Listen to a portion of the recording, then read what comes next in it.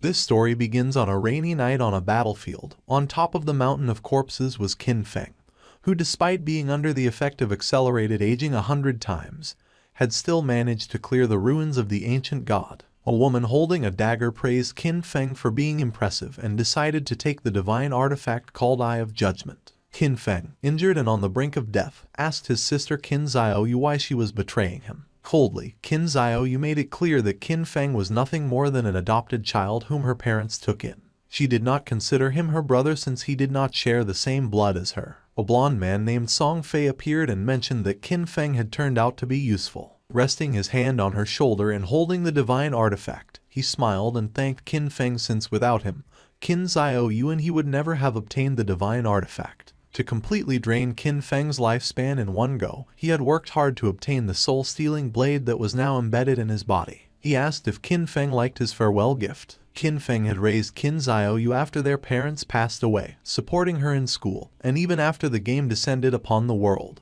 He risked his life countless times for her. But now seeing that she had betrayed him, he realized that he had judged her wrongly. Qin Xiaoyu made it clear that after their parents died, Qin Feng kept meddling in her life, giving her orders and controlling her. Before, when Song Fei and she needed his protection, he was still somewhat useful. But now that they had the divine artifact, the only value he had for them was gone. Song Fei lunged at Qin Feng to end his life, promising that he would take good care of Qin Xiaoyu. As death was approaching, Qin Feng promised not to let them get away with it. Just before he could finish the sentence, Song Fei took his life. In 2025, the God-forsaken game descended where the only currency was lifespan. Dying caused a loss of lifespan, while killing monsters granted lifespan. Players could spend lifespan to bring their in-game abilities into the real world. The strong could crush tanks with their own hands, cut airplanes with a sword, and even withstand nuclear explosions with their own bodies. From that moment on, the world changed drastically, and chaos spread. He fought to survive with his sister, enduring countless hardships, barely managing to enter the top 100 of global powerhouses. After overcoming endless dangers and narrowly escaping death countless times, he finally managed to conquer the ruins of the ancient god and obtain the divine artifact called Eye of Judgment. At last, he had the qualifications to reach the top, but who would have thought that the price of his success would be betrayal by his only family? All his efforts in life were nothing more than an interference, and all his struggles only paved the way for another's success. If he could live again, he swore to fight only for himself. But then something happened, and Qin Feng opened his eyes. Surprisingly, he was in his room. He quickly sat up and realized that this was the real world. He was confused since he remembered having died, but once he turned on his phone he saw that it was the year 2025. When looking out the window, he saw the beautiful city, realizing that he had been reborn 9 years ago, the day the God-forsaken game descended to Earth. The next day, his sister, Qin Xiaoyu, kicked open the door and upon seeing that Qin Feng was at home drinking coffee, she got angry and asked why he wasn't answering her calls. She kicked the trash can. Qin Feng remembered that on the day the Forsaken game descended, he and Qin Xiaoyu had a big fight over Song Fei. On the wall were the posters of Song Fei. Before the game descended, Song Fei was a somewhat famous underground idol, and Qin Xiaoyu was his obsessed fan. Song Fei seemed glamorous on the surface, but in reality, he was a complete scoundrel who had deceived many of his fans to take their money and take advantage of their bodies. And to prevent Qin Xiaoyu from being scammed, Qin Feng always forbade her from associating with that guy. But in the end, our boy was accused of controlling her life. Pointing at Qin Feng with her finger, Xiaoyu asked if he was deaf, saying that it was his fault that Song Fei had lost first place this month, threatening him that if Qin Feng did not give her money to help Song Fei rise in rank, she would get angry. Just then, with a cold expression, Qin Feng gave her a strong slap on the face, making her fall to the ground. Her cheeks swelled, and blood began to flow from her nose, and her eyes filled with tears. She could not believe that Qin Feng had hit her. With a piercing gaze, Qin Feng made it clear that he neither had the desire nor the time to argue with her, warning that if she kept barking, he was going to break her mouth. He threw the credit card over her head and said that this was the money their parents had left behind, and no matter how difficult the situation had been all these years, he had never touched a single cent. For the sake of their parents, he decided not to lower himself to her level, but he made one thing clear: from today on, he did not have a sister like her. Xiaoyu began to cry and could not help but get angry. In his past life, to protect Xiaoyu, Qin Feng lost too many opportunities, too many secret treasures and dungeons that required risky exploration, which he gave up. He took out some sleeping pills and using water, swallowed them. He was curious, and without this burden, he was going to go far. This time he decided to use his understanding of the game from his past life to get ahead of everyone. And from now on Qin Xiaoyu was on her own. And as for Song Fei, our boy decided to take his head personally. Qin Feng fell asleep and appeared in the choice hall. He had missed this place since the first time he came here. He was so nervous that it took him several hours to complete his career choice and leave.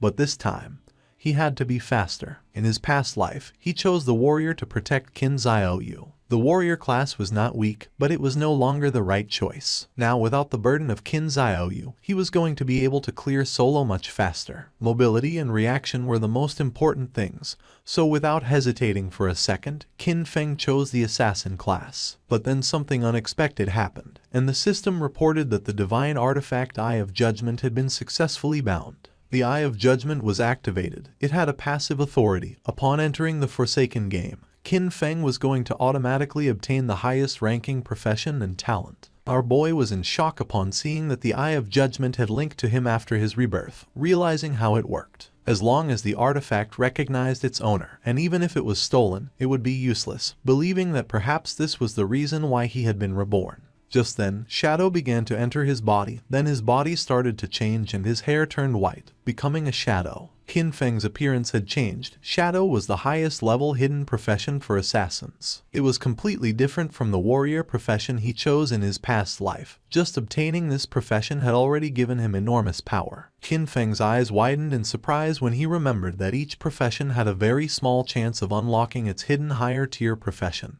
and the authority of judgment actually made this probability a certainty. The system activated, informing that the authority of judgment was the most genuine and ancient primordial authority in the universe. Its power surpassed rules and order. Temporarily, Qin Feng could not activate this authority actively since he did not possess divinity, but its passive effect was active. This revelation left our boy in shock. In his past life, it was not until the 7th year after the God-forsaken game descended that a powerful player managed to leave God's abandoned realm and reach the realm of order. Only then did humanity learn about the existence of the power of order. But in fact, even years later, no one obtained the power of order. Qin Feng never expected to achieve this. Now at the beginning of his journey, he had already obtained the primordial authority that surpassed order and rules. As long as he could leave God's abandoned realm and reach the realm of order to obtain divinity, he could activate this authority, now having another goal in this life. Now that the profession selection had been completed, the system asked him to enter his game alias. Qin Feng hesitated for a moment but then chose Shadow since his profession had been born from the Shadow. Qin Feng was teleported to the God's abandoned realm. This was a ruined land, full of countless monsters. He had to be careful since the monsters were ready to tear him apart and steal his lifespan. One could leave the town, kill monsters and earn tradable lifespan.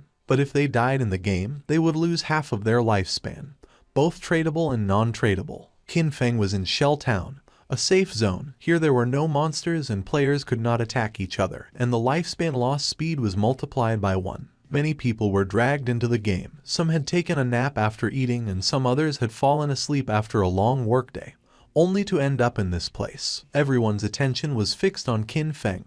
No one knew what profession he had, nor why it looked so different from theirs. Seeing the dagger, some realized that he was an assassin. Soon, powerful figures from various countries were going to appear one after another, reconfiguring the order of this world. If Qin Feng wanted to get ahead of them, then he couldn't wait since practice waits for no one. Just then, 3 men and an archer were teleported back to the town. You see, if during the monster hunt players died, they would return to the town. The players were furious and panicked since the wild monsters were too strong.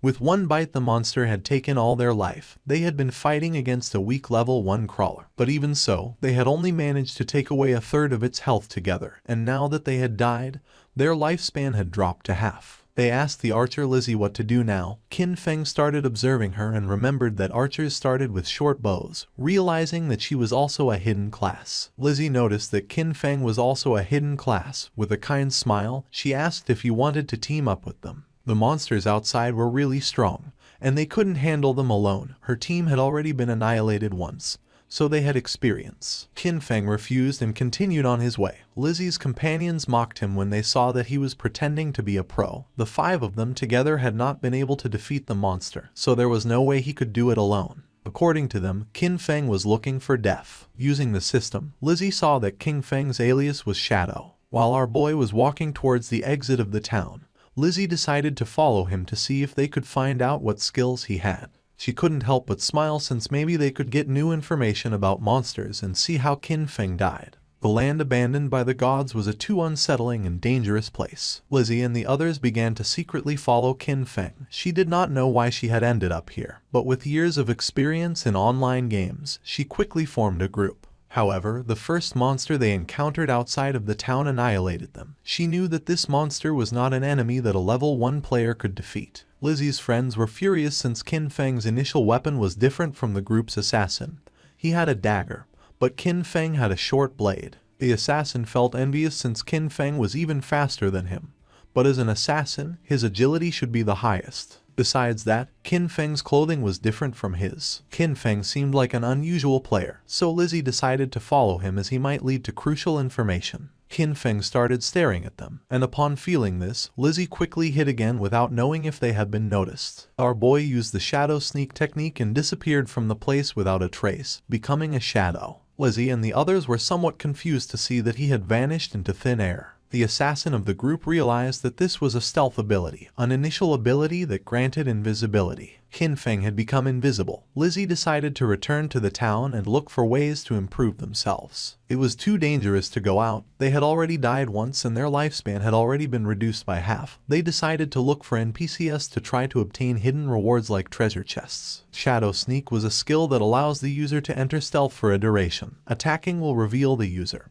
and the first hit after breaking stealth deals increased damage. Stealth Mastery doubles the duration of stealth and increases the level of stealth by 1. As expected, the Shadow class was extraordinary. The stealth of a normal assassin at this level would be easy to detect, but the Shadow class had its own stealth mastery, which made it impossible for anyone, even monsters, to notice Qin Feng in the early stages of the game. Our boy couldn't help but think that Lizzie and her friends were naive since the beginner town had nothing that could really improve your strength. It was just a refuge for players. In this forsaken game, weak players were nothing more than prey for monsters. A few seconds later, Qin Feng's stealth came to an end. For now, the duration wasn't very long. Luckily, the cooldown started as soon as he activated stealth. In just a few more seconds, he would be able to disappear again. The status window of Qin Feng appeared. His codename was Shadow, and his class was also Shadow. He had a non-tradable lifespan of 75 years and 0 tradable lifespan, strength of 13 points, constitution of 13 points, agility of 18 points,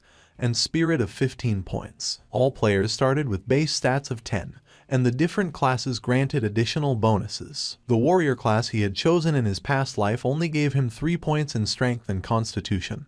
But this time, the Shadow class had granted improvements to all stats, and agility had increased by 8 points. He still had 5 free attribute points to assign. Most players use their points on strength or spirit to increase physical or magical attack power, but that was a big mistake. Without losing a second, Qin Feng assigned the 5 points to agility, now being 23 points. This statistic was key since in the early game, no matter how one allocated their stats, the monsters would always deal overwhelming damage to the players, and the only way to kill monsters without taking damage was to increase agility and boost speed. Then something caught Qin Feng's attention. There was a monster behind a tree. It was a level 1 crawler with a normal grade, but it was evolving. Qin Feng became alert upon noticing that it continued absorbing lifespan. He quickly realized that this monster had been the one who had annihilated that group of 4 players. The crawler felt the presence of Qin Feng. It was somewhat injured because it had lost part of its HP. The monster attacked, but Qin Feng dodged it with a jump. When monsters killed players, they could obtain their lifespan, and if they absorbed enough, they could evolve. Qin Feng activated Shadow Sneak and unsheathed his short blade, and just before the crawler could get close, he disappeared into the air. While the crawler was trying to see where he had gone, Qin Feng appeared above and using Stealth Break Strike, landed on top of the monster and forcefully stabbed his short blade into its head, causing 174 damage, killing the monster and gaining 10 experience points. He did not expect to be able to kill the crawler in a single blow, but then he remembered that attacking the nape of a crawler triggered a critical hit. Just then, a system window appeared informing that the skill Backstab allowed doubling the damage if the attack came from outside the enemy's vision. This explained why the crawler had died in one hit. The skill Backstab had stacked with multiple abilities, creating a terrible damage multiplier. Qin Feng stared at the corpse in silence. He remembered when he played as a warrior. Even a critical hit barely did 40 damage, and he had to fight for centuries just to kill a crawler, almost dying in the process. Once the monster died, it dropped a shining orb that was the lifespan. Qin Feng clenched his fist and absorbed the lifespan, gaining 3 days of tradable lifespan, and 54 years and 155 days of non-tradable lifespan. 5 people had died, each losing at least between 20 to 30 years of lifespan, adding up to a total of more than 100 years. But since the crawler had absorbed it first, Qin Feng only obtained 54 years. For now, the non-tradable lifespan was not useful. But at that moment, the authority of the Eye of Judgment was activated, granting Qin Feng the talent called Infinite Evolution. By killing monsters solo, he had the chance to earn evolution points to upgrade skills. Every 24 hours, he would gain 5 evolution points, and defeating a boss-class monster alone guaranteed evolution points. Currently, he had 5 points. He had infinite evolution and could improve his skills. In his past life, he had never heard of anything like this. No matter what equipment or skill book monsters dropped, its grade was fixed and there was no way to improve it. This was a power beyond rules and order. Our boy decided to try it out and upgrade Shadow Sneak and Backstab. He spent 4 evolution points and the skills were successfully improved. The starting skill Shadow Sneak went from normal to bronze, and the duration increased from 12 seconds to 16 seconds. The breaking stealth attack bonus increased from 60 to 90, and the cooldown time was reduced by 2 seconds. Backstab went from inferior to normal and the damage increased by 5%. The Shadow Sneak now lasted 16 seconds, and with Stealth Mastery it doubled to 32 seconds. With such an extended stealth duration, he could now remain invisible permanently, and if his abilities had been improved earlier, he would have been able to eliminate even a full HP crawler in a single strike. Just then, a boy who was accompanied by a woman mentioned that this game was easy since even a scrawny guy like Qin Feng had taken down a monster alone. The woman praised him, thinking that with his physique he would be able to face 10 people. The boy began to smile and promised to protect her. Qin Feng noticed that there was a monster hidden in the tree. With a confident smile, the boy asked if he wanted to team up with them. Qin Feng sensed danger and disappeared using the Shadow Sneak. Seeing this, the boy thought that his muscles had intimidated him. A spider descended to the ground, making them panic. This was the level 1 and bronze grade monster nurturer. It attacked, ending their lives. Qin Feng remembered that the nurturer was a beginner boss with 16 OHP points. It was not something that a normal rookie could handle, and besides, it had many small spiders under its command. The nurturer began to feed and Qin Feng took advantage of this moment to check how strong his upgraded abilities were. Using the stealth break strike, Qin Feng stabbed his short blade into the spider's eye. It counterattacked, but Qin Feng reacted in time and after dodging the attack, he moved away and became invisible using Shadow Sneak. Our boy's attack caused 338 damage, and in the process, he received 9 damage. He had barely escaped thanks to his agility. Qin Feng had 130 HP points, and if the spider's attack had connected, he would have died instantly. He was impressed to see that his attack had dealt more than 300 damage to the boss. The nurturer enraged and in the process split the trees in the area in half. Qin Feng was aware that these monsters were intelligent, and that the spider would not just stand still taking hits. The spider was attacking indiscriminately to identify Qin Feng's location. Now even the small spiders were on alert, so he could not rush in recklessly. While the spider was distracted, Qin Feng took the opportunity to throw a rock, which hit its abdomen directly, causing 299 points of damage. Qin Feng grabbed another rock and his assumption was correct, realizing that his main source of damage came from the bonus of the skill Stealth Ambush Strike and the class skill Enhancement, so even by throwing rocks he could still deal solid damage. All he had to do now was wait for Shadow Sneak to come off cooldown, and then throw a rock. This way, the rock was going to activate the bonuses of Ambush Strike, Backstab, and Weak Point Attack. Once Shadow Sneak came off cooldown, Qin Feng threw another rock again, dealing 279 points of damage to the spider, and then activated Shadow Sneak again. His plan was simple: stay hidden until Shadow Sneak was off cooldown, and then attack again. At the same time in the town, the leaderboard was updated revealing that the player Shadow had killed the boss nurturer of bronze grade, being the first to reach level 2, rising to the list as number 1. The other players were in shock since most had died to mobs and could not understand how someone had already defeated a boss. Lizzie and the others were speechless upon seeing that Qin Feng had defeated a boss and ascended to level 2, while they could not even handle normal mobs together, believing it must be a system error. The woman and the man who were attacked by the giant spider spawned in the town and were in shock upon seeing that someone had killed that big spider, realizing that Shadow was the boy they had seen earlier in the forest. Back in the forest, the system announced that Qin Feng had killed the boss nurturer, obtaining 300 experience points and 2 evolution points. Additionally, Shell Town's level leaderboard was unlocked, granting our boy 1 reputation point. Qin Feng began to absorb the lifespan of the spider. The moment the big spider died, the small ones scattered, which was a waste. He couldn't help but regret it since he should have killed the small spiders first to gain more experience. He obtained 46 tradable lifespan and a new skill book called Greedy Hand of bronze quality along with a corrosive dagger, which had 35 damage points and 4 agility points. After learning the skill Greedy Hand, Qin Feng could use it on defeated monsters, granting a 20% chance to obtain an additional loot reward.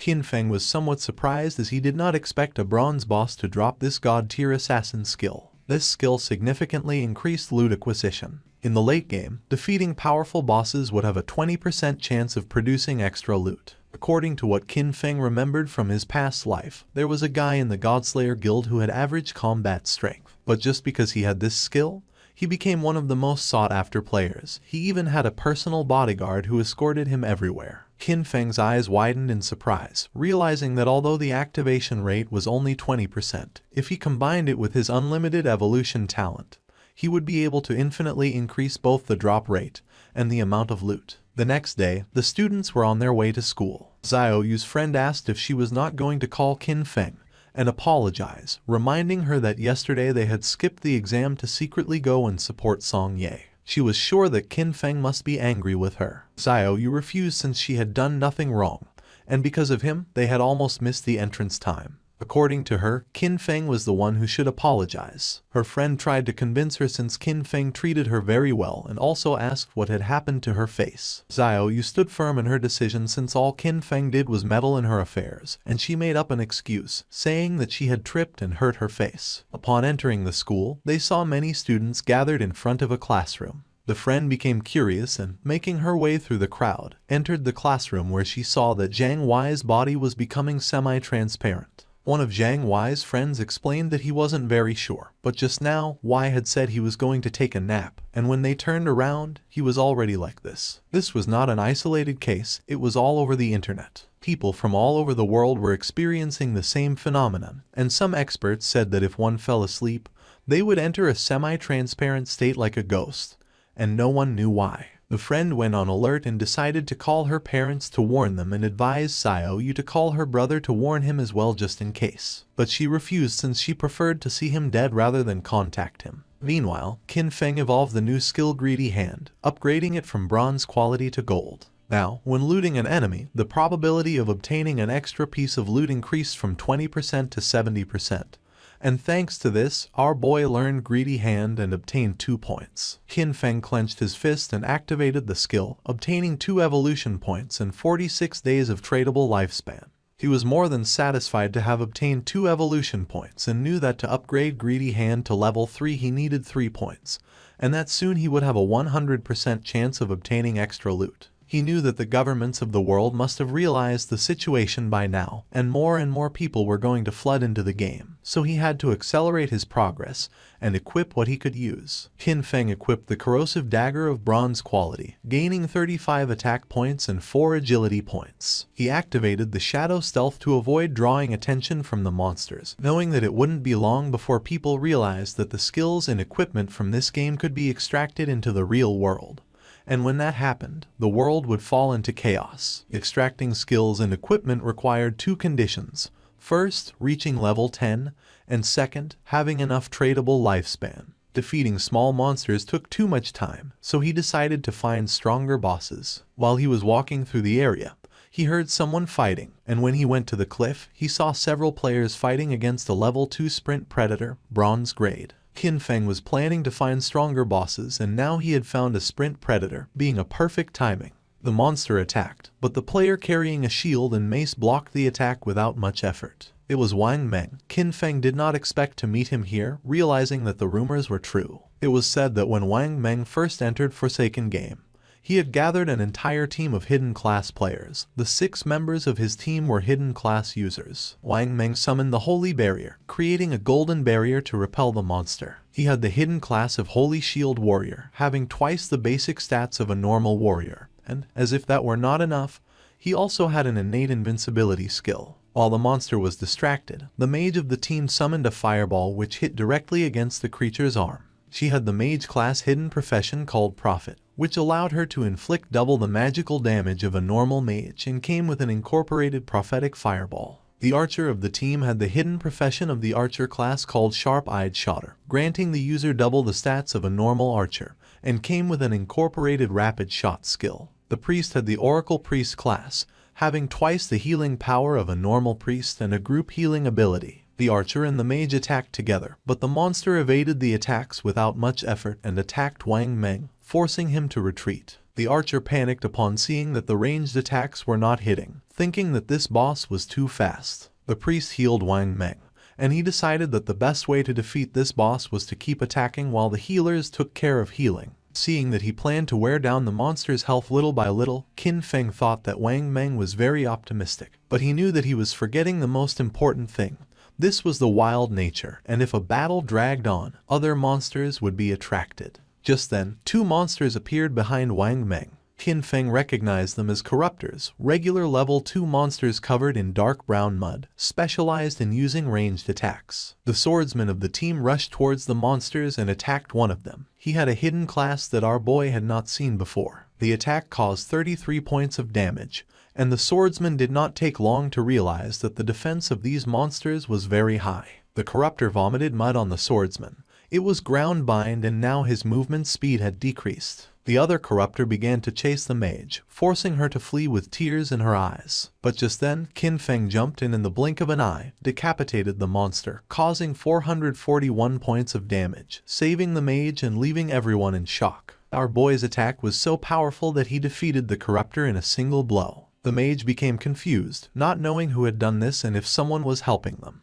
With the help of his sword, the swordsman stood up. He was in shock upon seeing that someone had eliminated a level 2 corruptor with a single blow. While on the other hand, for them to defeat a level 1 corruptor they had to join forces for 10 seconds. The corruptor tried to attack, but again, Qin Feng moved like lightning and decapitated the monster. The swordsman began to tremble with fear and asked if Li's eye had seen who it had been. She panicked and said that she had not seen it. Wang Meng stood up and asked them not to get distracted. Deep down he hoped that Qin Feng was on their side. Now only the sprint predator remained, and our boy was watching from a branch. As a reward for having killed 2 level 2 corruptors, he obtained 40 experience points, 1 evolution point, the skill book called Venom Dart of common quality, and 8 days of tradable lifespan. Qin Feng did not waste a second and evolved Venom Dart as it was a perfect mid-range poison damage skill. Upon evolving it, the skill rose to level 2 and went from common quality to silver. It allowed the user to throw a deadly poison dart with a maximum range of 14 meters, inflicting 120 attack damage points upon impact and applying the status Venom,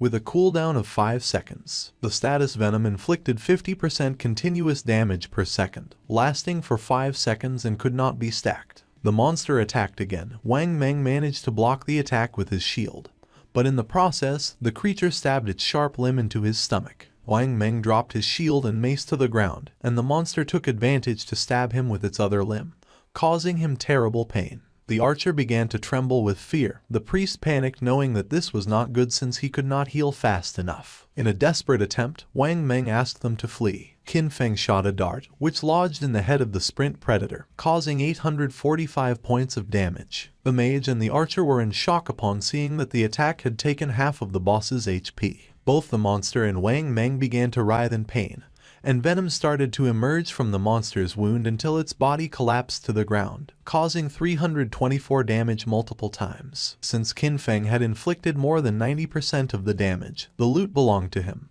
and for having killed the sprint predator, he obtained 600 experience points, reaching level 3, obtaining 2 evolution points and 55 days of tradable lifespan. He did not expect that the damage over time of the Venom Dart would activate his class's passive ability. With Stealth, he could remain invisible and throw darts indefinitely, and now nothing in the early and mid-game could stop him. The loot began to emerge from the monster's corpse. Wang Meng was in shock upon seeing the amount of damage the monster had taken, and several seconds later, the loot disappeared. Wang Meng stood up and thanked Qin Feng for saving them, but our boy made it clear that in the wildlands, one could not trust people so easily, leaving everyone in shock. Wang Meng thanked our boy for the advice and they decided not to bother him while he was checking the loot.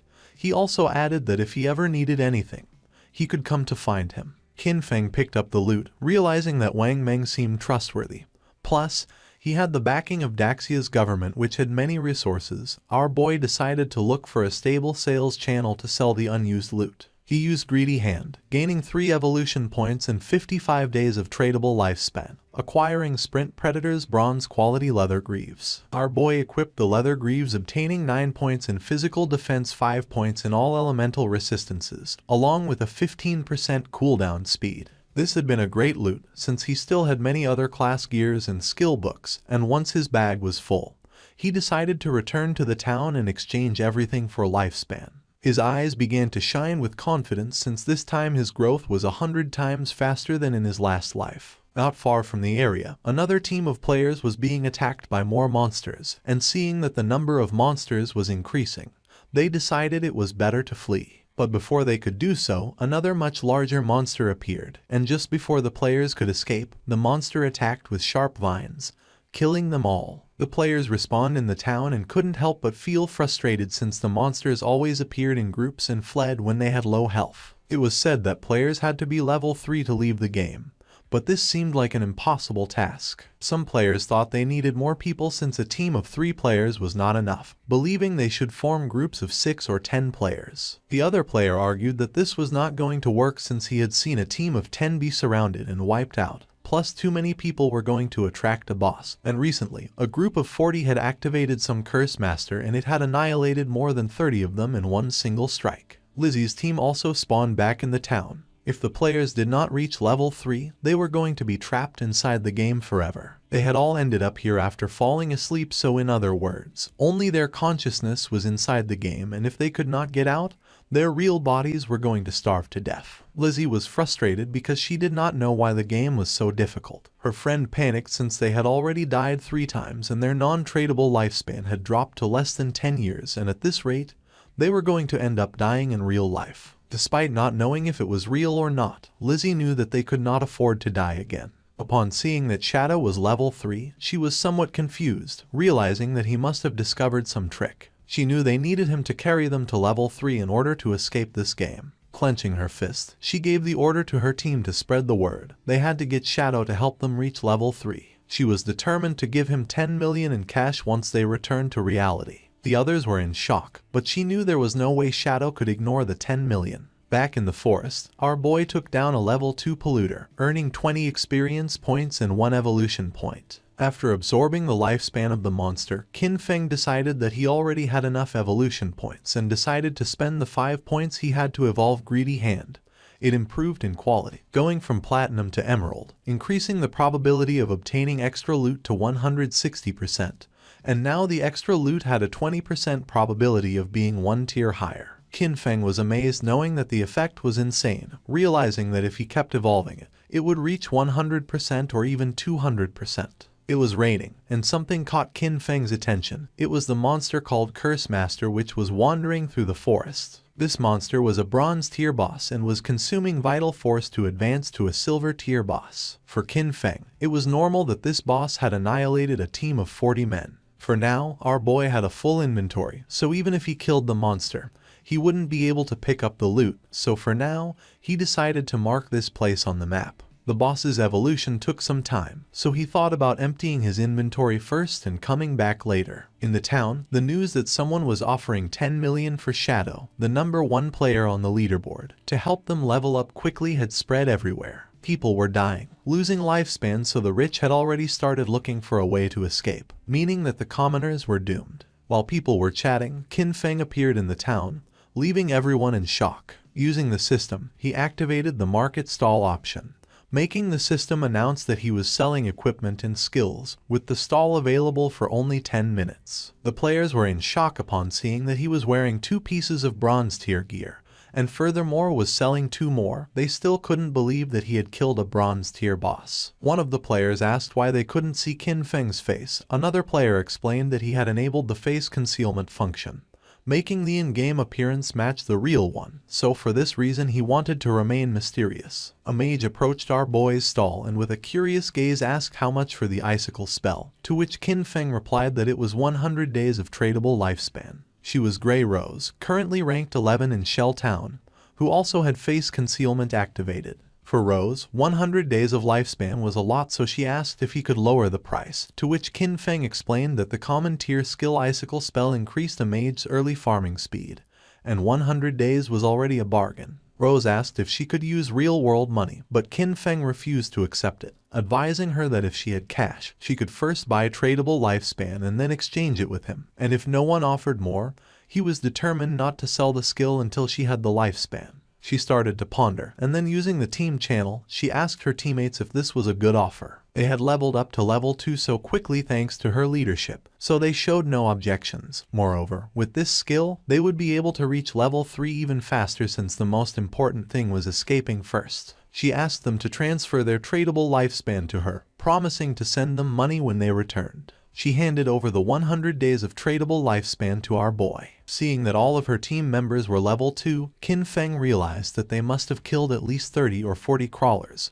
Therefore, their tradable lifespan should be much greater than 100 days. Qin Feng sold the spell, obtaining 100 days of tradable lifespan. Now his tradable lifespan went from 268 days to 368 days. Just then Lizzie appeared and was happy to have found Shadow. With a smile, she gave him an opportunity. In exchange for helping her ascend to level 3, she promised to give him 10 million in money when they returned to the real world. The other players were in shock. She was Jiang Lizzie, and in our boy's past life, she was the leader of a criminal syndicate. Later, her syndicate was annihilated by the country. With a confident smile, she said that her father was the president of Dajiang Industries, and seeing that our boy didn't believe her, she asked him to look her up. According to reports, it was said that she used cash to lure people into selling their lifespan, then kidnapped them for forced labor, and those who had resisted had been murdered in reality. Qin Feng coldly rejected the offer knowing that she was scum. Lizzie admitted that Shadow was strong in this game but revealed that no one knew how the game worked yet, so she advised him to team up with her, and in return, she would make sure he lived in luxury, cars, houses, women, and everything he wanted.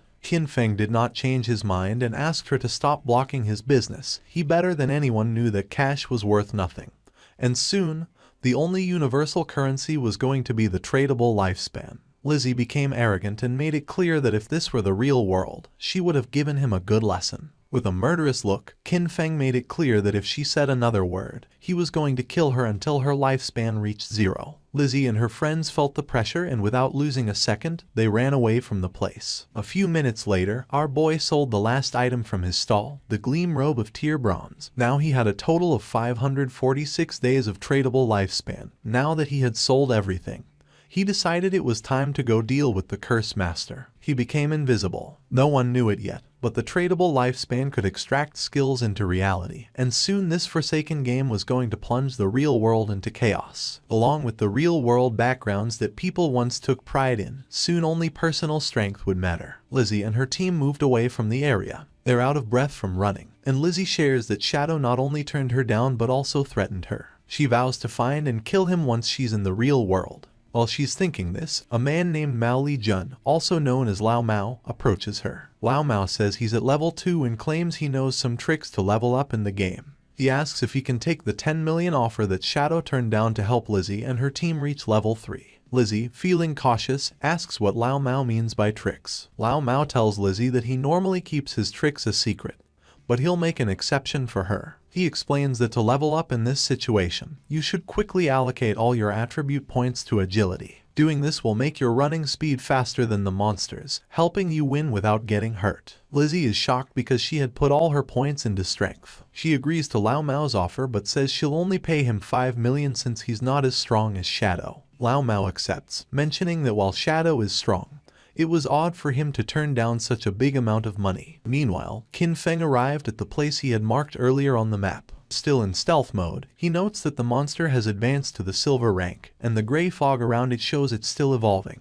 He activates his Venom Dart ability, knowing that the monster's evolution to gold rank will take 7 or 8 hours. Not wanting to wait, he launches the Poison Dart, which hits the monster for 659 damage due to his stealth strike. The poison then continues to harm the monster at 219 points per second. He quickly jumps at the monster, using his Shadow Sneak skill, understanding that the silver boss monster's health is 2 or 3 times that of a bronze level 1. Suddenly, the monster starts gathering a massive amount of magical energy in its hands, making it grow larger. Qin Feng figured he just needed to hit the monster with his Venom Dart skill 2 or 3 times. But suddenly, the monster unleashed a powerful attack, destroying the surrounding area. He explains that this monster is a magic-type boss, with skills that deal a lot of area damage at once. After launching the Venom Dart, he quickly retreated and barely escaped the attack's range. Still invisible, he realized that with his current health and defense, he wouldn't survive if he took the monster's attack directly. As the battle continued, the monster started charging another big attack. Its massive form turned toward him, but he stayed calm, moving carefully across the battlefield while watching his cooldown timer. His hidden shadow ability wasn't ready yet, so he needed to wait for the boss to show a moment of weakness. The plan was simple: wait for the right moment, strike precisely, and disappear before the monster could hit back. Moments later, the creature stumbled, briefly distracted. This was the chance. Without waiting, he moved forward, using his Venom Dart skill. The attack hit perfectly, dealing 659 damage. Almost right away, the venom started working, draining the monster's health by 219 damage per second. Seeing the danger, the monster tried to escape, but Qin Feng wasn't going to let it get away.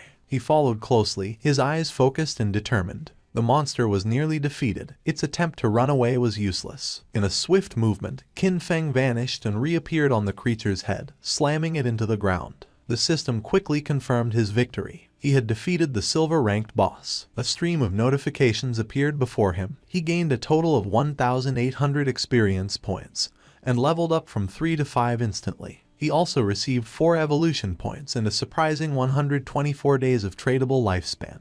He chuckled, noticing how a single boss kill boosted him 2 levels and gave him extra evolution points. As the monster's body turned into loot, he used his evolved skill, Greedy Hand. The air shimmered as a system screen confirmed the loot was collected. The rewards were even better than he expected, with another 4 evolution points and an extra 124 days of tradable lifespan, doubling his gains. The generous rewards made him smirk. 2 extra bonuses right away were impressive. He realized the silver-ranked boss had given him a total of 12 evolution points and 372 days of tradable lifespan. Just as he was taking in his rewards, another system prompt appeared, revealing an unexpected bonus. The secondary effect of Greedy Hand had kicked in, upgrading one of his looted items from silver to gold rarity. He looked at the notification with interest, a gold tier item. It made sense why Greedy Hand was considered a Jade level skill. It could enhance loot beyond its original quality. His focus then turned to the scattered loot. 7 or 8 pieces of gear had dropped, but he only had 10 slots left in his backpack. He sighed, realizing that running back each time he defeated a boss would waste a lot of time. He knew that a storage ring or something similar would have been perfect to solve this problem. Just as Qin Feng was about to check out a specific item among the loot, the scene suddenly shifted back to the Shell Town. There, the mage from Wang Meng's team appeared in a flash of light, her face showing relief. She was finally back, all thanks to Wang Meng. As the rest of the team followed, they thanked him, admitting that without his leadership, they wouldn't have reached level 3 and returned safely. But Wang Meng brushed off their praise, saying their progress was due to everyone's hard work. The mage, however, couldn't let go of a lingering regret. She sighed, wishing she had managed to add Qin Feng as a friend in the forest. She thought maybe it was because she had been covered in mud at the time. Her teammate reassured her with a playful grin, saying that with her new outfit, she looked great, and surely the mysterious player wouldn't reject her again. As they chatted, a system announcement echoed through the town. The leaderboard had been updated. Shadow had reached level 5. The news shocked the players in town. Someone couldn't believe how Shadow had jumped from level 3 to 5 so quickly. The only explanation was that he must have defeated a powerful boss monster. Another player mentioned that just 10 minutes ago, he saw Shadow casually selling gear in the town square, And now this. Another guy said that his sister had just turned 18, and if Shadow liked her, it would be a big win for their family since having Shadow's help with leveling up would be a game changer. His friends quickly dismissed the idea, reminding him that Shadow wasn't interested in 10 million cash, so he wouldn't be interested in a matchmaking proposal. Back at Wang Meng's camp, his team was starting to worry. They had just celebrated reaching level 3, only to find out that Shadow had already moved far ahead. But Wang Meng stayed calm. He told them to put their worries aside for now. They needed to log out, return to reality, and warn their families and friends about this dangerous game. As their bodies started to fade, the system confirmed their logout. Wang Meng's last words were serious. If the world was heading toward chaos, they had to prepare their loved ones. The scene shifted to the real world. Wang Meng's eyes opened, and a voice quickly called for the captain. He wasn't just any player. Wang Meng was a police officer. His fellow officers rushed to him, visibly worried. One admitted they were scared because his body had started to turn transparent while he was unconscious. The terrifying truth was clear. If a player died in the game or lost all their life,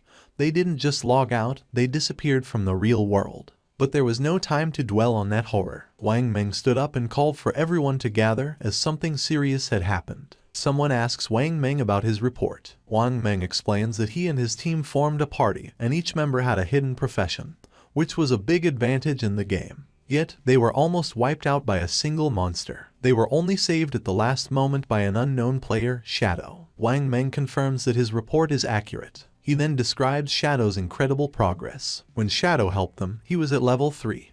But by the time Wang Meng and his team reached that level, Shadow had already moved up to level 5, a huge jump of 2 levels. This news worries the higher-ranking officers. One of them asks the obvious question, does this mean Shadow is now the strongest player in the world? How did he level up so quickly? The speculation starts, and Wang Meng suggests that maybe Shadow defeated a high-level boss monster or did something equally impressive. Another officer, curious about the details, notices an inconsistency. According to Wang Meng, Shadow was already at level 3 when he saved them. If that was true, why didn't he log out like the rest of them? Could it be that Shadow had no close family or friends waiting for him in the real world? A female officer comes up with a daring idea. She thinks Shadow might be a transmigrator, someone who shows up suddenly and gets stronger fast, as if destined for power. She says that transmigrators are often orphans, which might explain why Shadow hasn't come back to reality. Her words make the room go silent, and realizing the weight of what she said, she blushes with embarrassment. A senior officer, not impressed, calls her NEU and tells her to stop making jokes during a serious talk. He dismisses her idea, saying she's been reading too many novels. Then, shifting back to the main subject, the officer shares some crucial information. Secret reports from the higher-ups reveal that researchers are studying a worrying pattern. Many older people have been mysteriously dying in their sleep. When researchers compared this data with those who had returned from the forgotten game of the gods, they found something alarming. It turned out that those who died in their sleep had also died multiple times in the game. This shows a scary truth. If a player's lifespan hits 0 in the game, they don't just die there, they die in real life too. One officer shares his worry, saying the forgotten game of the gods is an anomaly, something way beyond what they understand. The head officer agrees, suggesting that they might be facing an invasion by unknown beings from higher dimensions. The room goes quiet as everyone takes in this heavy thought. Without delay, the head officer moves on to urgent matters. He tells everyone that the higher-ups, probably the government, have given an emergency order. All officers must form vanguard teams based on their locations, enter the forgotten game of the gods, and gather as much information as they can.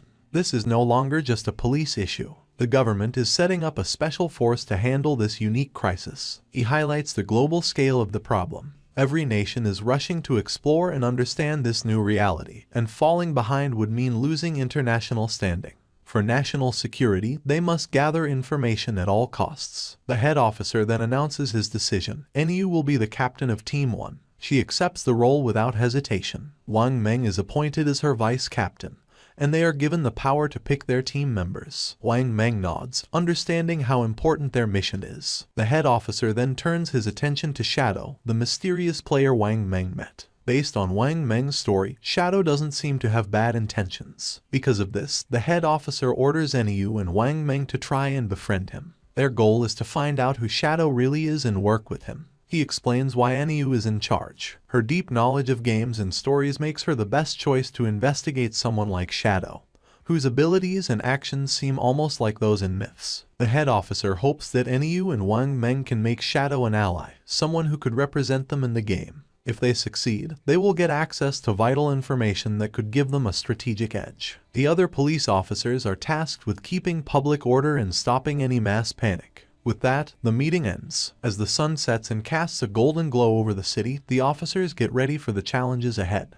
The next day, the scene shifts to a high school where the protagonist's younger sister sits at her desk, lost in thought. Around her, students chat excitedly about recent news. A small group nearby talks about a surprising discovery. Changwei, the student whose body had started to vanish, has reached level 3 in the game and logged out safely. One of the girls shares that Changwei revealed something important. If several people from the same district fall asleep at the same time, they will all end up in the same starter village in the game. This news stirs both excitement and worry among the students. Another girl, alarmed, insists that this won't work. She feels she must bring her parents into the game. They have no gaming experience, and she's scared something might happen to them if they enter unprepared. But another student disagrees, saying they shouldn't rush to involve their parents yet. They should focus on getting stronger first, so they can protect their families when needed. Meanwhile, the protagonist's younger sister looks at her phone, deep in thought. A nagging frustration grows inside her. Why hasn't her brother reached out to her yet? With something as big as the forgotten game of the gods happening, she expected at least one message from him.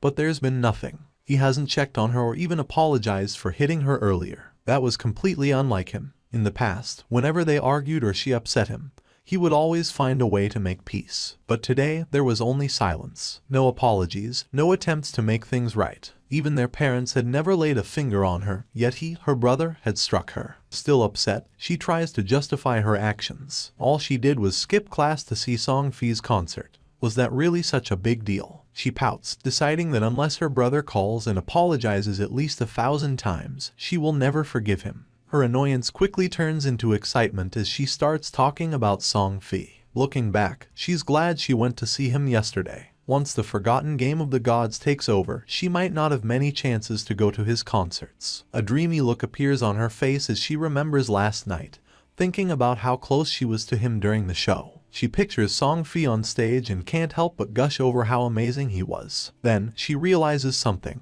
If everyone enters the game world while sleeping, that means Songfi will too. Her face turns red as she imagines meeting him in the game. Could this be her chance? Is fate finally bringing them together? Her heart beats faster at the thought. As she gets ready to sleep, she suddenly remembers something. Changwei had reached level 3 really fast. That meant he was probably already an expert. If she wanted to do well in the game, she needed some good advice. So, without hesitating, she sends Changwei a message, asking if he has any helpful tips before she enters the game world. Meanwhile, Changwei is with his classmates when he gets her message. He looks at his phone and smiles. He's amazed by the situation. Who would have thought that someone like the protagonist's younger sister would ask him for advice? He sees this as a great opportunity. This was his chance, whatever that meant. Changwei quickly replies, saying she's asked the right person. He shares an important game secret. At the start, she should put all her attribute points into agility. If she doesn't, she won't be fast enough to escape monsters and will keep dying.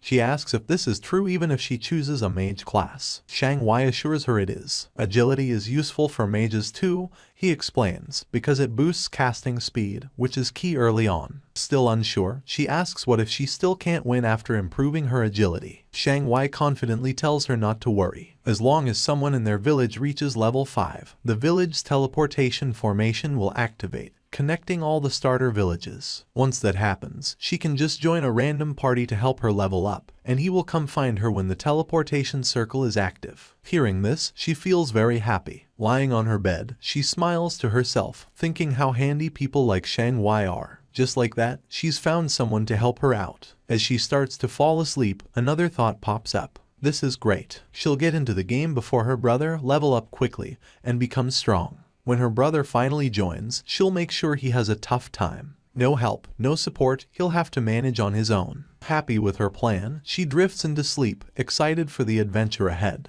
The scene shifts back to the game where the protagonist stands over the loot from a defeated boss monster. Among the treasures, a glowing orb catches his attention. As he picks it up, a system notification pops up, saying he has obtained the Curse Ring, a gold tier item. The system then details its attributes. The ring can be used by anyone and gives a boost of 8 points to all attributes. It also increases dark elemental resistance by 26 points and makes weak point attacks 1.5 times stronger. But you need to be at least level 4 to wear it. Looking at the benefits, the protagonist sees that the total boost is 32 points, similar to leveling up 3 times. Plus, the ring's dark resistance will be helpful against many enemies, and the weak point attack boost is a nice bonus. Knowing this, he sees the cursed ring as a valuable item for his journey. Before he can think more about his new item, another system notification shows up, saying he's learned a new skill called Instant Shadow Slash, a silver tier assassin type ability. The system explains how it works. When used, the skill sends out multiple slashes in one direction, reaching up to 15 meters. It also gives temporary invincibility for 5 seconds, hitting all enemies in a 2.1 meter wide path 3 times. Each hit deals 100 damage and counts as a backstab, but it doesn't hit weak points. The skill has a 12-second cooldown. Seeing how useful this ability is, the protagonist knows it's a strong area attack with the bonus of temporary invisibility. He quickly learns the skill. With some evolution points left, he decides to improve one of his key skills, Greedy Hand. The system takes 8 evolution points and upgrades the skill from Jade rank to Diamond rank. The effects of Greedy Hand get a big boost. The chance of getting extra loot from defeated monsters goes up from 160% to 220%, and the chance of that loot being upgraded by 1 level increases from 20% to 40%. Thinking about this upgrade, the protagonist realizes that with this improvement, he'll now get 2 pieces of loot per enemy, making each kill 3 times as rewarding. Not wanting to waste his remaining evolution points, he upgrades Instant Shadow Slash by 3 levels. The system takes 3 evolution points, leaving him with just 1. The skill quickly evolves, moving from silver rank to gold rank, and finally reaching platinum rank. The skill's attack range has expanded, growing from 15 meters to 21 meters, allowing for greater reach. The invisibility now lasts 7 seconds, giving him a bit more time to stay safe. The number of slashes has increased from 3 to 5, hitting all enemies in its wider 3.1 meter path. The cooldown is slightly shorter, going from 12 seconds to 10.43 seconds, which makes it a bit more efficient but still needs careful use. Each strike now deals 200 damage, doubling its previous strength. Every attack counts as a backstab, triggering the backstab skill effect, even though it can't hit weak points. Seeing these upgrades, the protagonist knows that while the cooldown isn't much shorter, the skill's ability to keep him invisible longer can be a big advantage in fights. Looking at the rest of the loot, he quickly sees that most of it isn't useful. But one item stands out, a silver tier warrior skill book, Battle Roar. He knows selling it will give him more tradable lifespan. Just as he finishes checking the loot, he notices something moving. Turning around, he sees 3 huge creatures coming toward him. Without delay, he recognizes them as level 4 limb crawlers, ugly and dangerous monsters. Instead of being scared, he sees this as a great chance to try out his improved skill. He quickly activates Instant Shadow Slash. In a flash, he becomes a blur, launching a series of fast slashes that cut through the creatures with ease. The limb crawlers are torn apart before they can even react. As the dust settles, a system notification pops up, confirming their defeat. The system records his win, giving him 80 experience points and an extra 5 days of tradable lifespan as a reward. Standing in the aftermath, a dark, intimidating aura surrounds the protagonist. He calmly thinks about his new power, realizing that his ability to defeat enemies has greatly improved. He thinks about a strategy, figuring that if he uses his poison dart skill with Instant Shadow Slash, he could win battles before they even start. Checking his tradable lifespan, he sees he has 618 days, but to bring his game skills and gear into the real world, he needs at least 900 days, or about 2.5 years. With that goal in mind, he plans his next steps. First, sell all the valuable items in his inventory. If things go well, he might reach the required lifespan sooner. Once he hits level 10, he can finally connect the virtual and real worlds. The scene shifts to the protagonist heading back to the starter town, invisible thanks to his latent image skill. Moving quietly, he hears a conversation nearby. A man congratulates a woman on reaching level 3 and reminds her of a promise. Watching them, he sees that it's Lizzie and Lao Mao. Their talk reveals a deal they made before. Lao Mao had agreed to help the Lizzie reach level 3 so she could log out of the game, in return for 5 million in cash. Now that she's reached her goal, Lao Mao is expecting his payment. Lizzie reassures him, asking if he really thinks her father's company, Do Young Industry, can't spare such a small amount. She tells him she'll log out and handle the transaction in the real world.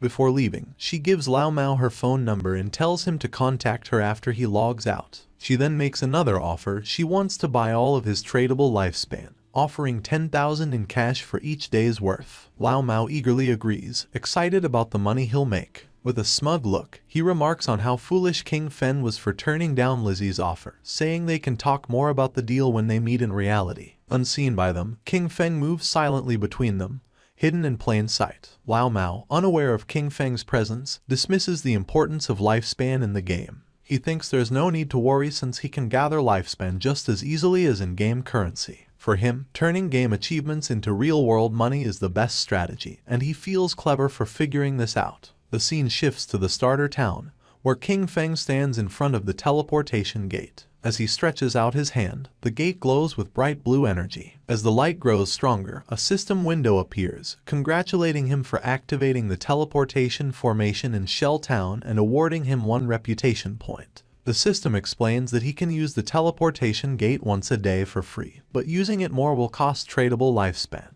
However, since no other teleportation gates in the game are active yet, it's not useful right now. King Feng thinks about the teleportation system, knowing it's a two-way setup. Just activating one side doesn't help. Another player in a different starter town needs to reach level 5 and activate their gate for it to work. He remembers that in his past life, Song Fi was in Firefly Town. To stay ahead, he sets up an altar that will alert him as soon as someone activates the Firefly Town gate. He's not just waiting, he's getting ready. The moment that gate is active, he'll be prepared to face Song Fi. As he moves deeper into the city, his thoughts are on his main goal. While teleporting between towns is important to most players, he knows the real challenge is still ahead. His true aim is to reach level 10 and enter the God's Abandoned Realm, where he can finally activate his authority. Only then will the real challenge of the God-forsaken game begin. A bit later, he sets up his shop, and a system notification appears, letting all nearby players know that he's selling equipment and skills, but only for 10 seconds. It's a first-come, first-served chance. The reaction is immediate. Players get excited, rushing toward him and calling him an expert. Some say they've been waiting for this moment, saving up tradable lifespan just for this. One player proudly mentions he has saved up 150 days worth, while another remembers that the last time King Feng set up shop, he sold an icicle spell, which helped Gray, the buyer, climb to second place in the rankings. Another player, thrilled, discovers a silver tier skill book called Battle Roar, a warrior-only ability, and decides to buy it without a second thought. A system notification pops up, confirming the Battle Roar skill book has been sold for a huge 300 days worth of tradable lifespan.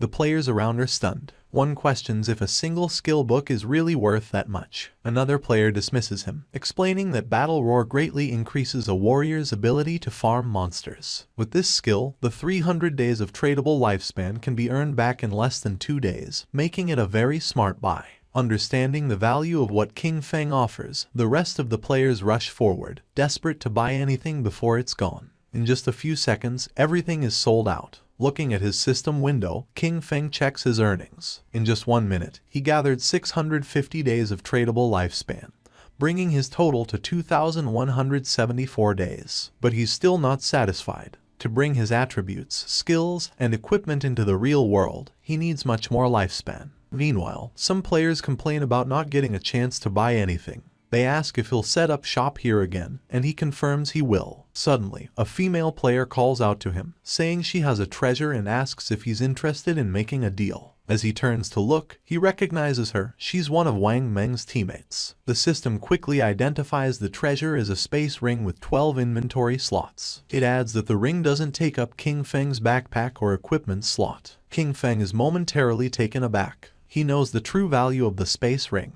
It's a rare storage item that doesn't use up a ring or backpack slot. Since players can only carry up to 3 storage backpacks, an item like this is invaluable. He understands that while space rings can technically drop from any monster, the chance is incredibly low. The fact that this girl, with her prophet profession, got one so early in the game is amazing. Her luck is incredible. Without delay, he asks for the price of the ring, already figuring out its true worth. In his past life, a 12-slot space ring like this sold for an astounding 3,600 days worth of tradable lifespan.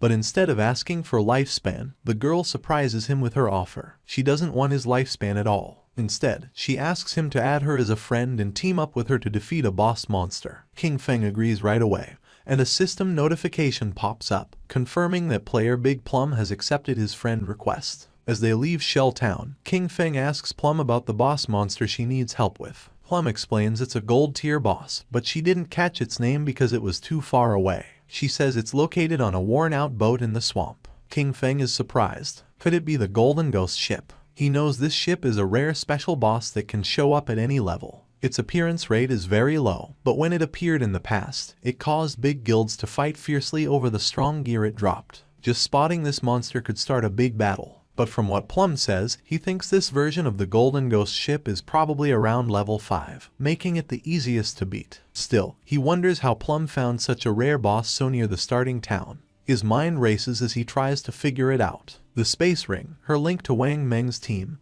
a gold tier boss showing up as if by luck. A thought hits him. Could she be the rumored koi fish from his past life? He recalls whispers from before. People said someone in Wang Meng's team had crazy luck, finding rare bosses, treasure chests, hidden palaces, and ancient temples just by wandering.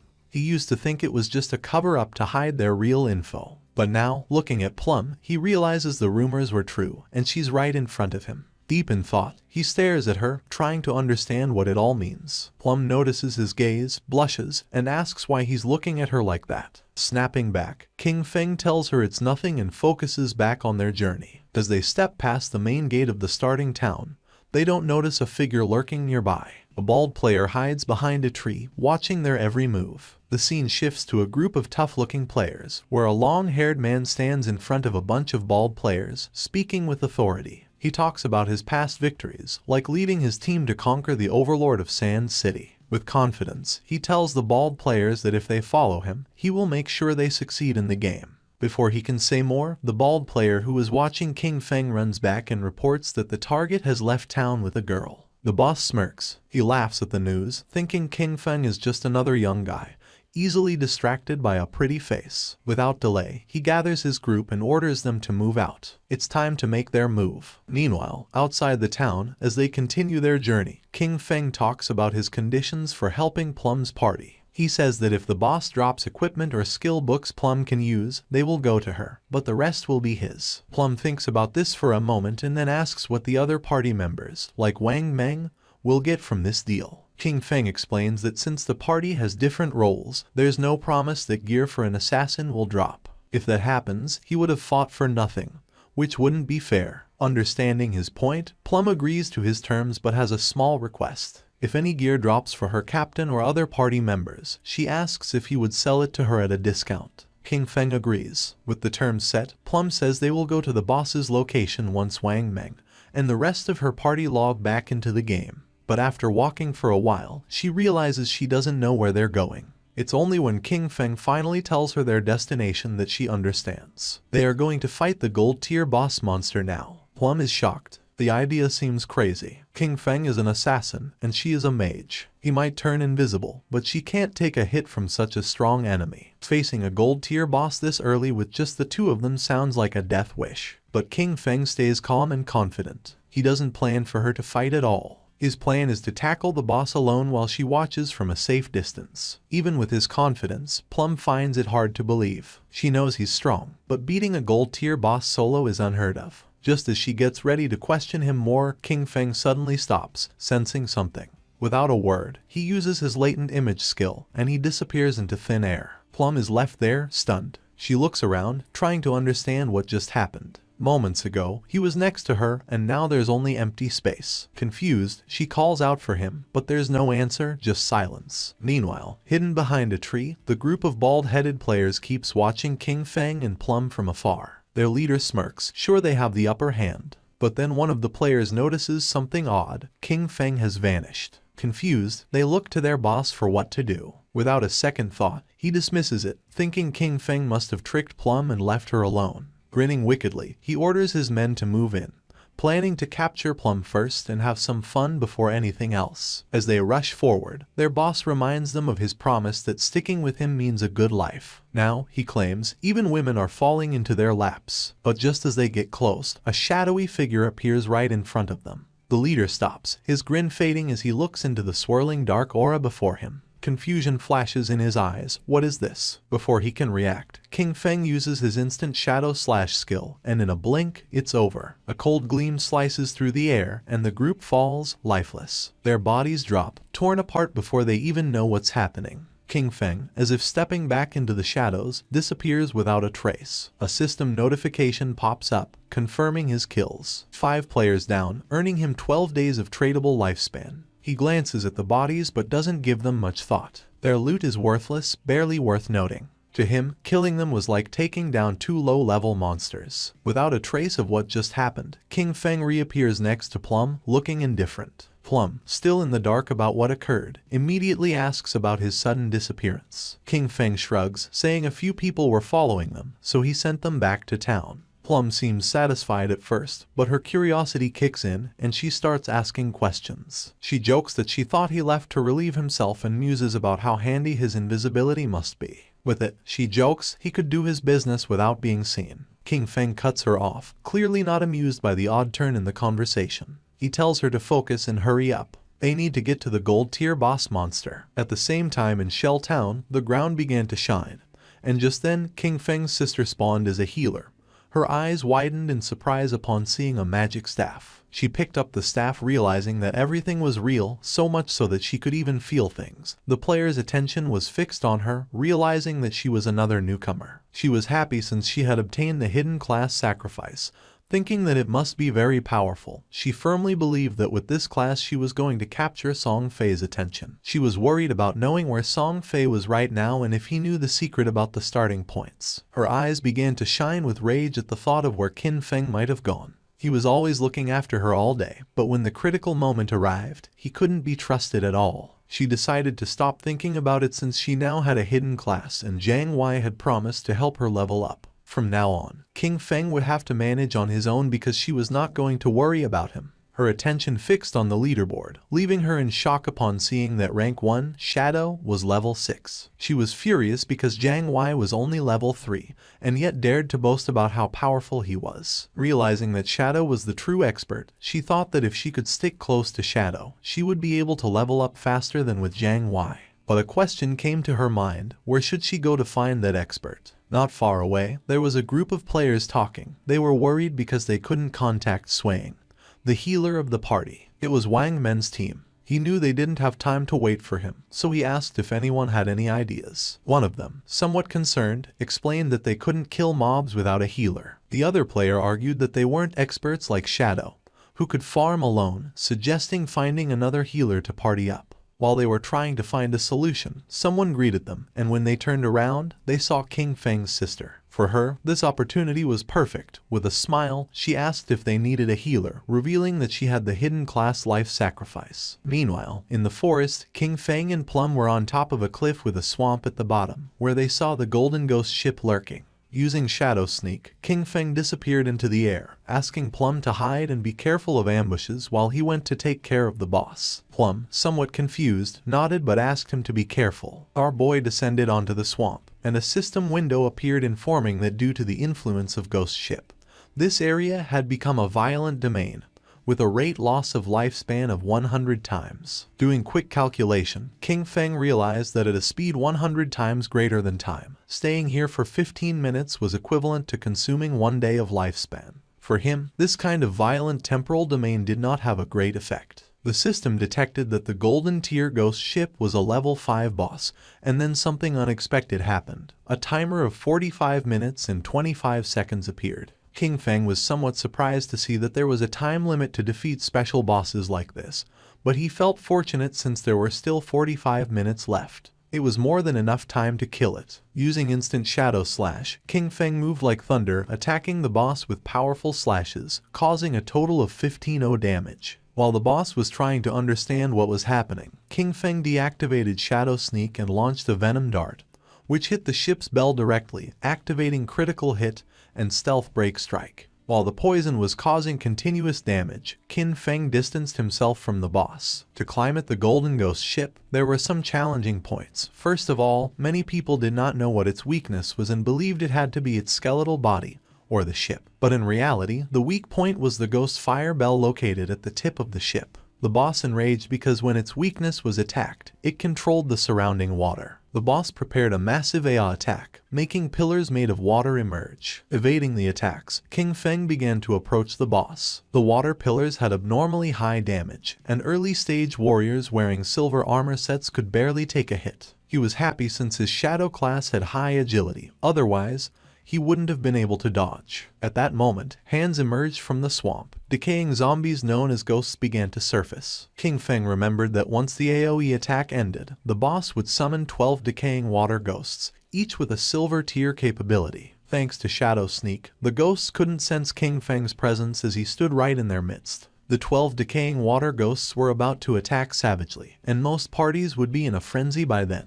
And as if that weren't enough, the Golden Ghost ship would summon a decaying water ghost every 3 minutes. If you weren't fast enough in dealing with them, their numbers would only increase more and more, resulting in total party elimination. But since he had been invisible from the start, they wouldn't be able to detect him. He just needed to find the perfect angle. Using instant shadow slash, he started moving quickly and destroying all the ghosts at once. While our boy was taking care of the monsters, Plump was watching from the cliff. She was trembling and red, realizing that this was the power of the ranked 1 expert, Shadow. To her, he was too powerful since he appeared and disappeared without a trace. In the blink of an eye, he had already taken more than half of the boss's health without even giving it a chance to counterattack. But to her surprise, King Feng communicated with her through chat and, calling her by the nickname Little Black, revealed that he was going to die in a while, leaving her in shock. With a confident expression, King Feng said that there was nothing to worry about and the only thing she had to do was wait for him to revive. Plump panicked as she thought our boy had the advantage,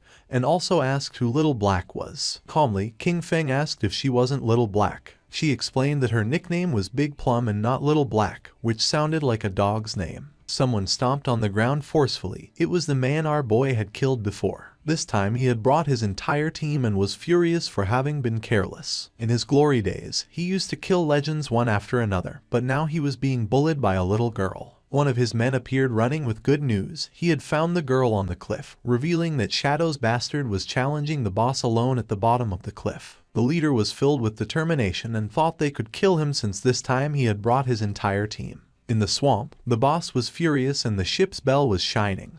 King Feng was in stage 4 and the most difficult to deal with. The boss raised the ore, creating powerful waves. When it was at half health, it launched massive AI Soul Surge. The waves started traveling through the swamp, making Plump's eyes expand in fear. The Soul Surge disabled our boy's invisibility skill, and something started emerging under his feet. In the next second, a powerful giant pillar of water trapped his body, taking away 1059 points of damage. The system confirmed his death. Our boy lost 326 years of non-tradable lifespan and 1087 days of tradable lifespan. The leader, who was on the cliff, was pleased thinking that King Feng had become arrogant after being called an expert several times. To him, our boy was a fool for believing he could challenge a gold boss alone. Seeing King Feng's lifespan lying on the ground, he and his men started running like mad towards it. They didn't know Shadow was so rich, realizing that such a large orb of light must contain at least 100 days of lifespan. They decided to kill the boss now that it had low health, believing that at the same time they could collect our boy's lifespan. But once they took another step, they appeared in the sky. The leader was confused, not knowing what was happening. He and his men were teleported back to Shell Town. They felt frustrated without knowing why this boss was so powerful, and how the player Shadow had attacked it until leaving it at half health. Some were furious since just after entering the swamp, the boss had instantly killed them with the water pillar, not to mention that the swamp was full of small mobs.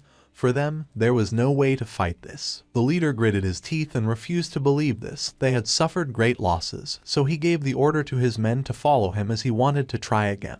At the same time, someone jumped. It was King Feng who had already returned to the swamp. He felt somewhat confused upon seeing so much lifespan dropped on the ground. Using the chat, he informed Little Black that he was already back and also asked why there were so many lifespan light orbs. Little Black was somewhat surprised to see how quickly he had returned, explaining that the lifespan belonged to a group of people who had charged noisily against the boss, only to be wiped out by the water pillar. Qin Feng couldn't help but smile upon seeing that they had overestimated their own strength, but then he remembered that in his past life, he had also suffered a lot because of Ghost Ship. The boss was still roaming around the area. Qin Feng began to observe it, knowing that the golden ghost ship was only going to use the immobilization skill once, so the rest of its health was very easy to handle. When it received damage while below half health, there was a fixed probability that it would disappear and reappear far away, making it very difficult for normal players to kill it. Without wasting another second, Qin Feng launched a poison dart, which hit the ship's bell directly. The boss became enraged and began to summon another attack. Seeing this, Qin Feng used Shadow Sneak and became invisible.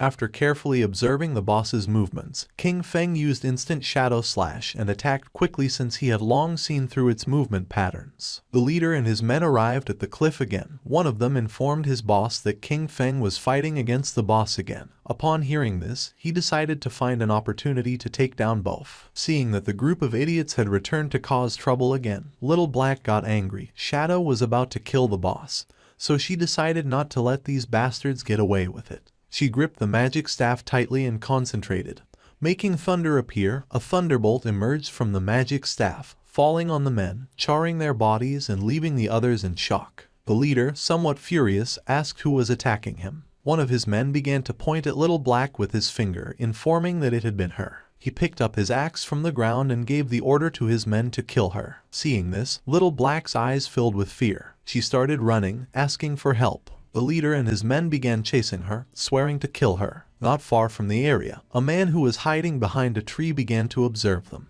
He was not alone. There was another man behind him. Upon noticing that Little Black and the others were approaching, they hid again behind the tree. Back at the swamp, Qin Feng distanced himself from the boss, his gaze fixed on it, realizing that it was almost dead. But it was as he had expected. Despite being only a level 5 boss, the Golden Ghost ship was difficult to kill alone. He knew that his damage was very low. The battle had taken too long, attracting many people to spectate. Noticing that there were people on the cliff, he realized they were those who had just died. Additionally, he noticed that there was also a group beside the swamp waiting for him to kill the boss before killing him and seizing his loot. The poison started to take effect on the boss, making its eyes start to shine, and not many after, its body started to disappear. The system announced the death of the Golden Ghost ship of gold grade, granting Qin Feng as a reward 48 experience points.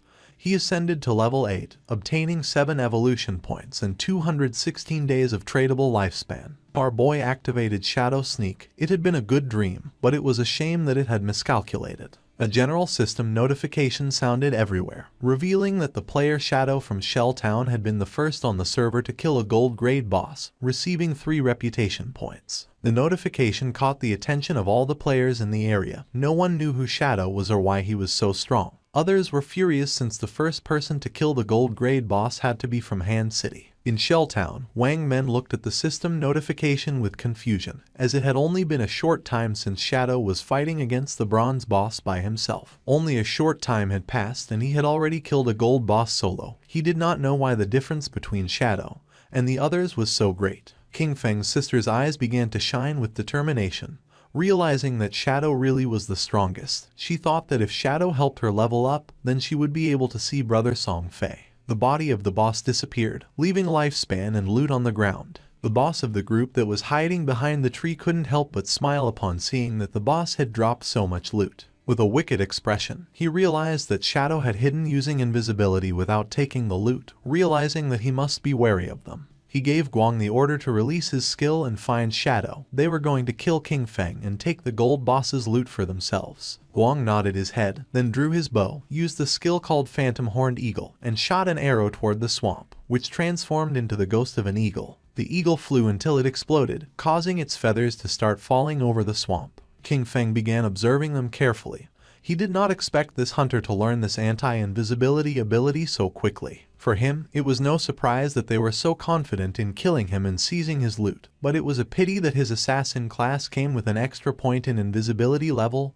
Guang's skill was level 1, so it could not break his skill. Confident, Guang turned to the boss, informing that Shadow must have fled after seeing so many of them. The boss and his men began to advance towards the loot.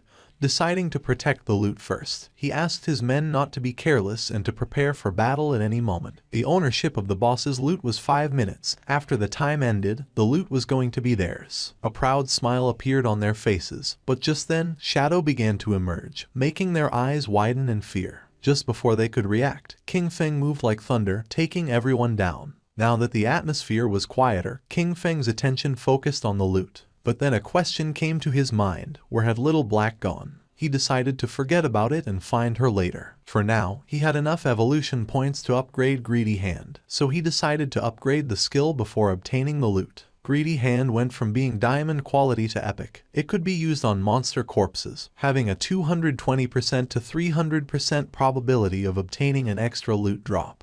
The extra loot had a 100% probability of being 1 tier higher. Our boy picked up the loot. He was determined to use the 100% chance to gather all the light together and squeeze them. Greedy Hand started to absorb the loot, making a smile appear on King Feng's face. A bright light began to emerge from the forest, and after using Greedy Hand, he obtained 21 evolution points, 648 days of tradable lifespan, and 2 special items called Ghostfire Bell. King Feng's eyes widened in surprise upon seeing that he had obtained 2 Ghostfire Bells. It was a special item. After equipping it, King Feng would not lose lifespan upon dying, with a cooldown time of 1560 seconds. It had 2 skills, 1 passive and 1 active. Soul Absorption was passive. When killing monsters, the amount of dropped lifespan would increase by 20%, and having 2 Ghostfire Bells at the same time would double this effect. Soul Shock was an active skill. He could shake the bell to immobilize all enemies within a 100-meter radius for 3 seconds, with a cooldown of 512 seconds. The Ghostfire Bell was not considered equipment. It was an item. It did not take up 2 equipment slots,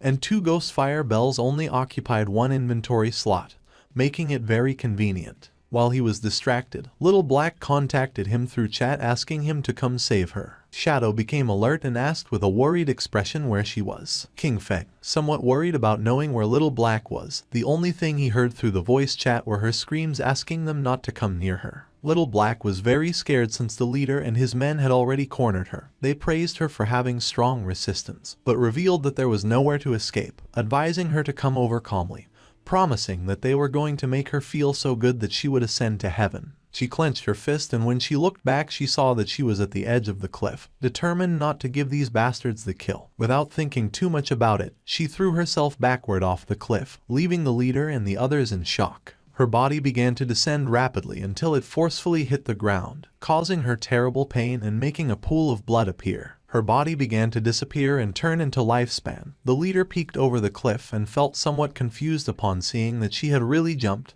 thinking that she was quite resolute. Little Black informed our boy that he no longer needed to save her, since she had died and returned to the town. She felt relieved, as it was good that the tradable lifespans of their party were all on Captain Wang Meng. King Feng felt relieved and asked Little Black to wait for him there, as he was going to pass the stuff to her. She felt happy and praised our boy for having worked hard. He collected all the lifespan that was in the area. This time he had 1 big. His tradable lifespan had reached 3115 days, and he even had 21 evolution points.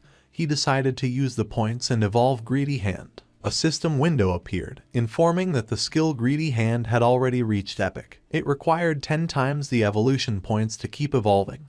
The system asked if he wanted to spend 210 evolution points to evolve this skill. King Feng was not surprised. For him this was to be expected. It was not so simple. The higher the level of the skill, the more evolution points it consumed to evolve. He decided to forget about it and first raise his attack skills, since the higher his damage, the stronger the boss he could face would be, and in this way, he would be able to receive better loot. He concentrated, and instant Shadow Slash went directly from Platinum to Diamond. The attack range of the skill increased from 21 meters to 27. The duration of invisibility stayed increased from 7 seconds to 9. Now he could perform 7 slashes on all enemies along the way instead of 5 slashes, with a total duration of 10 seconds. The length of the slash increased from 3.1 meters to 4.1 meters, and now each slash would cause 300 additional damage instead of 200. He used 10 evolution points and now only had 3 points left. The initial skill backstab enhancement went from normal to gold, skipping bronze and silver. When using backstab, damage would increase by 30% instead of 15%. King Feng was happy since after evolving Instant Shadow Slash twice, its damage had doubled. Even if he was not in stealth mode, and without breaking the stealth, he could inflict 3,000 points of damage, and if the stealth was broken and backstab was performed, the total damage of 7 slashes could reach between 6,000 and 7,000. Using the system window, our boy started analyzing his skills. He remembered that the gold tier boss dropped from 2 to 4 silver equipment, with a small chance of dropping gold equipment. Now, due to the effects of Greedy Hand, he had received 11 gold equipment and skill books, 2 platinum equipment, and 1 platinum skill book. This loot was not bad at all since 3 of them could be used by assassin types. Among the equipment was the Ghost Ship Dual Blades of Platinum, an assassin class weapon with a damage of 136 points, agility of 22 points, attack speed of 24%, armor penetration of 17 points. The requirement to use this weapon was to be level 5. The unique effect of this weapon was that each normal attack would inflict damage twice. King Feng equipped the 2 daggers. The effect was not very useful, since basically he always used his skills to deal damage. But the base attack of this weapon was quite high, and it also had 22 agility points. The attack speed was also going to increase the skill casting speed, reducing the recovery time, so it was not totally useless, and as for the armor piercing properties, the benefits were also quite high. Then, our boy equipped the Ghost Fire Leather Armor of Gold Tier with a physical defense of 25 points, fire element resistance of 50 points, damage block of 14 points, granting 419 health points, and the requirement to use this equipment was to be level 5. He was amazed since leveling up had not increased his constitution. His current health was 350 points, and this equipment had actually added 419 health points directly. When he put this on, most players now wouldn't even be able to break his defense. Using the system, he decided to make his defensive equipment invisible, and use the starting appearance of the assassin class. This way, others wouldn't be able to see his equipment with their eyes and would have to enter the game interface to check. This wasn't over yet since there was still one last piece left. Upon checking the inventory, he saw that it was a skill book. It was called Ghost Shadow Blur of Gold Tier, an assassin class skill. It had a passive, it granted 15% dodge rate, and dodge activation granted immunity to all damage. King Feng was happy to have finally obtained an assassin survival skill, but then he remembered that this skill was very weak because it was very difficult to increase the dodge rate in this game. And if one spent effort to raise the dodge rate, the other attributes would be low. And if the dodge was not activated, it would be very dangerous. Our boy's body began to shine since he was different from the rest. He could evolve skills infinitely. While increasing the dodge rate, he would not sacrifice other attributes, so there were only benefits for him. King Feng started to move away from the area and decided it was time to return. The remaining loot consisted of warrior, priest, and archer items. He could sell them to Wang Meng with a 10% discount, and although they couldn't afford them now, he was sure that with Wang Meng's personality, he would sell them on credit. This great upgrade was all thanks to Little Black. Without this koi, he wouldn't have been able to find a level 5 ghost ship to attack, so he decided to thank her. King Feng passed by a tree and just at that moment, the leader, who was furious, and his men appeared. King Feng noticed them, and they did too, and their faces turned pale. With eyes full of fear, they started running upon seeing Shadow. As expected, King Feng was not going to let them escape, so he used Shadow Stealth, and while the skill was activating, he let out a sigh. Just before they could take another step, King Feng moved like thunder and finished off all the subordinates. Upon seeing this, the leader panicked and ran with all his strength, but King Feng was not going to allow this. Our boy appeared in front of him and deactivated the invisibility skill. The leader's face touched King Feng's, his eyes filled with tears and fear. He admitted he was wrong and promised not to do it again, begging our boy to please let him go since he had less than 1 year of lifespan left. With a cold gaze, King Feng asked if he had first thought about his own fate when attacking others. Without remorse, King Feng attacked with a poison dart, and while the leader was writhing in pain, he turned his back and left. Since he had killed too many players, he received a layer of status called Killer. Currently in the first layer of the Killer status, he was going to lose 75% of his current lifespan upon death. King Feng was calm since he had the Ghost Fire Bell. If he was careless and died once, he would not lose any lifespan. King Feng returned to Shell Town and everyone's gaze fixed on him. People started talking among themselves since he had killed a gold tier boss. Everyone was in shock. Seeing that he was not wearing any equipment, some thought that he must have exploited bugs to defeat the boss. While our boy was walking through the area, a man approached and asked him to please wait. King Feng turned curious. Showing a skill book with a smile, the man mentioned that they had mistakenly bought this assassin's skill book, asking him to please accept it and take it as if nothing had happened between them. The system identified the skill book. It was a common tier called Impale. It was a single target skill. Upon hitting, it added 20 attack points and caused stun for 2 seconds, with a cooldown of 22 seconds. King Feng took the skill book and his eyes widened in surprise since it was a control skill. After taking the book, he went on his way, and the man and the others on theirs. One of the men, furious, told Xian Shao that they had been killed by King Feng. For him, it was too cowardly to have to give a skill book to him. The other man nodded since no one treated them like that. The other man decided to use each of their connections to gather people, with everyone contributing. Even a single spit from each of them could drown King Feng, so there was no reason to fear him. With a serious gaze, Xian Shao made it clear that Shadow was growing so fast and leveling up by himself, so he must have a great secret. He wanted to find him in real life and kidnap him since not only would they learn his secret, but they could even make him their slave to collect lifespan for them. The man praised Xiao Shao for this great plan. Xian Shao decided to have the family send a woman to try to extract information from King Feng. When he had heard Shadow's voice just now, it sounded very foreign. He knew he was not within their circle, which meant that he was very poor. They decided to find a professional beauty as they were sure that King Feng would fall into the trap. King Feng met with Little Black and asked her to accept the trade since he wanted to give her some things. Upon hearing this, her eyes filled with excitement, but she explained that her name was not Little Black but Big Plum. King Feng gave her a powerful skill and a necklace, and upon using them, fire began to emerge from her magic staff. She was happy because with this skill and the necklace, her damage had multiplied several times. Moreover, her mana regeneration had more than doubled. She thanked him from the bottom of her heart. Our boy said there was no need, explaining that he was just following their agreement, asking her to give him the space ring. With a smile, she took the space ring out of the inventory and said that he could keep it. With her face blushing, she revealed that when she was escaping in the forest, she had discovered an underground cave that seemed to be the entrance to a ruin,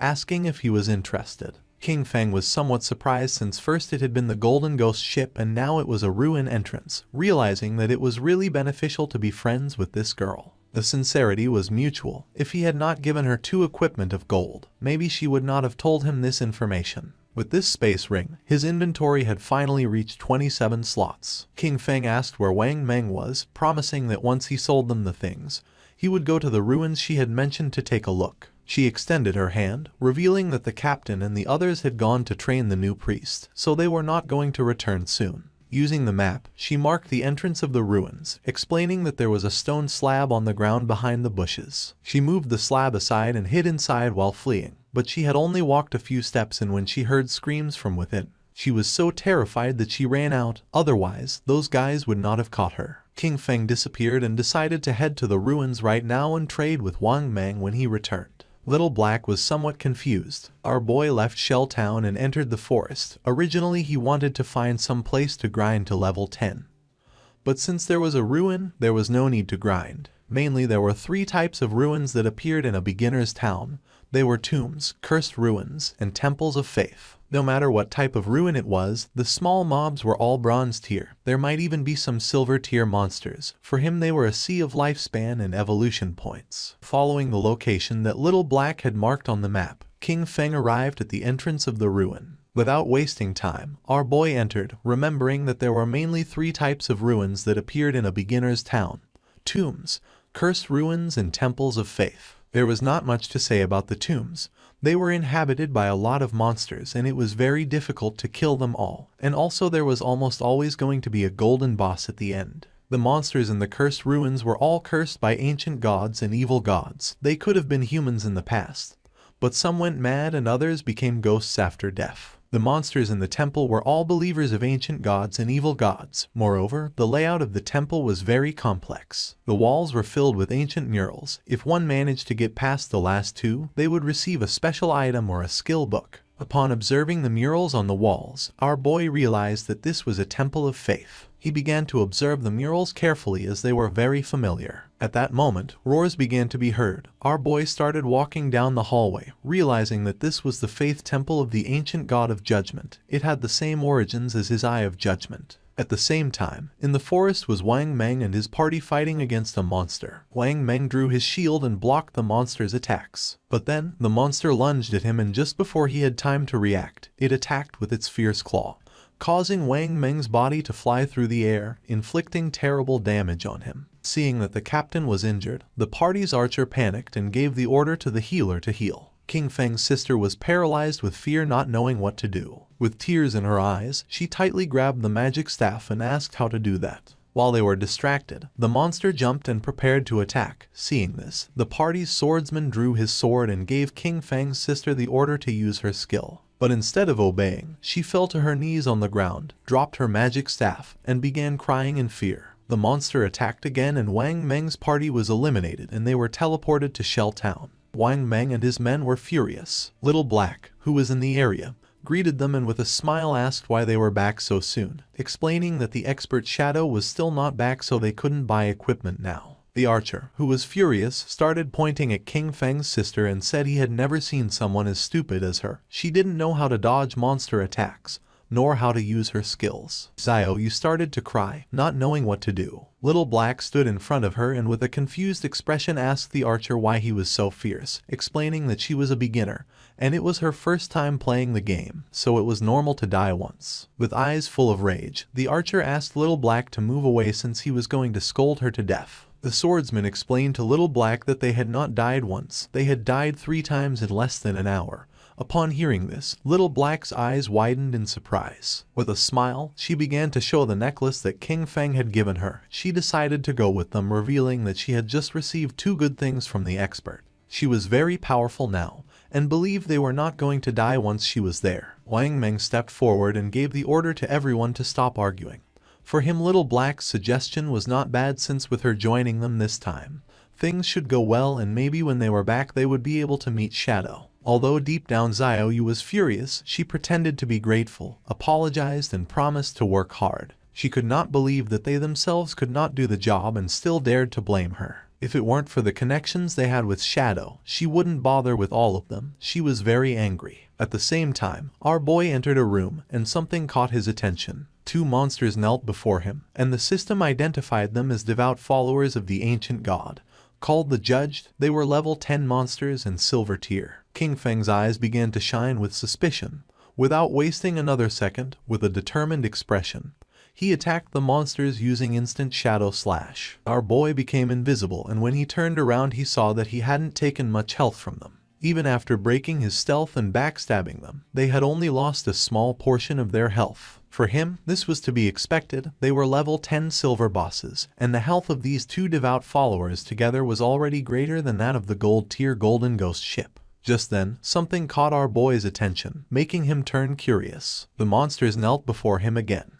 He was somewhat confused since the monsters were kneeling once more in his direction. It was strange since he was still in stealth. He didn't know if they had sensed the Eye of Judgment on him, nor if this was the reason why they weren't attacking him. King Feng questioned whether they knew the way and asked them to guide him. The monsters raised their heads and began to roar. King Feng realized that they had been corrupted, decomposed, and had gone completely mad. They had turned into wild beasts that only knew how to steal lifespan from humans. At that moment, the eyes of the monsters began to shine, and not long after, they turned their backs on our boy and ran off. Right at the door of the room there was a group of players. The monsters felt their presence and began to charge at them. The players realized that these bosses were silver tier. They could not face one, so they decided to flee from this place. Just before they could do it, the monsters attacked and toxic mist began to melt their bodies. Their bodies disappeared, dropping lifespan orbs. They were the team of the girl who had bought Ice Spike from our boy, called Grey Rose. He never thought that they would also find this ruin. Judging by the current players' equipment levels, King Feng came to the conclusion that no one was equipped to go deep yet. Our boy deactivated stealth and decided to pick up the lifespan. The monsters knelt before him again. These guys had lost more than 100 days of tradable lifespan, and our boy didn't expect them to be rich. Our boy returned to the room and started searching. Several minutes passed, and after searching around, he hadn't found anything. There were no traps or treasures, so he came to the conclusion that there were only 2 silver mini-bosses. His eyes began to shine with rage, and he decided to forget it. Without hesitating for a second, he attacked using the poison darts, which embedded themselves in the heads of the monsters. As a reward for having killed 2 silver tier bosses, he obtained 4,000 experience points and ascended to level 9, obtaining 4 evolution points and 188 days of tradable lifespan. King Feng used Greedy Hand, and the bodies of the monsters began to disappear. He felt happy since the epic tier Greedy Hand was absolutely insane. He got 32 evolution points, 1504 days of tradable lifespan, 4 gold tier items, and 10 silver tier items. He extended his hand, making a pendant appear. He was happy since he had obtained a gold tier item for assassins. It was the Pendant of the Faithful, an assassin class accessory. It was going to grant 15 agility points and 20% cooldown reduction, with the unique effect of summoning a silver tier devout follower to fight for you with a cooldown of 6,000 seconds. King Feng clenched his fist. This necklace had good stats. The 20% cooldown reduction was going to lower the cooldown of his stealth skill from 22 seconds to 19. The cooldown of poison darts dropped from 4.35 seconds to 3.75 seconds. That of instant shadow slash went from 10 seconds to 8. Grinding had become much more efficient, since all his other gear required being above level 8. No one else could use this yet, so he decided to keep it for now and sell it later. Just when King Feng was about to leave, the ground started moving. Our boy became somewhat curious, and when he turned around, a small pillar emerged. His eyes began to shine with joy, since after eliminating all the monsters, the mechanism had been activated. King Feng examined the pillar carefully, realizing that it was a hidden mechanism. Not long after, the mechanism of the pillar was activated, and a platform appeared under our boy's feet. A door that was on the ground opened, and little by little the platform began to descend. It was a lift. Once the platform descended several meters, the door began to close. Several minutes later, it stopped. King Feng felt as if he had descended 300 or 400 meters. This place was dark and seemed gloomy. King Feng's attention was fixed on it. Thanks to his knowledge, he realized that this was the maze hidden beneath the temple. He knew there was a certain chance that a hidden maze would appear in the ruins. He had explored many of them in his previous life, so he knew there were countless traps in the maze. But as long as there were people acting as cannon fodder, there was no danger in exploring them, only that it would take a lot of time. With a confident gaze, he took out the pendant. With his current attributes, if he activated any trap, he would die. But luckily he had this thing, which allowed him to summon a silver tier devout follower to fight for him. He extended his hand and used the power of the pendant to summon a devout follower, making a zombie appear on the ground. Pointing toward the hallway of the maze, our boy gave it the order to go scout. The devout follower stood up and began walking toward the hallway. King Feng crossed his arms and couldn't help but feel happy since it was easy to explore with a lackey scouting ahead. But there was still a chance of danger, so he decided to evolve his dodge passive first just in case. He used 11 evolution points, and his ghost shadow blur went from gold tier to epic tier, increasing passive dodge rate from 15% to 75%. Now dodge activation was going to grant immunity to all damage. 75% dodge rate was already very high.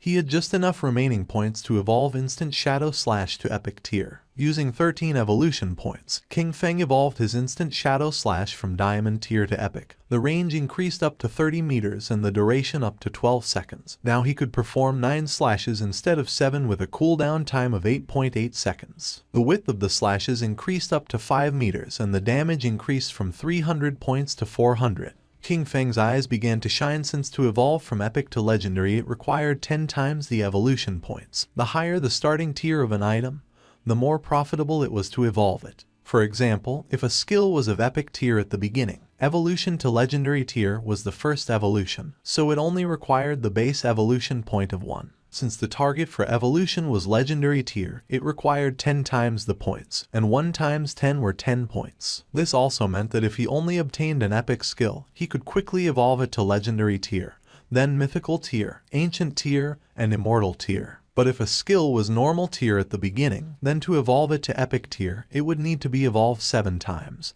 and by the time it reached the 10 times point, it would need hundreds of points. But the good thing was that, no matter in which tier the skill started, he could spend very few points to evolve it to epic tier. In other words, from now on, all his skills were going to be at least epic tier. He had 11 evolution points remaining, and he could only evolve the starter skill, Shadow Sneak. He used 8 points and the skill went from silver tier to platinum. The duration of the skill increased from 16 seconds to 24, and the attack that broke stealth increased by 90, going from 120 to 50.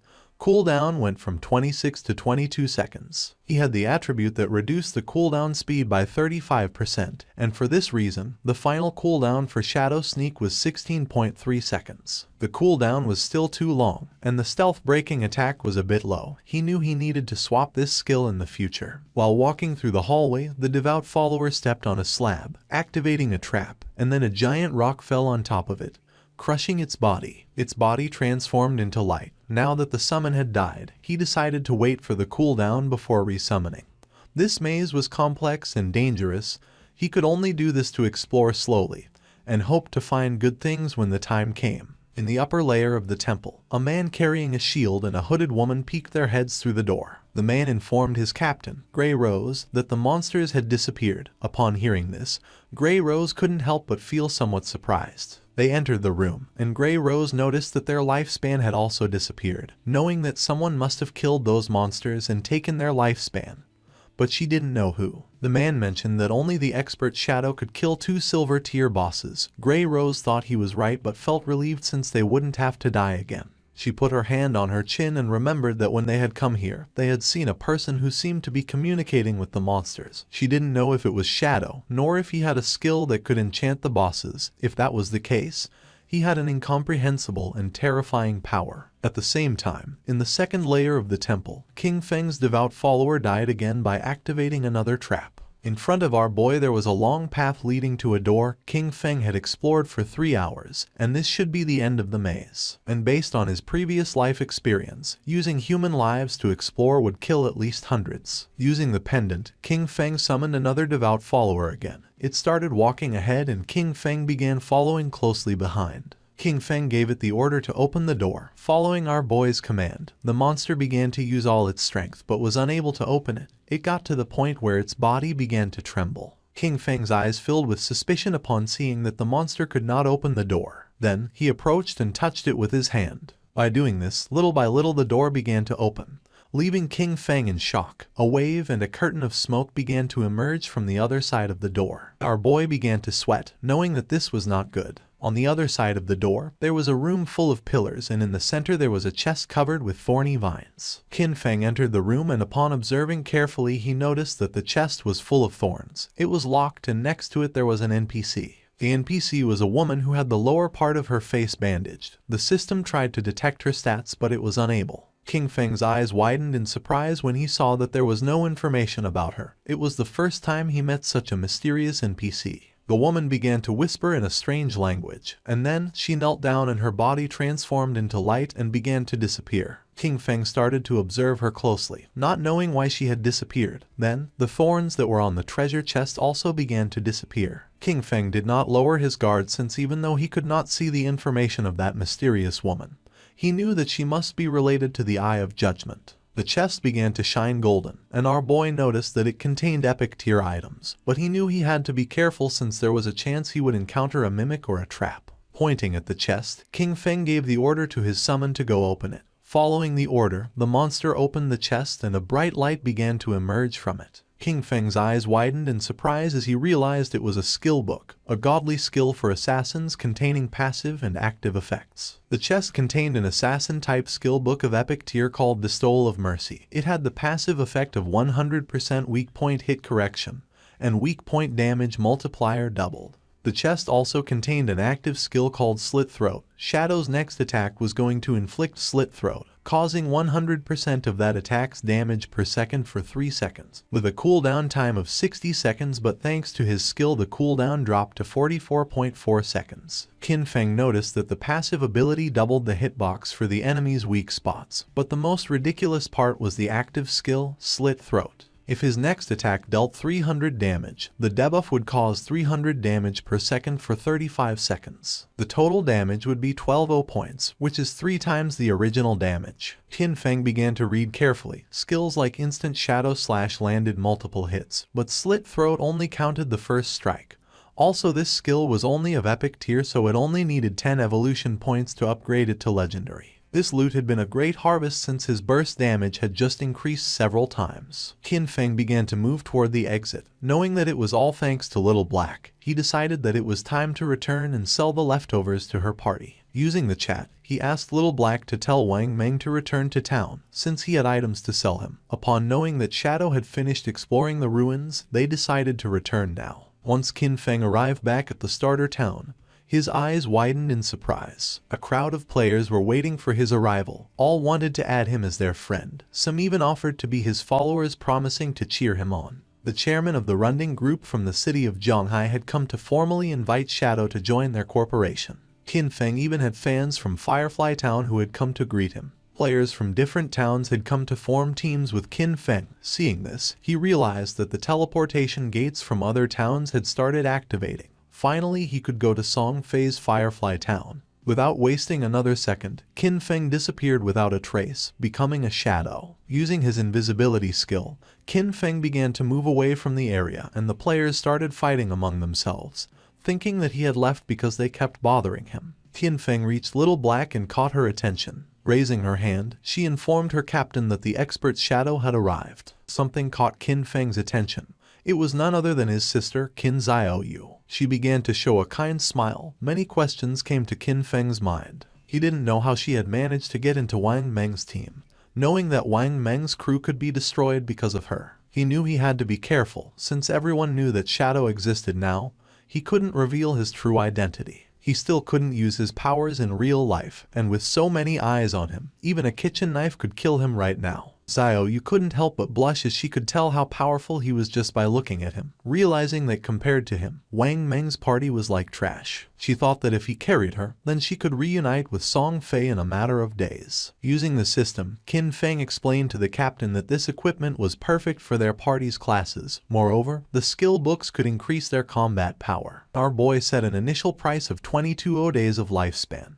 For Wang Meng this was very expensive, since they were all silver and gold tier. For now they could not afford it. Qin Feng said that there was no problem since they could pay him later. Wang Meng was sincere and thanked him, not knowing how to repay him for helping them. If ever Qin Feng needed them in the future, he only had to say the word and they would do their best to help him. The swordsman of the party put on a golden helmet. According to him, Shadow was awesome. He could not believe that he was getting gold tier equipment so soon. Wang Meng also equipped the equipment, obtaining a gold tier skill, with which his DPS had tripled. He could not avoid crying since Shadow even let them buy on credit, realizing that he trusted them. Wang Meng began to inspect his inventory but did not find anything for priests, leaving Xiaoyu somewhat confused. The archer was furious since she was lucky to leech EXP from them. Xiaoyu approached Qin Feng and introduced herself as the priest of Wang Meng's party and asked if he had any equipment for her. The system informed our boy that the player, Little Graceful, wanted to add him as a friend. Xiaoyu's eyes widened in surprise. Qin Feng began to stare at her with a cold gaze and disappeared without a trace, leaving poor Xiaoyu in shock. With a confused expression, she asked where Shadow had gone. Wang Meng explained to her that he probably just hadn't gotten any priest drops this time, and that maybe next time he would bring items for her. The archer revealed the harsh truth. Qin Feng had intentionally ignored her. For Little Black, Shadow was very cool as he appeared and disappeared like a dragon. Qin Feng walked away from them, knowing that he currently had a gold tier priest staff in his bag, and also a gold tier priest skill book. But there was no reason why he would give such precious things to Qin Xiaoyu. As he progressed, he would have tons of unused equipment and skill books. Selling them individually wasted too much time. But Wang Meng's backing with the authorities was perfect for bulk buying of him. He could not allow Xiaoyu to affect his cooperation with the authorities. He needed to quickly find a priest for Wang Meng's team to replace her. His eyes began to shine with seriousness when he thought that he needed to find Little Zhu quickly. Gu Yixu, the former manager of the Godslayer Guild in his past life, she was a hidden class priest called White Avian Priestess, which came with a white bird that could heal and apply buffs. She was the only priest he knew who could defeat epic tier bosses alone. She was his powerful ally, and compared to her, Qin Xiaoyu was complete trash. Qin Feng activated the gate, remembering that little Zhu was also from Firefly Town. Just like Song Fei, being perfect. If King Feng could find little Zhu, he was going to put her on Wang Meng's team. Using the gate, he traveled to Firefly Town. Qin Feng arrived at Firefly Town, a place very different from Starter Town. While he was walking through the area, he heard two players who wanted to hurry back. Since the silver boss was below half health, they couldn't let someone steal it, as they would have died in vain. One of them cursed Song Fei since that bastard brought many fangirls with him, knowing there was no way to compete with him. Nor did he know how some minor celebrity had so many brainless fans. Qin Feng had just arrived and had already found clues about Song Fei. Following the players, he reached a valley. This was the level 5 area, called Wailing Valley. The monsters in this place were Emberfiends and the Shackles. After walking a bit, he started to hear players fighting. When peeking his head out, he saw a group of players attacking a two-headed monster with its body surrounded by flames. Qin Feng knew that this twin-headed Emberfiend was a silver tier boss, and noticed that the situation was somewhat chaotic since many players were attacking each other. When observing closely, Qin Feng saw a group of players, and among them was the bastard Song Fei. Two players stood in front of Song Fei's team and drew their weapons. One of them had been ambushed by Song Fei, and his lifespan had been stolen by him. He swore to kill him. With a smile, the player carrying a shield asked if Song Fei thought that hiding behind his mage girls made him safe, revealing that he had the godly anti-mage skill. Just before he could take a step, one of Song Fei's mages crushed his head using the magic staff. Qin Feng remembered that Song Fei, with the title Heaven-Defying Mage God, had the mage class. In his past life, this bastard tricked a bunch of fans into choosing the mage class, only to take all their equipment and skills to strengthen himself quickly. But a team couldn't be made up of only mages, so his fangirls came up with a solution. Some put their attribute points into intelligence to become glass cannon mages. Some put their points into agility to become disruption mages. Others used their points on health to become meat shields, and some chose strength to become battle mages who attacked using their staff. In the early stages, Song Fei's team was extremely dominant, stealing lifespan from players everywhere without anyone being able to stop them. And as expected, as the game went on, most of his fangirls died pretty quickly. Pointing at the boss with his finger, Song Fei made up a lie saying that his fans were working so hard that now his heart hurt. He hoped the boss would die soon so everyone could rest, and also that the world would be full of love and free of violence. The twin-headed Emberfiend began to advance towards Song Fei's group. One of Song Fei's fans explained that this was not hard for them since the one who was trying the hardest was him. According to her, he worked so much that he shouldn't have to endure all this. She started pointing at the monster and decided to kill it so it wouldn't hurt their beloved Song Fei. Song Fei's fans began attacking the monster by casting spells. They were willing to defeat it so that Song Fei would become king, swearing to follow him no matter where he went. The monster opened its mouth and launched a burst of fire towards Song Fei, putting him on alert. But just before the burst of fire could get close, one of his fans stepped in the way, taking the attack fully. Song Fei took the girl's hand and began to show a sad gaze, while the woman's body was disappearing. With tears in her eyes, she swore to do anything for him. The chubby girl tightly grabbed her magic staff and told the others to get angry since if they killed this ugly monster, brother Song Fei would be able to ascend to first place in the ranking. He had to surpass Shadow. This made the others excited. Raising their weapons, they swore to conquer the world, dominate the heavens, and fight alongside Song Fei. They summoned several powerful spells, causing thunderbolts to strike the monster. Song Fei realized that it was going to die, knowing that this silver tier boss was hard to kill. He couldn't help but wonder how someone had been able to defeat a gold tier boss alone. He was sure that Shadow had used a bug. Song Fei had many fans helping him and was only level 7. He didn't know how Shadow leveled up so fast. A smile spread across his face since once he defeated this silver tier boss, he was going to level up to 8. He knew that Shadow had been stuck at level 9 for a long time, so he decided to take the opportunity to surpass him and become the #1 player of the God-forsaken game.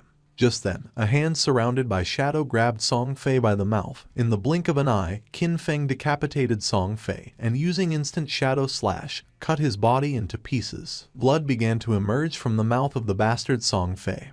His fans went into shock, and just before they could take another breath, Qin Feng attacked again. Moving like thunder, he cut the bodies of the fans and of the boss into pieces. A system window appeared, informing that the boss had been defeated and granting him 15 experience points. The boss fell to the ground and its body began to transform into lifespan. The players were in shock since they couldn't believe that Shadow had killed the boss with a single strike. A single attack from Shadow did thousands of points of damage, while theirs only did 100 points of damage. Shadow was 10 times stronger than them. The corpse of the boss transformed into orbs of lifespan, and King Feng deactivated his stealth skill. The smartest players realized that it had been an AoE attack. They couldn't believe that a single attack had killed Song Fei and all his gang of fans. Upon observing closely, they saw Shadow and remembered that he was the one who had achieved the first global kill of the gold tier boss. They decided to leave and let Shadow have the loot. They began to cheer for Shadow for having avenged them by killing Song Fei's gang. Qin Feng knew that they were only afraid of being attacked, and that's why they could only join forces to attack him. In his past life, he would not have hesitated to kill them. At the same time, Song Fei respawned again in Firefly Town. The system reported that he had been killed by Shadow, and he lost 1106 days of tradable lifespan, and 18 years and 113 days of non-tradable lifespan. Song Fei panicked and realized that Shadow had come to Firefly Town. He couldn't believe that out of the hundreds of starter towns in Zhonghai City, he had come to his to steal the kill. His fans also respawned again. The chubby girl felt confused to see that Song Fei had also died. The other girl was furious since she didn't know why Shadow had killed them. The other thought that Shadow wanted to steal the silver tier boss. According to them, he was evil for taking advantage of Song Fei being distracted to launch a surprise attack. Just then, an archer approached Song Fei and with a nervous expression asked if she could join his team, revealing that she had the skill called Eagle Eye, and she could detect invisible enemies. Song Fei's fans told the girl to get lost since he had said he only wanted mages in his party. The chubby girl thought her efficiency at killing monsters was too low, and she would only affect Song Fei's progress in the ranking. Song Fei extended his arms and explained that although she was an archer, she could be part of his family since he believed that love could fill everything. He took the woman's hand and with a kind expression mentioned that he had felt her strong emotions. It didn't matter if she was an archer. He decided to let her join his team, swearing they would strive together to level up. Having Song Fei so close made her blush and tears of joy began to flow from her eyes. An assassin appeared and mentioned that she could also become invisible, swearing that she was going to make Shadow pay for having killed him. The mage revealed that she had learned a new AoE skill and could freeze Shadow. Song Fei extended his arms, making it clear that his family was full of love. Any girl who wanted to join his team was welcome. The girls began to cry with joy and swore to stand by Song Fei forever. According to them, Shadow had no honor for having attacked their beloved Song Fei by surprise. They promised that he was going to pay the price. As soon as they found Shadow, they were going to let Song Fei kill him so that he could learn what happened when someone messed with Song Fei. The attention of two players focused on them. They didn't know what Song Fei wanted to do now, but they were aware that someone had killed him out there, being very satisfying. They remembered that there were many girls protecting Song Fei, so they didn't know how he had been killed. But then they realized it must have been Shadow. According to them, Shadow was incredible. And seeing the girls crying for Song Fei, they thought these girls were not right in the head. A smile spread across Song Fei's face as he was confident that with so many people as witnesses, when he defeated Shadow, everyone would know that it was useless to be strong if one fought alone, especially being an assassin. According to him, Shadow was a soft assassin who had dared to challenge a great and noble mage like him. At the same time, Qin Feng picked up the loot using Greedy Hand, obtaining 16 evolution points, 217 days of tradable lifespan, 6 pieces of silver tier loot, and 1 piece of golden tier loot. Qin Feng decided to evolve the skill Graceful Liberation, consuming 10 out of 19 points. The skill went from epic to legendary. The passive effect Weak Point Attack Correction went from 100% to 200%, and the Weak Point Attack Multiplier was doubled. The active effect also improved. The next attack was going to trigger Throat Slit effect, causing 150% attack damage per second instead of 100%. With a duration of 3 seconds, the cooldown of the skill went from 30 seconds to 18.5. The weak point hit correction had increased by 100%, reaching 200%, which equaled doubling the target's weak point. If it was amplified even more, half of the enemy's body would be considered a weak point. He feared that even his Shadow Slash could deal weak point damage. The initial epic level skill with 0 evolution points could evolve to legendary. However, to evolve it from legendary to mythical it required 100 times more evolution points. It needed 200 points to evolve from legendary to mythical. According to this pattern, the epic level Greedy Hand was going to require 210 evolution points to evolve, and when it reached legendary, evolving it was going to require 34 points. He had 9 evolution points left, so he decided to evolve Backstab Enhancement. King Feng spent 8 points and the skill Backstab Enhancement went from gold to platinum, and the damage of the passive effect increased from 30% to 40%. A silver tier boss, plus the group of players, had given him a total of more than 14 days of tradable lifespan. His mission had been fulfilled, so he decided it was time to return. While King Feng was distracted, a girl tried to attack him by surprise. She intended to kill him. Shadow began to observe her in silence and dodged the attack without much effort. The girl attacked again, but he evaded it again without problems. The girl was in shock to see that he could dodge all her attacks. Without wasting any more time, she used stealth and disappeared. Just then, Song Fei's fans appeared on top of the cliff. They had cornered him and swore to avenge Song Fei. The mages of Song Fei raised their magic staffs, and the archer who had just joined the team began to aim her bow at King Feng. They were furious and swore to avenge Song Fei. King Feng used stealth and disappeared into the air, becoming a shadow. Upon seeing this, the archer used her skill called Eagle Eye and made it clear that King Feng's invisibility was useless. Her arrow transformed into a ghost eagle until several seconds later it exploded and its feathers began to descend from the sky like drops of rain. The feathers began to fall on the assassin from Song Fei's party and her stealth was deactivated, making her visible. The chubby girl clenched her fist and felt happy, believing they had detected King Feng. She gave the order to the others to use their most powerful skills and attack with everything. Following her order, Song Fei's fans used their most powerful skills to attack. A rain of powerful spells began to descend upon the assassin. Seeing this, she panicked and tried to tell them that she was not King Feng. It was already too late, as the spells hit her body directly, creating a great explosion. Instead of feeling sad, the chubby girl felt furious since she didn't care about this anyway because she wasn't a mage, and that showed that she didn't sincerely love Song Fei.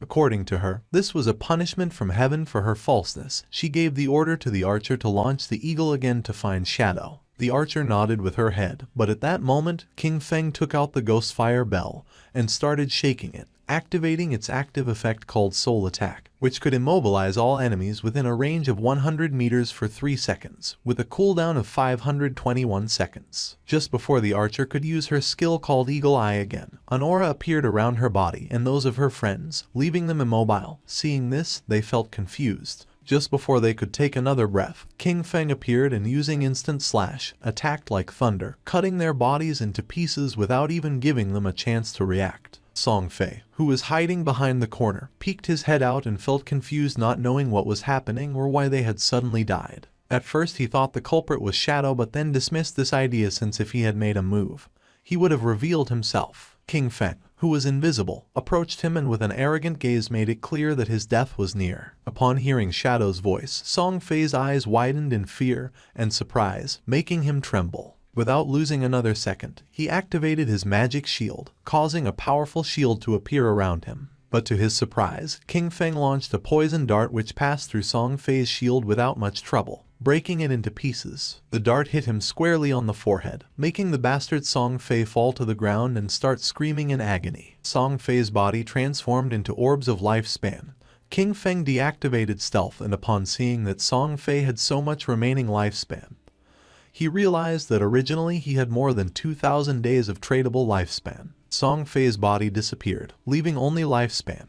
King Feng began to observe it and felt somewhat confused since he didn't know why his fans had no tradable lifespan, realizing that they had given all their lifespan to Song Fei. A lot of time had already passed and there were still people thinking that the godforsaken game was just a game. The crazy fans were truly terrifying. For our boy it was a shame since the tradable lifespan added up in total to several hundreds of years, and now it was only going to go to the nearby monsters. Back in Firefly Town, Song Fei and his fans respawned again. Song Fei was furious since out of more than 2,000 days of tradable lifespan now he only had 500 left. With a confused gaze he asked the archer why she hadn't been able to find King Feng using her detection skill. She explained that she had indeed used the skill, but the only thing she had found was their assassin sister. The chubby girl mentioned that she could see there was stealth level in her attribute panel. She didn't know if Shadow's stealth level was higher than they expected. The archer revealed that her eagle eye skill had a counter stealth level of 1, so she could only see targets with a level 1 stealth. If the opponent had a higher stealth level, she couldn't detect them. Song Fei felt frustrated since Shadow attacked and disappeared without leaving a trace. He didn't know how to defend against that. Touching his face, Song Fei thought that he had not offended Shadow, and now that he had also taken the boss kill, Shadow had no reason to come after him again. But then he thought maybe Shadow was jealous of his unparalleled beauty, and was going to come kill him again. Song Fei's fans raised their weapons and decided for everyone's safety to level up somewhere else. Wherever Song Fei wanted to go, they swore to follow him. Not long after, King Feng also returned to Firefly Town. After searching for a while, he thought this was strange since Song Fei and the others had left. He didn't know if they had gone to another town or logged off. Deactivating stealth, our boy asked a player who was in the area if he knew where Song Fei and the others had gone. Upon seeing Shadow, the man couldn't help but feel afraid. Pointing to one side, the man revealed that Song Fei and his fans had gone in that direction. He begged Shadow to please kill Song Fei. He also had a request. After killing Song Fei, he asked King Feng if he could spare the life of his girlfriend, a female hunter named One Flying Treasure Cat. Our boy advised the man to look for another girlfriend, realizing that his girlfriend was the hunter who could detect invisibility. Using stealth, our boy disappeared again.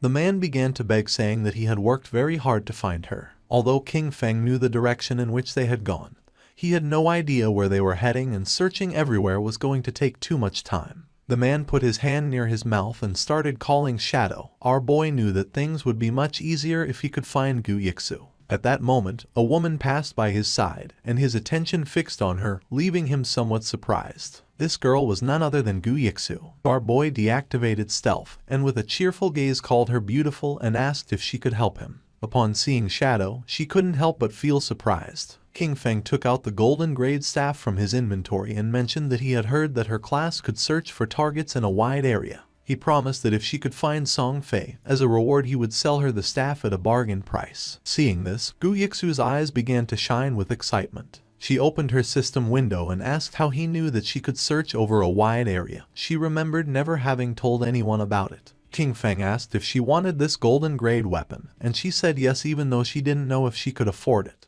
With a confused expression, King Feng asked if she didn't even have 500 days of tradable lifespan, revealing that the original price was at least 700 or 800 days. Upon checking her system window, she realized that she did have 700 days to buy the staff. Hearing this, our boy made a deal with her and handed over the staff. A system window appeared to confirm that the transaction had been successful. She took the staff and started drooling. Our boy gave her a gentle tap on the cheek so she'd stop drooling, asking her to hurry up. Upon hearing this, she blushed and nodded with a smile. Using the new staff, she began to use her powers and concentrated. Even though it was the first time she met Shadow, he gave her a strangely familiar feeling. Her owl began to fly around her, and she asked if Shadow wasn't afraid that she would take things and leave without helping him. With a serene expression, our boy asked if she didn't hate Song Fei. Seeing that he knew that she hated Song Fei, Gu Yixu's eyes widened in surprise. She didn't know if Shadow could be a friend of hers in real life, but his voice didn't seem like it. King Feng started to smile and decided that she should guess. She raised her hand and the owl began to fly. She was too lazy to guess. Just then, her eyes widened in surprise. The owl began to fly over the town, and in the distance in the middle of the canyons she saw Song Fei and his fans. Her owl finally found where Song Fei was hiding in the rocky canyons and quickly told King Feng the place. She also told him to hurry because Song Fei and his friends might leave before he got there. The owl could fly fast, but following them for too long could make it really tired. Shadow, ready to go, told her not to worry because he'd be there super quick. Right then, King Feng took off like a shot, zooming over rocks and through rough spots without slowing down. But then, the owl stopped flying. That made King Feng stop too, because it meant something was messing with their tracking. He looked around and saw a tree with a weird sign on it. Wanting to know more, he got in touch with you again, and she had the owl check the area. Soon, the owl found 2 more trees with the same signs. One was 100 meters ahead, and another was 100 meters to the left. King Feng went up to each tree, touching the symbols very carefully. When he touched all 3 with a bit of his energy, a bright light connected them. Then, the ground in the middle started shining, and suddenly, a treasure chest with a bright green light and golden glow appeared. Feng was shocked. A treasure like this in a simple place like Firefly Town. He could hardly believe it. These treasures, left by ancient gods, were super rare and could pop up anywhere. Some brought monsters, some unleashed swarms of beasts, and some, like this one, had incredible treasures. You, watching through her owl, couldn't believe it either. That green chest could be worth 1,000 days of someone's lifespan, or over 10 million in real money. King Feng couldn't help but admire Yu's quick thinking. Back in his previous life, a year of someone's lifespan was worth 10,000 at the start, but it quickly jumped to 50,000 by the second day. Yu, still intrigued, started to take note of the symbols for later. A smart look was in her eyes. There was no telling what secrets her skills in tracking could uncover. Then, King Feng went ahead and opened the chest. Inside, there was a skill book with a dark aura called Curse of the Blossoms, a powerful emerald-level ability. This skill let cursed flowers grow from a defeated enemy, making their tradable lifespan drop to 0. It didn't have a cooldown period, but it had to be used within 15 seconds after someone died. Feng remembered how dangerous this spell was in his previous life. Every enemy he defeated could turn into an advantage. If he managed to defeat Song Fei again and watched over the body for a short time, he could take everything from him. A sinister smile appeared on his face. This time, Song Fei wouldn't just be defeated, he would be completely drained. As King Feng hurried toward his target, the scene changed. Somewhere far away in a canyon, Song Fei's biggest fans were busy fighting a boss, hitting it hard while Song Fei stayed back, waiting to land the last blow. Song Fei was overconfident, sure that King Feng wouldn't chase them this far, especially since King Feng had already beaten a silver-level boss and embarrassed him twice. That should have been the end of it. But Song Fei was mistaken. Right when the boss was about to go down, the girl who was a bit heavier noticed another group fighting a different boss nearby. Song Fei, smooth as ever, convinced his fans once more. He said the other group were fans of a rival idol, trying to make him look bad. The faces of his fans twisted with anger. No one was going to outdo their dear Song Fei. Without a second thought, they charged at the other group. The other team, thinking they were about to get some help, welcomed them. But before they could even say hello, the heavy girl slammed her staff down, knocking out their leader in one hit. The rest of the team was shocked as Song Fei's fans turned on them, madly talking about idols and fate. When one of the enemy tried to ask what was going on, they were quickly shut down by a spell. Then, in a strange turn, the fans started spouting odd poems, talking up Song Fei like he was some kind of god. After they took out the other team, the girls made way for their golden prince Song Fei to finish off the boss. Song Fei kept up his act, pretending to be grateful and showering them with thanks that didn't mean a thing. He made up stories about almost getting caught in an ambush and called them heroes. His words made them all blush and giggle. They were totally caught up in his make-believe world. But that was the end of it. At the same time, Shadow appeared at the edge of the canyon. Song Fei felt something wasn't right and got a cold feeling down his back. But by the time he turned around, it was too late. Feng's sword moved through the air like it was meant to punish, striking in an instant. Song Fei's head was cut off in one smooth motion, and his body fell to the ground. This time, Shadow didn't just leave after the deed was done. He knelt down next to Song Fei's body and used the Curse of the Blossoms. A big red flower grew right out of Song Fei's chest, its petals moving like they were alive, sucking away the tradable lifespan from the young troublemaker. The fangirls watched in shock, not able to make sense of what was happening right in front of them. Then, the scene changed, and Song Fei was back at Firefly Town's portal, feeling confused and annoyed, still not getting why Shadow was always after him. In his confused way of thinking, he decided it must be jealousy. Maybe Shadow was upset about all the attention from the fangirls, or perhaps one of those girls was someone Shadow had feelings for. Song Fei convinced himself that Shadow's constant showing up in Firefly Town was part of some complex revenge scheme. While he was lost in his wild guesses, a system alert popped up, scaring him with the news that his tradable lifespan was going down fast, much more quickly than just from dying. At first, he thought it was some kind of penalty for dying too much, but before he could really figure it out, his fan club started showing up at the portal as well. A heavier mage girl was among them, out of breath, telling Song Fei about the creepy red flower that grew from his body, clearly taking away something important. Song Fei quickly figured it out. The cursed flower and his disappearing lifespan were Shadow's doing, thanks to a scary new ability. The realization hit him hard, and he suddenly ordered his fans to log off. He knew if they kept losing to Shadow, their tradable lifespan could drop to 0, which meant actual death. Still acting the leader, he called them his family, promising to step into the real world to extend their lifespan and come back with new gear bought with the lifespan they had saved up. The girls, still totally under Song Fei's spell, were all in, imagining their big return to beat Shadow with new power. Even as Song Fei disappeared from the game, anger and frustration warped his face. He wasn't ready to see this as a loss. After working for 2.5 years to get to where he was, he couldn't stand the thought of being taken down by some unknown player. In his mind, with enough money, he could crush any obstacle. He just needed some time. Back where the fight had happened, red flowers were everywhere, each one growing from a fallen player, quietly taking away the tradable lifespan from Song Fei's fans. With Shadow's relentless attacks, his rank as a killer had jumped to level 4, making the loss of tradable lifespan upon death a staggering 96.8%. But Shadow wasn't bothered by this at all. Shadow figured out that this surprise attack had just added about 1,000 days to his lifespan.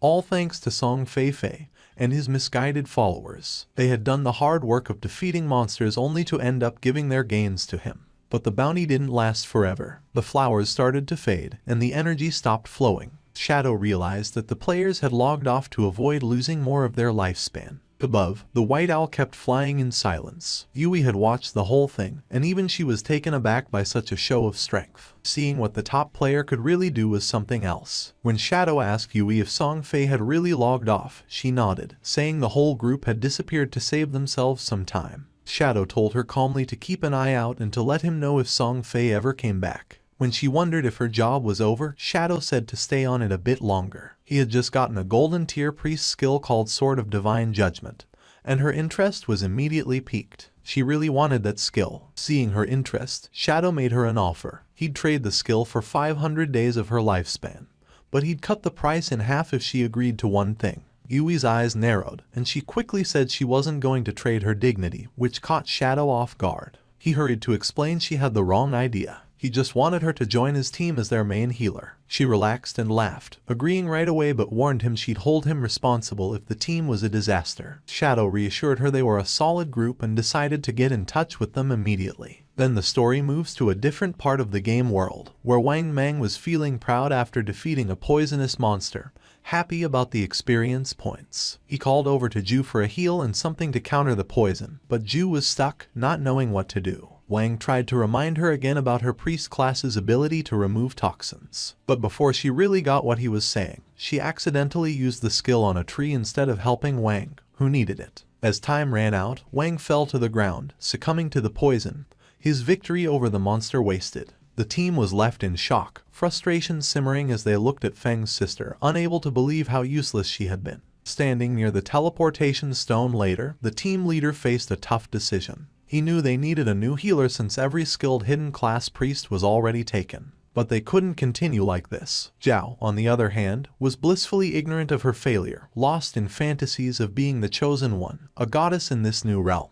She believed her quick leveling was a sign of her destined greatness and anticipated joining her brother, Song Fei, in glory. But at that moment, news from Shadow reached Wang Mang, bringing a surge of excitement. A hidden class healer, a white bird priest, had agreed to join their team. She was also strong in other roles. This was the chance they were waiting for, and the leader immediately asked Shadow for her location. Shadow told them the new healer was in Firefly Town. It wasn't the best place for leveling up, but it was important to get together and start moving as a team. Wang agreed and got ready to head there, but he knew he had to address the issue with Zhao first. He carefully told her they were moving to a zone with higher levels because Shell Town was too crowded. He said it in a way that made it seem like her low level was the only issue, to avoid hurting her feelings. But before she could respond, the whole team took off, clearly happy to leave behind a healer who couldn't actually heal. Zhao didn't seem bothered, though. She saw their leaving as a good thing, thinking they weren't strong enough for her anyway. She decided she'd find Shadow and make him help her level up. Meanwhile, Wang Mang made it to Firefly Town and found Shadow and Yu. Right away, he gave them the lifespan he'd gotten from their last fight, ready to settle up and get going with the new team setup. As they moved forward, Wang realized just how challenging it was to keep up in this game. While making plans, he brought up a new ally, a captain named Enru. Hearing that name made Shadow stop dead in his tracks, his thoughts racing. That name wasn't just random. Then, suddenly, she showed up. greeting them with a cheerful wave. Enru caught the attention of both men right away. Shadow was in disbelief. The woman standing before them was the Enru, also known as Justice Execution, the only one in the game with the Dragon Swordsman hidden class. In Shadow's previous life, she was in the top 20 players worldwide and played a crucial role for the country's official forces. She was a national hero, respected and feared. And there she was, showing up early, glowing, and looking at Shadow with clear admiration. Enru introduced herself with a warm smile, admitting her admiration for Shadow. She even half-joked about him being a time traveler or a reincarnated hero because of how quickly he was advancing. Shadow stayed quiet, his mind wandering back pre-his past there where their paths had crossed later, and under much grimmer conditions. She hadn't been part of Wang's team back then, which made this early encounter quite the surprise. She likely had a good amount of tradable lifespan already, probably gathered for government groups. As a dragon swordsman, known for their toughness, she was an ideal candidate to hold such power. Shadow saw the wisdom in the government's choice and respected it. Enru was straightforward, too. She told him if he had any gear to sell, she and her group were interested in buying. She sweetly but firmly reminded him of the responsibility she carried for her city. Shadow saw no benefit in opposing her, and they both understood that. He agreed, mentioning it would be short-sighted to pass up a chance for such a beneficial deal. Though Enru appeared cheerful and unthreatening, King Feng knew well there was much more beneath the surface. The fans of Song Fei logged out of the game. They had seen the official announcement that left them in shock. Lifespan in God-forsaken game was real, and if it reached 0, one would die in the real world. The archer was furious since she realized this wasn't just a game. She had given all her tradable lifespan to Song Fei. Some of them only had a few days of lifespan left. The assassin had killed several players and had the assassin's stat, and dying one more time was going to make her lose double the lifespan. They were in shock. They couldn't believe how it was possible that dying 3 times cost so much lifespan. The chubby girl began to read the messages and her face filled with sweat. She realized, cursing to herself, that in the game, as a tank mage, she had always charged at the front. She had killed many people and died many times, so now she only had 1 day of lifespan left. If it reached 0, she was going to die. Just then, something caught her attention. Brother Song Fei was buying lifespan. That was great. She decided to go find Brother Song Fei, thinking that he would definitely help her. Quickly, she changed clothes and thought about putting on Brother Song Fei's support outfit from head to toe, thinking that it was great,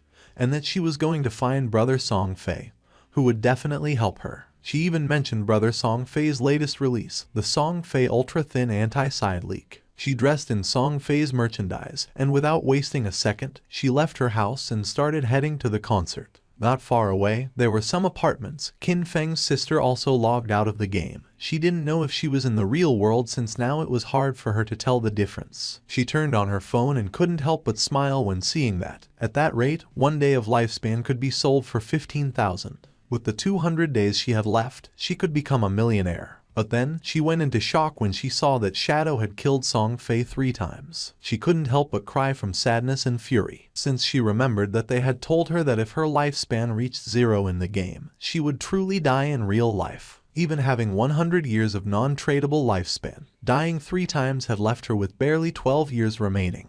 Then she remembered Brother Song Fei and wondered why Shadow had killed him. According to the group chats, Shadow, despite being surrounded by dozens of people, had managed to kill Song Fei 3 times. To her he was something so terrifying and incredibly strong. The chubby girl started sending messages through the chat, saying that Brother Song Fei needed help at this moment. She asked any sister in Zhonghai City to go find her to sell their tradable lifespan to her. She also revealed that Song Fei was at Dajiang Plaza at that moment and that the exchange rate for lifespan was 1 to 10,000. This was the perfect opportunity to get rich and help brother at the same time. King Feng's sister put on her clothes. She couldn't believe that Brother Song Fei was in Dajiang Plaza, not far from her. She thought she couldn't just stand by and watch his lifespan run out. She had to go help Brother Song Fei. Thanks to that Shadow and the others, she had managed to save more than 200 days of tradable lifespan. Just enough to help Brother Song Fei. Without wasting any more time, she decided to go to Dajiang Plaza. At the same time in the game, our boy slaughtered several monsters without much difficulty. A system window appeared, informing him he had reached level 10. His attributes had increased by 2, and he had gained 5 free attribute points. He had unlocked class promotion. In addition, as the first player to reach level 10 in the Zhonghai City area, He had earned 7 reputation points as the first player in the Great Xia Kingdom area. He had earned 14 reputation points, and as the first player worldwide to reach level 10, he had earned 21 reputation points. The window also revealed that the teleportation function to the continent of Forgotten Gods would be unlocked when there were 7 level 10 players in the Jianghai City area. The system revealed in all towns that Shadow had reached level 10. People were in shock and commented with amazement. They said that, as expected, it was Shadow again. He had gotten the first kill of a gold tier monster and was the first player worldwide to reach level 10. They thought Shadow was simply too strong. They had also heard that the big shot had even killed a small celebrity several times recently. According to them, Song Fei deserved it. Other players were expressing their frustration. They cursed, surprised that Shadow was from Grand Xia, and compared their own progress, pointing out that their hidden smith class was only at level 8, while wondering what was going on with Shadow. No one knew if among the 1.5 billion people in Tianju, there really wouldn't be anyone who could catch up to him. Our boy was near a shore, and decided to use the points he had obtained. He consumed 13 evolution points, leaving him with 0 points. His initial skill, Backstab Enhancement, evolved from Platinum to Emerald, increasing its passive effect from 40% to 50%. Even though his tradable lifespan was just a little over 7,000 days, he realized it wasn't enough. He knew that to leave Starter Town, they needed to gather 7 level 10 players to activate the teleportation portal to the continent of the Forsaken Gods. But since the highest level at that moment was only 7, they would have to wait a bit before it became possible. He decided to go back to the real world to take care of a matter. His figure disappeared with the sand, and several seconds later, he opened his eyes in the real world and the system asked him, "Do you want to consume tradable lifespan to transfer your skills to reality?" Without losing a second, Qin Feng accepted. When the system asked what skill he wanted to extract to the real world, he stood up and decided to extract his class. The system then consumed 1,000 days of tradable lifespan and completed the extraction. He gained the Shadow, its passive was activated, and his attributes increased: Strength by 3, Constitution by 3, Agility by 8, and Spirit by 5. Then, he decided to extract level 2. The system informed him that he had successfully extracted level X2, consuming 2,000 days of tradable lifespan in the process. His level in reality immediately increased to level 3, and his stats received a boost: Strength plus 4, Constitution plus 4, Agility plus 14, and Spirit plus 4. The system reported that he had consumed 900 days of tradable lifespan and extracted the skill Shadow Step of Platinum tier. It also informed him that he had consumed 2262 days of tradable lifespan and extracted the skill Venomous Dagger of Silver tier. He was happy since he still had 1292 days of lifespan left and for now could not extract other skills. He had only paid the price to extract a low tier skill, but had obtained the Shadow Step of Platinum tier, being a beneficial deal. He couldn't help clenching his fist and feeling furious when thinking about Song Fei. Now his base stats were double those of an average person, and his agility had reached 32 points, surpassing the human limit. With unlimited invisibility and the poisonous dagger that could be thrown up to 14 meters, he could definitely find an opportunity to finish off Song Fei. King Feng started browsing on his phone and was surprised to see that Song Fei was aggressively buying lifespan.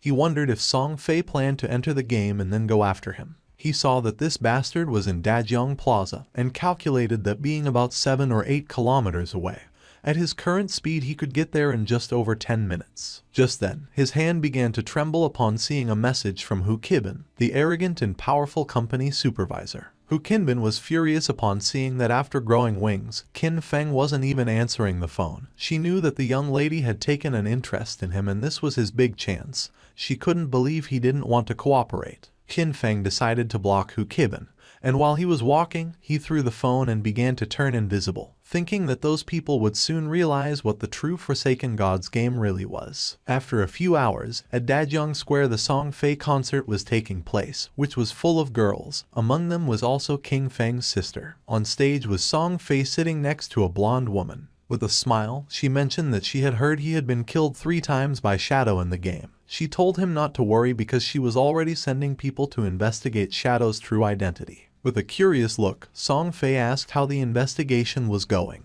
and she revealed that she had already sent someone to Firefly Town to make contact with him. They would offer him an amount he couldn't refuse. When he came into the real world to collect the money, they would catch him, and when they did, they would make sure brother Song Fei could vent his anger properly. Upon hearing this, Song Fei couldn't help but smile and asked her to make sure to let him know when the time came. Then he asked if she had heard that her Daejeon Corporation had already used that method to control several players and make them work for free for her. Kibin couldn't help but laugh, since according to her, they were all idiots, so weak that they couldn't accumulate much lifespan. For her it was much better to be on Song Fei's side, since so many women voluntarily gave him their lifespan, and were even willing to die for him. Song Fei started laughing maliciously. A man who was among the audience began shouting and demanded that they all stop recklessly selling their lifespan to others. Turning to Song Fei, he added that Song Fei knew full well that lifespan was tied to life and death, yet he was still brainwashing his fans and aggressively buying up their lifespan.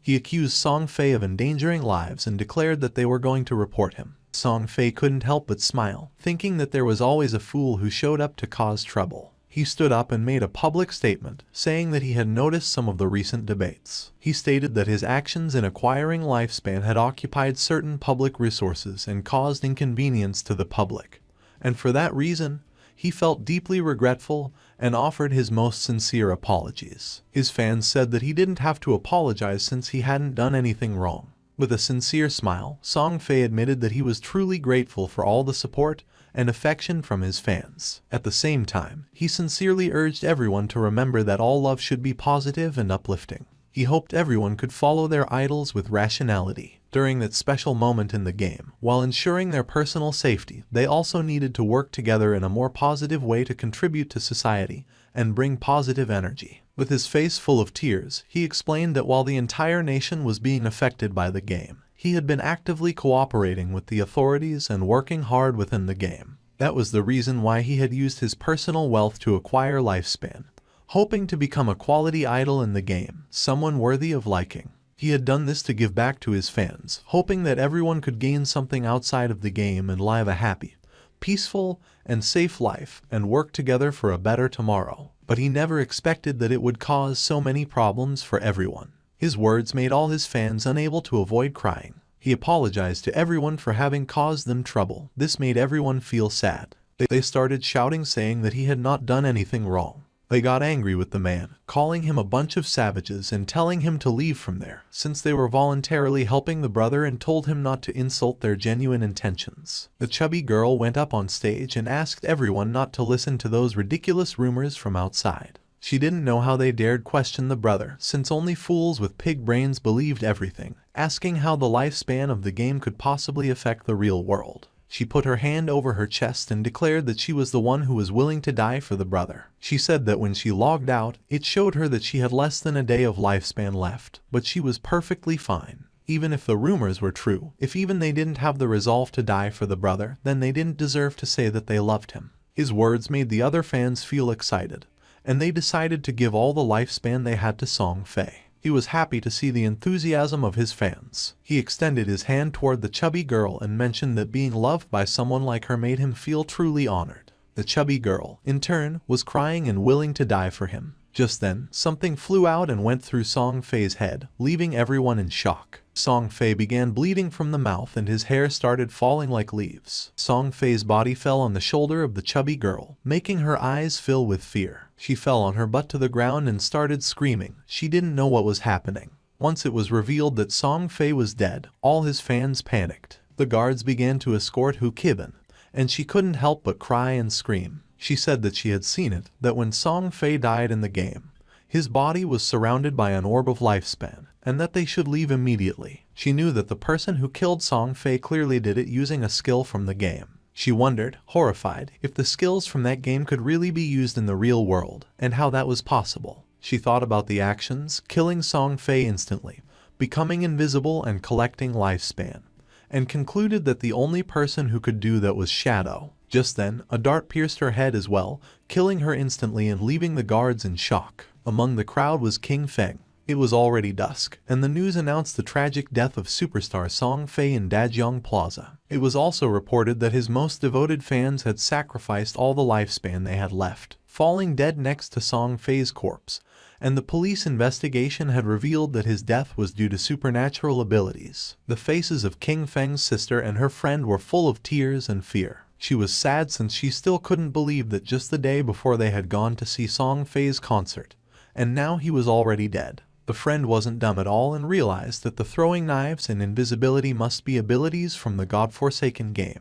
She wondered if Shadow had been the one who killed Song Fei, since she had heard that Shadow had killed him 3 times in the game. Xiaoyu was confused as she wondered how the game's skills could appear in reality. She couldn't believe that Shadow had killed Song Fei. She remembered that Shadow had killed him several times in the game and came to the conclusion that, in reality, the only one who would kill Song Fei would be Shadow. The throwing knives and invisibility weren't those an assassin's skills. It had to be. The killer was Shadow. Her brother had been killed by Shadow and her world was already left without light. If Shadow could find a way to use the game's skills in reality, then she would get close to him, approach him. No matter what it cost, she would become stronger. From that day on, she would have only one goal. They stopped the taxi and got out. Her friend was somewhat confused and asked if she was okay. Xiaoyu's eyes were full of rage because all she wanted was to kill Shadow and avenge her brother Song Fei. At the same time, our boy was quietly eating noodles in a restaurant. In the godforsaken game, although players were invincible in reality, they still consumed energy and, if they got hungry, they still needed to eat. Just then, his phone started ringing, and when he unlocked it he saw that he had a message. Someone informed him that Fat Hu was furious. He had blocked his phone and WeChat, and if King Feng didn't go soon, he would be expelled and wouldn't receive his salary for that month. The message was from Yang Xiaoya, whom he considered a good girl, although quite delicate and often bullied. In his previous life, she had also been a member of his Jan Shen guild. King Feng asked her not to worry about him or the job but to focus on leveling up in the game. She was confused since she asked Qin Feng if he had played the game. She had heard that it was very difficult and that the lifespan of many people was almost exhausted. Our boy explained that, whatever her profession was, she simply had to focus on improving agility at the beginning. She decided to listen to him, but mentioned that she had heard that the lifespan produced in the game was really expensive at this moment. Then, she asked Qin Feng how his progress was going and how much he had earned. Our boy replied not much, since he had almost spent it all. He knew that Fat Hu was a lackey, and that the real problem was his boss behind him, Kaiyan Shishi. She was the daughter of the president of Kaiyan Group, and the company for which he used to work belonged to said group. This young woman did nothing all day except look at men. She had gone into a hotel with 6 middle-aged foreign men, had driven a sports car with 3 African men for fun, and now she was even taking an interest in him. Kaiyan Shishi was obsessed with foreign culture. After the arrival of the game, she had left Great Xia and gone to North America, where she led the formation of North America's top 3 guild, Alice's Wonderland. She had specifically opposed Great Xia. In his previous life, she had caused endless trouble for Great Xia and its Jan Shen guild. Our boy thought he needed to find a way to deal with her before she went abroad. Otherwise, once she was in North America, it wouldn't be so easy to handle her. If Kaiyan Shishi died, the guild Alice's Wonderland might never get established. It was rumored that all the key founders of the Alice Guild had some kind of connection with Kaiyan Shishi, and as soon as that woman disappeared, the bond between those founders would naturally break. His phone started ringing again. Now it was a call from Xiaoyu. She was somewhat confused to see that Qin Feng was still answering calls, as she thought he had died in the game. Now that he was still alive, she let him know that she had earned enough money to buy a house, so he no longer needed to worry about her. Our boy decided to play along and asked if she had anything else to say. She asked him not to bother her anymore and said that she would not look for him either. She also asked him not even to try finding out where she lived since from now on, she had cut ties with him. Our boy hung up the call and couldn't help but feel happy. He decided it was time to return and continue leveling up since it wouldn't be long before someone reached level 10 and learned that skills could be transferred into reality. By then, the world would no longer know peace. Not long after, Xiaoyu and her friend also logged back into the game. The friend was somewhat confused and asked if it wasn't too harsh to cut ties with her brother and advised her to make peace. Xiaoyu stood firm and refused, revealing that she had sold her lifespan to the Kaiyan Group, sold for a full value of 2 million. This left the friend in shock. Xiaoyu also mentioned that she had bought a house and that they would live together. She added that soon she would meet Shadow, and by then, King Feng would no longer matter. Just then, a player who was passing through the area caught her attention. With a smile, the man handed her a book and mentioned that this was the assassin skill book she wanted. He also reminded her not to forget what she had promised him. With a cheerful expression, she nodded and said that once everything was done, she would indulge his little wishes, although inwardly she called him a flatterer and thought that once she met Shadow, no one would care about a worthless piece of trash like him. She informed Wang Meng that she had an assassin skill book, a control skill. She asked him to check with Shadow if he needed it, since she could give it to him. A smile spread across her face. According to her, Zhang Wei, that flatterer, was still somewhat useful since he actually had such a good skill book. This skill book would be the red thread between her and Shadow. She would approach Shadow soon, stay quietly by his side, heal him, help him kill enemies and level up with him. She would make sure he felt every bit of her help so that he gradually trusted her so that he saw her as his other half. But when she became strong enough and he no longer served any purpose, she would kill him with her own hands and rip out his eyes, all to avenge her brother Song Fei. But to her surprise, Wang Meng said that Shadow said this skill was trash. He didn't need it. She could keep it and sell it herself for money. A while later, Shadow also logged into the game, and just then, he heard someone fighting a boss that didn't seem ordinary. Following the sound of battle, King Feng saw a man carrying a shield fighting against a multi-armed boss. The man started running, but it was in vain since the monster cut him into pieces. Our boy realized that this boss was a golden arachnid, a level 8 gold tier boss. This boss possessed a level 2 anti-stealth ability. That meant that, in front of it, his invisibility would be completely ineffective. The monster began to roar. King Feng gathered momentum and came out of his hiding place, and attacked quickly, using Shadow Slash, causing it several thousand points of damage. He had the buff, damage doubles when attacking outside the target's sight. He knew this effect, in a situation where the enemy could see through invisibility, wouldn't activate, which significantly reduced his damage. However, the legendary effect of Graceful Liberation amplified the head and heart weak points of the golden arachnid by 200%.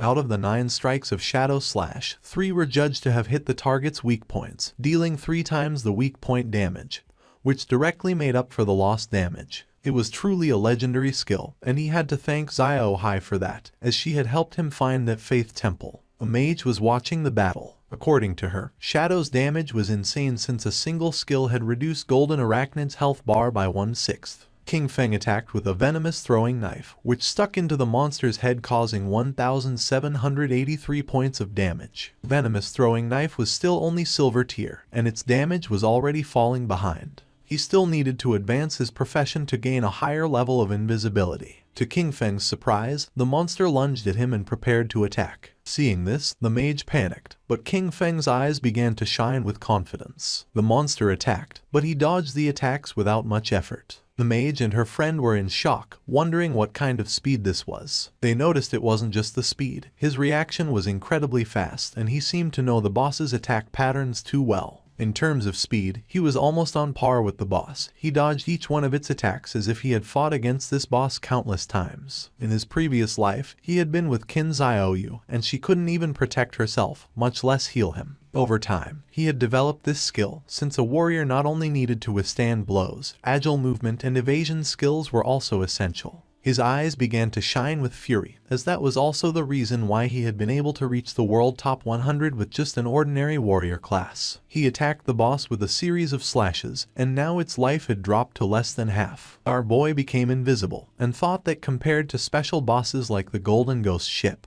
which had unavoidable attacks, dealing with the Golden Arachnid was much easier. The mage was in shock to see that the boss was fleeing. King Feng was not going to let this happen, so he drew his dagger and slit the monster's throat. A system window appeared informing that he had killed the level 8 gold tier boss and obtained 64 experience points, 7 evolution points and 497 days of tradable lifespan. King Feng used Greedy Hang and obtained 21 evolution points and 497 days of tradable lifespan. He was happy to see that a gold tier boss had given him 28 evolution points and almost 2,000 days of tradable lifespan. But to his surprise, another system window appeared, granting him the Blacklight Shield, an assassin skill. Its active effect converted all dodge rate into a damage-reducing shield for 8 seconds, had a cooldown of 60 seconds, and required level 8. The conversion rate detailed that every 20% dodge rate converted into 1 layer of damage reduction shield. The shield would disappear or the dodge rate would return to normal once the duration ended or the shield was broken. He couldn't believe that a skill book like this had dropped. He considered that, combined with the 75% dodge chance from the epic skill Phantom Blur, Blacklight Shield could provide 3 layers of a damage reduction shield, and with this skill, he could take down many bosses without taking any damage. He spent a total of 6 evolution points. As a result, the Blacklight Shield was upgraded from Platinum to Epic tier. Its duration increased progressively from 8 to 10, then to 12, and finally to 14 seconds. Furthermore, its conversion rate improved, so now every 10% of dodge chance was converted into one layer of damage reduction shield, an improvement from the initial 20%, then 15%, and then 12%. He was happy since he now had 7 layers of damage reduction shield. With this, he could even explore many high-level areas ahead of time. He still had 22 evolution points left, so he also decided to evolve the venomous throwing knife to increase its damage. He spent 16 evolution points, and the venomous throwing knife of silver tier evolved into emerald tier. Its maximum range increased from 14 to 17 meters. The continuous damage had no weak point bonus, lasted for 5 seconds, and could not stack. The additional damage on hit increased from 120 to 240 attack, and the venom now dealt 80% of attack per second, instead of the previous 50%. He was aware that evolving venomous throwing knife 3 times had at least doubled its damage. With a base cooldown of only 5 seconds, it could continuously output damage, making it no weaker than Shadow Slash, and he had gotten 2 assassin class gear pieces, so he would equip them right away. He also obtained the Agile Ring of Platinum Tier, an assassin class accessory that provided plus 20 agility, plus 20% movement speed, plus 20% attack speed, and plus 20% cooldown speed, with an equipment requirement of level 8. Additionally, he got the Heavy Red Leather Gloves of Gold Tier, an assassin class armor that provided plus 18 physical defense, plus 15 to all elemental resistances, plus 12 constitution, and plus 588 HP. With an equipment requirement of level 6. With these 2 pieces of equipment, his cooldown speed was now at 55%. What used to be a 12-second cooldown for Shadow Slash was now only 7.7 seconds. Plus, he had increased 51 points of constitution, 106 points of physical defense, and 17 points of HP. It was not bad at all. Now, his stats allowed him to tank 3 attacks from the Golden Arachnid without dying. Combined with Blacklight Shield, his survivability had greatly improved. The mage and the others went out and praised Shadow, saying that the boss had been nothing to him. They couldn't believe he had defeated it alone. Then, the mage asked him if he had any equipment or skill that she could use, adding that she would buy them. Our guy revealed that for a mage, he had a gold tier skill book, Frostball Bounce, a group skill that released ice balls, bouncing up to 10 times, priced at 800 days for a one-time purchase. The mage thought that 800 days was a bit expensive, as she had seen someone sell a level 5 gold tier skill book for just 400 days earlier. With a serious gaze, he made it clear that this Frostball Bounce was a level 7 skill book, which had over 40% higher damage than a level 5, so 800 days wasn't expensive at all. The mage did not hesitate and made a deal with King Feng and decided to buy it for 800 days. The system window confirmed that the transaction had been completed. Our boy started to become invisible. At this moment, there was no boss in the initial stages that could threaten him. He decided to go back to the town to post a message, gathering information about the locations of silver and golden tier bosses. This way, he would have a constant flow of bosses to hunt, and his leveling speed would be maximized. Wang Meng informed him that Xiaoyu, the priestess from his team, wanted to send him a skill book. He found it interesting and wondered what kind of skill book it would be. King Feng was somewhat surprised to see that Xiaoyu wanted to send him a skill book. Moreover, it was one of bronze tier. He wondered what it could be, but even so, he decided he should take a look at it. King Feng wasn't stupid at all and knew that now everyone speculated that he had killed Song Fei, and right after that she was trying to send him a skill book. He decided to reject her offer while wondering if she was trying to associate with him or if she was trying to avenge Song Fei, or maybe both things. Wang Meng informed her that Shadow said her skill book was trash, he didn't need it, and she could keep it and sell it for money. King Feng asked Wang Meng to go to the town since he had something to sell him and to prepare some lifespan. With a serious look, Wang Meng decided to ask him a question, and our boy asked what he meant and if he was asking whether he had been the one who killed someone. Then, he revealed that he had been the one who killed them. For King Feng, Wang Meng was his friend, so he knew that during the time Song Fei had been murdered, Shadow had been disconnected the whole time. The motive and timing of the crime matched perfectly. Since Wang Meng had asked this, it meant that the authorities had already deciphered most of it. King Feng asked if Wang Meng was trying to arrest him, as he knew that in 2 hours other players would reach level 10 and the ability to transfer powers to reality would no longer be a secret. He considered it the perfect opportunity to see how the Daxia government would react to this and would take it as a test. King Feng returned to Firefly Town and reunited with Wang Men and the others. Enyu asked if he was really admitting to having killed Song Fei. King Feng nodded. With a smile, Enyu mentioned that King Feng was, in fact, the main suspect. However, they also knew that Song Fei and Jiang Lai had harbored malicious intentions toward him, and that Da Jiang Industries had captured and abused many players, forcing them to work. Strictly speaking, killing those two had been an act of self-defense. King Feng realized that since they couldn't uncover his true identity, they had chosen to maintain a temporary cooperation with him. He reflected that in his previous life, by working with the officials, his record had been spotless. However, this time he had directly killed Song Fei and Jiang Lai, which might cause some changes. He was eager to see how much his rebirth could alter that doomed era of games. For now, he considered selling the platinum tier equipment he didn't use. Since they were backed by the authorities, they would accept equipment and skill books of any class,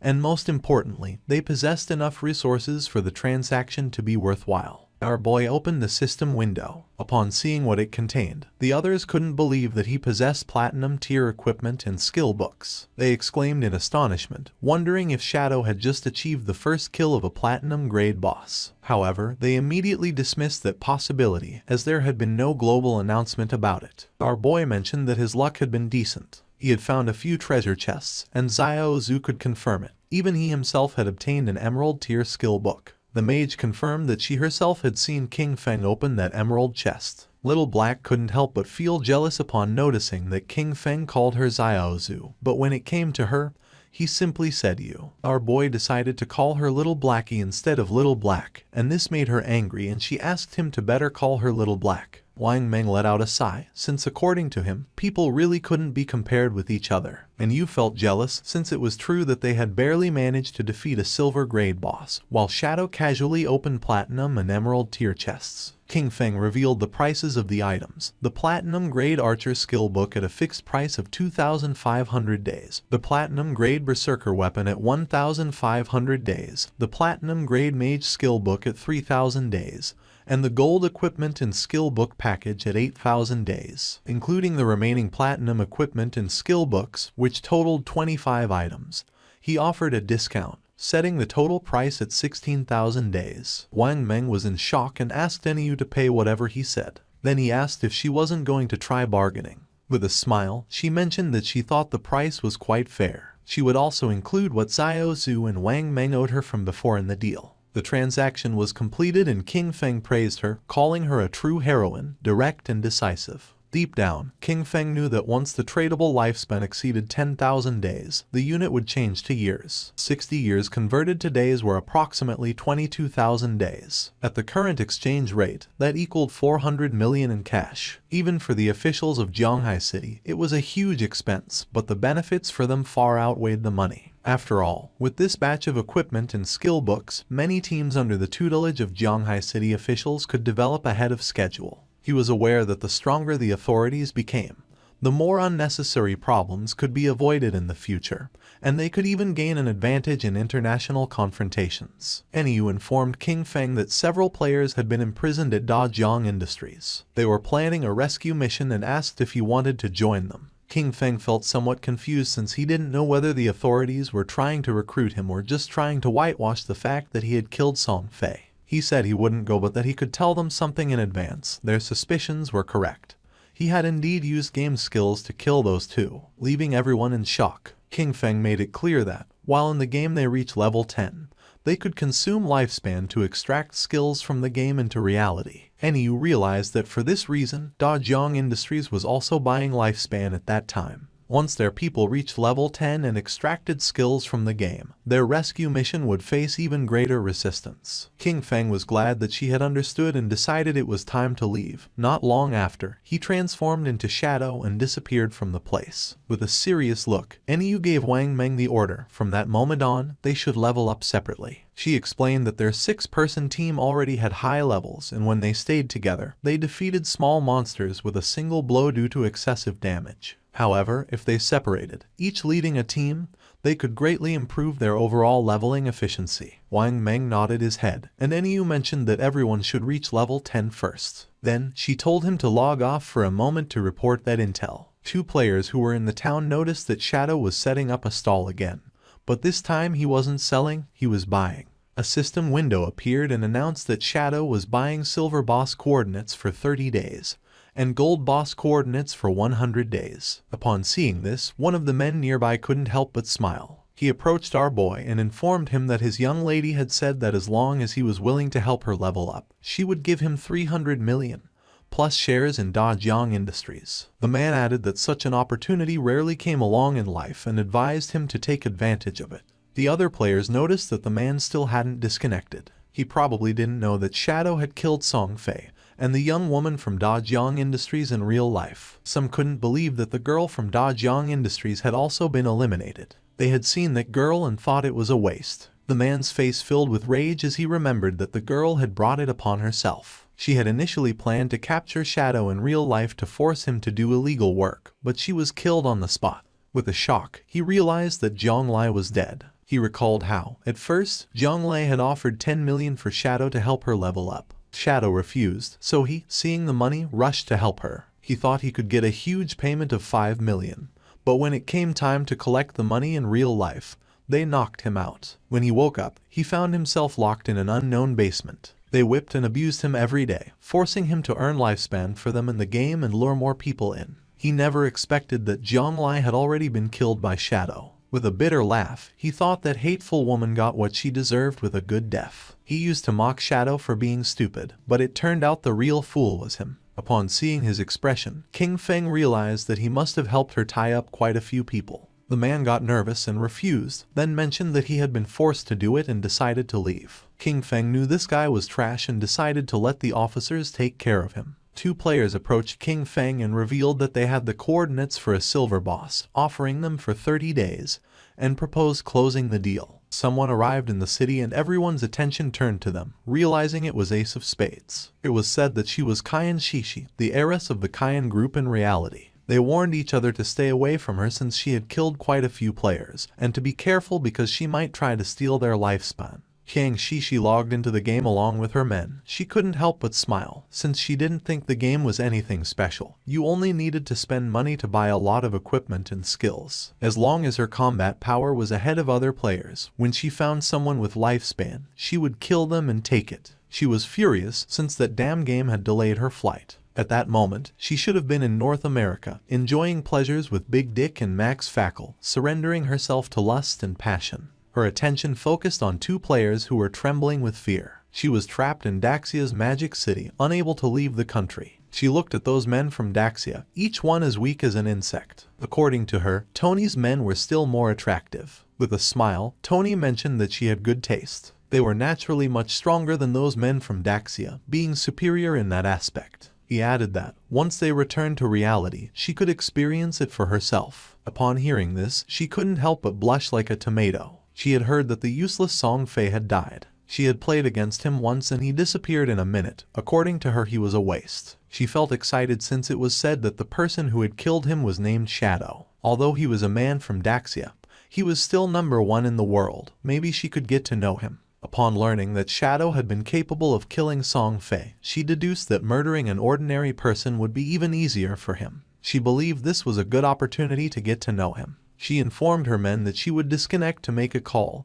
and send someone to contact Shadow. She claimed that although Shadow might not be interested in cash, he definitely wouldn't reject 3,000 days of lifespan. To obtain this, all she would need was to kill an ordinary person with a simple flick of the finger. Internally, she chuckled softly, promising never to forget the expression on Qin Feng's face when he rejected her, and stated that soon, Qin Feng would die. At the same time, in the forest, a player killed a monster and its body transformed into lifespan, while a healer was healing him from the monster's attacks. The man was exhausted and asked Xiaoyu that next time she healed him, not to be so extreme, since he was about to meet his great-grandmother. Xiaoyu turned her back on him and asked why he was being so fierce, adding that he wasn't dead. With a confused look, the man replied that he hadn't meant to be fierce.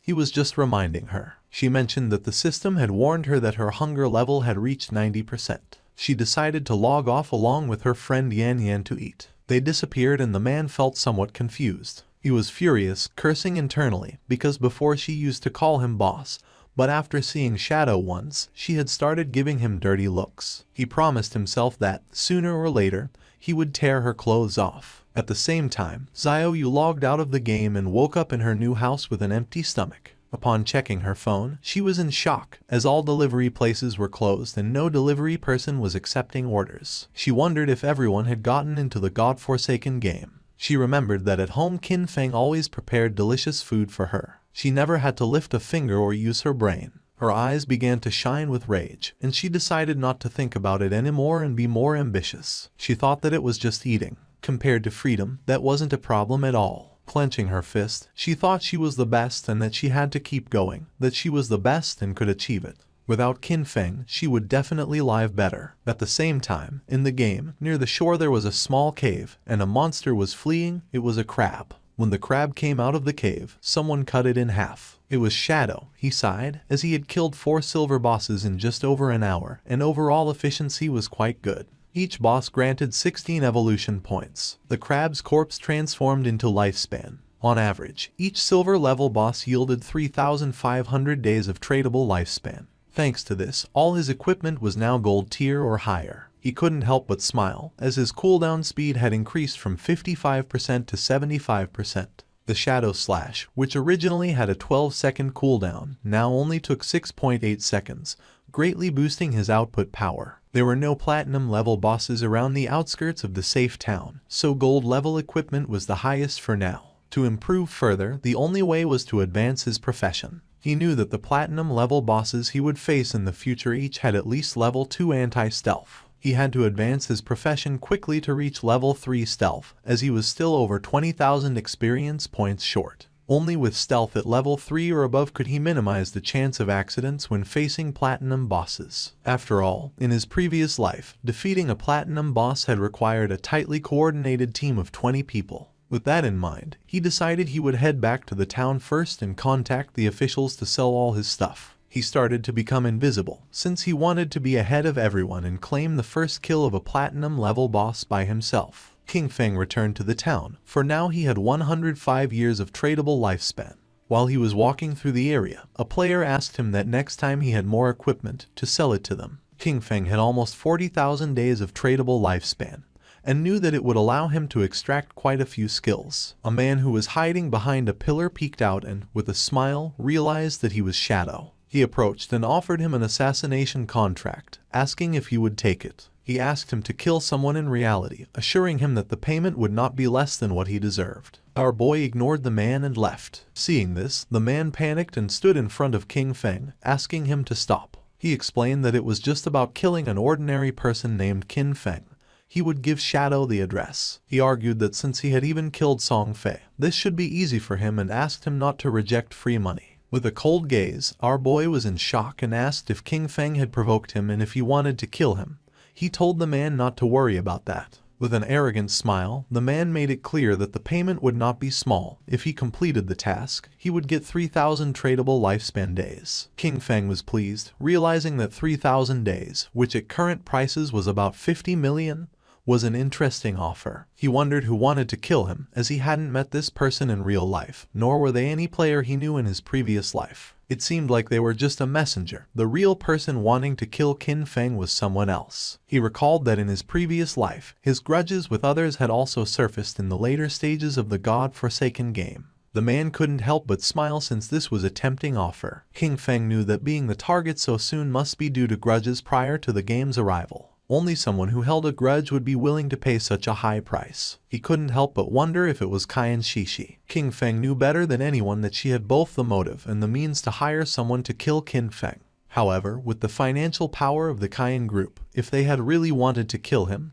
they could have done it before the game arrived. So this contract must have other intentions. He feared that her main goal was to get familiar with Shadow. As for getting rid of Qin Feng, that was probably just a side effect, since Qin Feng had once rejected her invitation for fun. He laughed internally, thinking it was interesting. He hadn't looked for her yet, but she had already found him. With a smile, he mentioned that he would accept the job. He demanded half of the deposit up front and also made it clear that he would decide when to make his move. The man panicked upon hearing this and asked him to wait a moment, as he needed to inform his superiors first. After consulting with his superiors, the man decided to pay half of the deposit first. He would transfer the amount directly, and once the transaction was completed, he would receive 1,500 days of tradable lifespan. King Feng was happy, as he would take the deposit first, considering it as interest. Then, internally, with a snort, he told Kyan Shishi to wait because he would soon come for her. The man gave our boy the address and information of the target. According to him, with his skills, finding him wouldn't be a problem. King Feng was in shock upon seeing that the information was correct. Shadow decided to leave and asked the man to wait. The man was furious upon noticing that he was acting all arrogant, and thought, "Aren't you working for Miss Kyan just like me?" Just then, someone asked our boy to wait. It was a woman who had heard that he was collecting coordinates of bosses. She asked if he was interested, as she had a coordinate of a gold boss. With a smile, she said the price was 100 days.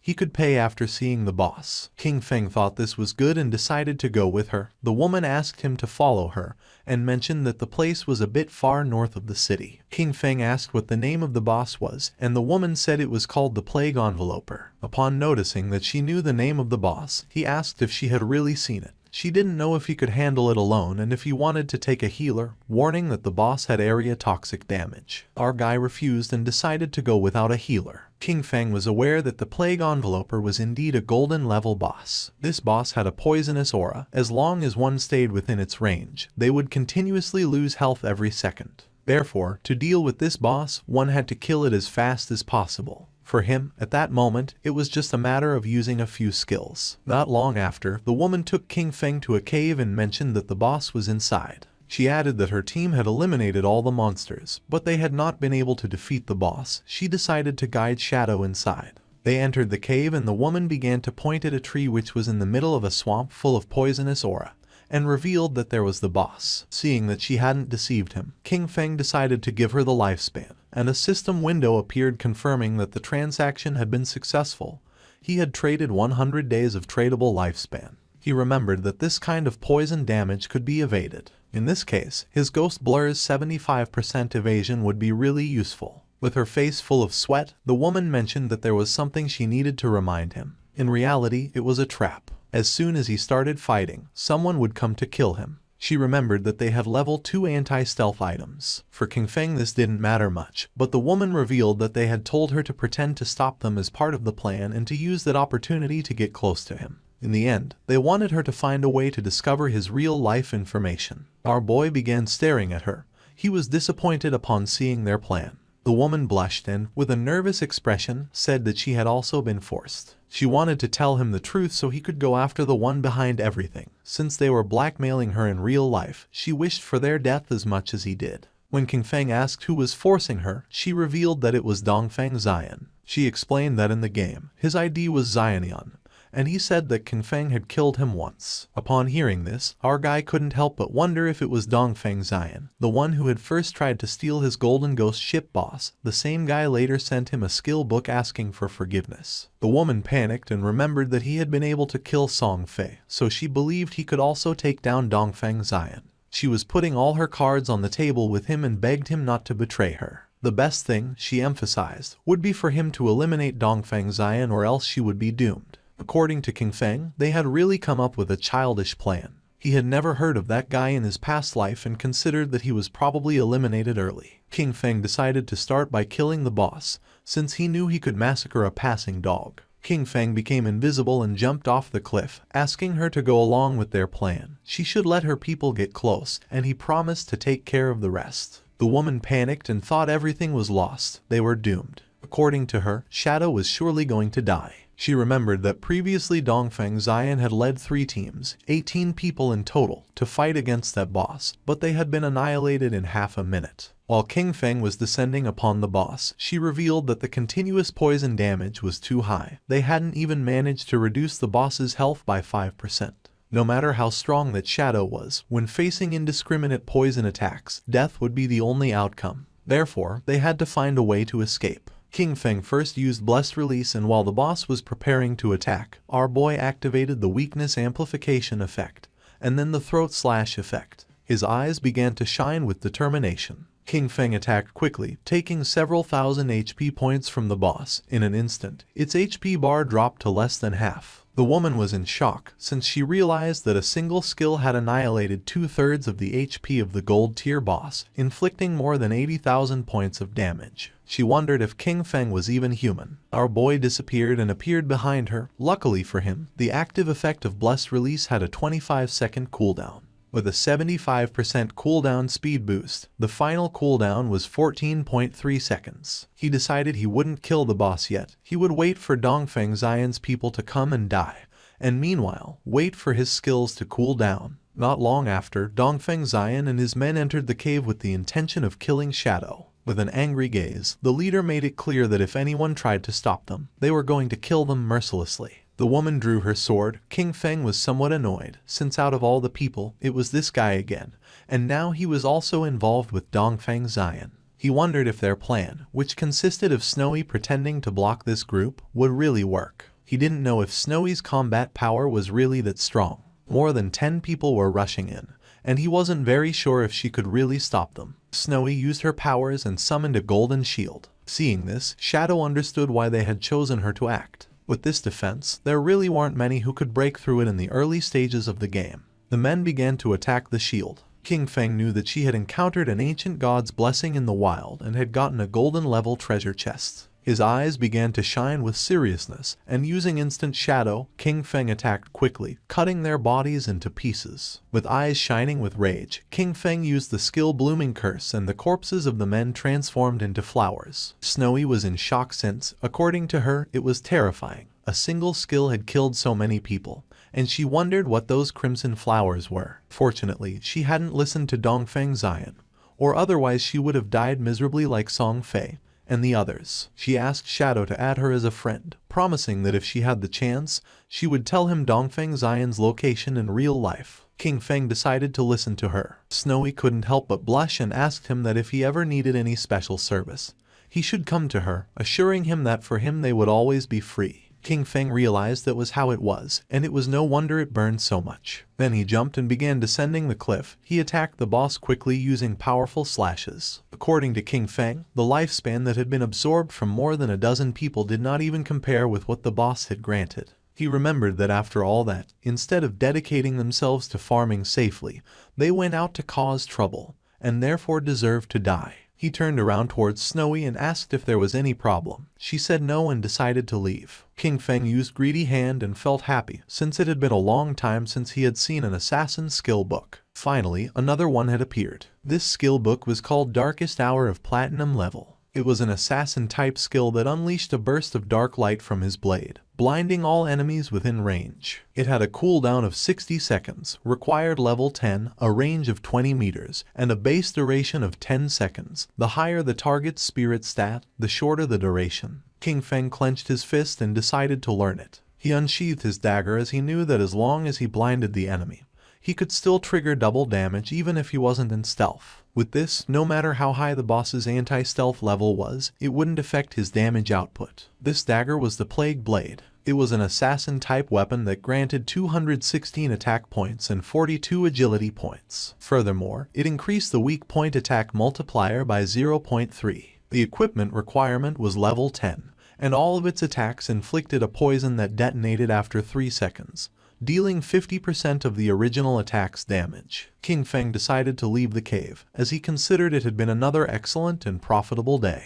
He had already accumulated 98 evolution points and would soon be able to evolve his epic grade Greedy Hand to legendary. He left the cave and the small monsters were frightened. He realized that he only needed a little more than 10,000 EXP for his class advancement, so he decided to go farm monsters directly. King Feng began to massacre all the monsters he saw, causing the others to start fleeing in terror. But King Feng was not going to let this happen, so in the blink of an eye, he finished them all. He couldn't help but smile since he could finally advance his class. Golden energy appeared around his body, and a system notification informed him that his shadow class had advanced. His current tier changed from tier 0 to tier 1. The class attribute bonuses also increased. Strength went from 3 to 9, Constitution from 3 to 9, Agility from 8 to 24, and Spirit from 5 to 15. His class passive 1 now doubled stealth duration and, as a new feature, allowed him to use stealth skills while in stealth mode. Class Passive 2 increased his stealth level from +1 to +2. Finally, Class Passive 3 improved his damage when attacking from outside the enemy's line of sight, increasing it from double to triple. Our boy started to look at his hand as he realized that with the class advancement to Tier 1,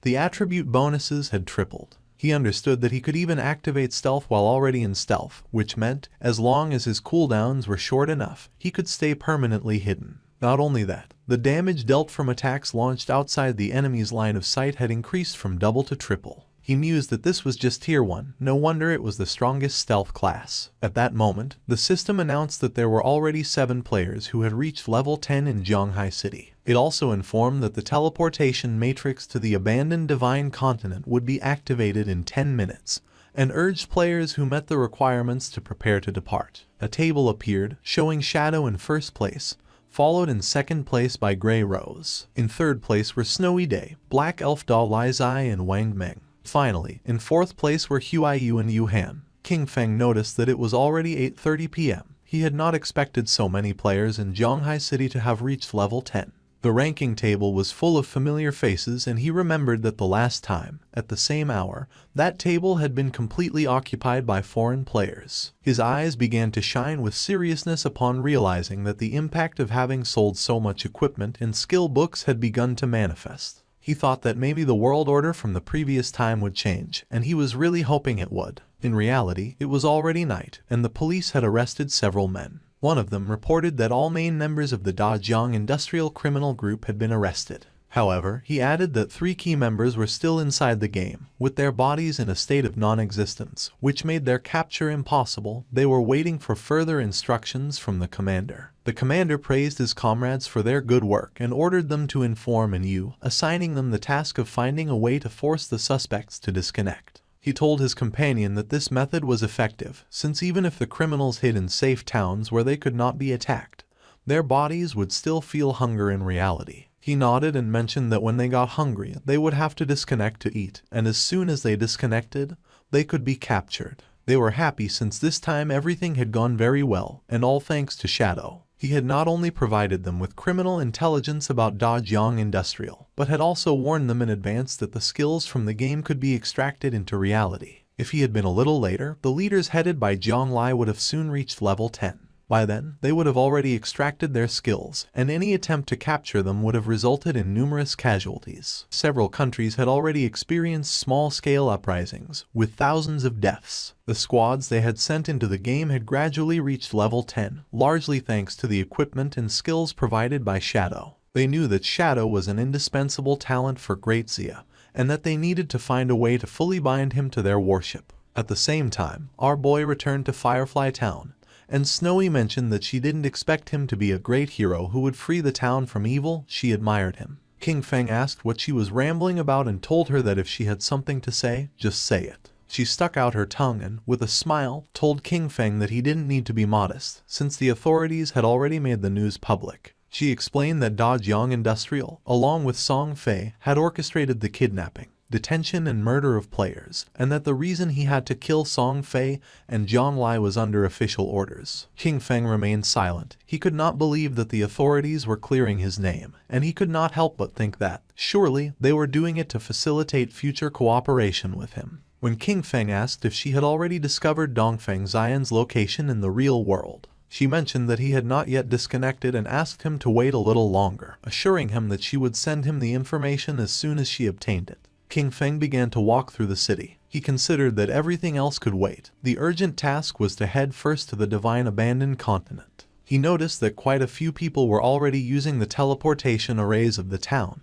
However, no one had yet been able to use the continent's teleportation array. Using the teleportation matrix of the town, he decided to go to the Divine Abandoned Continent, since he considered that the current areas of the town were only beginner zones and that the real game began upon arriving at the Divine Abandoned Continent. The players who were nearby went into shock. They couldn't see anyone and wondered who had just teleported. One of them exclaimed that it obviously had to be Shadow. Another, confused, commented that he possessed level 2 anti-stealth and questioned how it was possible that he couldn't see him. Quickly, someone else snapped at him that he was an idiot, explaining that it simply meant Shadow's stealth level was higher than 2. Several seconds later, our boy appeared in the Divine Abandoned Continent, and just as he expected, Everything was exactly like in his past life. This place was empty, there wasn't a single player in sight. While our boy was exploring the area, a monster with glowing eyes started staring at him intently. They were the familiar ruins of Zhanghai City. When players from different cities arrived at the abandoned divine continent for the first time, they appeared in the ruins of their own cities. The location of these urban ruins matched perfectly with their real-world geography, and the reason for this had always been a mystery. The monster emerged from its hiding place, and upon noticing this, King Feng turned around. A worm-shaped monster appeared and began to roar. The monster attacked fiercely, destroying the ground. Using Shadow Blur, our boy dodged the attack, and then using Instant Shadow Slash, he cut the monster in half. A system window appeared informing that he had killed a level 11 Earthshaker. Just then, more Earthshakers appeared and tried to attack King Feng, but he jumped and dodged the attacks. With his eyes shining, he used Blessed Release, and then activated Instant Shadow Slash and cut the monsters into pieces. The bodies transformed into Lifespan, and he knew that there were no longer safe zones like in the towns. The monsters lurked from all directions, ready to attack at any moment. But he was aware that, as long as one could find the refuge hidden in the ruins, a fortress could be established and dominate the area. He remembered that the best refuge in the ruins of Zhanghai City was located in the northwest. It was exactly the refuge of the Godslayer Guild from his previous life. At the same time, in the Divine Abandoned Continent, another group of players also arrived. It was Wang Meng's party. Little Black was somewhat surprised, while Wang Meng did not know why this place looked like the ruins of a modern city. For them, this place was very familiar. Little Black began to point toward the tower and asked if these were not the ruins of Jiangnan City. Gu Yixu replied that yes, and confirmed that she was right, adding that the towers of Jiangnan City were still standing. Little Black began to look around the area, since she had heard that someone had said they had seen Shadow teleport here, and she was insistently wondering where he was. Gu Yixu asked her to stop searching, adding that he could turn invisible. At that moment, two Earthshakers emerged from the ground. Seeing this, Wang Meng drew his shield and warned everyone that they were being attacked by monsters. Gu Yixu used her skill called Elven Blessing. The monsters attacked quickly, but Wang Meng blocked the attack using the shield, and thanks to her enhancement he was able to withstand the attacks. Gu Yixu asked Wang Meng to be careful, warning him that the ordinary monsters hit harder than the silver tier bosses around the starting town. The party's archer used the skill called Binding Shot and shot an arrow toward the monsters. In the blink of an eye, the arrow created energy ropes which wrapped around the bodies of the monsters. With a smile, he mentioned that these monsters were vulnerable to control, and therefore he would keep them immobilized and unleash all his damage to finish them off. Little Black raised her magic staff into the air and summoned a prophetic fireball. Two flames of fire struck against the monsters. The Earthshakers died and their bodies began turning into Lifespan. Wang Meng asked Xiaoxu to send her owl to fly high and explore the surrounding terrain. She nodded and her owl began flying around the area. She reported that there were monsters everywhere, a lot of them, and that the noise from the previous fight had already attracted some in their direction, which were heading directly towards them. She added that she didn't see any nearby safe zone and asked the captain what to do now. Wang Meng was in shock upon seeing that there was no nearby safe zone.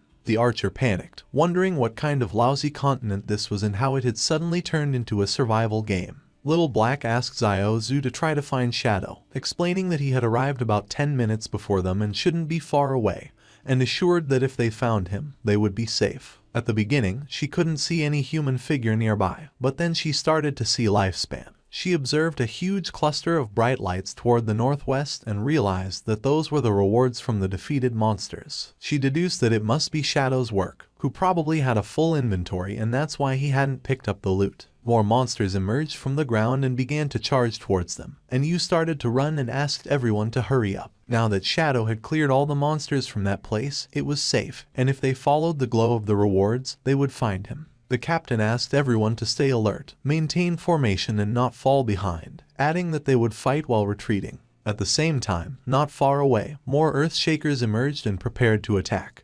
But someone moved quickly and cut their bodies into pieces. It was Shadow. He knew that even without the active effect of Graceful Release, the total damage of Shadow Slash could still reach 20 to 30,000, which meant an instant kill against those mobs.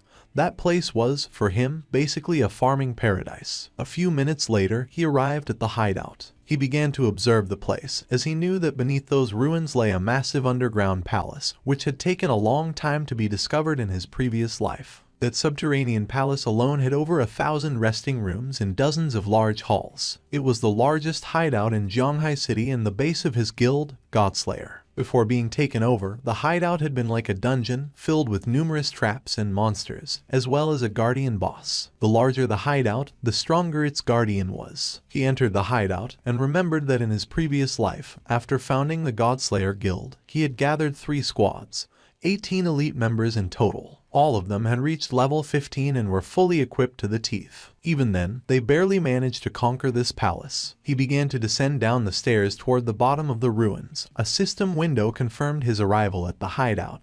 This place was full of monsters and was known as the Land of Soul Purification. His eyes began to shine with confidence since he knew that being alone he was going to be able to conquer this place. A system window appeared informing that if he defeated the area guardian, he could claim ownership of that region. The monster's attention fixed on King Feng, and they all lunged at him. Our boy remained calm and drew his dagger, realizing he was facing a level 12 gold tier mob, an elemental spirit. Just before the monsters could attack, King Feng used his skill called Darkest Hour, and then used Shadow Flash Slash and massacred the monsters in the blink of an eye. King Feng began to move quickly and started cutting into pieces all the monsters he encountered, making their bodies turn into lifespan. He could not help but feel joyful since, as long as the enemies were blinded, all his attacks would receive a damage increase. Even his basic attacks were enough to finish off those level 12 monsters in one hit. Despite the fact that the 15 monsters in the hall had been eliminated, the soul cleansing grounds, however, still contained dozens of halls and thousands of small rooms. A slight smile appeared on his face. It was, indeed, a massive task. He began to carefully observe the lifespan,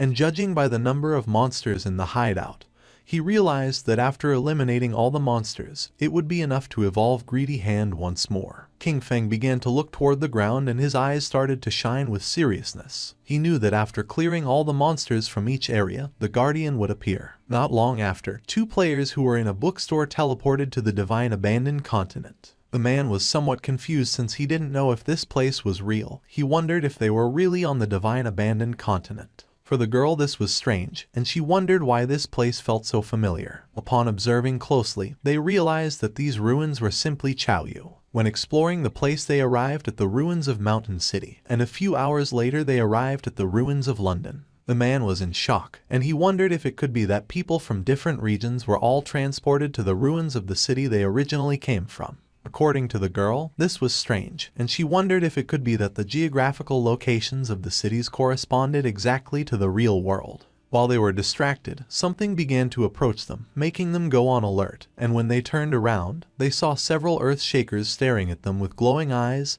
They panicked and decided to flee. The monsters began to attack and they began to flee the area. At the same time in the Zhonghai ruins the ground was filled with lifespan, and not far away were Wang Meng and his team hidden under some rubble. Wang Meng stuck out his head and, seeing that there were no monsters nearby, suggested that they first take a moment to recover. And you couldn't help but blush since for her shadow was impressive. She had believed that they were strong enough, but in the end, they could only cower trembling under the shadow of the boss. Wang Meng coughed and asked her to watch her words. She felt somewhat confused and asked if that wasn't an accurate description. Little Black stuck out her head and mentioned that, fortunately, Shadow had cleared that area, since otherwise, with so many monsters, they probably all would have died. She added that she was a little curious about where exactly they would reappear if they died in this place. While Gyixu was controlling the owl to explore the area, Wang Meng reached out to Enyu and suggested that the 6 of them should postpone exploration for the moment, proposing that they wait until all members of their team reached level 10 before moving forward together. She nodded her head.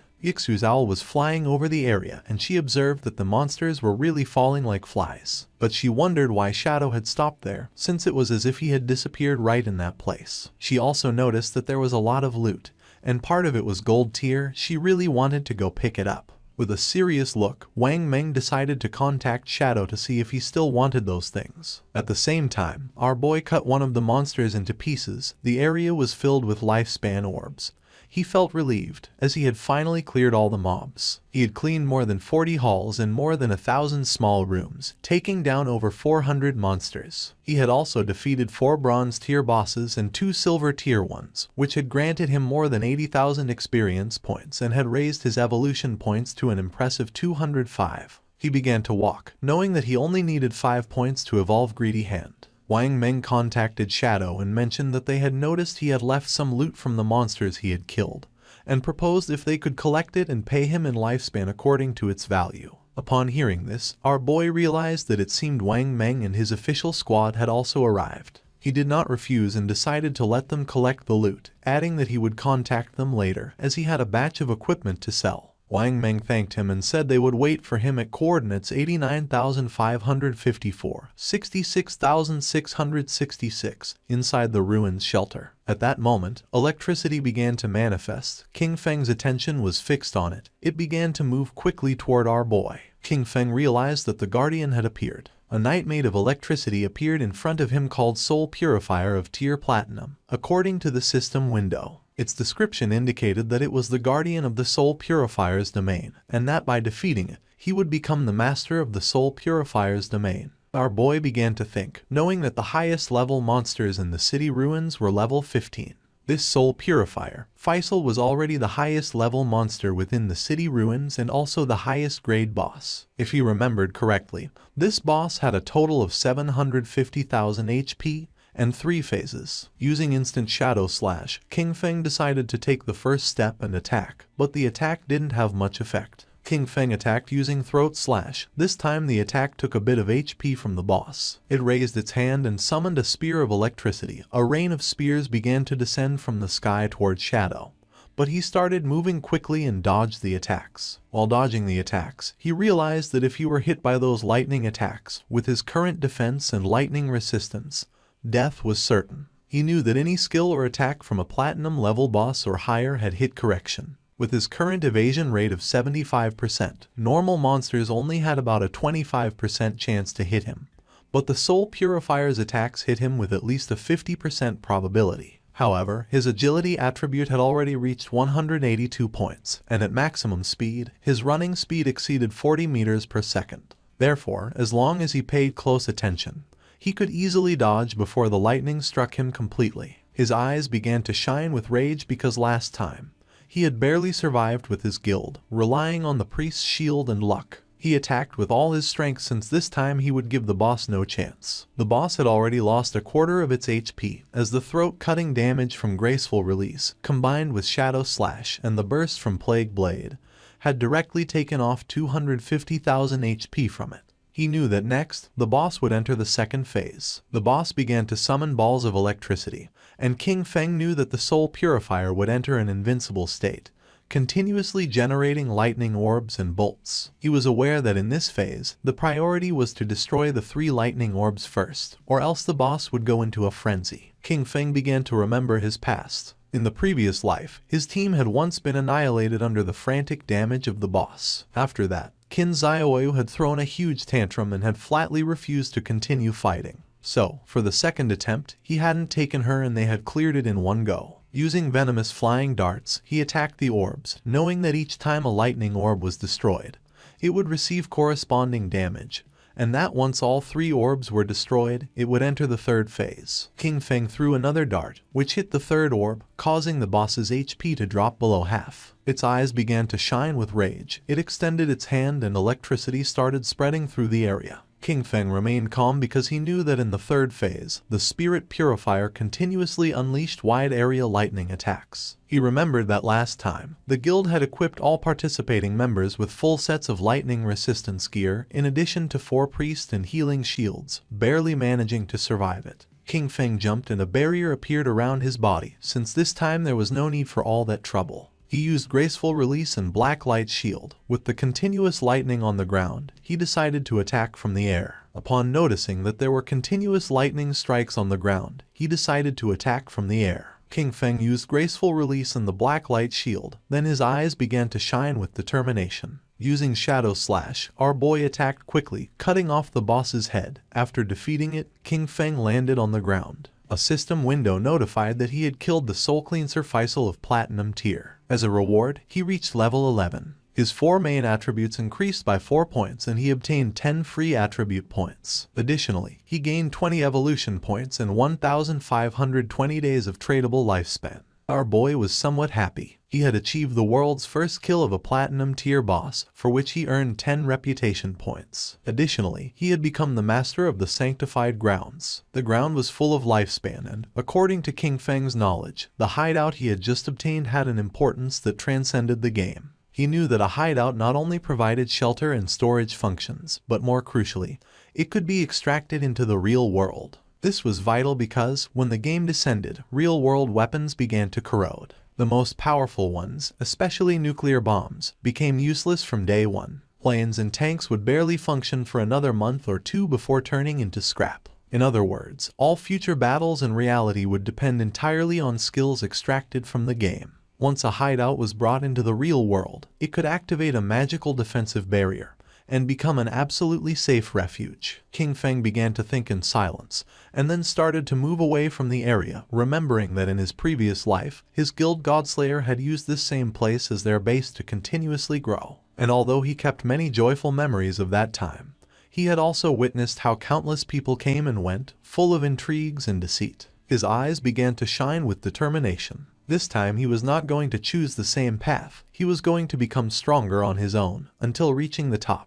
Outside it began to rain, and a monster swung its axe forcefully. Xiaoyu's friend fell to the ground and dodged the attack. Asking her to step aside, she began screaming for help. She didn't react in time and the axe cut her body in half. She respawned back in the town, and the system informed her that she had died, losing 14 years of non-tradable lifespan and 2 days of tradable lifespan. She went into shock upon seeing that she had died again.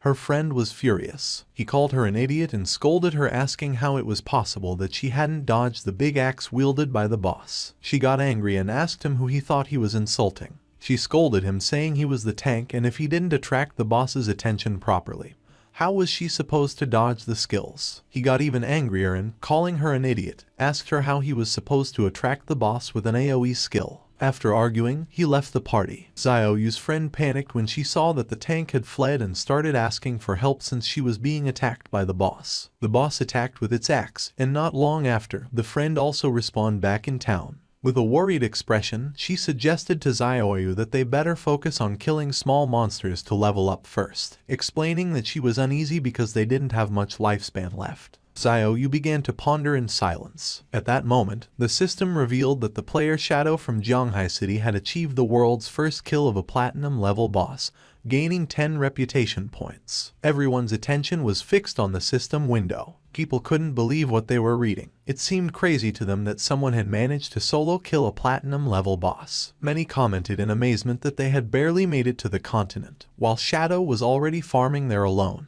The name Shadow echoed once again, and everyone wondered about his true identity. The feat was incredible, considering that most players hadn't even seen a gold tier monster yet. It was evident that this was someone immensely powerful. Xiaoyu was somewhat confused, since she did not know why the other players were so weak. She knew that they fought simply to kill a silver tier boss, and she wondered how the hell it was possible that Shadow had achieved the first kill of a platinum tier boss. Back at the hideout, our boy began collecting the lifespan orbs. After killing the Soul Purger, he had reached level 11. He knew that after level 10, each level up granted +4 to all attributes and 10 free attribute points, so he continued assigning all his points to agility. His reasoning was that with high enough agility combined with his infinite invisibility, he could kill many bosses without taking any damage. He was in shock, as he did not expect the boss kill to grant him 20 evolution points immediately. This meant that he could evolve his skill Greedy Hand once more. He could not help but feel happy, since the additional loot rewards had increased from 3 to 5. Moreover, he had obtained an extra storage space of 100 slots. He spent 210 evolution points, which left him with 15 remaining.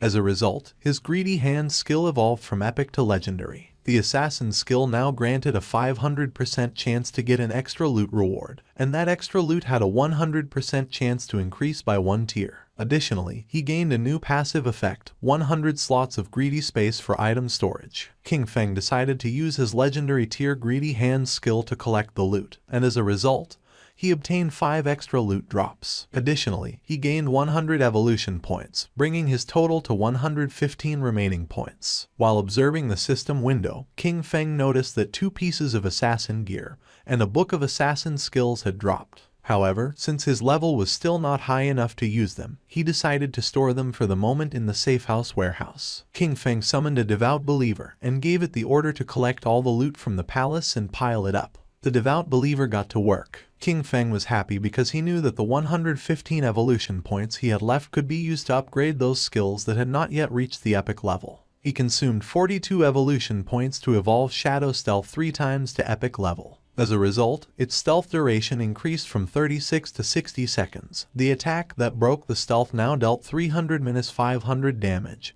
and its cooldown was reduced from 22 to 15 seconds. Next, he used 34 evolution points to evolve Backstab Enhancement twice, bringing it to epic level, and increasing its backstab damage bonus from 50% to 75%. He then consumed 6 evolution points to evolve Darkest Moment through Platinum, Emerald, and Diamond to reach Epic. The ability now unleashed a burst of dark light that blinded all enemies within its expanded range of 50 meters. Its base duration increased to 16 seconds, though it would be shorter against targets with a higher spirit attribute. Finally, he spent 33 evolution points to evolve Bloom Curse 3 times to the legendary level. The skill could now be used on player corpses within 60 seconds of their death and gain new effects. It could simultaneously absorb 50% of the target's remaining non-tradable lifespan, and also absorb scattered non-tradable lifespan light spheres. Any corpse drained by Bloom Curse would cease to exist. His eyes widened in surprise upon realizing it could absorb the non-tradable lifespan orbs. He remembered that in many high-level areas and in the rage zones of special bosses, the lifespan was depleted at a speed hundreds or thousands of times faster, and this consumption affected first the non-tradable lifespan.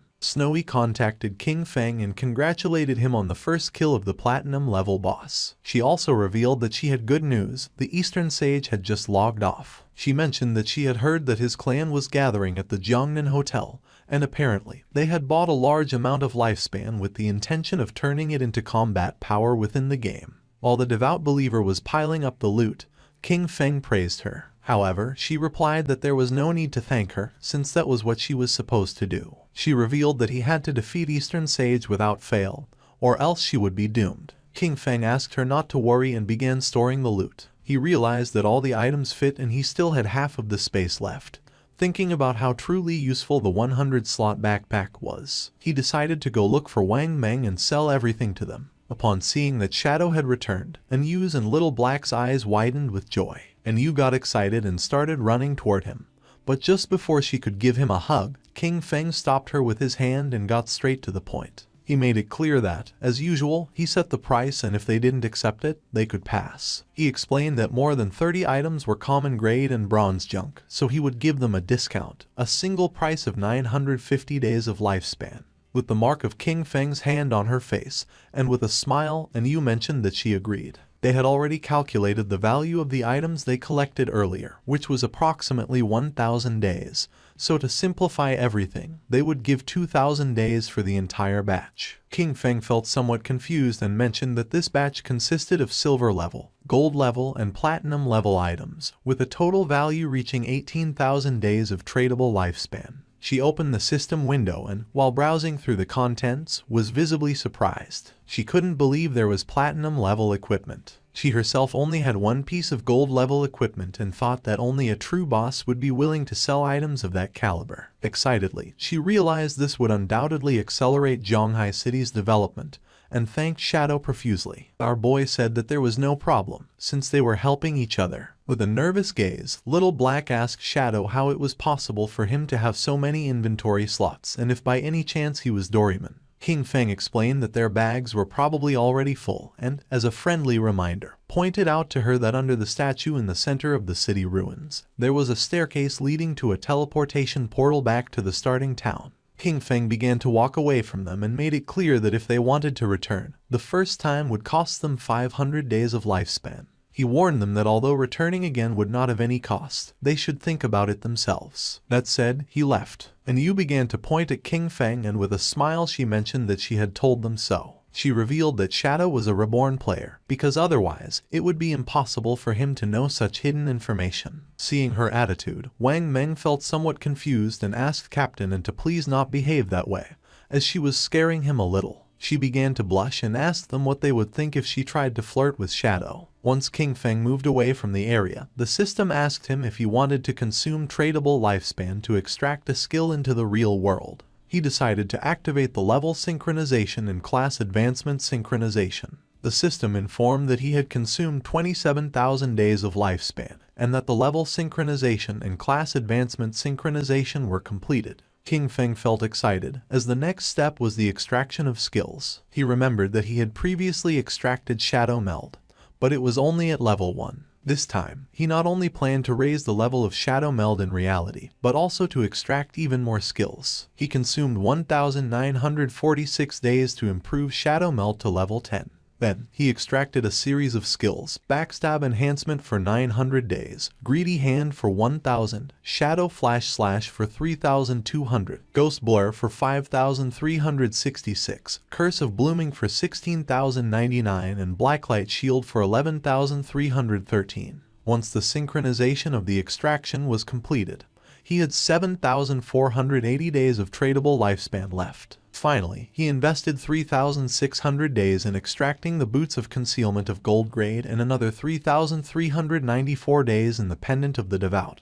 also Gold Grade. Now the time had come to extract the equipment. He began navigating through the system window, realizing that the Pendant of the Devout not only reduced cooldown time, but more importantly, the silver tier follower it summoned was nearly invincible in the real world. After spending it all at once, he was left with only 486 days of tradable lifespan. But now his strength in reality was almost on par with what he had in the game. He began to disappear without a trace, knowing that he still needed to gain more lifespan. He had to make sure that by the next logout, he could achieve full synchronization. Several minutes later, with the body releasing shadow, King Feng woke up in the real world. He began to think silently. Now that Kai and Shishi knew his address, he considered that, for safety, it was best to leave this place for the moment. He knew that extracting the Sanctuary of Soul Purification required more than 1,300 years of lifespan, so for now, he would have to find a temporary place to stay. With eyes shining with seriousness, King Feng decided to use Greedy Hand and absorbed everything that was in his room. Everything disappeared without a trace. He was happy, since the storage space of Greedy Hand was really useful, and all his things fit perfectly inside. Jumping up, he climbed onto the window. Then, he took out his phone and realized that Dongfeng Xian was at the Jiangnan Hotel, about 15 kilometers from that neighborhood. He began to look toward the ground and then, making himself invisible, descended from his apartment to the ground. He calculated that, at his current speed, he could get there in 10 minutes. Our boy began to move quickly through the night toward the Jiangnan Hotel. Several minutes later, he arrived at the place. Inside there were several men having dinner, and one of them mentioned that, given the current situation, the various skills and the lifespan of the game could affect the real world. He considered this a great opportunity for his Dongfeng family and praised Xianer for having done a good job by initially establishing a faction within the game. With a smile, Xianer replied that everything was what he should do. With a cheerful look, the grandfather said that he was very pleased with Xianer's progress. He explained that this time they had bought a large amount of exchangeable lifespan, all in order to acquire equipment and skill books. The goal was for the main members of their family to reach level 10 as quickly as possible, thus gaining an initial advantage to then use it and expand the family's influence in the real world. With this dual development, their Dongfeng family would surely become a dominant power, and even the dream of establishing a millennial family and dynasty would cease to be just a dream. Xianer began staring silently at his grandfather, and then his eyes began to shine with malice. In his mind, he thought with contempt about that damn old relic, who already having one foot in the grave still clung to the position of clan leader, dreaming of immortality. His plan was to trap Shadow, force him to reveal his secrets and then make him earn lifespan for him. Once he became number 1 on the ranking list, he would make sure they all died. The grandfather asked him how the plan to deal with Shadow was going. With a smile, Xianer asked his grandfather not to worry. He assured him that he had already found a trustworthy woman to discover Shadow's identity, and that they would have news soon. The grandfather asked him to capture him alive and make Shadow work for the Dongfeng family, since that was the way they would bring enormous benefits to the clan. Meanwhile, King Feng had already killed the guards who were watching the entrance of the hotel. They decided to toast together for the resurgence of the Dongfeng family, and then chanted in unison, "Long live the Dongfeng family." His eyes began to shine with seriousness, since he did not expect these noble families to have weapons. He knew that his skills Ghostly Blur and Blacklight Shield could not guarantee a 100% evasion, and furthermore, he had not extracted any armor into the real world. He was aware that if a bullet hit him in the heart or head, it would mean instant death without a doubt. Considering that it was better to be cautious, he extended his hand and using his faithful pendant summoned one of the followers, a devout faithful, equipped with sharp claws for melee combat, and green flames for ranged attacks. Our boy gave the order to it to go in and leave no one alive. He knew that, being a silver level boss, the devout faithful had strong resistance to damage and that, even against firearms, it could withstand quite some time. While everyone was distracted, the devout faithful opened the door, it started roaring, and upon seeing this, everyone panicked since they didn't know where this monster had come from. With its eyes shining, it began to charge towards them. Seeing this, with a serious gaze, Zioner stood up and began to point at the monster, causing the guards to aim at it with their guns. He could not believe that it was a monster from the game and quickly ordered them to shoot. The bullets impacted against its head, but they did not have much effect. It swung its arm forcefully, killing one of the guards. It stabbed its sharp claw into the chest of the other guard. While it was attacking the guests, Zioner couldn't help but sweat and feel fear. The monster began to attack his grandfather, who panicked and started calling for help. Without losing a second, instead of helping, Zioner started running. He did not look back, knowing that he had to get out of here quickly, because as long as he managed to escape and enter the game, he would be safe. His eyes were full of fear, and he thought that as long as he managed to reach level 10 in the game, extract his skills into the real world and then return, nothing could threaten him. At that moment, he saw King Feng standing at the entrance of the hotel, and just before he could take another breath, our boy attacked quickly, making Zioner's head fly through the air. While blood was emerging from his neck, King Feng turned his back and began to walk away. Zioner's eyes were full of confusion. He did not know what was happening. Not long after, flowers began to emerge from his body. King Feng began to observe them carefully, and the system revealed to him that he had absorbed 27,000 days of tradable lifespan and 482 years of non-tradable lifespan. His eyes began to shine with joy, as it had been a truly great loot. Zioner's corpse turned into flowers, and King Feng was happy, since this time, the skill Blooming Curse had truly proven its worth. It had not only erased all corpses and traces of blood, but also extracted every last drop of lifespan from Zioner. As a result, his non-tradable lifespan had accumulated up to 2,327 years. Thanks to this, he would no longer feel so much pressure in the future when entering the rage zones. Not long after, someone shouted alarmed, urging others to call the police, as gunshots and screams had just been heard coming from the private room. King Feng became serious, and just at that moment, several police officers began to run toward the room, remembering that this was the room where the Dongfeng family was having their meeting. They were sure there had been a shooting, but upon arriving at the room they went into shock. Since there was no corpse, it seemed impossible to them that there were no victims. The situation was incredibly strange. One of the police officers felt somewhat confused. As this private room was a complete mess, it was evident that a violent fight had taken place here. What he didn't understand was why there wasn't a single person in the place. Immediately, he asked his companions if any of them had seen someone leave the hotel. According to them, this was strange. The question everyone was asking was where the entire Dongfeng family had gone. It was as if they had completely disappeared, and they thought it best to call the investigation unit. Meanwhile, King Feng had already left the hotel. King Feng began to move away from the hotel. His next target was the Cayenne Corporation. However, its main headquarters had already moved to North America before the game descended. At this moment, only the CEO's daughter, Cayenne Shishi, was trapped in the Demon City area, and he needed to eliminate her before she left the country. The distance from Zhonghai City to Demon City was nearly 300 kilometers. If he traveled on foot, it would take him 2 or 3 hours, and that was too much of a waste of time. King Feng got ready to sleep, knowing that he needed to find a way to get a mount. Our boy returned to the godforsaken game and stood up upon realizing that there were still some silver and gold tier bosses left in the ruins, and decided to go farm them. Captain Anu contacted Shadow and informed him with great enthusiasm that she had excellent news. She explained that Ziohai had just found the entrance to a tomb, but a gold tier vengeful spirit was guarding it and they couldn't defeat it. King Feng was somewhat surprised to hear this and asked how she had found the entrance to a tomb. Captain Anu revealed that, on their way back to the starting city, they had taken a slight detour to avoid some small monsters. While walking, they suddenly noticed that someone was missing.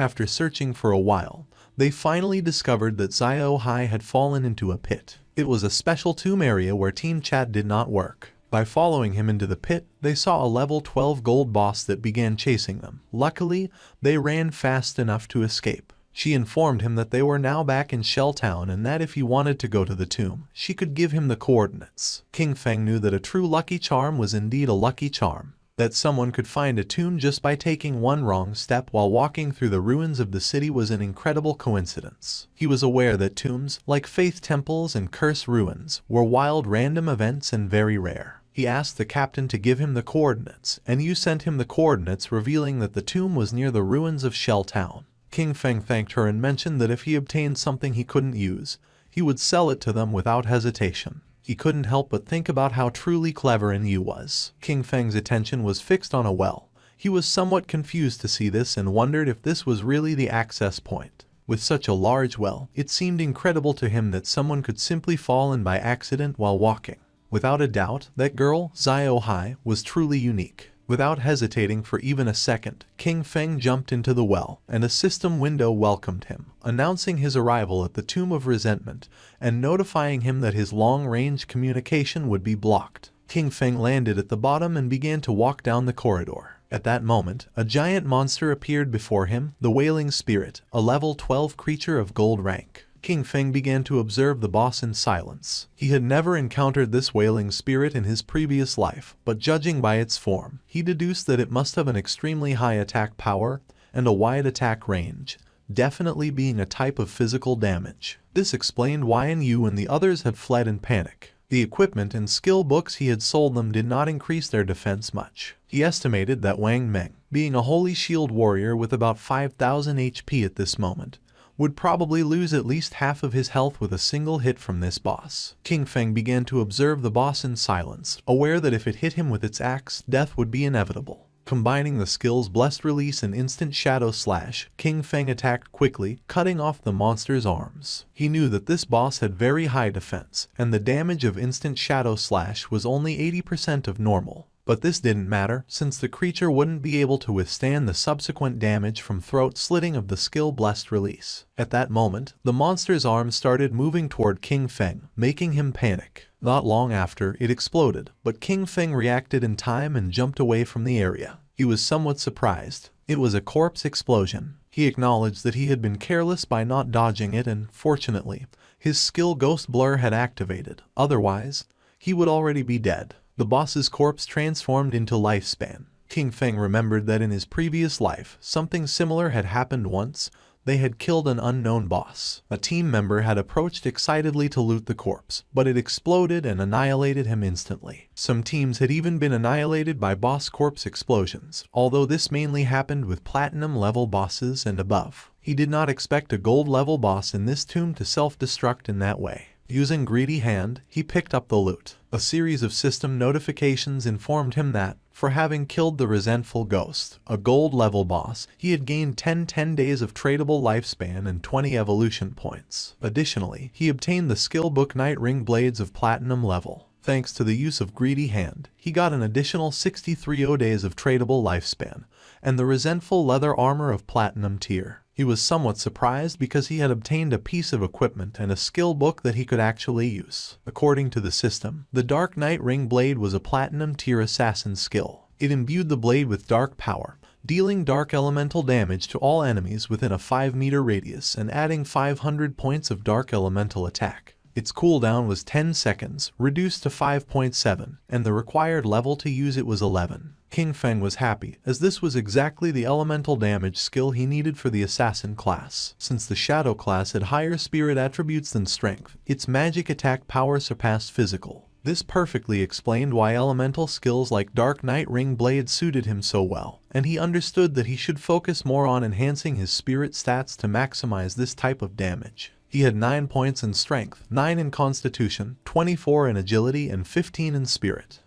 King Feng decided to advance the skill to epic level to see the result. Immediately, he consumed 6 evolution points, leaving him with 36 remaining. The skill Dark Knight Ring Blade evolved from platinum to emerald, then to diamond, and finally to epic. As a result, the radius of effective dark elemental damage increased from 5 to 12 meters, and the added dark elemental attack rose from 500 to 1300 points. Our boy thought that, after the evolution of the skill, the range had expanded from 5 to 12 meters and the additional attack had increased from 500 to 1300 points. His eyes filled with seriousness, as he knew better than anyone that, being an area attack, the additional attack power was not so strong and the total damage per use could not be compared to that of Shadow Slash. However, it was a divine skill for eliminating groups of small enemies. Shadow Slash had a cutting range of 5 meters, but ultimately it was a linear skill. In contrast, the Dark Knight Ring Blade was an area skill, so its effectiveness was much greater when surrounded.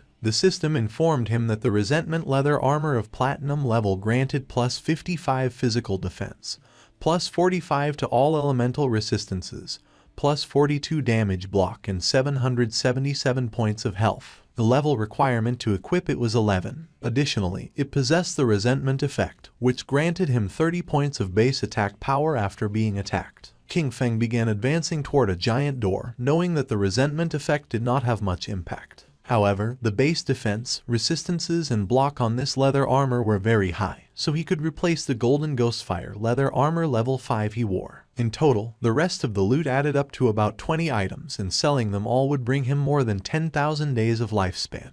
Now that he could enter the tomb, he hoped to find good material inside it, and if he managed to get a mount, that would be best. At the same time, a goblin swung with force its sword, cutting Xiaoyu and her friend in half. She and her party respawned back in the town. The man was so furious that he started shouting like a madman. Then, he grabbed Qin Xiaoyu by the collar and made it clear to her that she was a useless person who grew in height but not in brain. He scolded her that it was always because of her that the team ended up being annihilated, and that, because of this, he only had 2 years of non-tradable lifespan left. He threw her to the ground with force and threatened her, warning her not to even think about looking for him at school, or he would definitely take care of her. The friend approached her to help her and the man disconnected from the game. The friend asked Qin Xiaoyu to go with her to her parents' small town. She explained that she had heard that there was a community support group there that specifically helped the elderly and people like them, who didn't know how to play the game. She clenched her fists tightly and couldn't help feeling furious. She disconnected from the game and rejected her friend's offer, telling Yanyan to go alone. Furious, she woke up in her bed and, using her phone,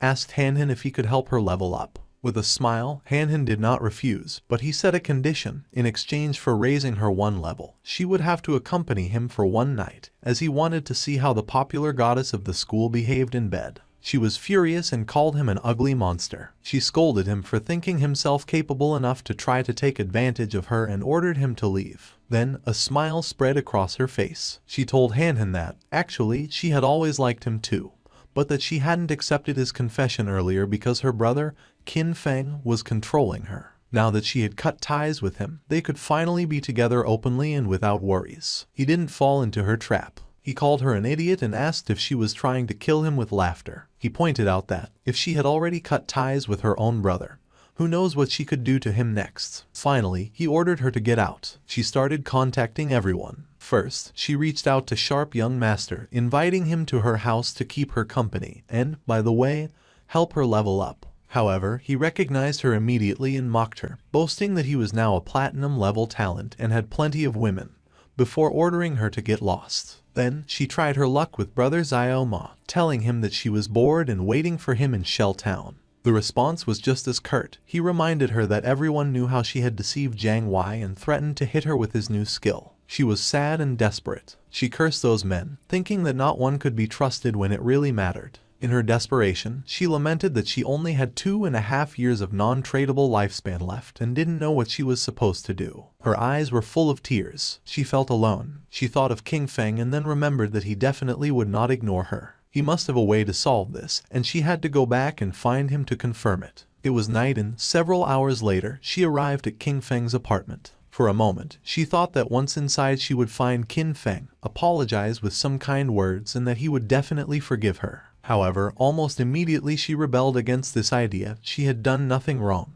Why should she apologize? She prepared herself to knock on the door and decided that she could not think in that way. She convinced herself that lowering her head was only something temporary. First, she would pretend submission so he could help her level up, and she was sure he would accept because he was the person who had cared for her the most since childhood. A smile appeared on her face. Once she leveled up and no longer faced the crisis of lifespan scarcity, she would completely cut ties with him. This was the plan, and Xiaoyu thought she was truly a genius. Satisfied, she knocked on the door, asking Qin Feng to open. She started knocking on the door, calling for Qin Feng to open it. She insisted, wondering aloud if he might be asleep, and then announced that she had returned. Her tone became increasingly pleading, begging him to please open the door. Furious, she kicked the door open but went into shock upon seeing that there was no one inside. She wondered where Qin Feng was, only to discover with greater astonishment that the bed, table, clothes, everything had disappeared. She turned on her mobile phone and tried to call Qin Feng, but there was no answer. She didn't know where our boy had gone.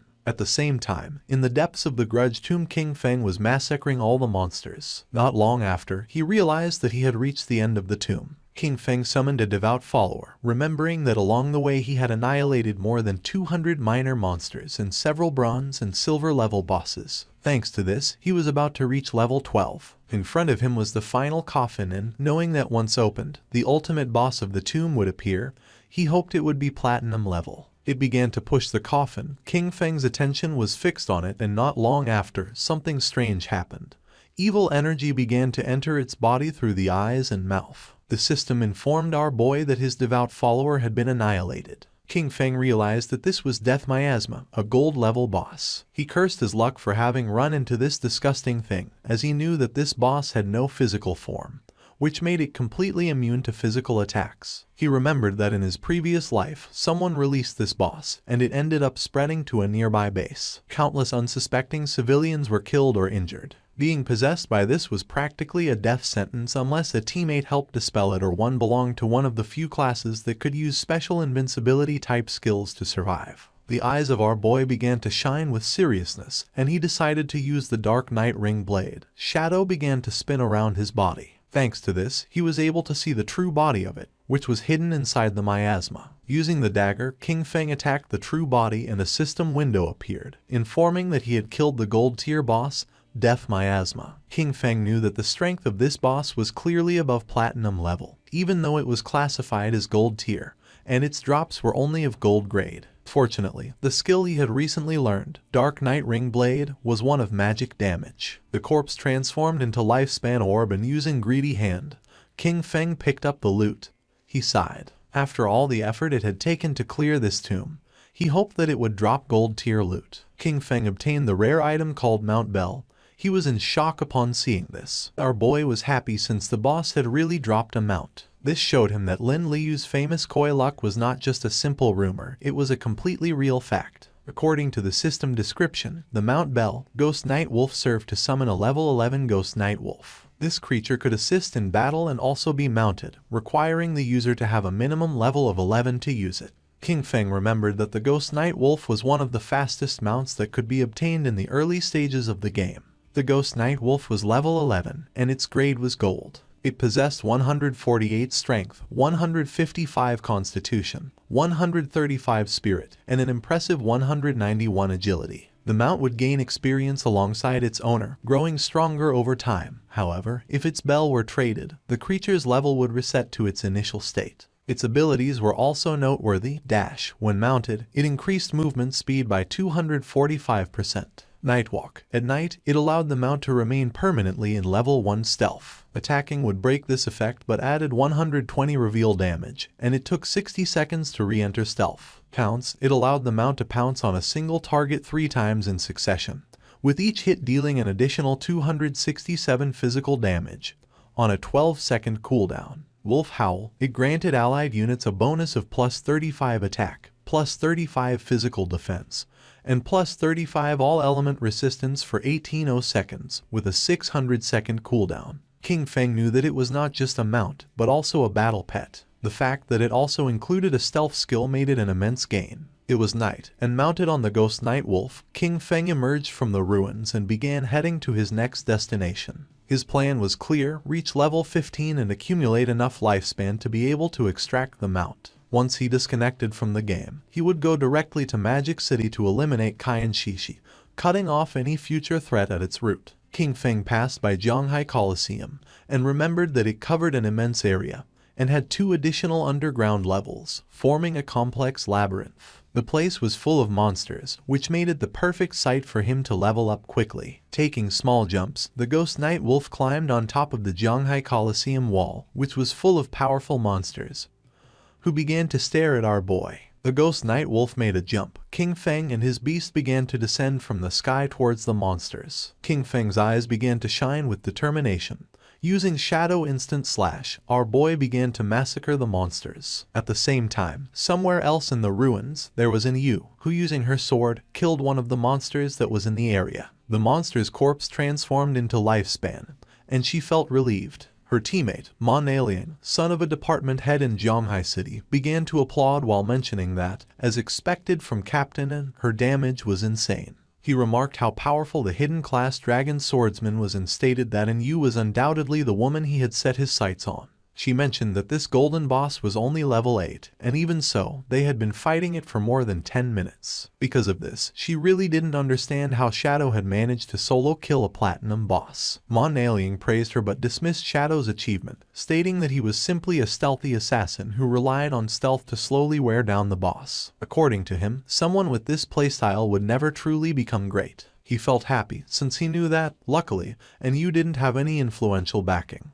With his status as the son of an official, subduing her would be a piece of cake. And Yu asked if a mediocre archer like him wouldn't be even more suitable for the task of slowly wearing down a boss. Mon Alien fell on his butt to the ground and explained that he was an upright person and wouldn't stoop to doing something like this. With a serious expression, he revealed that he had heard that Shadow had a terrible character, and was a ruthless killer in the real world. He also mentioned that he knew a hunter from the Metropolitan Police who already possessed level 3 anti-stealth skills. He suggested finding a way to set him up, discover Shadow's identity in the real world, and, afterwards, take control over him. He argued that someone like Shadow could only be trusted if you worked for his organization. Otherwise, incidents like those of Song Fei and Zhang Lai would keep happening. He was tired of cleaning up Shadow's messes. And Yu and Wang Meng looked at each other and started laughing at Mon Alien. They asked him if he really hadn't understood it. They explained that the situation wasn't that Shadow begged them to clean up his messes, but quite the opposite.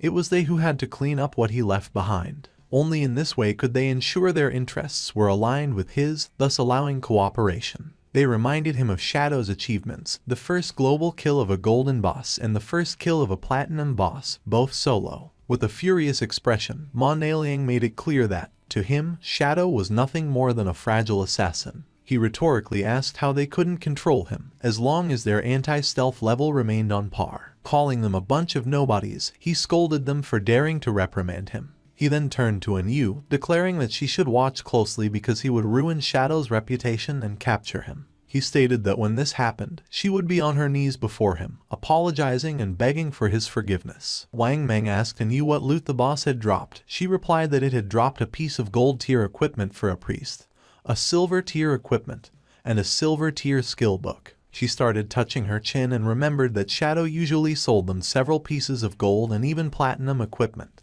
This made her wonder how many bosses he had actually killed, or if his talent was treasure hunting and all these items came from opening chests. With a serious look, Wang Meng revealed that he was a little worried, and Yu couldn't help but feel somewhat confused. Wang revealed his concern, bringing up the case of the Jiangnan restaurant, the incident in which the entire Dongfang family was murdered during a gathering. Then, he raised an unsettling hypothesis. If Shadow had been responsible for this, were they still supposed to clean up his messes? Wang admitted that he still didn't understand Shadow's personality, and expressed his fear that he might actually be a ruthless serial killer in real life. She knew about this case. The superiors were taking it very seriously, and everyone was speculating whether it was related to Shadow. With a confident smile, she explained that, even if this case had really been the work of Shadow, she would still choose to cooperate with him. She stated that, although the superiors refused to clean up his messes, she would personally support him. Wang Meng was somewhat confused, and when he asked the reason, she simply replied that the real question was who wouldn't want to support Shadow. Their subordinate appeared and reported that in the area ahead they had found a place similar to an arena, but all the monsters inside were already dead.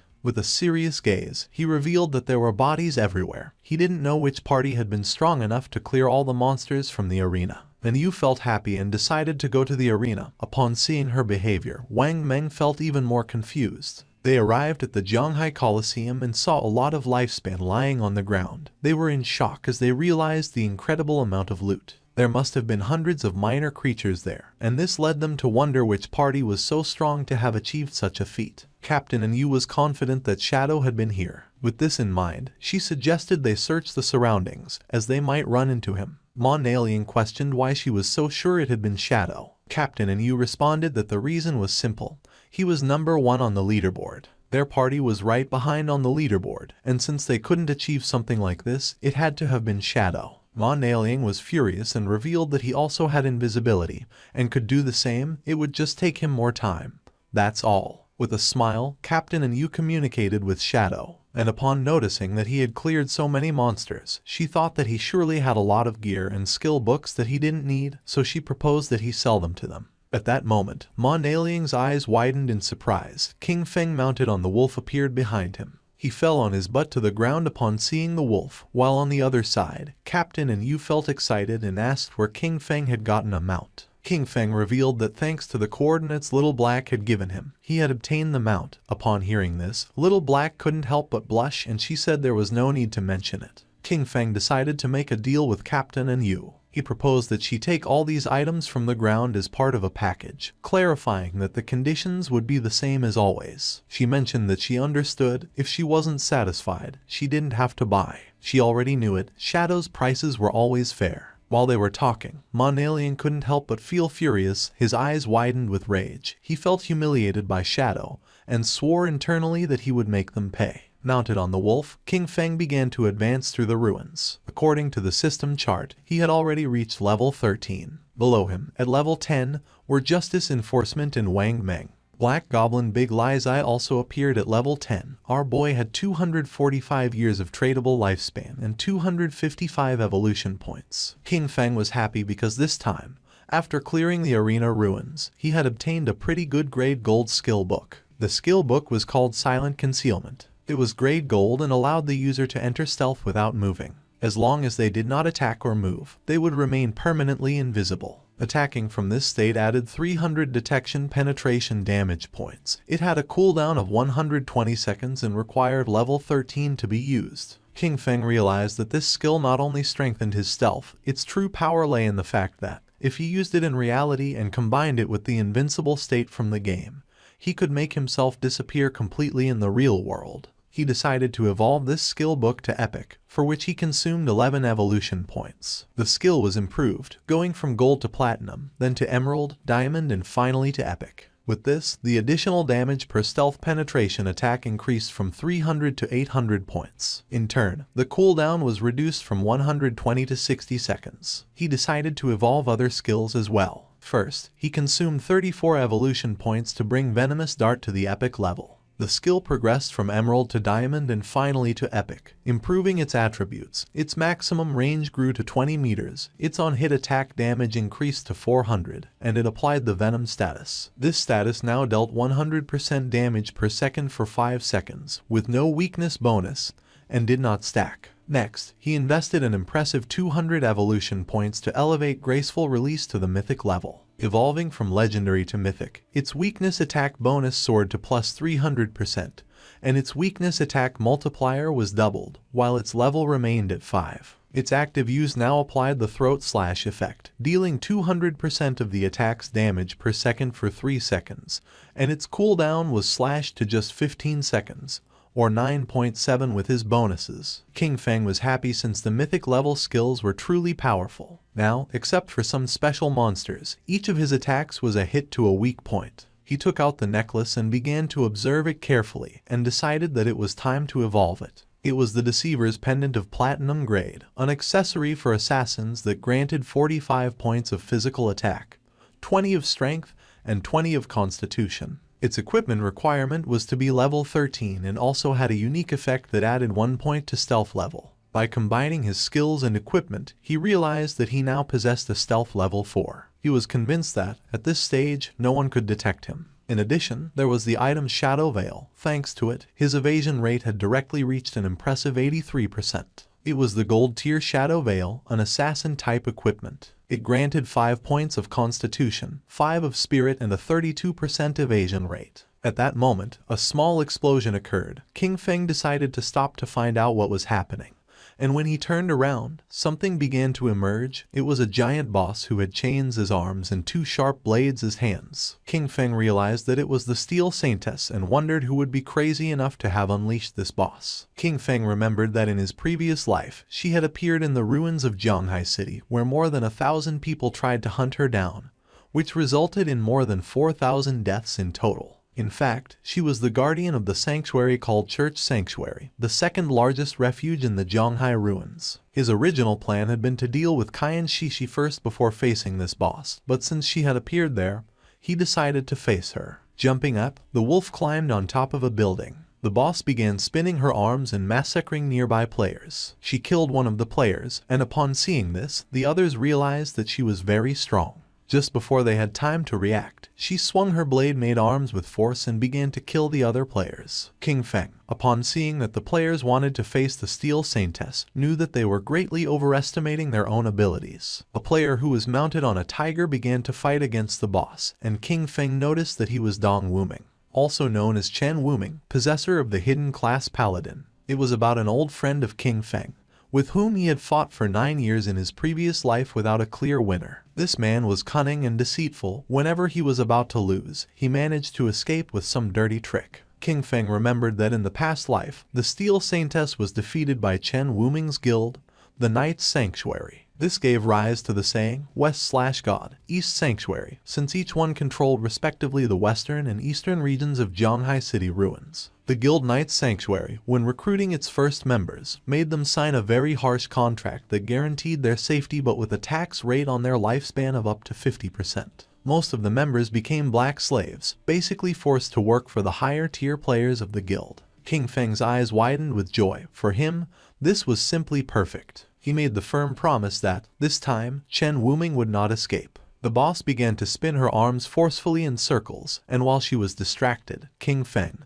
using invisibility, landed near her. His eyes began to shine with evil intent, and without wasting time, he used the Dark Night Ring blade and in the blink of an eye killed the players who were nearby. Wrapped in red aura, our boy began to spin quickly, killing all the players. Upon seeing this, Chen Wuming was in shock. Upon realizing it was Shadow, he asked why he was killing his people, stating that they had no grudge against him. King Feng appeared behind him and, with a murderous gaze, replied that it was because he didn't eat beef. Upon hearing this, Chen Wuming's eyes widened in fear. With a cold and arrogant expression, using instant shadow slash, King Feng killed Chen Wuming. Then, he extended his hand and used the skill Blooming Curse. Not long after, the players respawned back in their town. Chen Wuming was furious since he didn't know what Shadow not eating beef had to do with them. His subordinate panicked since his lifespan had reached 0. Chen Wuming knew this must be the work of a skill from Shadow. He decided they would gather their people to counterattack, but first they would move to another place to level up and thus recover the lost lifespan. Among them was also Xiao Yu. She couldn't help but cry while wondering why Shadow was attacking her directly. Her lifespan was about to run out completely. The system informed King Feng that his skill, the Flower Bloom Curse, had absorbed from Xiao Yaoya 4 days of tradable lifespan and 1 year of non-tradable lifespan. King Feng couldn't help but feel happy upon realizing that she was also in Chen Wuming's party. His eyes widened with excitement. She had just absorbed this small amount of lifespan, a clear sign that she was already desperate. Because of this, she had chosen to join the Knight's Sanctuary Guild as a black slave. For him, this was something she well deserved. At that moment, the boss tried to attack Shadow, creating a smoke screen. Once the smoke cleared, it could be seen that he had dodged the attack using ghostly blur. He knew that in the first phase this boss wasn't very difficult to deal with. The boss was somewhat confused. The chains that formed her arms began to tense. Not long after, her arms began to spin. She didn't know what was happening. King Feng's eyes began to shine with seriousness. He knew that she only limited herself to swinging her chain swords repeatedly, performing some directed or area physical attacks. King Feng appeared above her and decided to use a combination of Blessed Release and Plague Blade. After an attack, Blessed Release applied the effect Throat Slash, which triggered a burst that caused massive damage. Plague Blade, in turn, would cause an explosion of toxin damage 3 seconds after impact. King Feng attacked quickly, causing several thousand points of damage to the boss. Then, he used Throat Slash, causing a deep cut in her throat. In the blink of an eye, her HP bar had dropped to less than half. Her eyes began to shine with rage. King Feng remained calm, knowing that the reason she had become the guardian lay in her terrifying second phase. After losing half of her health, the demon sealed within her would awaken. All damage received was then equally reflected back at the attacker. There was also a legend that claimed there was a portal inside the demon's belly. Anyone swallowed by it would be transported to an unknown place, rumored to be the bottom of a volcano. However, in his previous life, no one had achieved this. He suspected that some fools had simply confused this with mechanics from other games. A group of players was watching the battle. According to them, Shadow was ruthless. The Platinum tier boss had been summoned by the Knights Sanctum Guild, but Shadow suddenly appeared and annihilated them all. Right after that, he used a single skill that took away half of the boss's health in an instant, pushing it directly into its second phase. While they were talking, King Feng's attention, who was using invisibility, focused on them. His eyes began to shine with seriousness. He was aware that the Steel Saintess had a weakness in her second phase. When she launched an attack, the damage reflection effect disappeared momentarily. This meant that if he attacked right when she did, he could avoid receiving the reflected damage. However, the problem was his skills like Shadow Slash, Throat Cut, Plague Blade, and Poison Dagger, since they all inflicted damage over time. If he used any of them, he would still receive the reflected damage, and at his current level of development, this would kill him instantly. Thinking about this, he considered the players who had been spying on him from the cliff. He decided to use them. One of the players asked the others to step aside because he wanted to see what was happening. This man was known as Anquan. Upon seeing him, the others couldn't help but feel happy. Anquan's subordinate explained that they had been watching for a long time and had already memorized all of the boss's skills. She only had a few. With a smile, the girl extended her hands and revealed that after the boss's life dropped below half, she suddenly stopped. Her body had changed a bit, giving hints that she was gaining new skills, and just when the boss entered her second phase, Shadow also disappeared. Anquan couldn't believe that Shadow had been fighting this boss alone. His eyes began to shine with rage. He gave the order to his subordinate, Xiao Tu, to activate Red Eye and check if Shadow was still there. She nodded her head and began to use her powers. A small rabbit manifested and ran near the boss without attracting her attention. Then, she revealed that she couldn't find Shadow's location and thought he had probably left. Upon seeing that her level 3 anti-stealth could not find Shadow, Anquan realized that this meant he had definitely left, as he considered it impossible for him to have a level 4 invisibility. Anquan jumped and got down from the building, making Xiao Tu feel somewhat confused. Anquan asked her to keep a close watch and alert him immediately if Shadow returned. She nodded her head. Anquan descended to the ground and drew his swords. His eyes began to shine with joy and a confident smile spread across his face. According to the other players, he was looking for death by trying to fight a platinum tier boss alone. However, one of them recognized him.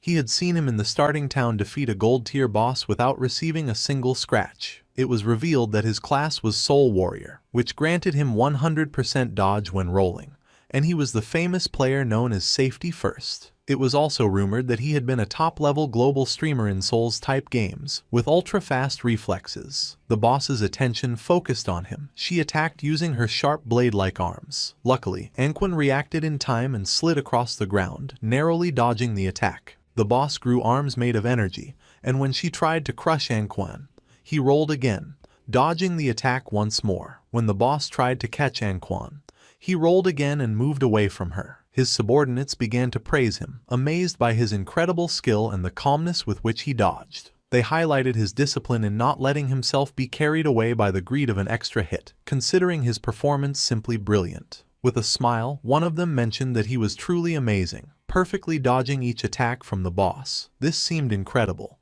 He even saw multiple slash effects flashing over the boss's body, which led him to wonder if the Soul Warrior class was really that powerful. With a curious expression, the black-haired woman explained that Anquan, by rolling, activated the special passive or counterattack mechanic of the Soul Warrior. Each dodge or roll counterattacked, dealing damage to the boss. Because of this, every time he dodged perfectly, he was actually hitting the boss simultaneously, draining her life. This was why the boss's HP decreased every time he rolled. With a smile, Xiao Tu made it clear that the perfect dodge was only the foundation. What truly set Anquan apart was his devastating offense. His attacks struck with force and precision, turning defense into an unrelenting assault. His skill combo and timing made him not only untouchable but also lethal. Defense kept him alive, But it was his offense that ended fights quickly. The boss was desperately trying to catch Anqian. Xiao Tu's eyes began to shine with confidence when she revealed that if the dodge successfully activated during the roll, Anquan's next attack would ignore 50% of the boss's defense. Anquan turned around and decided to face the boss, and blue energy began to emerge from his body. Upon seeing this, his subordinates realized that this striking effect meant that the blow would definitely deal 4-digit damage. Anquan's eyes began to shine with excitement. Just before the boss could react, he unleashed the powerful strike he had prepared. His movement was a graceful dance, a single blow split into 3 shadows, swift and fierce like shooting stars. With absolute mastery, he precisely swung his swords through the gaps in the boss, causing deep cuts. In the blink of an eye, her HP bar dropped to less than half. His subordinates began to applaud upon realizing that, before they noticed it, the boss only had 1/3 of her life left. Anquan turned his back on the boss and a confident smile spread across his face, but at that moment, someone attacked with powerful slashes, causing him more than 34,000 points of damage, killing him instantly. His subordinates couldn't help but panic. They couldn't understand why he had died, since they were sure he had dodged all the attacks. They were even more puzzled because, although their skills hit the boss, her health did not decrease with the blow, despite having seen it drop drastically moments before. Not far away stood our boy. He began to silently observe Anquan's lifespan orbs and thanked him. Anquan's constant showboating had caused the boss to use many of her moves. King Feng's eyes began to shine with joy, as during this time, he had been constantly attacking, finally reducing the boss's life to 1/3. The flashy moves of the Soul Warrior had inflicted decent damage, but in the end, he had caused his own death. Due to the traits of his class, it was simply impossible for him to defeat the Steel Maiden. When he rolled, he couldn't attack, and when he attacked, he suffered reflected damage. This was a true curse. The boss began to turn around, and King Feng's attention fixed on her. He knew this wasn't good. With her health so low, the boss was trying to return to the church sanctuary. If she managed to get there, she would fully recover, making all previous efforts useless. King Feng began silently observing Anquan's subordinates, and then his eyes started shining with seriousness. He realized that the Soul Warrior's death had scared these people and doubted they would attack the boss again. However, if the boss didn't make a move, her damage reflection effect wouldn't disappear. It was time to get serious. Our boy landed in front of her, knowing that he couldn't allow her to return to the sanctuary. Upon seeing our boy, the other players were somewhat surprised. To them, Anquan was just a clown. Shadow was the real boss. It seemed terrifying to think that all the cuts the boss had suffered moments before had been his doing. Xiao Tu couldn't believe it. Her level 3 anti-invisibility hadn't detected Shadow's presence, which could only mean that Shadow's invisibility was level 4 or higher. The gaze of one of them fixed on the lifespan orbs of Anquan, and his mouth watered upon realizing that the loot of the Soul Warrior was still on the battlefield. He decided to find a way to recover it. With eyes shining with determination, our boy used his skill Blacklight Shield, making a golden shield appear around him. This skill created a 10-layer shield, each one capable of blocking 1 instance of damage. The boss's attention focused on King Feng and her arms transformed back into blades. She attacked, and King Feng realized that this was the moment he had been waiting for. Using instant shadow slash, King Feng attacked with quick slashes. He began to stare at the boss. Now his black light shield had 7 layers left. He remembered that, out of the 9 strikes of instant shadow slash, the last 3 had hit the boss during her damage counterattack phase, right after her attack ended. If it hadn't been for the black light shield blocking those 3 hits, he would already be dead. The boss began to concentrate energy in her abdomen, and then she jumped and started to release purple flames. Our guy stepped back. Now he had no layers left of his black light shield. The boss began to stare at him with eyes shining with evil. King Feng realized that the damage from the flamethrower was coming too frequently. Despite having a dodge rate over 80%, this had instantly destroyed all 7 layers of the shield. If he had been just half a second slower, they would have killed him instantly. While he was distracted, one of the players tried to take Anquan's loot, but our guy noticed and threw a poison dart which stuck in his forehead. The player was eliminated. King Feng made it clear that he wasn't going to let anyone steal the loot from him. The system informed our boy that he had obtained 612 days of tradable lifespan, and 67 years of non-tradable lifespan from Safety First. Additionally, Blossom Curse had absorbed 355 days of tradable lifespan, and 20 years of non-tradable lifespan from clean hands and feet. King Feng was somewhat surprised, since Safety First had a really large amount of lifespan, which probably meant that he had never died. This seemed interesting to him, so he decided not to use Blossom Curse on him. The boss started roaring, but King Feng remained calm. He knew that he would have to rely on the black light shield and the normal shadow slash to slowly wear her down. She attacked with force, but King Feng moved out of the range of the attack, causing her hand to hit the ground. Although the efficiency was low, it was relatively safe. While King Feng and the boss were fighting, Xiao Tu was watching the battle. She was somewhat surprised by Shadow's incredible ferocity. She wondered what kind of skills he possessed. Before, she hadn't understood how he had gotten the first kills, but now, seeing him in action, she was completely convinced of his power. Our boy's eyes began to shine with determination and he decided to give the final strike. King Feng moved quickly, cutting the boss's body into pieces as if it were nothing. The system confirmed that he had killed the Steel Maiden, granting him 48,000 experience points, 120 evolution points and the Church Sanctuary key. The other players were in shock. They couldn't believe that Shadow had really soloed the boss. For them, this was precisely the reason why he was number 1 on the leaderboard. King Feng picked up the loot using Greedy Hand. He obtained a piece of assassin-type leather armor of emerald level, the Black Flames gift-piercing leather armor. It granted 95 points of physical defense, 120 points to all elemental resistances, 77 points of damage reduction, and 77 points of constitution. Its special effect, Black Flame's Gift, applied a stack of the Black Flame status when attacking or being attacked, up to a maximum of 5. Each stack reduced the target's defense and elemental resistance by 7%, although a note clarified that the weakening effect was lower against bosses of emerald level or higher. Our boy felt happy since this single piece of emerald tier equipment provided better defense than what others got with a full set of armor. Additionally, it came with the Black Flame's Gift effect, which weakened the target's defense and elemental resistance. This made it much more useful than what had been dropped by the Soul Purifier earlier. He also obtained the skill Assassin's Instinct of Emerald tier. It granted him the ability to partially perceive the silhouette of invisible units and gave him 2 points to the anti-invisibility level. King Feng decided to upgrade the skill. The process consumed a total of 33 evolution points, leaving him with 97 remaining. As a result, his skill Assassin's Instinct evolved through the Emerald, Diamond, and Epic tiers until reaching Legendary tier. With this, his anti-invisibility level bonus progressively increased from 2 points to 5. Additionally, the legendary effect added the ability to more sensitively detect weak points of the target, granting him a 50% modifier to critical hit damage. It was an anti-invisibility skill, upgraded to legendary tier, with a level 5 anti-invisibility and a 50% increase in critical hit damage, combined with the passive of Graceful Deliverance. This added up to a total of 350%.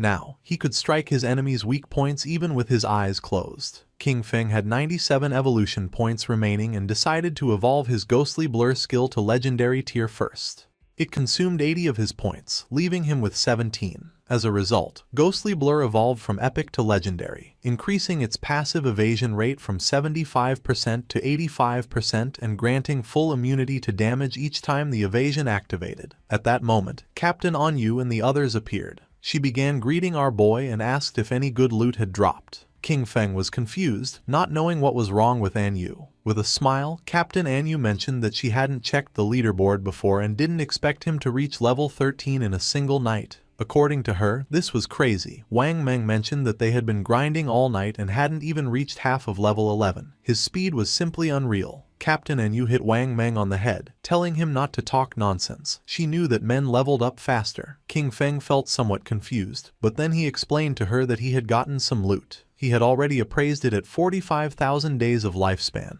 all together in a single package. She decided to give him the lifespan, and the system confirmed that the transaction was completed. With a serious look, King Feng revealed that he also had another good item for sale and asked if she knew about the hideout. Captain Anyu began to show a smile and mentioned that they had already heard about the hideouts. She explained that in the ruins of Zhonghai City there were no safe zones, but player groups could occupy hideouts as bases. In them, they could store supplies and activate magical defensive barriers at critical moments to block external water invasions. King Feng knew that what she had probably heard about was the small hideout dropped by the Golden Boss. She nodded her head and explained that Zhonghai City's officials still hadn't found any hideout. She added that in Modu, officials had already taken control of a medium-sized hideout, and that's how they knew of its existence. King Feng took a golden key out of his inventory. Now that she understood the value of a hideout, he revealed that it was the sanctuary hideout key, which had been dropped by the boss he had just defeated. He informed them that this hideout covered more than 800 meters of land and proposed that they return and discuss the price they were willing to offer. After this, he would consider whether or not to sell it. Captain Anyu and Wang Meng were in shock, as they knew that the larger the hideout was, the stronger its defensive capabilities and the more solid its internal infrastructure. A hideout covering 800 meters was more than enough for each member of Zhonghai City's official forces to have their own private room inside.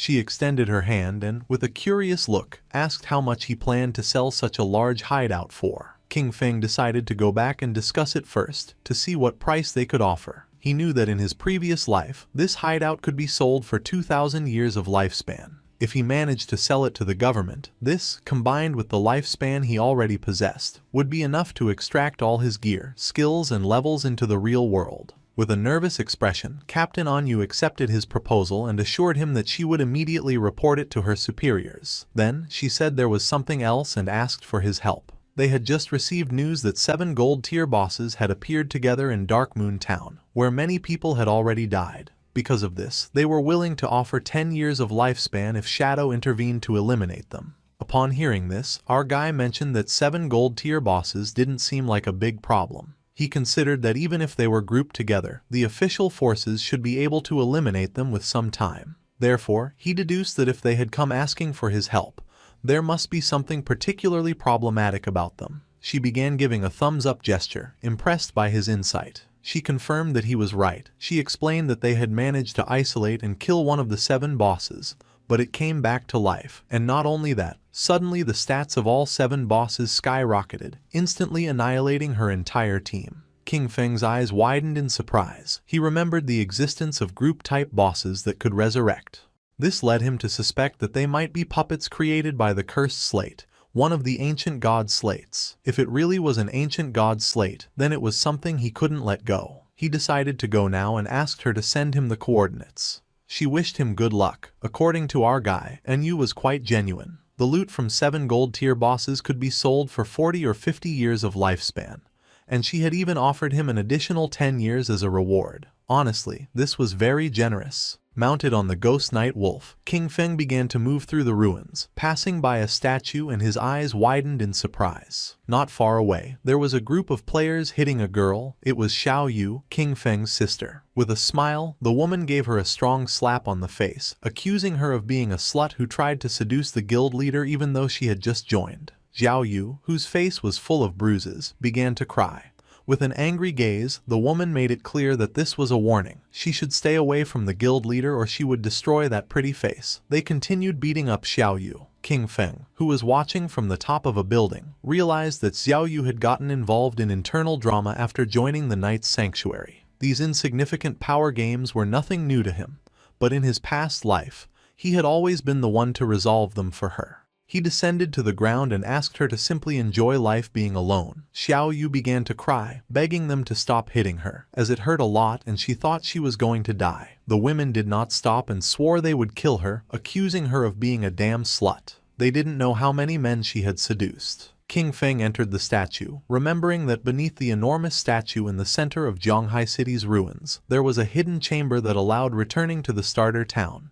Information that very few people knew. In front of our boy, a magic circle appeared. He knew that teleportation wasn't free. The first trip cost 500 days of lifespan, the second 1,000 and the third 2,000, doubling with each use. Over time, the starter town would evolve into a higher level zone where minor monsters would transform into bosses and hidden treasures would appear. An example of this was the ancient god slate on this occasion, an item he couldn't let slip away. The system asked if he wished to teleport back to the abandoned land of the gods, Dark Moon Town. King Feng remembered that Dark Moon Town was a town that appeared in later stages which he had never heard about in his previous life. Without hesitation, he chose to teleport. The system consumed 500 days of lifespan and King Feng was teleported to the Dark Moon Town. This town was full of elders chatting with each other. King Feng felt somewhat surprised, as he did not expect the place to be so lively and wondered why most of the people were elders. Not far away there were several players. One of them helped the elder woman to stand up. She felt relieved to have returned to the safe zone. The players reminded her that, as they promised, they had leveled her up to level 3. During this process, she had received 72 days of lifespan and now only needed to give them the tradable lifespan. The old woman got angry and refused, asking why they wanted money if they were supposed to be a charity organization that helped her level up. With a kind smile, one of them explained that they weren't asking her for money. When they partied before, part of the lifespan dropped by the monsters they defeated was shared with her. The other guy mentioned that she only needed to give them that portion, as had been agreed from the beginning. The old woman became even more furious, making it clear that she didn't know what damn agreement they were talking about. It seemed shameless to her that some young people had the nerve to ask an old lady like her for money. The players tried to calm her down, explaining that she was mistaken. They were helping her level up for free and only asked in return for the lifespan dropped by the monsters. They clarified that unless she formed a party with them, the lifespan would not be shared with her, and she would not gain the same experience. The old woman asked them not to touch her and began screaming for help, accusing people from the Mengsha River Guild of harassing her. Just then, someone grabbed her from behind and threw her to the ground, leaving both her and the players somewhat confused. It was King Feng. He grabbed her by the neck and with a murderous gaze, drew his dagger. Without hesitating for a second, our boy finished her off. Upon noticing this, the two players couldn't help but feel somewhat confused and went into shock. Lifespan orbs appeared on the ground. Our boy mentioned that her lifespan was on the ground and now they could take it for themselves. The players began to celebrate and wanted to know which expert had just intervened to help. King Feng said he was just doing a small favor. He turned his back on them and started walking away. The players picked up the lifespan. They were happy since they had obtained 72 days. And thanked our boy. For King Feng it was really inconvenient that fights were not allowed inside the town. He began thinking about the Mengsha River Guild, realizing that their origin was Dark Moon Town. He remembered that this guild was founded with a focus on charity work, helping the elderly survive in the abandoned land of the gods for free. Later, it gained official recognition and strong support. In terms of numbers alone, Mengsha River was considered the largest guild in Huaxia. King Feng's eyes began to shine. According to him, in this chaotic apocalypse it was precisely when more people like these were needed. It was night, and somewhere in the forest, someone was fighting against a monster made of mud. They were two mages. One of them asked her friend called Mother to use lightning strike. She obeyed and began to charge her magic staff. Not long after, a thunderbolt descended from the ground and struck the monster. The swordsman of the party decided to take advantage of this opportunity and cut the monster in half. Its corpse began to transform into orbs of lifespan. He felt relieved for having defeated the monster. The girl praised them, saying they were the best. The player named Mother mentioned that if they listened carefully to other people's tutorials, they could also defeat small monsters. They started walking through the forest and the boy asked Yanyan if her good friend Xiaoyu had really joined the Guild Knight's Sanctuary, since he had heard that it had very high membership fees. She nodded her head and added that she had invited Xiaoyu to join the Guild Mengsha River with them. With a sincere gaze, she explained that she had told her that Mengsha River was a charity guild, where many people like them who were not good at games helped each other, and there were even experienced players guiding them. But she didn't want to join. The other player remembered that Xiaoyu was already level 10, since she had been leveled up by people from Knight's Sanctuary. She added that she had heard that this guild's membership contract bound its members for 3 years. Once signed, they became their slaves during all that time.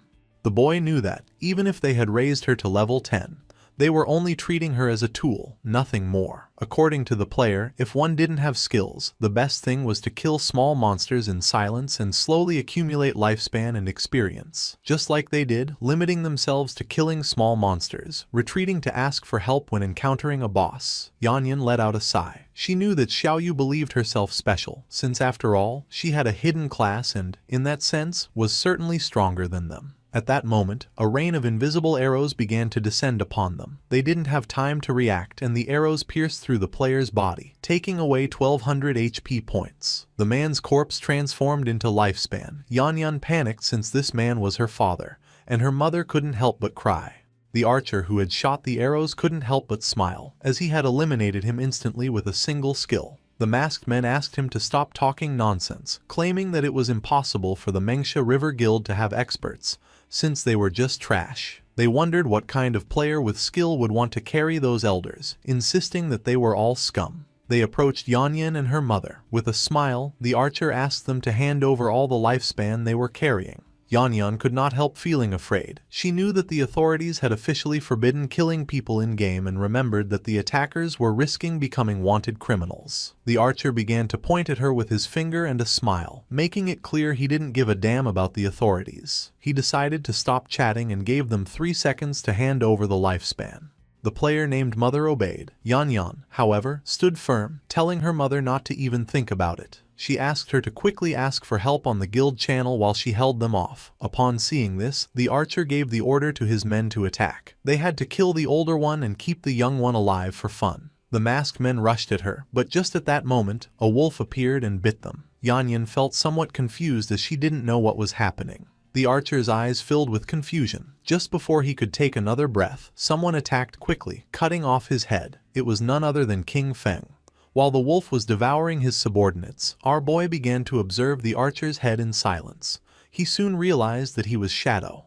The archer and his subordinates respawned back in the town. He was furious, and his men too. They wondered if the cause was the killer status, but even with it, there was no way that their lifespan could be completely drained. They were in shock, not understanding how all their lifespan had disappeared and why such a large amount had dropped, ready to be traded. They started running toward the forest, knowing that if this continued, they were going to die. They had to kill monsters quickly to get some lifespan. At that moment, a strange energy appeared, and not long after, a sword made of energy descended upon them.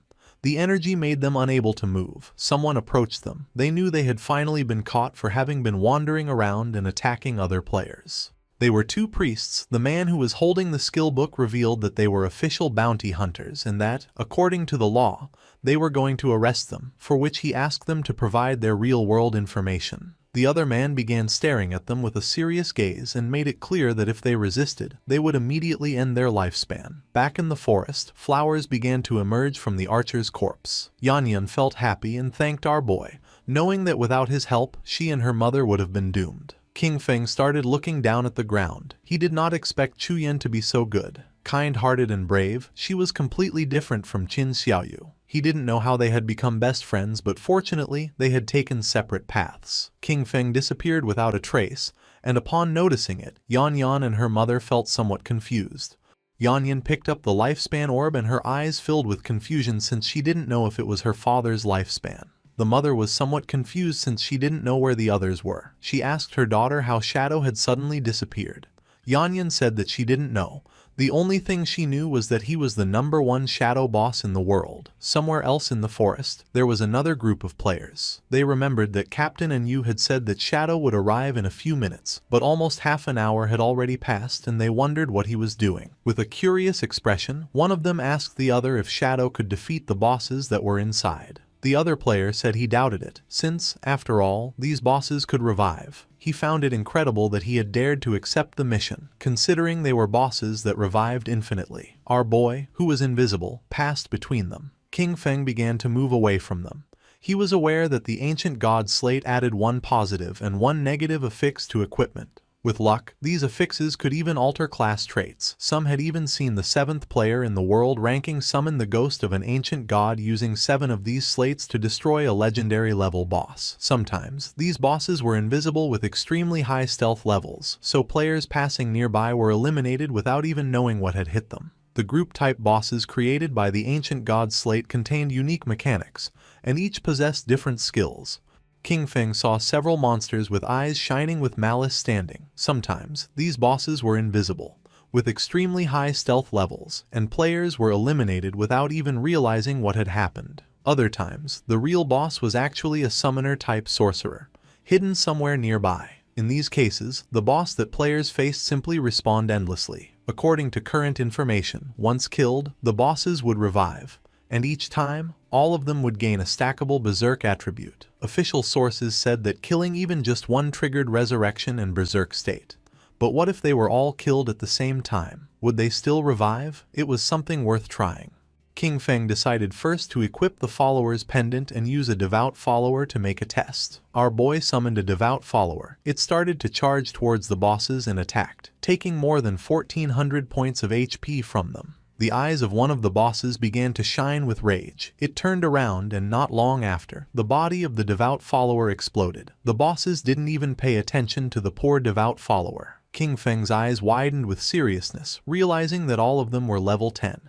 They had no damage reflection and their stats were only about twice as strong as those of regular golden tier bosses. He used Shadow Ring Blade. A strange red energy began to spread throughout the area. Then, King Feng used the poison darts, which embedded themselves in the throats of the bosses. The corpses of the bosses began to disappear. Our boy felt somewhat confused upon seeing that they hadn't dropped loot. At that moment, the bosses began to merge into a much more powerful monster. It was gigantic. The boss began to charge toward King Feng. He went on alert, knowing that eliminating them simultaneously had been the right move and that now they had entered the next phase. Then, he noticed the symbols covering this giant boss's body. The boss attacked, but our guy dodged the attack. He immediately recognized the symbols on its body as ancient god script. By deciphering the individual words, disaster, sky, ancient, tuo, wu, god, sea, and reorganizing them, he translated them to reveal the true name of the boss, Uthos, the calamity ancient god. As little by little the boss was getting closer, King Feng became confused because he didn't know how to proceed. Then he wondered if he should attack different parts of the boss in order of the characters. After all, it wasn't for nothing that he had invested a great amount of personnel and resources studying ancient god script to overcome the ancient god ruins. King Feng slipped and attacked the symbol that the boss had on its leg, then attacked the symbol on the arm and then the one on the chest. Poison began to emerge from the body of the boss. It opened its mouth and began to roar in agony.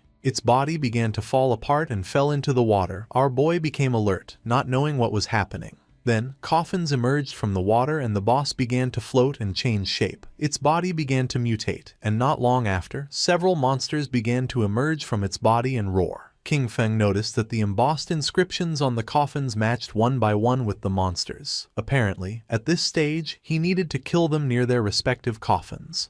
He could already see the ancient god's slate. This seemed like its final phase. The monsters began to charge toward our boy. He stood firm and his eyes began to shine with determination. Crows began to fly over the area where our boy was fighting against the ancient god's slate. The attention of all nearby players focused on them. They felt somewhat confused and curious, as they didn't know if what they were sensing was an earthquake or if the movement in the valley meant that the boss was going berserk. Because of this, they decided to go take a look. With a curious look, the mage of the team asked where the hell Shadow was. According to her friend, there was no way he could defeat this boss, so he probably wouldn't come at all. The eyes of the swordsman of the party widened in surprise, asking his friends to come take a look. The place was empty. There was no trace of either King Feng or the boss, leaving the players in shock. They began to walk around the place and noticed that the ground was cracking, wondering if the earthquake had just killed the boss or what was happening. Captain Anyu communicated with them and asked them to retreat, since Shadow had already taken care of the boss. The eyes of the players filled with surprise and confusion. They could not believe that Shadow had defeated the boss alone.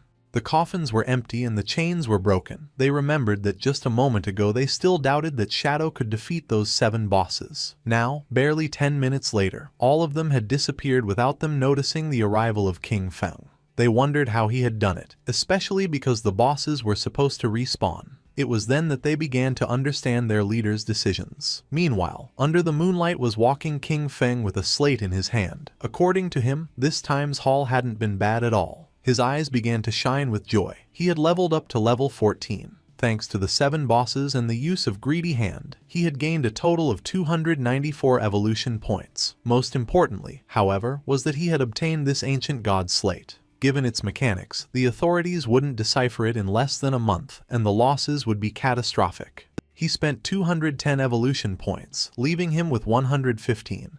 His skill Shadow Flash / evolved from epic to legendary. The improvements were substantial. The blink range increased to 40 meters, stealth duration to 15 seconds, and cooldown was reduced to 8.8 seconds. The skill now inflicted 9 slashes in a wider area of 6 meters, and each hit added 700 attack power. However, the most impactful change was a completely new effect. Each slash now granted him a shield equal to 100% of his maximum HP, stackable up to 9 times and lasting for 60 seconds. Our boy was confident and couldn't help but feel cheerful, since from now on, if the 9 slashes of Shadow Flash hit, his effective HP would become 10 times greater. His margin for error had just skyrocketed. He turned invisible and began to walk through the area, knowing that, at his current leveling pace, he would reach level 15 in another 5 hours. Then, it would be time to head toward Magic City. Several hours later, our boy arrived at the ruins, where the women were still beating up Xiao Yu. They were willing to beat her to death. King Feng was somewhat surprised to see that they were still fighting. These women were quite ruthless.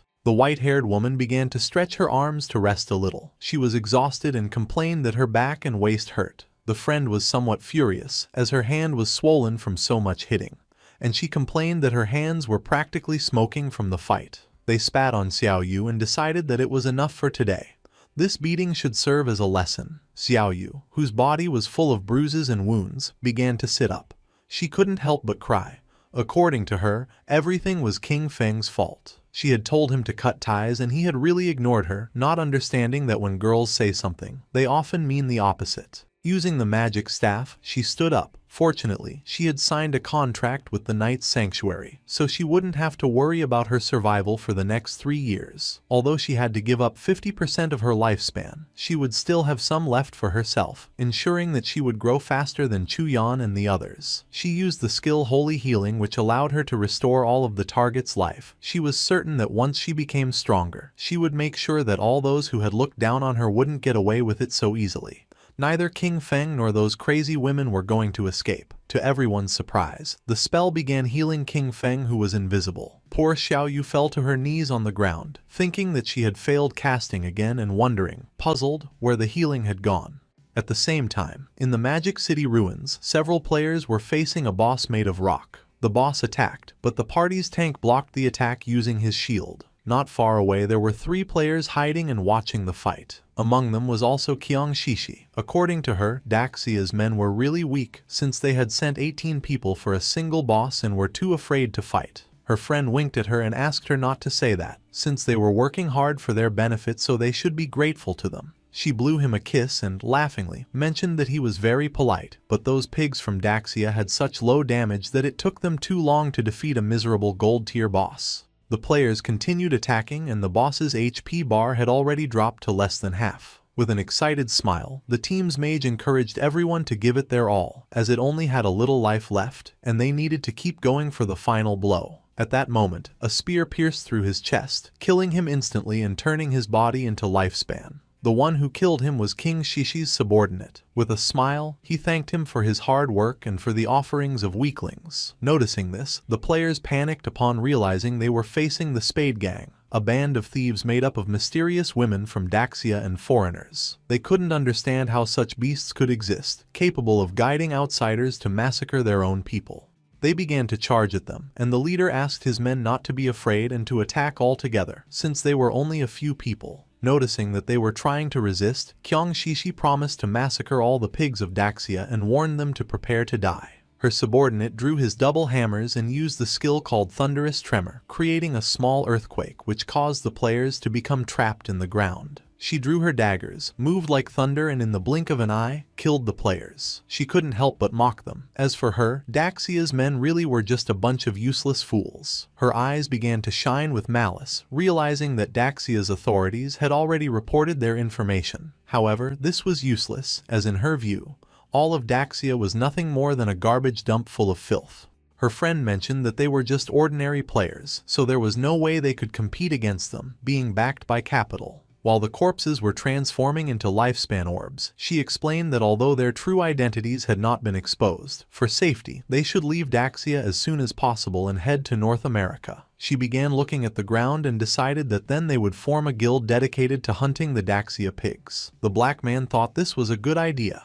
but the other man questioned what name they would give to the guild. She began to show her dagger and decided to call their guild Alice. She fell to the ground and began imagining herself surrounded by black men. She decided that it was enough for today. It was time to disconnect and celebrate the founding of Guild Alice with a big party. With a smile, Captain Enyu began to wave at our boy and proposed to discuss together the prices of the hideout, informing him that they had already arrived. King Feng asked how much, and she mentioned that 1,500. According to our boy, this was too low. Captain Enyu admitted that she knew that 1,500 was too low, so she had fiercely debated and managed to get the big boss to raise the price to 2,000. King Feng agreed to make the deal for the statue in the center of the ruins. He knew that Enyu was smart, even so she tried to offer him a low price. A while later, our boy arrived at the statue and saw Captain Enyu along with several knights. She blushed and with a smile mentioned that she had too much lifespan on her, so the high command didn't feel safe and had organized a military escort for her. King Feng's eyes began to shine seriously.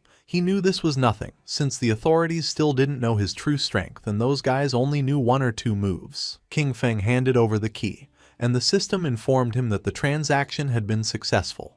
He had lost the church sanctuary hideout key, and in exchange had gained 2,000 years of tradable lifespan. After making the deal, King Feng decided to leave, and Captain Enyu said goodbye to him. The knights were somewhat confused upon noticing that she was willing to pay 2,000 years of lifespan just for this. She clarified to them that they didn't understand. This was a hideout that could house hundreds, even thousands of people, and no one but Shadow would be generous enough to give it up.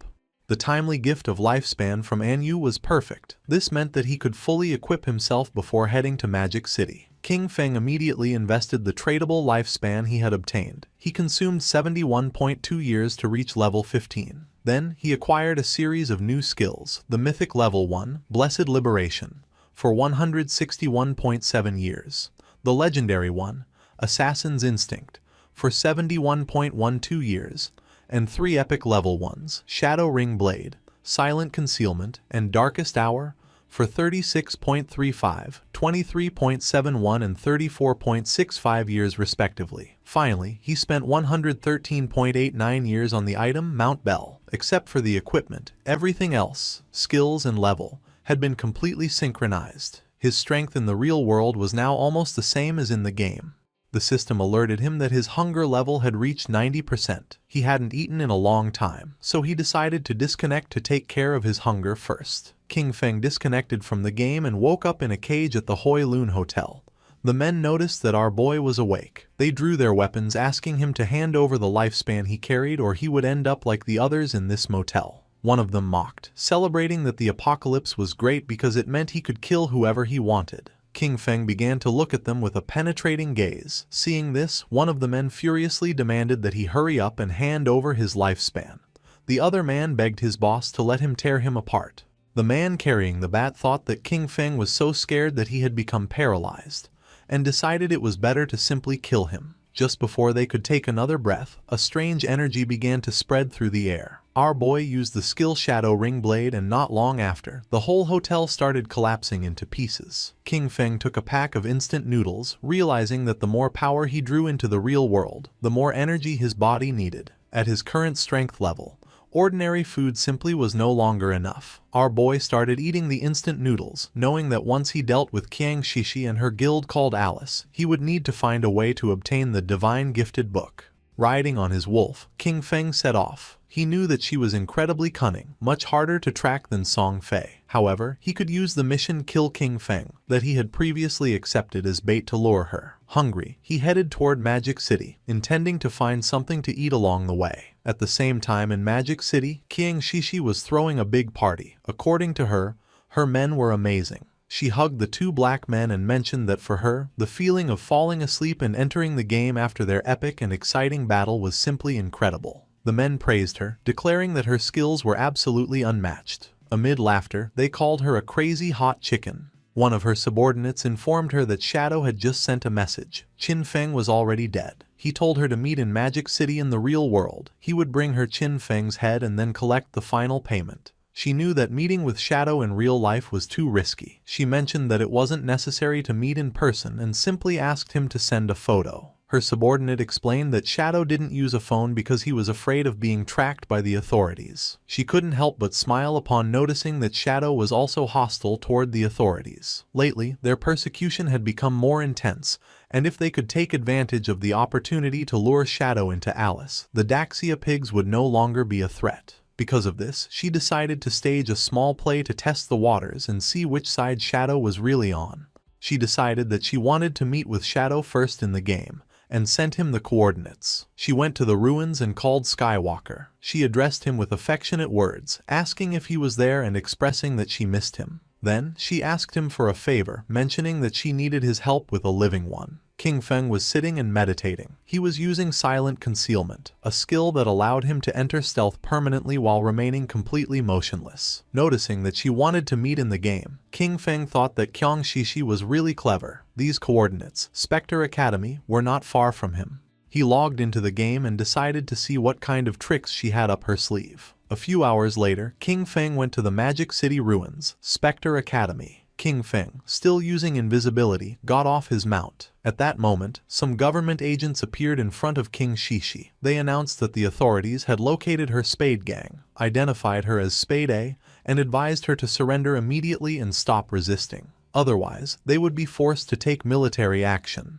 With a smile, she asked Tian Xingjian to go back and tell his men from Daxia to remember this well. They were no longer the Spade Gang, now they were the Alice Guild. Showing off her melons, she made it clear that they, the Alice Guild, specialized in killing Xiaoguo's men. Tian Xingjian and his men couldn't help but blush. Furious, they cursed Spade A, promising that Great Zia's officers would bring her to justice, calling her audacity shameless. With an expression full of excitement, she provoked the Daxia pigs to face her. She hinted that if they performed well in this show, she might become even bolder with them that night. King Feng was watching everything. Tian Xingjian clenched his fist upon noticing that she was as stubborn as ever and swore to arrest her. King Feng remembered that he was Chu Haonan, with the code name Tian Xingjian. He was a well-known informant who had provided intelligence to the Alice Guild, and who had only fallen in the 7th year since the start of the game. He found it interesting that Qiang Shishi and Qiu Haonan were conspiring so early. He understood that both had orchestrated all this to test him. If he intervened to help Qiang Shishi, he would become an enemy of the authorities.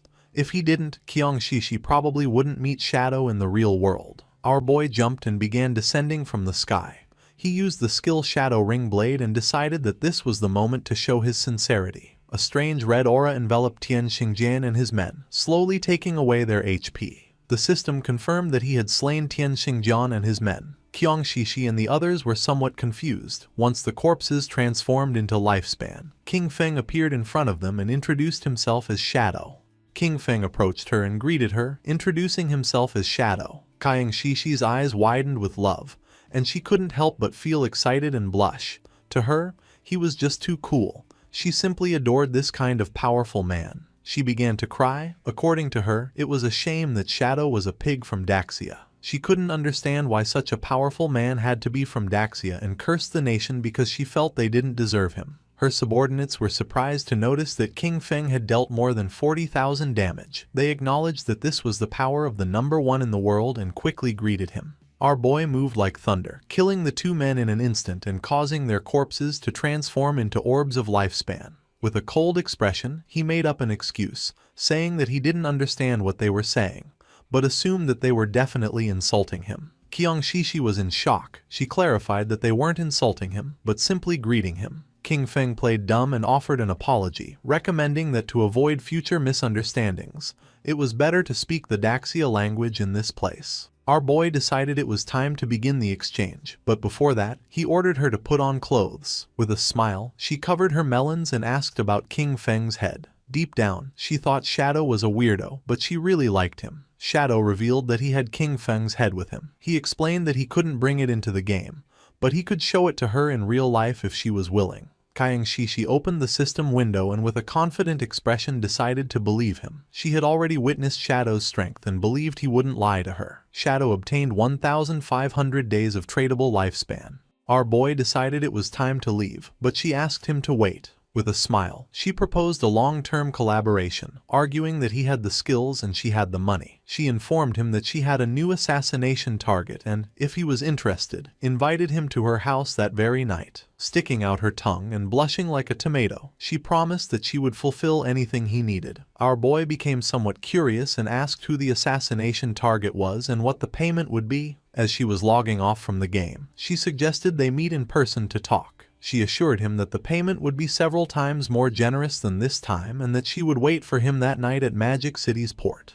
King Feng became serious, wondering if her place at the port could be her yacht. At the same time, not far from the statue, Tian Xingjian and his men respawned. He was furious, cursing Shadow, as he knew that he would definitely betray the authorities. However, for him this was a success. Kyung Shishi had managed to ally with Shadow. He realized that the idiots in Zhonghai City should be held responsible for their constant conflict with Shadow. Next, he ordered Lin Qingyu to guide everyone to collect their lifespan first, as there might be action soon. Lin Qingyao, a woman with white hair, nodded her head. Her nickname in the game was Late Night Drizzle. She considered the possibility that Shadow really had allied with Spade. If this were true, they needed to find a way to eliminate Shadow, even if it meant death. She began to gaze at her hand and sank into her thoughts. She was aware that the gap between Shadow and herself was really big. She hadn't even managed to see his silhouette before everything ended. A few hours later, in the middle of the night, a hooded man arrived at Kyung Shishi's yacht. He introduced himself as Shadow and mentioned that he had come to find Spade. Upon noticing that Shadow had arrived, the guards recognized him. They informed him that they had been waiting for him and were ready to set sail, inviting him to come aboard. Shadow remained silent. It was nighttime and the yacht was sailing in the middle of the sea, far from the cities. While Shadow was distracted, Kyung Shishi appeared with a glass of wine. She wore an elegant red dress and offered him a glass, commenting that they were finally meeting. She didn't expect him to be so mysterious even in real life. Shadow got straight to the point and asked her who she wanted to kill. She approached Shadow and with a mischievous smile told him there was no fun in getting straight to the point. She suggested that with such a beautiful night and such pleasant company, they should leave boring matters for later. Instead, she invited him to have a drink and toast to the lovely evening they were spending together. Shadow took the glass of wine and without hesitating for even a second, took a sip. Kyung Shishi couldn't help but feel cheerful, and not long after, Shadow sat on the sofa. Kyung Shishi sat next to him and grabbed his arm, smiling as she questioned whether he was already feeling the effects, revealing that the drink contained her special secret recipe. She began to get aroused and revealed that anyone who drank would obediently follow her orders. She thought with euphoria that, just as she had imagined, even Shadow was just a man after all. However, her excitement turned into astonishment upon witnessing such a powerful reaction. Drooling, she sat in front of Shadow and asked him not to be nervous, to relax and enjoy. She explained her plan. When they both reached the highest wave, she would lift her hood so she could clearly see his face, as she was sure he must be incredibly handsome. However, for now, she wanted to keep the mystery. She began having fun with Shadow, completely amazed that Daxia had such a magnificent man. This made her understand why he was Shadow. A burning heat overwhelmed her as she marveled at the incredible experience. Feeling how a scorching heat consumed her, she urged him to continue, shouting that she was ready and for him to come out until finally reaching climax. At that moment, something strange happened and green flames emerged from Shadow's body, burning Kyung Shishi. She went into shock, feeling a scorching heat as she wondered if this was fire. Someone appeared next to her and grabbed the protective crystal pendant that she wore around her neck. They did not expect her to have such a good item that had saved her life. It was the protective crystal pendant of gold tier, universal accessory, whose unique effect granted the wearer a shield layer of damage immunity every 300 seconds. It was none other than Qin Feng, with his body emitting a suffocating aura and a penetrating gaze. He began to stare at her. Kyung Shishi was in shock. She wondered why he was here, since she remembered that Shadow had killed him. Our boy decided to reveal the truth. There was only one reason: he was Shadow. She moved away from the supposed Shadow who was sitting on the couch, and her eyes widened in fear. The hooded man was none other than a devout follower that our boy had summoned so that it would pretend to be him. It was very happy since it had had a lot of fun with Kyung Shishi. The formerly arrogant Kyung Shishi now knelt before King Feng. Banging her head against the ground, she begged him to spare her life, admitting that she was wrong. She offered him all of her lifespan and pledged to be his slave, telling him he could do with her whatever he wanted. King Feng asked about the 5 foreigners who were with her. With her eyes full of tears, she began to bark like a little dog, asking her daddy if he would let her go in exchange for the information. Just before she could finish the sentence, King Feng broke her neck, and while she writhed in pain, he grabbed her phone, realizing that the 5 guys were not on the yacht. King Feng obtained 659 years of tradable lifespan. He wanted to catch them all at once, which was a shame. He decided that the first thing would be to use Kyung Shishi's phone to call the authorities. Not far from Kyung Shishi's luxurious yacht, police boats began speeding toward it. A large-scale murder case had been reported on the yacht, where one of the victims was the heiress of the president of Qian Group. According to the informant, the skills used by the killer closely matched those of Shadow from the game, making their identity almost certain. The investigation team was immediately dispatched to the crime scene. On the boats was also Tian Xingjian. He knew that Shadow lacked all law. He considered that such a gratuitous murder was a direct provocation against the laws of his country. Once on the boat, he would use search skills on the corpses, and as soon as Shadow's location was confirmed, they would open fire with full force to ensure that the target was eliminated. He would definitely avenge his shishi. The police boats surrounded the yacht in a matter of seconds.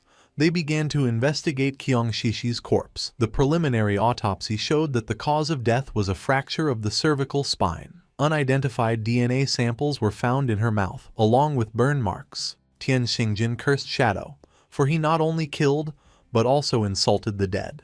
He touched her corpse and used the skill called Last Words of the Deceased. By touching the body, the skill allowed him to obtain the location of the killer for 5 minutes. He, Tian Xingjian Qiu Haonan, swore that he would make sure that the culprit was brought to justice. His eyes widened in surprise. He went on alert, drew his pistol, and warned his men to be careful since Shadow was right there. He began to order an all-out attack towards 6 o'clock. Just before he could turn around, a powerful venom dart pierced his head, leaving the others in shock. His corpse fell next to Qiang Shishi's. Lin Qingyu did not lose her composure. With an expression full of determination, she summoned a group shield and began shooting, accusing Shadow of having killed the investigator, and asking him if with that he was trying to become an enemy of the authorities. King Feng asked them not to be nervous. He explained that the reason he had killed Qiu Haonan was because he was a traitor who leaked official information to Qiang Shishi in exchange for benefits. As for the evidence, he indicated that it should be on his phone. They were free to investigate thoroughly. One of the police officers turned on Qiu Haonan's phone and informed Captain Lin that, indeed, they had found communication records between Captain Qiu and Qiang Shishi on their phones. It was then revealed that Qian Shishi was the player known in the game as Black Ace. Captain Lin Qingyu did not believe it and decided to see it for herself. She grabbed the phone, but the officer panicked, asking her to wait a moment. She felt confused and wondered what this was that she wasn't allowed to see. Her eyes widened in surprise when she saw a photograph of Qiu Haonan and Qiang Shishi kissing. She couldn't help but blush like a tomato when she opened the photo gallery and saw all the private photographs of Qiu Haonan and Qiang Shishi. The police officer got nervous, saying that he had already warned her. She realized that Shadow's words were all true. She finally understood. The last time Shadow had killed them in the game, it had only been a show for Qiang Shishi to see. Shadow had gained Qiang Shishi's trust in order to later find her and take care of her in real life. Afterwards, he informed the authorities, luring and killing Qiu Haonan. With one move, he had helped the officers solve 2 big problems. The police officer asked her why she kept staring at the photos so intently. She realized how terrifying Shadow was. She understood that, if he were hostile to the authorities, the consequences would be unimaginable. She remembered that just a few moments ago she had shot him. Although he probably wouldn't care or hold a grudge, she was worried that this could cause problems between him and the authorities. With a grateful expression, she thanked him for his help and apologized for having shot him earlier. Without hesitating for even a second, she shot herself in her own leg, causing the police officers to panic, but she asked them not to worry. With eyes full of tears, she told Shadow that she had returned the favor and asked him to please continue cooperating with the authorities. One of the police officers decided to help her stand up and told her there was no need to be so cautious. She mentioned that they didn't know Shadow's personality, and that, in any case, it was better to be safe than sorry. King Feng was using his invisibility skill and observing everything. He recognized Late Night Drizzle, whose real name was Lin Qingyu. She had shot herself to avoid becoming his enemy. This was what one would expect from the future leading figure of Magic City's official forces. At the same time, in the game, not far from the ruins, several monsters appeared. The player carrying the shield began fighting them and asked Xiao Yu to heal him. She raised her friendly staff and activated a healing skill, but she was so clumsy that she healed one of the monsters instead of her own ally. The monster bit the player, and he, in shock upon seeing that she had healed the wrong target again, called her as useless as always. Her skill began to heal the monster, while the other devoured her friend. Not long after, both were eliminated. Both respawned again, and with tears in her eyes, Xiao Yu wondered how it had happened since she hadn't seen anyone. She concluded it must have been Shadow and questioned whether the reason he always attacked her was because he had discovered that she wanted to avenge Brother Song Fei. He gave her a hard blow to the head, calling her an idiot and asking why Shadow would waste time attacking her. He explained that they had been annihilated by the Platinum Boss, Headless Assassin, Shero, and questioned whether she had even noticed the system notifications. Xiao Yu now had a bump on her head. With a furious expression, the man revealed that the boss had been provoked by her misdirected healing skill. Then he swore that if the guild leader assigned her to his group again, he would kill himself on the spot. At that moment, the boss descended near them, causing the man to panic. While a strange aura was emerging from its body, the man turned his back on Xiao Yu and began to flee from the place, realizing that the boss had followed them. Xiao Yu's eyes widened in fear, realizing this was not good. It was night and somewhere in the city there was a mansion. Someone threw a plate with fruits to the floor. It was a red-haired woman, who was on a call.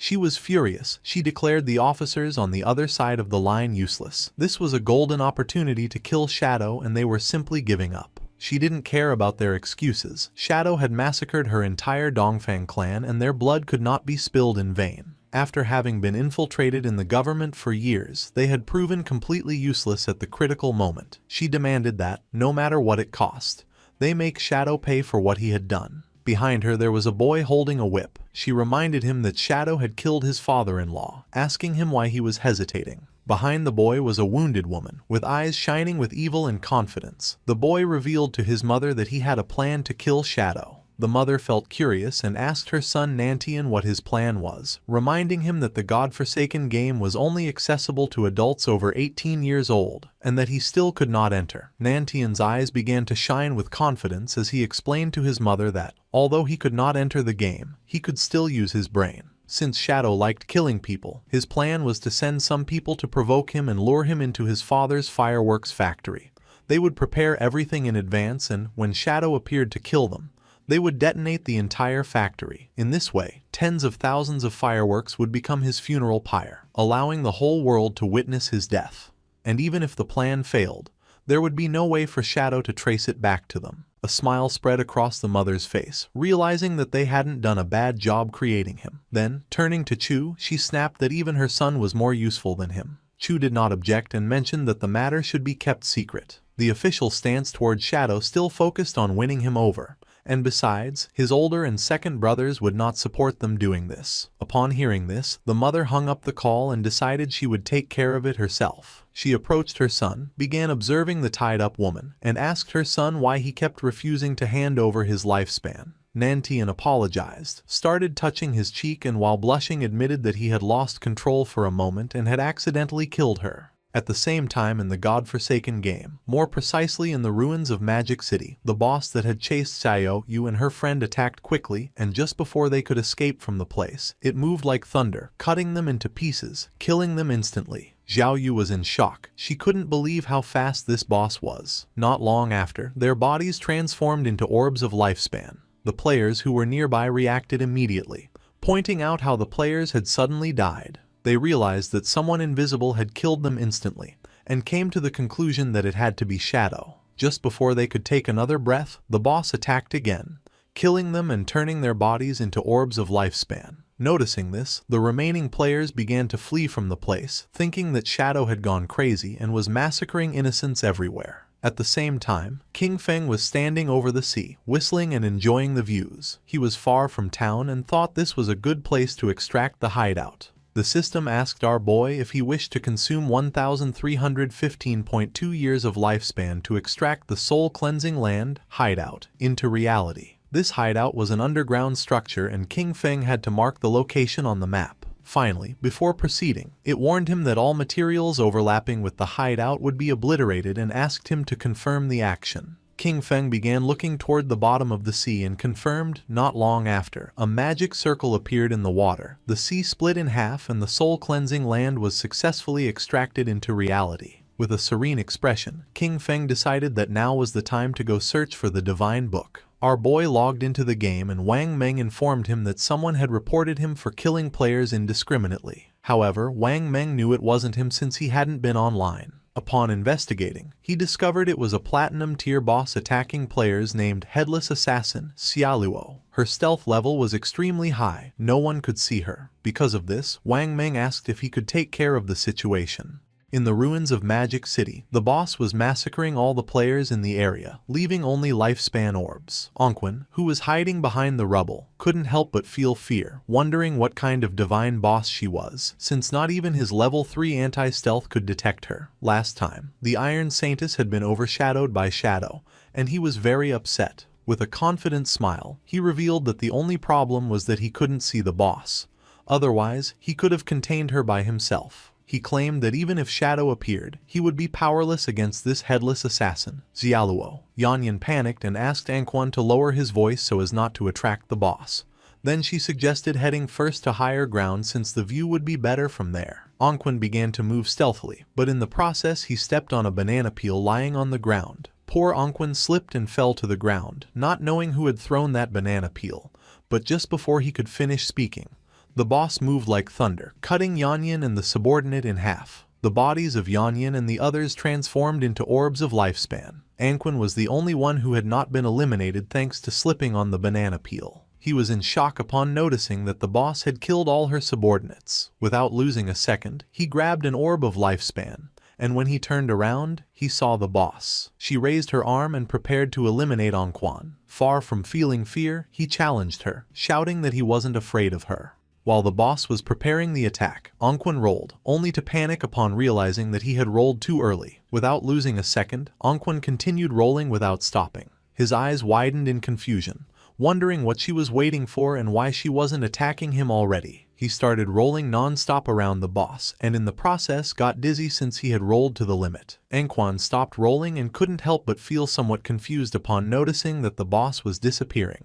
He was so dizzy that he could barely see clearly. After charging the attack, she used the technique anti-stealth strike and attacked the dizzy Anquan, who didn't have time to roll again and received the attack directly. In an instant his body transformed into lifespan. While the boss was distracted, Shadow began to emerge. Out of nowhere, King Feng appeared above her and using his skill-true anti-stealth strike forcefully stabbed his dagger into her back, dealing more than 28,000 points of damage and killing her instantly. He was so fast that she didn't even have time to turn around or feel his presence. He couldn't help but feel somewhat surprised upon noticing that this boss's name was Xiaolu. A few minutes before King Feng appeared, all the members of the guild who were in the city ruins began to point at poor Xiaolu, blaming her for having miscast a spell that activated the headless boss. They claimed that the boss had noticed her and followed her to the respawn point. Xiaoyu's eyes were full of tears and sadness. She explained that it hadn't been her intention.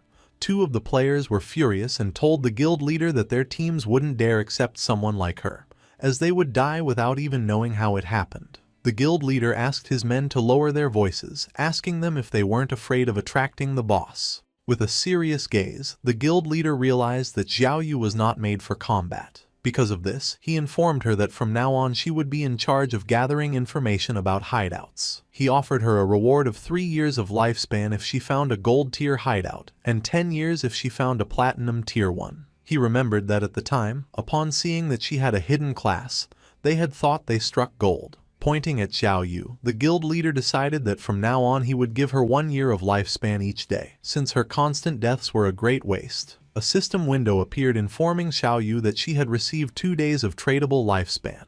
Her remaining tradable lifespan was now 2 days, 13 hours and 32 minutes. With a grateful expression, she thanked him from the bottom of her heart.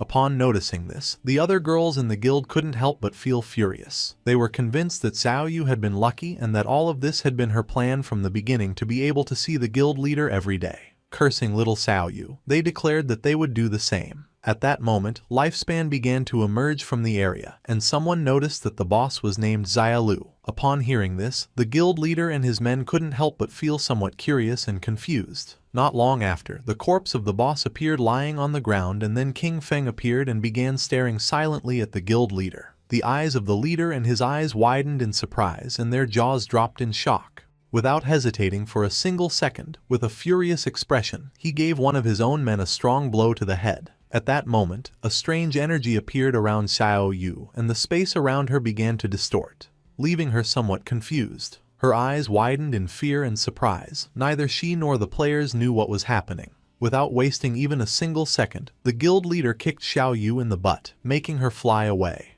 Xiaoyu's body began to float in the air. She couldn't help but scream and ask for help. At that moment, 3 headless bosses appeared around her. Upon noticing this, King Feng's attention was fixed on her. Anquan and the others, who were watching from a corner, panicked when they noticed 3 bosses. They soon realized that there were actually 4, and then 5, as one of them had just been instantly eliminated by Shadow. This made them understand why they felt like they were everywhere. There were many clones. With eyes full of tears and a desperate expression, Xiaoyu began to ask for help. Then she saw Shadow and thought she was saved. She reached out her hand to King Feng and begged him to save her, calling him Brother Shadow. Upon hearing the word brother come from the mouth of the person who had betrayed him, King Feng's eyes began to shine with rage. Just before the bosses could attack, King Feng used his new Shadow Dash, moved quickly and in the blink of an eye, cut the bosses and tore Xiaoyu into pieces. Xiaoyu went into shock, not knowing why Shadow had killed her. The system informed our boy that he had killed headless assassin Yahello and Xiaoyu, obtaining 48,000 experience points, 20 evolution points and 1,520 days of tradable lifespan. While the orbs of lifespan were falling from the sky, King Feng turned his back on Xiaoyu and coldly said that she was unlucky. King Feng used greedy hand to pick up the loot. He realized that, in addition to the 1,520 days of lifespan from the boss itself, it had also dropped a bunch of light orbs. They were the non-tradable lifespans that the boss had just absorbed from other players and had not yet digested.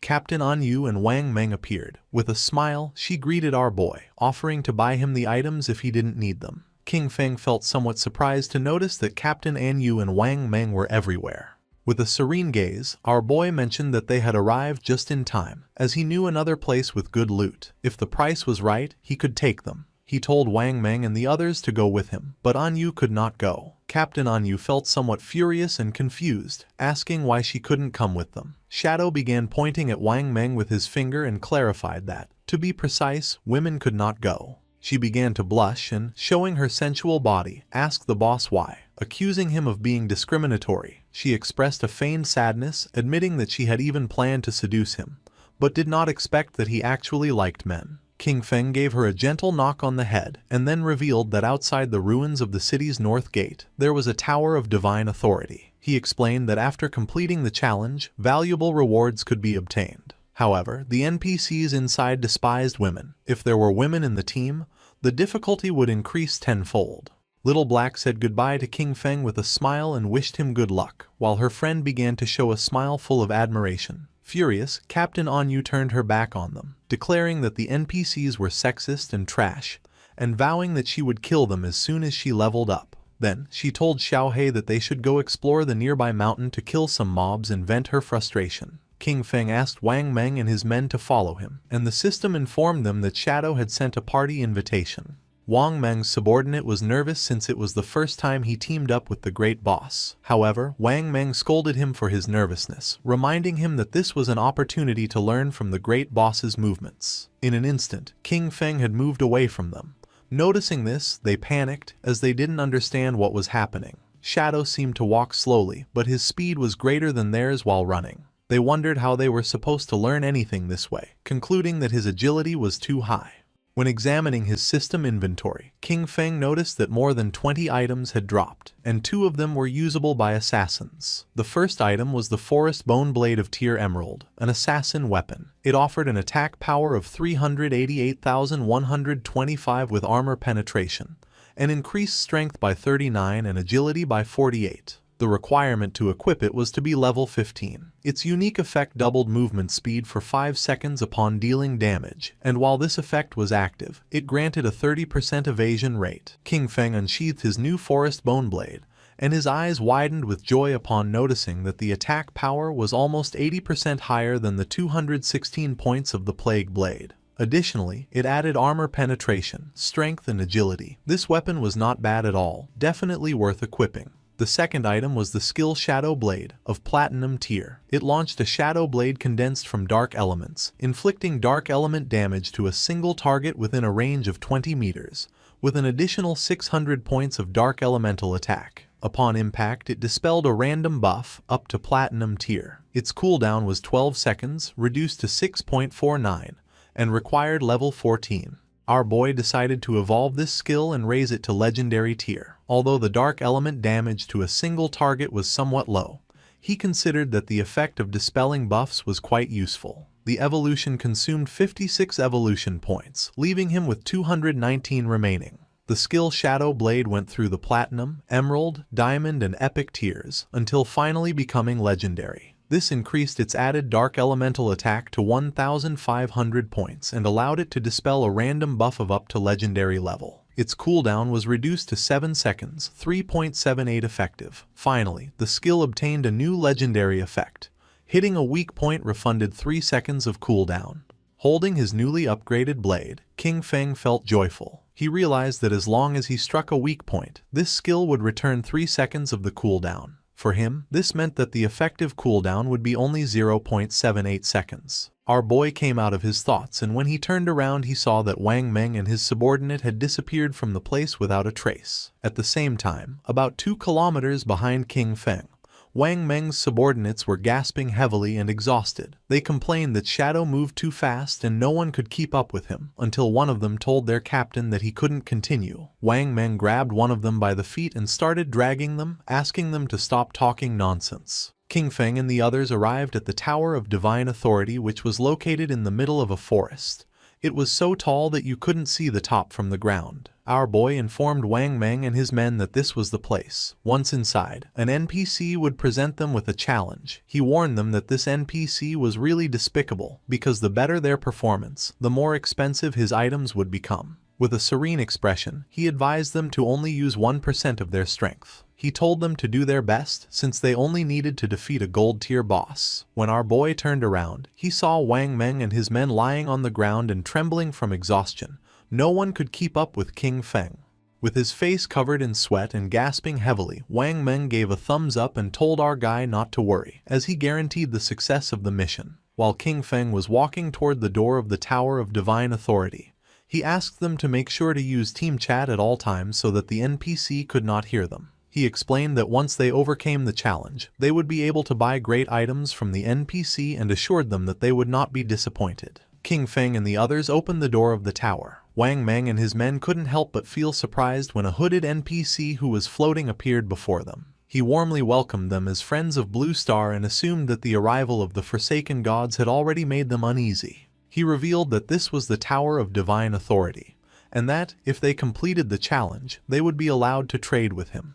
He asked them to let him know when they were ready. Wang Meng's men felt somewhat surprised and confused upon realizing that the game actually had NPCs. One of them asked Shadow what kind of boss they had to face in this challenge. Our guy simply asked them to follow his lead during the fight, assuring it was simple. The swordsman of the party felt even more confused and asked him to be more specific. He wanted to know the duration of the battle, how many phases the boss had, what skills it used, and whether the combat focused more on mechanics or pure stats. He didn't stop asking questions. He wanted to know if the boss had any movement skill, if there were instant death attacks, if it targeted specific players with its skills, where its weak points were, and how long the fight would last. Wang Meng asked King Feng not to pay attention to this guy.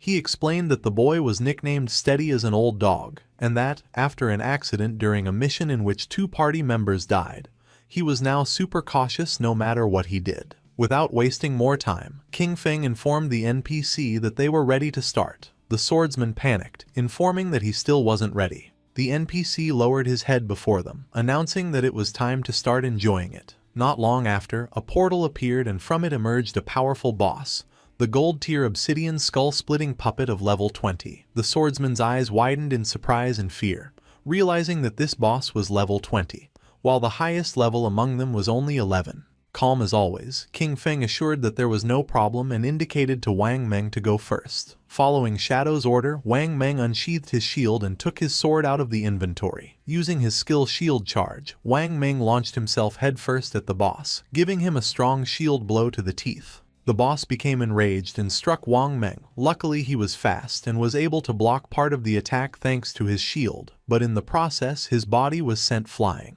King Feng moved like thunder and grabbed Wang Meng, preventing him from crashing into the wall. The swordsman and the archer were somewhat confused upon noticing this and felt somewhat worried for our boy. King Feng began staring at the boss. He told the archer not to worry about it and to use the skill Starshine Shot. Then, he ordered the swordsman to use triple ground slash. Both nodded their heads. The archer fired a rain of arrows at the boss, causing him terrible pain. And taking advantage of its lowered guard, the swordsman moved like wind and attacked with precise yet powerful slashes. The boss opened its mouth and started to bleed, then it became enraged and struck the ground forcefully. A powerful aura appeared around its body and then a strange black energy began to form around the swordsman. Noticing this, King Feng realized that the boss had entered berserk mode. He warned them that he would take care of it and that everyone should stay away from the black oil. The swordsman began to crawl away from the energy, while on the other side, the archer narrowly dodged one of the attacks. King Feng jumped into the air and threw his shadow blade at the monster. The attack was so fast that the boss had no time to react, and the blade hit him right in the face, causing more than 4,500 points of damage. Far from calming down, it started to roar, but King Feng used a skill to dispel the berserk state.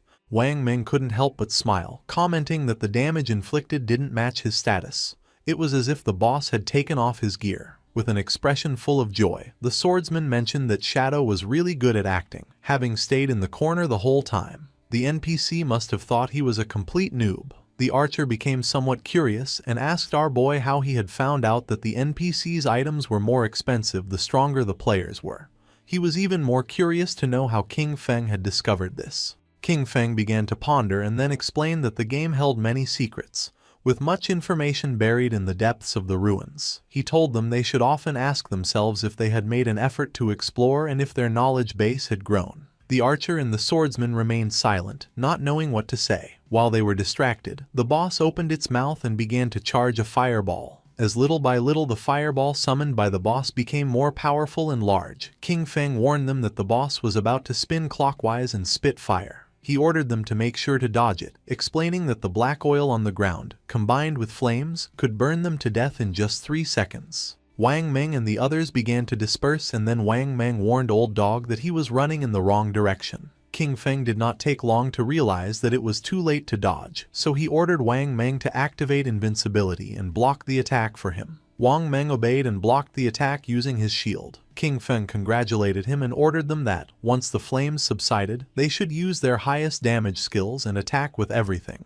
The archer unleashed a rain of arrows. The swordsman jumped and prepared to attack, with Wang Meng closely following to block any attack from the boss. The combined attack worked and just before the boss could take another breath, Wang Meng and the others dealt more than 25,000 points of damage, killing it instantly. The system congratulated them for having defeated the level 20 Obsidian Skull Splitter Golem. Wang Meng and the others felt somewhat relieved and happy. King Feng did not lower his guard, remembering that the complicated part of this boss was that, once its HP fell below 70%, it entered a berserk state. While the effect dissipated, its strength was approximately the same as that of a silver tier boss. The NPC reappeared in the sky and congratulated them, informing them that they were the first players from Blue Star to overcome his trial. While the items were materializing, the NPC began to laugh, revealing that now, as long as they offered their lifespan, they could trade with him for the divine gifted tome.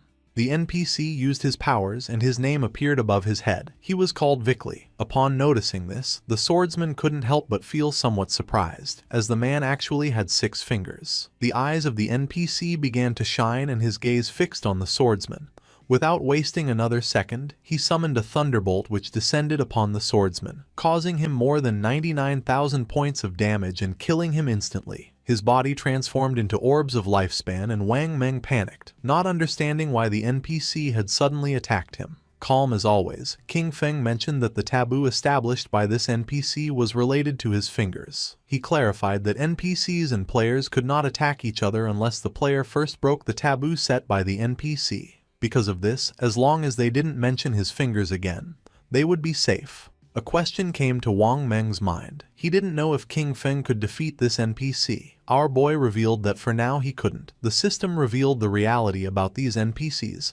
They were powerful beings from other timelines who had obtained divinity. Bound by ancient and eternal rules, they arrived at Blue Star disguised as NPCs to collect the lifespan of players. With an arrogant expression, Vickley asked them to choose the divine skill book they needed, exchange their lifespan for it and get lost. Upon seeing the skills books, Wang Meng went into shock. He discovered that it was possible to spend lifespan to create daily necessities in reality, like all kinds of food, water, and drinks. He understood that with these divine books, even if a disaster occurred, they would be completely supplied. As expected from King Feng, he had really led them to obtain something good.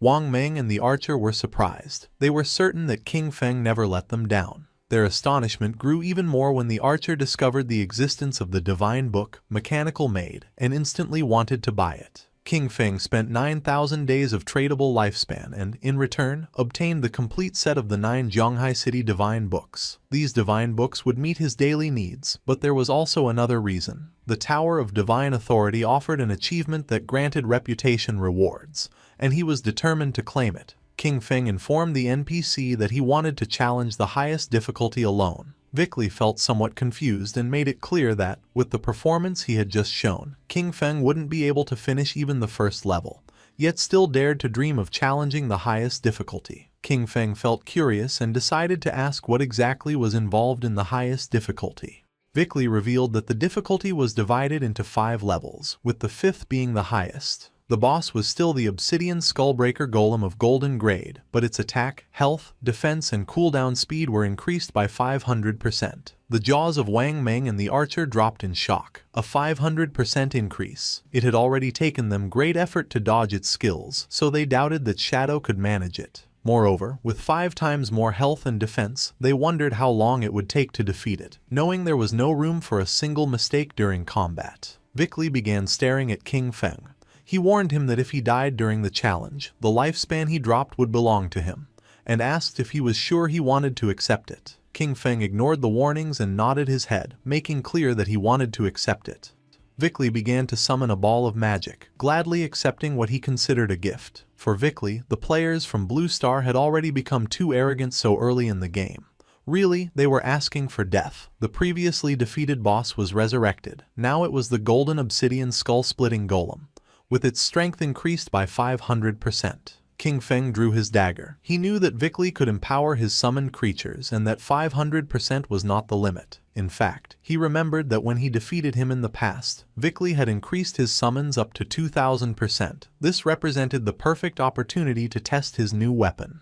King Feng shot a poisonous dart at the boss, which activated the effect of Black Flame's gift, reducing the target's defense and all its elemental resistances by 7%. Then, the special effect of the Emerald Bone Blade was activated, increasing our boy's speed by 100% for 5 seconds. The boss launched flames and just before they could get close, King Feng disappeared without a trace. While it was distracted trying to understand what had just happened, King Feng appeared behind it, landed on its head and stabbed his dagger into its skull, activating the special effect of Emerald Bone Feather. The powerful monster began to roar in agony. King Feng disappeared again, and his speed increased by 100% for 5 seconds. Upon witnessing King Feng's incredible speed, Wang Meng and the archer were in shock. At first they believed he had become invisible again, thinking that the cooldown of his skill was too short. Soon they understood that it was not any skill. Shadow's speed was so extreme that it created the illusion of simply vanishing. King Feng decided to use Blessed Liberation, which would make his next attack cause the Throat Slash effect. Using Shadow Dash, our boy moved like thunder, causing more than 100,000 points of damage to the boss. The attack activated Black Flame's gift, which reduced its defense and all its elemental resistances by 64%. Despite having used his most powerful skills, the monster's HP had barely dropped. King Feng was happy because he knew this was due to the buff granted by the ancient god's stone tablet. Without this item increasing the stacking limit of Black Flame's gift, each hit from Shadow Dash would have only inflicted, at most, about 18,000 points of damage. Wang Meng was in shock upon noticing that a single strike had taken away a third of the boss's health and wondered what skill King Feng had used. It was the first time that the archer clearly saw King Feng's attack. It seemed like an instant shadow slash to him, but the version he knew of this skill only had 3 strikes. Meanwhile, Vickley was watching the battle in silence, wondering how someone could be so strong if the game in Blue Star had just begun and what level of talent he possessed. The eyes of our boy were shining with joy. It was time to activate Throat Slash, a skill that inflicted 200% of the damage of the last attack per second. Blood began to emerge from the boss's body. It began to roar in agony as its HP bar dropped. In a matter of seconds, the monster lost its life and its body transformed into orbs of lifespan. The system congratulated our boy for completing the achievement challenge of the 5th level difficulty of the Divine Authority Tower, granting him a total of 15 reputation points for surpassing all levels. Additionally, for being the first time in the world that someone cleared the tower solo, he received an extra 75 reputation points. Finally, an official global announcement echoed. Player Qin Feng had cleared the maximum difficulty challenge of the Divine Authority Tower for the first time in history. Far from being surprised, the players were confused. They didn't know what the Divine Authority Tower was, since in the ruins of the cities where they were, they had never seen a building resembling a tower. Once again, they realized that Shadow was ahead of everyone. Vickley was upset. For him, this was a scam. He cursed the cunning of the people from Blue Star, regretting not having charged 10,000 or even 100,000 days of lifespan for each Divine Authority book. Vickley summoned a powerful and bright ball of magic and shouted at them to get out. He never wanted to see them again. Wang Meng and the archer covered their eyes to avoid going blind, as they believed they were lost and that the NPC was about to unleash a powerful attack. Vickley's attack descended upon them. While Wang Meng and the archer were covering their heads, our boy stood still, calm as always. King Feng and the others were teleported outside of the tower. Both felt somewhat confused since they didn't know what had happened. They immediately panicked, only to realize that they hadn't died. They had simply been teleported out of the Tower of Divine Authority. King Feng reminded them that they had no reason to worry, since, as he had told them, the NPCs could not attack them. Now that he had gotten what they wanted, King Feng decided it was time to finish and mentioned that he was going to log off to eat. Wang Meng thanked King Feng for having guided them and asked him to take them with him if another opportunity like this came up. Our boy nodded and the archer said goodbye to him. King Feng woke up in reality, in his hideout. The system extracted the 9 divine gift books, a process that consumed 90 days of his tradable lifespan. Our boy decided to consume 106 years of lifespan to buy luxury furniture, daily necessities, cooking ingredients, and a multi-purpose mechanical maid. A maid with dog ears appeared in front of him. After introducing herself, she informed him that she could help take care of everything in the house and that she was there to serve him in anything he needed. Lying down on the luxury sofa, our boy gave the order to immediately begin a complete cleaning of the hideout.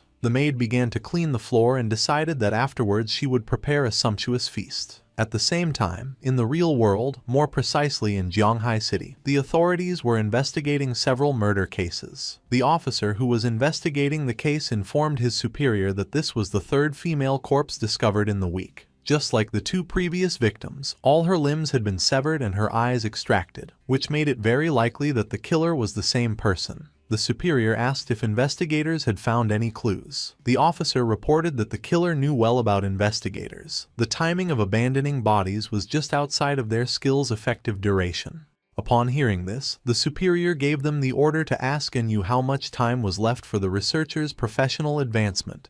They could not delay any longer. They had to catch this killer. The police officer who was next to him nodded his head. The officer asked them to wait a moment, and the superior asked if he had found anything. His eyes began to shine with seriousness when he realized that Shadow's connection and disconnection times matched exactly with the moments of the girls' deaths. The superior began to ponder, since the simple coincidence of schedules was not enough to prove anything. The officer mentioned that, despite this, he believed they could start the investigation from this angle. He added that there were already rumors pointing at Shadow as the killer, and that authorities were covering it up out of fear of his power. The superior waved his hand. He reminded Xiaoma that, even though Shadow had embarrassed him in front of Enyu, he could not allow his personal feelings to interfere with the work. He assured him that the technology department would support him 24/7 to solve the case as soon as possible and bring justice to the victims. That said, the superior began talking with another police officer. Meanwhile, Xiaoma started to gaze at the ground and his eyes filled with rage. King Feng logged into the game and began contemplating the castle in silence, which was located in the ruins of Demon City.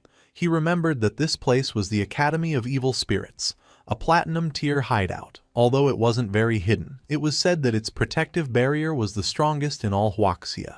The system informed him that he had consumed 2.74 years of tradable lifespan to create the guild Shadow. His plan was simple: take over this hideout and register it under the name of the guild in order to obtain a sanctuary in the Magic City ruins. King Feng jumped. The sanctuaries could teleport between each other, which would make traveling back and forth between Magic City and Jianghai much easier from now on. Using invisibility, King Feng entered the hideout and began walking through the place silently. Several minutes later, he realized that, despite having reached the third underground level, the deepest one, he had not encountered a single monster. This indicated to him that someone, or perhaps a group of rather strong people, had already been there. At that moment, someone shouted that she had nowhere left to run. King Feng became curious, and when he peeked around the corner, he saw several men surrounding a woman.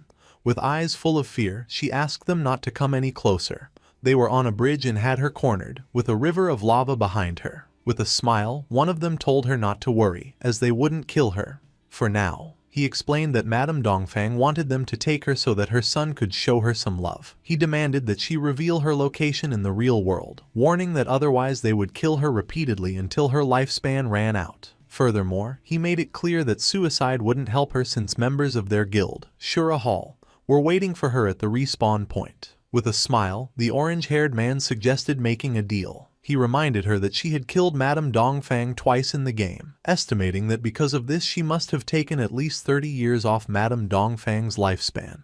The woman remained silent, lost in her thoughts. He advised her to give them those 30 years of lifespan and then play with the three of them for a while, promising that in return they would let her go. With eyes full of tears from fear, she asked what exactly it was that they wanted to do. They began to smile, and then one of them pulled down his pants, causing the poor woman to panic. With a mischievous smile, the man with orange hair revealed that this was how they played.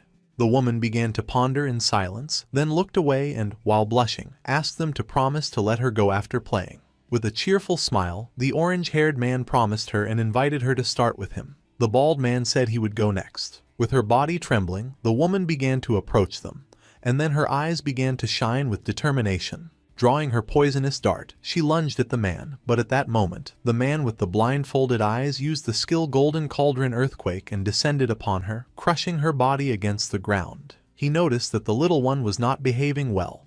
The only thing she could do was close her eyes as the orange-haired man approached. Showing his tongue, he warned her it was her last chance and ordered her to open her mouth. Then, a confident smile spread across the woman's face. Using a powerful skill, she cut both the bald man and the orange-haired one in half, causing the man with blindfolded eyes to feel somewhat confused. His eyes widened in confusion. He didn't know what was happening. Just before he could take another breath, the strip of paper summoned by the woman wrapped around his neck.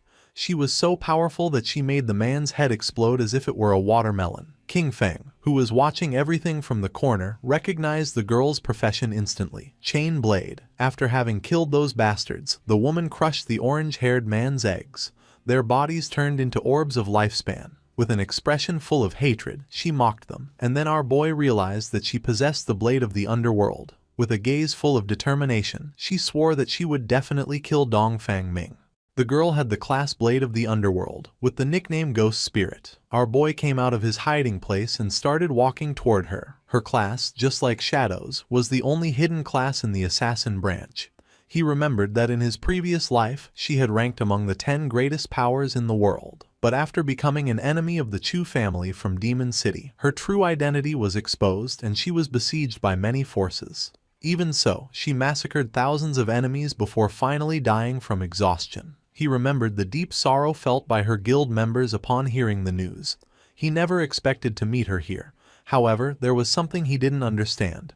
Who was this Dongfang Ming that she had mentioned? Supposedly, he himself had annihilated the entire Dongfang family. King Feng deactivated his invisibility skill and drew her attention. Her reaction wasn't kind. She prepared to attack, thinking our boy was a friend of those bastards she had just killed. King Feng denied knowing those guys. She got tired and lunged at him, asking him to prepare to die. As always, King Feng remained calm. With a furious expression, Ghost Spirit used her skill Underworld Chain Blade. In the blink of an eye, the strip of paper began wrapping around King Feng's body. But just then, King Feng turned into shadow and disappeared without a trace, leaving Ghost Spirit somewhat confused. Our boy appeared behind her and decided to play along. Upon hearing this, her eyes widened in surprise and fear. Knowing she was in danger, she jumped away from him. She used shadow stealth and her body turned into shadow, disappearing without a trace. King Feng was somewhat surprised to notice that she had become invisible. He also decided to use shadow stealth and also disappeared from the place. Several minutes passed and nothing happened. Noticing this, Ghost Spirit was somewhat confused. She couldn't see him. Even though her class, Blade of the Underworld, had a built-in level 4 anti-stealth, it was impossible for her to detect him. This led her to wonder if this guy could be Shadow. Not long after, King Feng deactivated his Shadow stealth and appeared stealthily behind her, catching her attention. Upon hearing Shadow's voice, she panicked, noticing that he could still see her despite her level 4 stealth. She decided it was time to get serious and used her most powerful skill called Evil Ghost Soul Chase. The paper strip began to glow and a small pink flame appeared above King Feng's head, activating Shadow stealth again. King Feng did not lower his guard and retreated, but to his surprise, the blade began to follow him, leaving him somewhat confused. Upon observing closely, he realized that this locking blade could pinpoint his location. Ghost Spirit's eyes were shining with determination. Although her eyes could not see, her weapon could.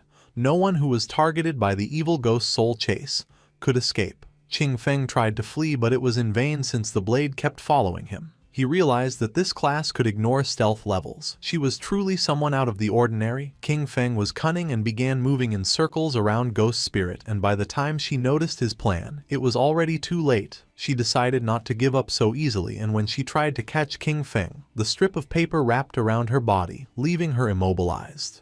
Grabbing the strip of paper, King Feng lifted it and clarified to her that he was Shadow, not someone sent by Dongfang Ming, assuring her that if he had wanted to kill her, she would already be dead. With no other option, Ghost Spirit decided to believe our boy, asking him to let her down. King Feng got straight to the point and asked if the Dongfang Yue she mentioned was from the Dongfang family of Zhanghai City. Even while hanging upside down, she nodded, clarifying that however, she had married into the Chu family, so her relationship with the Dongfang family was no longer as close. Our boy understood that a fish had escaped from the net. Apparently, Dongfang Yue was not present when he annihilated the Dongfang family. Ghost Spirit's eyes widened in surprise upon realizing that it was he who had annihilated the Dongfang family. She felt excited and joyful, as this meant that Dongfang Yue and Shadow were also enemies. She asked him to put her down immediately, declaring that the enemy of her enemy is her friend and that they could cooperate. King Feng released the strip of paper, causing her to fall to the ground. He decided that cooperation could wait. First, he asked why she wanted to kill Dongfang Yue.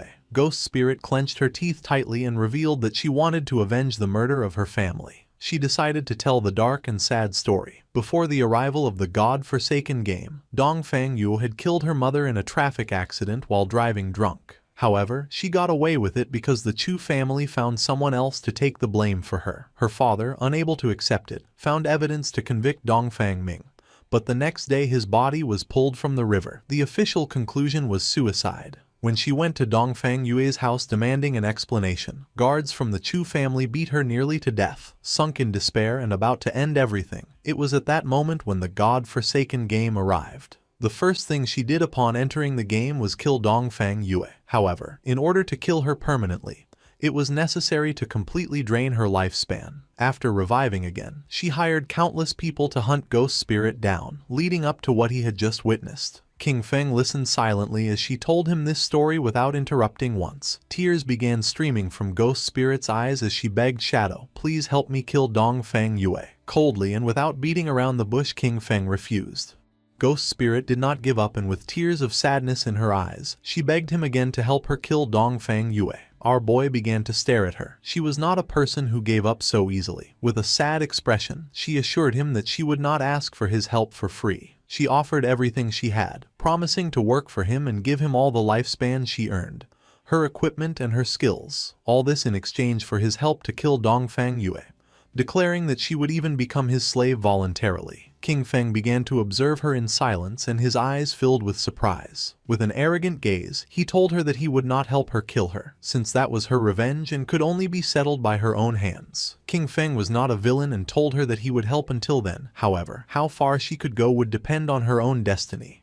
Ghost Spirit was in shock and her eyes widened with confusion. She didn't know how he was going to help her. King Feng was honest and with a serene gaze asked her to join his guild, become one of his people, and he would help her complete her revenge. A system window appeared informing her that Shadow had invited her to join the guild. Shadow. She began to ponder silently, and then her eyes started to shine with joy upon realizing that the guild of Shadow consisted only of him, wondering if joining was all she had to do. Without wasting any more time, she agreed to join our boy's guild, and a system window confirmed her decision. King Feng accepted the friend request from Ghost Spirit. He felt happy to know that she had accepted, and told her that now she only needed to do one thing: class advancement. Our boy turned his back on her and told her that she would have to find out for herself what class advancement was and how to do it, and that she should come find him when she had achieved it. The eyes of Ghost Spirit, who was kneeling on the ground, began to shine with determination. King Feng made it clear that if she couldn't even accomplish this, then she should give up on her revenge. Using his skill Shadow Stealth, King Feng left the place. He recognized that the potential of the class blade of the underworld was unlimited and that, with just a little guidance, she could definitely advance much further in the future.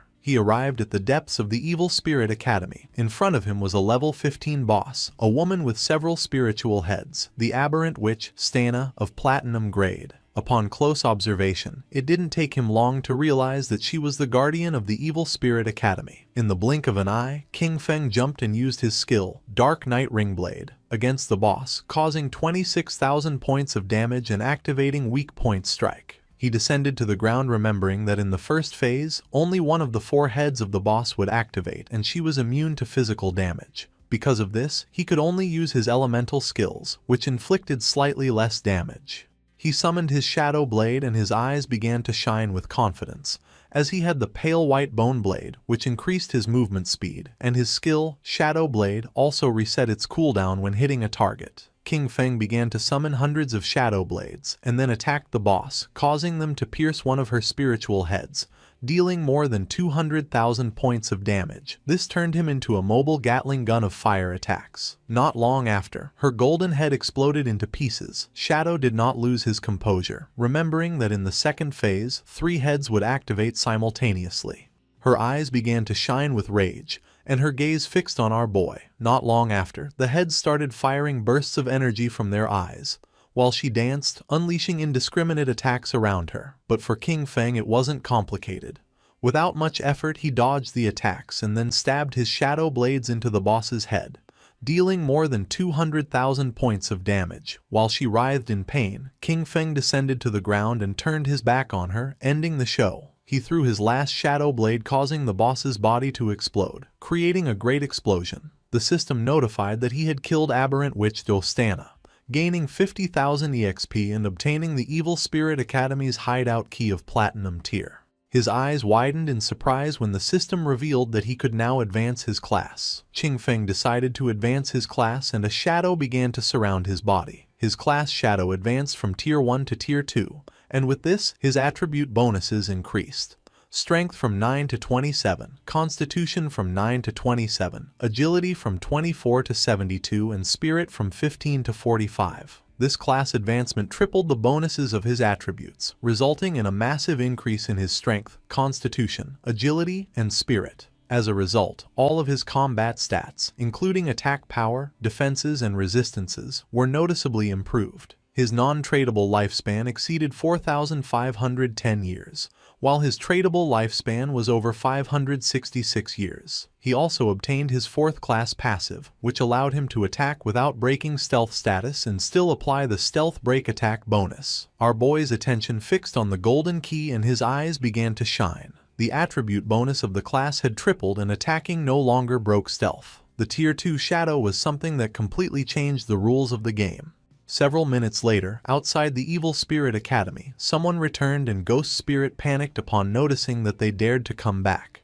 They were the same men she had eliminated before. Now there weren't just 3. They had brought all the members of their guild. With a smile, the bald man mentioned that last time he was careless because he didn't know she had a chain blade. With a confident gaze, the orange-haired man revealed that this time he had called everyone from his guild, the Shura Palace, to see where she could run now. The bald man lunged at her, ready to attack, making it clear that he wouldn't be as soft as last time. Ghost Spirit panicked, knowing this wasn't good. Using his skill Earth Slash, the bald man descended to the ground and tried to attack using his axe, but luckily she reacted in time and dodged the attack. With a confident gaze, she used Shadow Stealth, but right at that moment someone threw a flash grenade which exploded in front of her, creating an intense and blinding flash, forcing her to stop using the skill and cover her eyes. Taking advantage of the moment, the bald man gave her a kick. Stepping on her head, with an arrogant smile, he made it clear that he was going to give her a real lesson. Ghost Spirit was not going to give up. She took out a small green vial,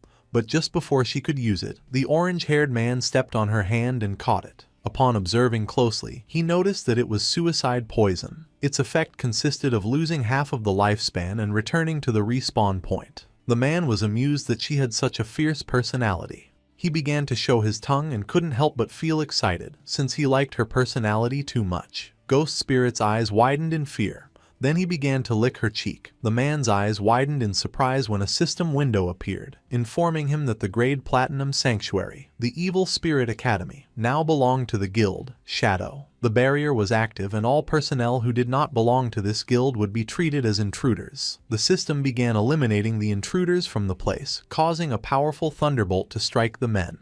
In the blink of an eye, their bodies turned into orbs of lifespan. Her eyes widened in surprise upon realizing that the Evil Spirit Academy was a sanctuary and that it now belonged to her guild. This meant that, within minutes, Shadow had killed the Guardian and obtained the key. King Feng also obtained the Jade Tier Aberrant Witch's Ring. This ring, usable by all classes from level 14, increased all attributes by 22 and cooldown speed by 30%. Its unique effect increased the area of effect of skills by 25% and area damage by 10%. As if that weren't enough, he also got the Platinum Grade Virulent Poison Trap. This Platinum Grade skill, for the Assassin and Hunter classes, allowed him to place a trap with level 5 stealth. Enemies who triggered it would receive 500 additional poison damage, a 50% slow for 5 seconds, and continuous poison damage equal to 100% of his attack power. He could place a maximum of 3 traps, each with a 4.65 second cooldown and a duration of 3,600 seconds. He was satisfied, as 2 items an assassin could use had dropped. He considered the ring to be quite good. His instant Shadow Slash and Dark Knight Ringblade skills were both area of effect, so this represented a huge improvement for him.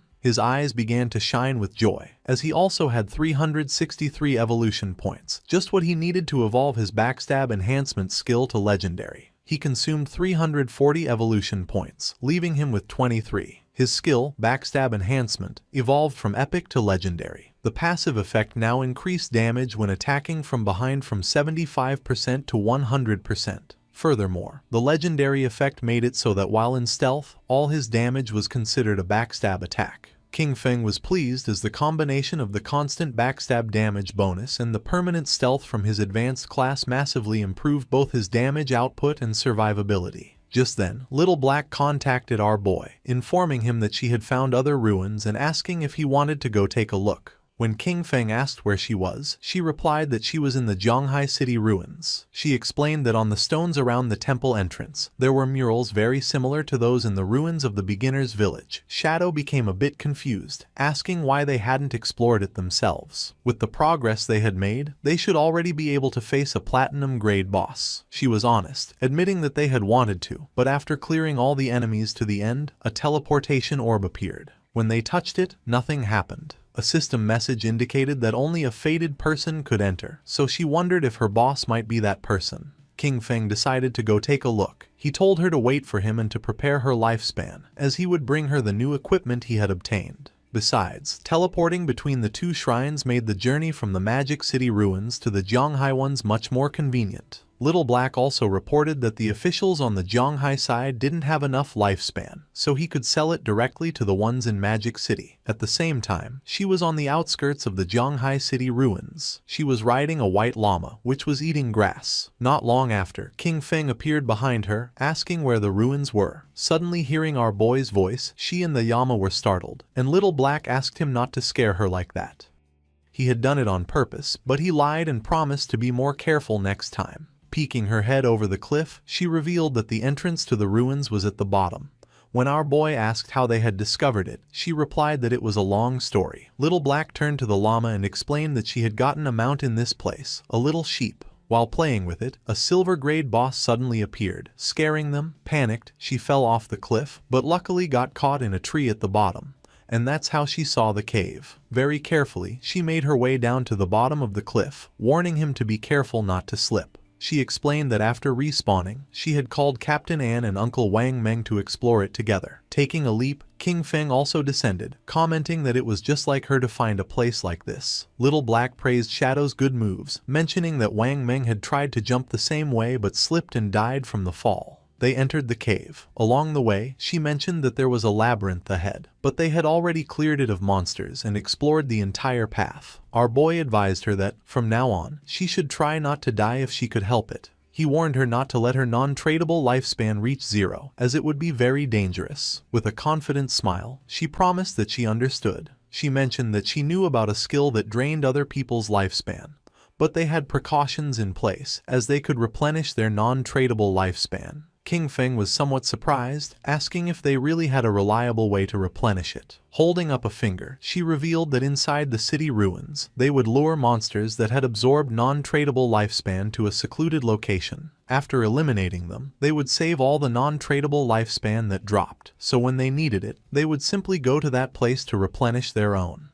King Feng grew curious, commenting that it was a good method and asking if Anu had come up with the idea. Little Black was in shock, as King Feng had guessed correctly. Our boy remembered that, in his past life, it was Anu who had devised this method and that, over time, everyone ended up using it. Not long after, they came across a teleportation orb. Little Black brought her hand to the orb, and the system informed her that she was not the fated person, and the mechanism would not activate. She asked Shadow to try, explaining that everyone assumed this temple might be connected to the one in the beginner's town. King Feng grew curious and began to observe the orb in silence. He decided to reach for it, and at that moment, the orb began to glow as an intense energy started to emerge from it. Little Black covered her eyes in confusion, not knowing what was happening. To her surprise, our boy disappeared without a trace. Realizing that both her boss and the orb were gone, she confirmed what she had suspected. He really was the fated person. Meanwhile, King Feng found himself in the cave of the Ice Tide, where his remote communications were blocked. King Feng didn't let his guard down and activated his invisibility skill. The system assigned him a new mission: protect the Ice Tide Crystal. His attention was fixed on the Ice Tide Crystal. He recognized it instantly. He remembered that this object would erupt with an icy tide if it was hit by any attack. Looking closely, he noticed that monsters would emerge from the caves and would do whatever it took to attack the crystal. He understood that if he let them succeed, he would be dead. King Feng took the virulent poison trap from his inventory. To him, dying itself didn't matter. What was crucial was that the mission could fail. If that happened, he would never be able to return to this place or get the reward. He knew better than anyone that his only option was to evolve the virulent poison trap. After consuming the necessary evolution points, leaving him with 17, the skill went from platinum to epic. As a result, the trap's stealth increased from level 5 to 8. Enemies who triggered it would now receive 1200 additional poison damage and an 8-second slow. The slow's potency remained at 50%, and the damage per second was equivalent to 100% of his attack power. Additionally, the maximum number of traps he could place increased from 3 to 9, while the maximum duration remained 3,600 seconds. King Feng placed 3 traps right at the entrances of the caves, and the system informed him that the effect of the aberrant witch's ring was activated, increasing the skill's area of effect by 25%. King Feng knew the upgraded traps perfectly covered the entire passage. It was guaranteed that any monster passing through would trigger them. Just then, they started to arrive. Monsters with glowing eyes began to stare intently at our boy, as a horde of them emerged from the caves and rushed towards King Feng. But just as they emerged, they triggered the trap. Thorny vines erupted from the traps, coiling around the monsters and dealing them over 100,000 points of damage. Dust rose from the ground, but King Feng remained calm. Just then, an arrow came flying. Noticing this, his eyes widened with seriousness. Just before the arrow could hit, King Feng summoned a shield, blocking the attack in the nick of time. His attention was fixed on a mob carrying a bow, realizing there were ranged ones too. Outside the Magic City ruins, a mage, Dongfang Yue, met with the orange-haired man and asked if his guild was giving up on hunting Ghost Spirit, also known as Guiling, now that she was a member of the Shadow Guild. The man nodded, confirming they couldn't do it and that she would have to find someone else. She gripped her magic staff tightly, questioning why he considered Shadow a greater threat than her. She reminded him, calling him a peasant, not to forget that she possessed all of his personal information and that killing him in the real world would be a piece of cake. His eyes widened with rage. Just before she could utter another word, the man had had enough and landed a heavy punch on her cheek, sending her body flying. Once Dongfang Yue was on the ground, the man drew his dagger and started beating her. He yelled that he was sick of her, and that even if he couldn't beat Shadow, he could still kill her. He furiously berated her for calling him a peasant again and again, yelling, "Die!" repeatedly with each blow. In the blink of an eye, she died and her body began to transform into orbs of lifespan. She woke up in the real world at the Chu family residence, her golden-cased phone in hand. She was furious. She couldn't help but clench her fist tightly, indignant that those peasants from the Shura palace had dared to kill her, Dongfeng Yue. Immediately, she demanded her husband send people to catch them all. Her husband was somewhat confused and asked if she meant the Shura palace, the group she had hired to capture Ghost Spirit. With a furious expression, she explained that Ghost Spirit had now joined Shadow, and that those people didn't dare to continue for fear of his retaliation. Her husband explained that they would deal with those peasants after eliminating Shadow. He informed her that he had already arranged for men from the Black Dragon Hall of Magic City to go after him, assuring her that the plan was already in motion and that she could soon avenge her family. Her eyes widened with rage, a fury directed at both Shadow and those peasants. Her mind filled with excitement, and with a confident expression, she swore she would avenge the Dongfang family and slaughter each and every one of them. In the cave of the Ice Tide, King Feng threw his short blade, which embedded itself in the eye of the bow-wielding monster, killing it instantly. To him, it didn't matter that they were ranged mobs, as his Shadow Blade skill reset its cooldown upon hitting a weak point, making it a simple matter of 1 slash per kill. The Ice Tide crystal was full of cracks and about to shatter when the system announced that the guard mission was complete and that he should claim his reward. This took him by surprise, wondering if it was already over.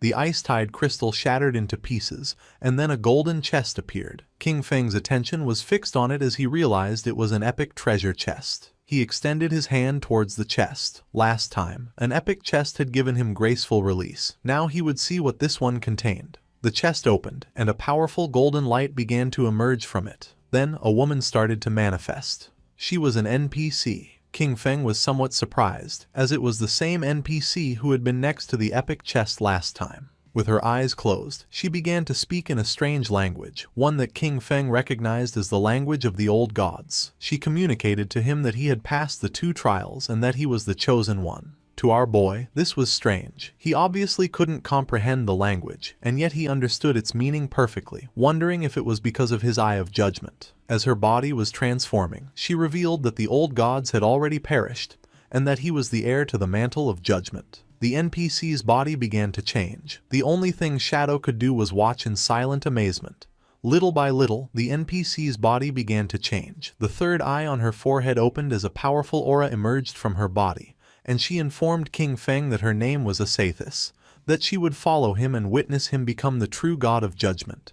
Then, she asked him to accept the gift she had prepared for him. It was the Asathis's summoning bell, a bell created by the Herald of Judgment, Asathis, using the power of order itself. It would allow him to summon her once at level 25, again at 35, and one last time at level 50. Each summon would grant him the opportunity to challenge a special ruin, and if he successfully completed all 3 challenges, Asathis could reside in his hideout and provide a skill upgrade function. Our boy grabbed the summoning bell, his eyes beginning to shine with joy. He understood that the last temple had been level 5 and this one was level 15. He was surprised to think that Da Lisi had stumbled upon both, recognizing that her luck was truly out of this world. Asathis asked King Feng to select a skill, informing him that he had one free opportunity to upgrade it to his current level. His eyes filled with seriousness as he began to ponder. He knew that the power of skills was judged by 2 standards, quality and level requirement. While the quality of each skill was fixed and couldn't be improved, he could use infinite evolution to forcibly increase it. Even an ordinary skill like Shadow Lurk could be turned into a mythic grade if he wanted.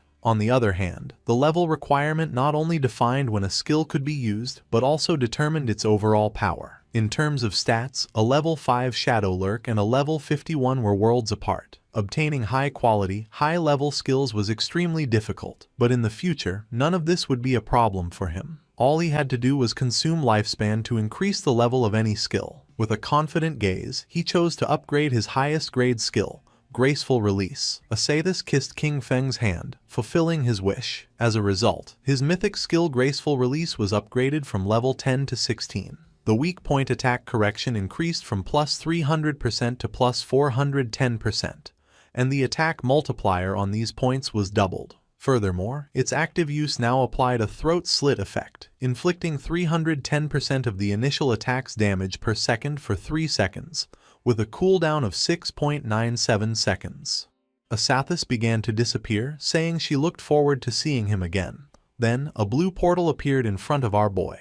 It was the portal to leave. Before leaving, King Feng turned around and reached out, noticing that there was still something left in the chest. He obtained the Epic Tier Baffich's equivalent exchange agreement. It was a pair of Epic Grade leg armor for the Assassin class, requiring level 15. It granted 198 physical defense, all elemental resistance and damage block, along with 19.8% damage reduction and plus 19.8 whispering resistance. Its unique ability, Art of Equivalent Exchange, allowed him to sacrifice a piece of equipment or a skill book of up to epic grade to randomly receive another of the same level and grade for his class, with a 1-hour cooldown. He grabbed the skill book and his eyes began to shine with joy. He realized he could use it for the equivalent exchange to get good items. He still had a bunch of Jade-grade equipment and skill books in his inventory, and all of them could now be converted into items for an assassin. He decided it was time to head back, as the loot had been incredible and he really had to thank Little Black for this. While Little Black was waiting at the cave entrance with her llama, King Feng came out. He was a bit surprised to notice that she hadn't used the last hour to level up and had instead stayed there waiting for him. Noticing that King Feng was back, Little Black was glad, as she had been keeping watch at the exit in case someone tried to ambush him. As a reward, King Feng gave her a skill book he had found in the ruins. Little Black was in shock, as this was for the level 13 Platinum Magic Shield skill. She thanked her boss, aware that this would greatly improve her survivability. Riding the small llama, Little Black said goodbye to him and left. King Feng's body began to disappear, as he decided he would also log off to fill his stomach. Meanwhile, in the Zhonghai City ruins, stood the Silver Grade Guild Sanctuary of the Knights Templar. A smile spread across the guild leader's face,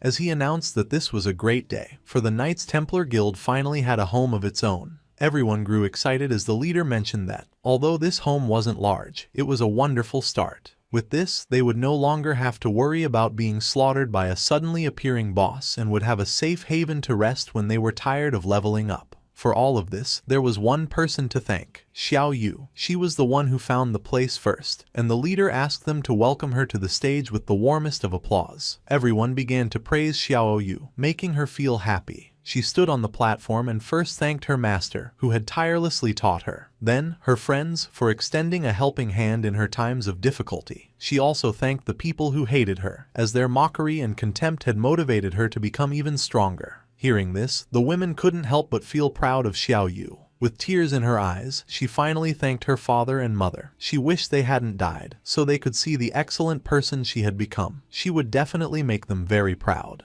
The leader cut Xiao Yu's speech short, asking her to tell everyone what kind of difficulties and obstacles she overcame to find this hideout. Xiao Yu was honest and revealed that a while ago she'd had a dream. In it, a very powerful warrior guided her, and they captured the hideout. Although the dream was blurry, it felt incredibly real. So she came to the place with a just give it a try attitude, never thinking she would actually find it. The others mocked her. The idea of a dream seemed hilarious to them, and they didn't believe she could be serious. The leader, holding back his laughter, thanked Xiao Yu for her wonderful speech and asked if she'd had any dreams the previous night. Touching her cheek, she mentioned that she did have a dream. In it, there was a huge and magnificent hideout, full of people, and she believed it was a platinum-grade hideout. The guild members once again mocked her with laughter, commenting that she was really dreaming and joking that they would soon be moving into a bigger house. The leader became serious and decided that this was an excellent dream, handing her the reward she had earned, 1 year of tradable lifespan.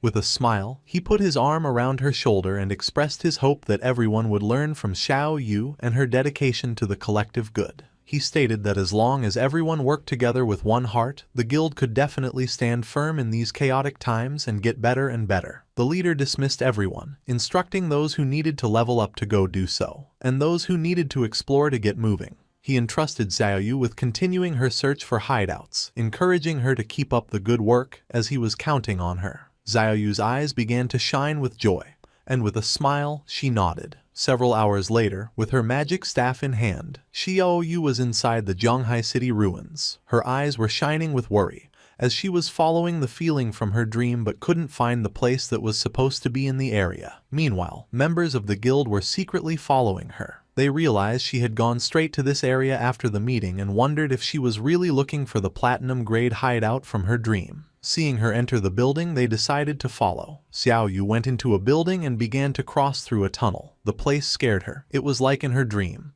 but at the same time, very different. Besides, she had the feeling that someone was following her.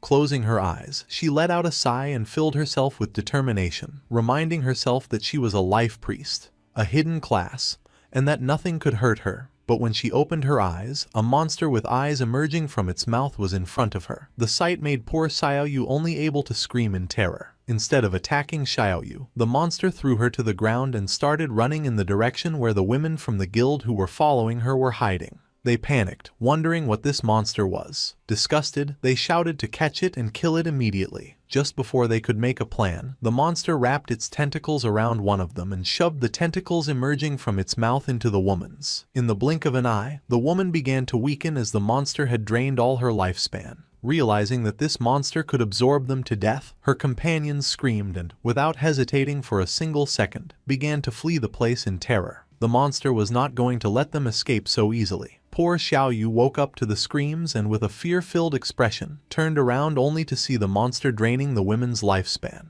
Xiaoyu was quick and, without making a sound, began to flee. She came across a spiral staircase and went down without looking back. She tripped and fell headfirst onto the ground. With tears in her eyes from the intense pain, she began to observe the place carefully, wondering where she was. In front of her was a door. Her eyes widened in surprise, leaving her in shock as she realized this was the entrance from her dream. She had finally found it. This was the platinum-grade hideout, and she had to notify the guild master immediately. She informed the guild master that she had found the platinum-grade hideout. The leader was somewhat surprised. He ordered her not to move, as he was already bringing people over, and asked her to join his party so they could see her location. Xiaoyu joined the party and told them she would wait for them there. At that moment, her eyes widened in fear as she began to hear noises, and once she turned around, she saw the sinister monster looking at her with a smile. Despite the fear, she gritted her teeth and filled herself with courage, telling herself not to be scared. She could do this. She could definitely defeat it. While the sinister monster was watching her, Xiaoyu stood up and grabbed her magic staff, convincing herself she could defeat it, as she was no longer the same person she used to be. As a powerful aura surged from her body, with a confident smile, she reminded herself that she was the noble hidden class, the life priest. Raising her magic staff, Xiaoyu activated her most powerful skill, venomous vines. Vines emerged from her staff and coiled around the monster, draining it of more than 500 hit points. Super excited, she celebrated that the attack had hit. Now, its poison would consume it while she prepared her next move. She aimed her magic staff at the monster and used corrupting poison mist, causing a poisonous mist to start damaging the boss, continuously draining its life. This was a corrupting toxin, much more vicious than any ordinary poison. The mist began to expand throughout the entire place. Noticing this, she panicked, and her eyes filled with fear. She realized this was an enclosed space and the poisonous mist had filled the entire area. This was very bad. She started to fan the smoke away with her hands, as she couldn't hold her breath any longer. Xiaoyu couldn't hold her breath anymore, but at that moment she remembered that, as a life priest, she had an antidote spell. Raising her magic staff, she used the antidote, causing the poisonous mist to slowly begin to disappear. This also stopped it from affecting the monster. Its attention became fixed on her, and a smile spread across its face. Xiaoyu's eyes were filled with tears and, unintentionally, she inhaled a bit of the mist. The effect was instant, and she died, causing her body to turn into lifespan. The system notified that the player, Xiaoyu Ya, had committed suicide. She respawned in her guild's hideout. Just then, the guild leader contacted her through chat, asking why she had returned. She explained that a monster inside the place had killed her. The leader and his men had already killed the monster. He asked if she meant the soul-sucking hag, the silver-grade monster they had just defeated. However, this didn't make sense to him. The soul-sucking hag was slow and had low attack power, but it completely drained the lifespan of anyone it caught. Because of this, he didn't understand how she had managed to survive. Hearing this, a smile spread across her face. She explained to the guild master that she had committed suicide in a moment of desperation, as she knew she would surely die if the monster caught her. The leader, surprised, exclaimed that she was incredible and had found the only way to survive. When the leader praised her, exclaiming that she was a true genius, she thanked him for the compliment and informed the guild master that she was on her way. She grew excited as she realized that, apparently, the 3 bitches who had been following her were dead for good. This is what happens when you mess with her. Qin Xiaoyu. A while later, Xiaoyu arrived at the hideout's door and explained to the guild master that the platinum-grade hideout was right behind this door. The leader patted her on the back, told her it was a good job, and promised her reward once they had secured the hideout. Then, he turned to his men and ordered Datu to take some men to clear the area and make sure no other players came to cause trouble. Datu nodded, assuring the guild master not to worry. He stated that they would eliminate anyone who dared to cause trouble, even if it was Shadow himself. Pointing at the hideout's door, the leader ordered his men to charge. They had to kill the guardian inside, and then the hideout would be theirs. Several of his men approached the door and prepared to open it, filling the air with war cries. They urged each other to charge to kill the guardian and proclaimed the imminent victory of the Knights Templar, while hurrying those at the front. One of the men informed the leader that the stone door wouldn't open. With a curious gaze, the leader began to reflect. He remembered that in this game, every hideout had a guardian, and suddenly he understood everything. With a confident expression, the leader pointed towards the hideout's door, revealing that this stone door was the guardian. Using his axe, one of the men struck the stone door. The attack dealt 320 hit points to the door as damage numbers appeared. This confirmed it was true. The stone door really was the guardian. Everyone praised the guild master's brilliance. With a smile, the guild leader told them that this platinum hideout was practically a gift and ordered his men to take it down. They accepted the order in unison. His men began to charge the door and, in the blink of an eye, created a large curtain of dust. At the same time, several system windows informed King Feng that his hideout, the land of purified souls, was under attack. The durability of the entrance's stone door was at 99.3% and taking continuous damage, while the magic defense barrier remained at 100%. The system revealed that standard teleportation to his hideout had been blocked, offering him the option to use war teleport and indicating that this was the only use available for the day. King Feng's eyes filled with seriousness and confusion, as someone had found the entrance to the land of purified souls and was attacking the hideout. Riding his wolf, King Feng headed towards his hideout. He figured that with the invaders' attack power, it would probably take them a year to break down the door. Because of this, he would simply ride his wolf over to take a look. A while later, King Feng arrived on the outskirts of the land of purified souls. His eyes lit up as something caught his attention. 2 men were chasing a woman, ordering her to stop and threatening to slaughter her if she kept running. A man carrying a spiked mace appeared in front of her, asking where she thought she was going. Just before she could take another breath, the man struck her hard, sending her body flying. With a smile, the purple-haired man extended his hand and used his skill, Sacred Chains. 4 swords made of energy descended from the sky, piercing the woman's hands and knees and causing her to scream in pain. One of the men reminded her that he had already warned her that this area had been claimed by their guild, the Knights Templar, and asked if she really thought she could force her way in. With a serious gaze, she explained that she was just passing through and that this wasn't forcing her way in. It was obvious they were just looking for an excuse to rob her. Our boy recognized the woman. It was Yang Xiaoya, his colleague from the company. He remembered she was a rather nice girl who had even given him a heads up before. Hearing that, the guild reserved the area. He deduced that the ones attacking the land of purified souls were then from the Knights Templar Guild. The purple-haired man stated that if they said she was forcing her way in, then she was. With a smile, he reminded the others that, according to the usual rules, he would go first. The other man, laughing, said that then he would be ahead of him. At that moment, someone moved like thunder, cutting off the heads of the 3 men. It was none other than King Feng. Our boy started to stare at her intently, and his eyes began to glow. Yang Xiaoya was in shock, wondering if it was Shadow. But no, she realized that wasn't right. Those eyes, they were King Feng's. With a snap of his fingers, our boy activated one of his skills. This ability, the Blooming Curse, caused brilliant red spider lilies to erupt from the corpses of the men he had just defeated, draining their remaining lifespan. He stood amidst the glowing red energy, his expression calm and serious. Nearby, his old friend Yang Xiaoya watched in shock. Seeing his eyes, she felt a sense of familiarity and wondered aloud if he could be King Feng. The orbs of lifespan from the fallen men were drawn into a vortex of blue energy and disappeared. Young Xiaoya noted that everything was gone. She contemplated what she had just seen. She thought how much Shadow's eyes resembled King Feng's, but she quickly dismissed the idea as a coincidence. She reasoned that if King Feng was the powerful player Shadow, he would never let his sister, Xiao Yu, join a guild like the Knights Templar, where members were treated like slaves.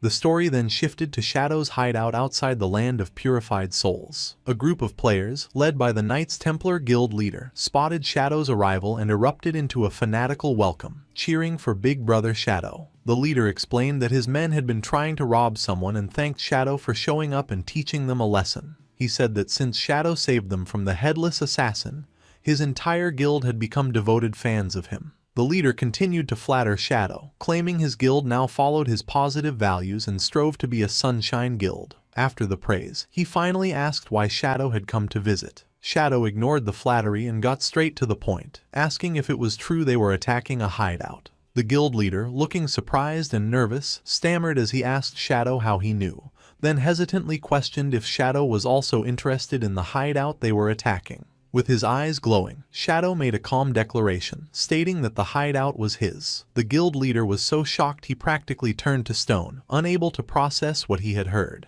His subordinates were equally stunned, their mouths open in disbelief. The leader, sweating, tried to argue, pointing out that he heard Shadow's hideout was in Magic City, and a player could only own one. One of his men leaned in and whispered a crucial piece of information. If a player creates a guild, the guild itself can also own a hideout. Shadow confirmed this, stating coolly that he had hideouts in both Magic City and Zhonghai City. The terrible realization dawned on the group. They had been trying to invade the personal territory of Shadow, the most powerful player in the world. A wave of terror washed over them as they looked up, feeling as if the sky itself was collapsing. Meanwhile, Xiaoyu was in utter disbelief. With tears in her eyes, she couldn't understand how the hideout could belong to Shadow when he had never appeared in the dream that supposedly led her to it. The Knights Templar guild leader, now faced with the hideout's owner, immediately began to grovel. He bowed deeply before King Feng, frantically explaining they had no idea the place belonged to him and begged to know how they could make amends. Shadow, looking at a holographic panel showing his hideout's status, coolly pointed out that they had been attacking his gate for some time and the repairs would be expensive. With a cold look, Shadow stated his price, 500 years of lifespan. The guild leader screamed in shock at the astronomical figure, the stress causing him to faint dramatically as his subordinates cried out his name. One of the men cradled his unconscious leader and pleaded with King Feng, asking if he could reduce the price. Looming over them, King Feng coldly asked if the man knew the cost of repairing such a gate. When the subordinate admitted he didn't, King Feng told him to shut his mouth. A moment later, the guild leader woke up with a dazed expression. He muttered to himself about the outrageous cost, wondering what he had done to deserve this. Suddenly, his despair turned to rage. He lunged at Xiao Yu, grabbing her by the front of her robes. He furiously blamed her for the entire situation, shouting that she was trying to destroy him and their entire Knights Templar guild. With a look of shame, Xiao Yu accepted the blame, quietly admitting it was all her fault and that she had dragged everyone into this. Turning to King Feng, she bravely took full responsibility. She told him to punish her instead, offering to do anything he commanded. Pledging her life to him, she swore to become his servant and give him all the lifespan she earned until the debt was repaid. Facing King Feng, Xiao Yu continued her plea, offering herself for any punishment he saw fit. Beating, cursing, or abuse, as long as he spared her guild. The Knights Templar guild leader and his men looked on, moved by her self-sacrifice. Ignoring her completely, King Feng's glowing eyes fixed on the guild leader. He spoke a single name, Chen Wuming. The leader, whose real name is Chen Wuming, was struck with pure terror. He stammered in disbelief, shocked that King Feng somehow knew his true identity. King Feng then posed a cold question to Chen Wuming, asking if he truly believed Xiao Yu was worth the 500 years of lifespan. At this, a twisted manic grin spread across Chen Wuming's face. In a shocking turn, he launched himself at Xiao Yu, unleashing a furious punch and screaming at her to die. As his fist sent her flying, he angrily accused her of causing them to invade King Feng's hideout and then having the nerve to play the hero. He revealed his jealous motive, screaming that she was just trying to get close to King Feng and become his servant, something she didn't deserve. With Xiao Yu lying unconscious, Chen Wuming got on his knees and resumed begging. He lamented that his plan to get close to King Feng had failed and pleaded for mercy, explaining his guild was small and could not afford 500 years of lifespan.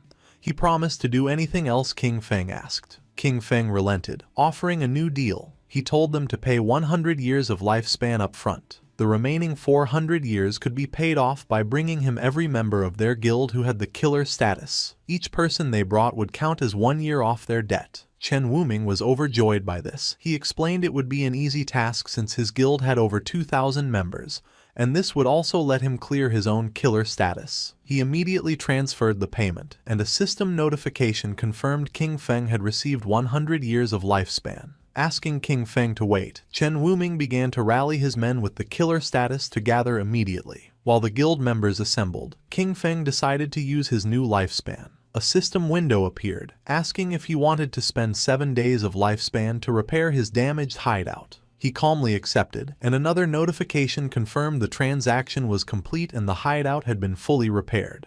Once Chen Wuming's guild members with the killer status were gathered, Shadow unleashed a devastating attack, a swirling vortex of dark energy that sliced through all 400 of them at once. A system notification confirmed the kills, and the ground became littered with glowing orbs of lifespan. Killing so many players with the killer status also reduced Shadow's own, lowering its level from 4 to 3. Chen Wuming, the Knights Templar Guild leader, clapped enthusiastically, praising Shadow's efficiency. He callously remarked that the men who died were just troublemakers who had violated guild rules and deserved the lesson Shadow had taught them. Shadow then turned to the leader with a new proposition, telling him that his guild would now be responsible for guarding this hideout. Shadow explained this would be a perfect way to keep the guild's unruly members in line. He ordered them to guard the place in shifts, warning Chen Wuming he would be held personally responsible for any future attacks. Though he agreed, the leader cursed Shadow internally, realizing he was being forced to use his men as security guards. Just then, a new system notification appeared. His other hideout, the Evil Spirit Academy, was under attack. With its defensive barrier taking damage, he was prompted to use his single daily war teleport. Annoyed, King Feng decided to use the teleport to deal with this new threat. As he was enveloped in blue light, he wondered aloud who would be foolish enough to provoke him, especially since everyone knew the Evil Spirit Academy was his. Seeing Shadow disappear, Chen Wuming ordered his guild to pack up and leave. When a subordinate reminded him of King Feng's orders, the leader pointed to Xiao Yu, who was just beginning to stir. He cruelly declared that she would be the one to guard the hideout. He mocked her, saying this was exactly what she wanted. He ordered her not to move and to report any trouble, threatening to drain her lifespan if she failed. The scene shifted to the Evil Spirit Academy, a massive Gothic cathedral in the Magic City ruins. A group of men from the Magic City Black Dragon Hall were relentlessly attacking the main doors, trying to break the magical barrier. King Feng teleported directly into the fray, landing inside. Standing atop the high walls, he looked down at the attackers, puzzled. He had no memory of dealing with the Magic City Black Dragon Hall and wondered why they had made an enemy of him. Down below, the leader of the Magic City Black Dragon Hall rallied his men for a final strike. He commanded them to give him their power, and together they channeled a massive ball of dark energy. Unleashing the combined attack, the leader shouted, "Black Flame, Magic Dragon Break," sending a colossal blast crashing into the hideout's defensive barrier. The barrier cracked severely, its durability dropping to just 13%. The attackers celebrated, believing the gate was about to shatter. They cheered, excited about the hundreds of years of lifespan they were about to claim. Watching from above, King Feng realized these men were merely hired pawns. He considered who could hold a grudge against him and still be alive, quickly concluding it must be Dongfang Yue. Suddenly, the attackers were startled by a strange sound. Looking up, they saw a massive, ethereal dragon descending from the sky. A wave of energy washed over them, and they were paralyzed with fear. Their eyes swirling in a hypnotic daze. Unable to move, they could only watch as another guild member pointed frantically towards the sky. A massive fiery meteor was plummeting directly towards them. The celestial body crashed into the ground, engulfing the helpless men in a massive explosion. One of the men braced for impact, but was surprised to find himself unharmed after the flames subsided. He laughed with relief, gloating that the meteor had only dealt 3,000 damage and his high health build had saved him. His celebration was cut short as his head was severed, and his body was consumed by dark tendrils before disintegrating.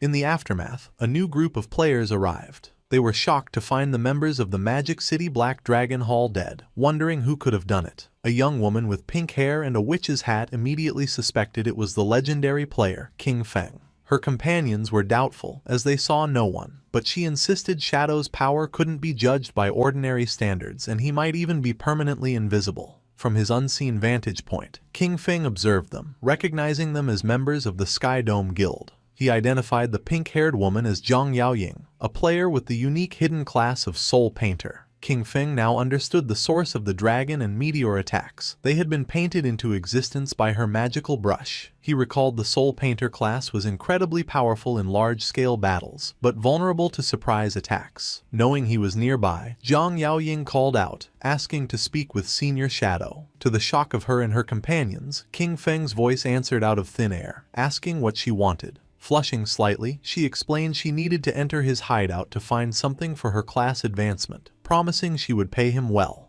Shadow pieced everything together. In his past life, the Sky Dome Guild had controlled this hideout, and now he understood why.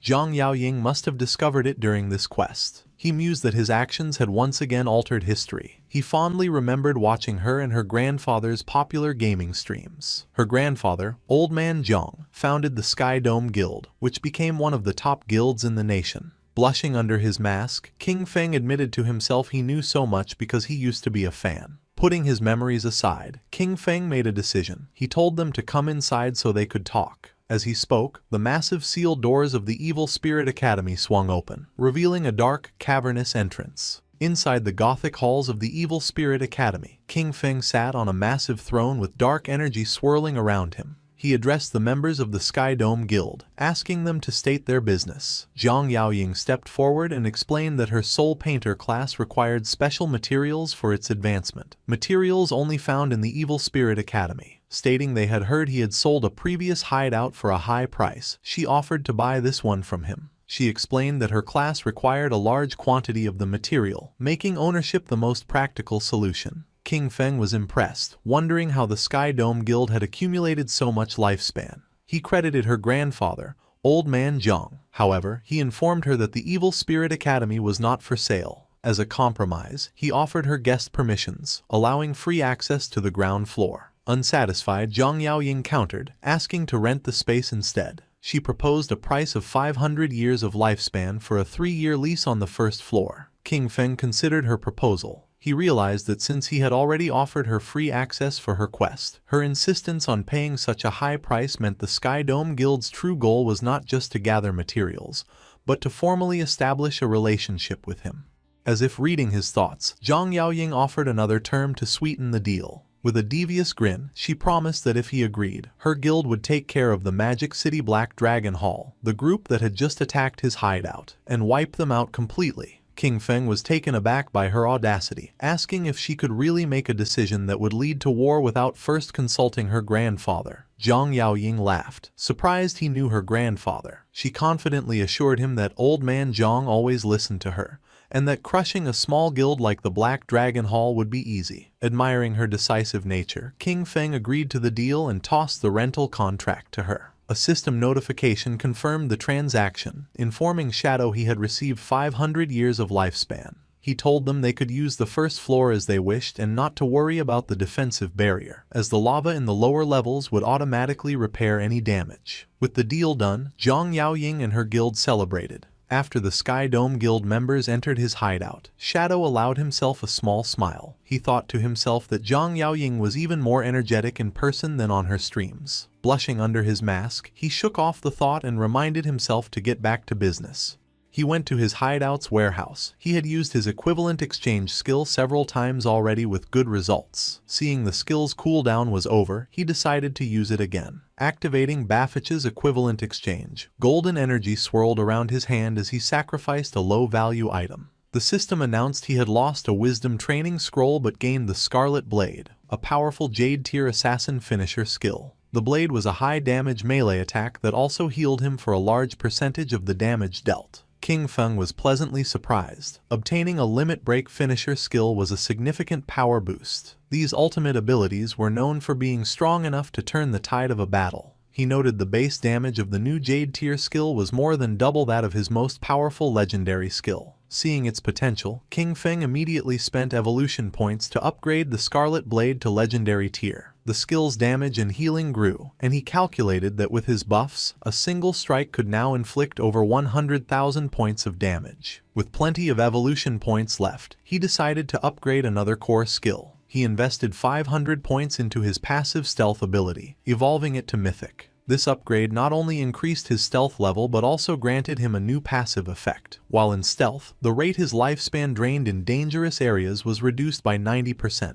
King Feng's eyes glowed with satisfaction. This would make exploring high-level rage zones much safer. At level 17, Shadow could finally equip the new Jade tier gear he had acquired.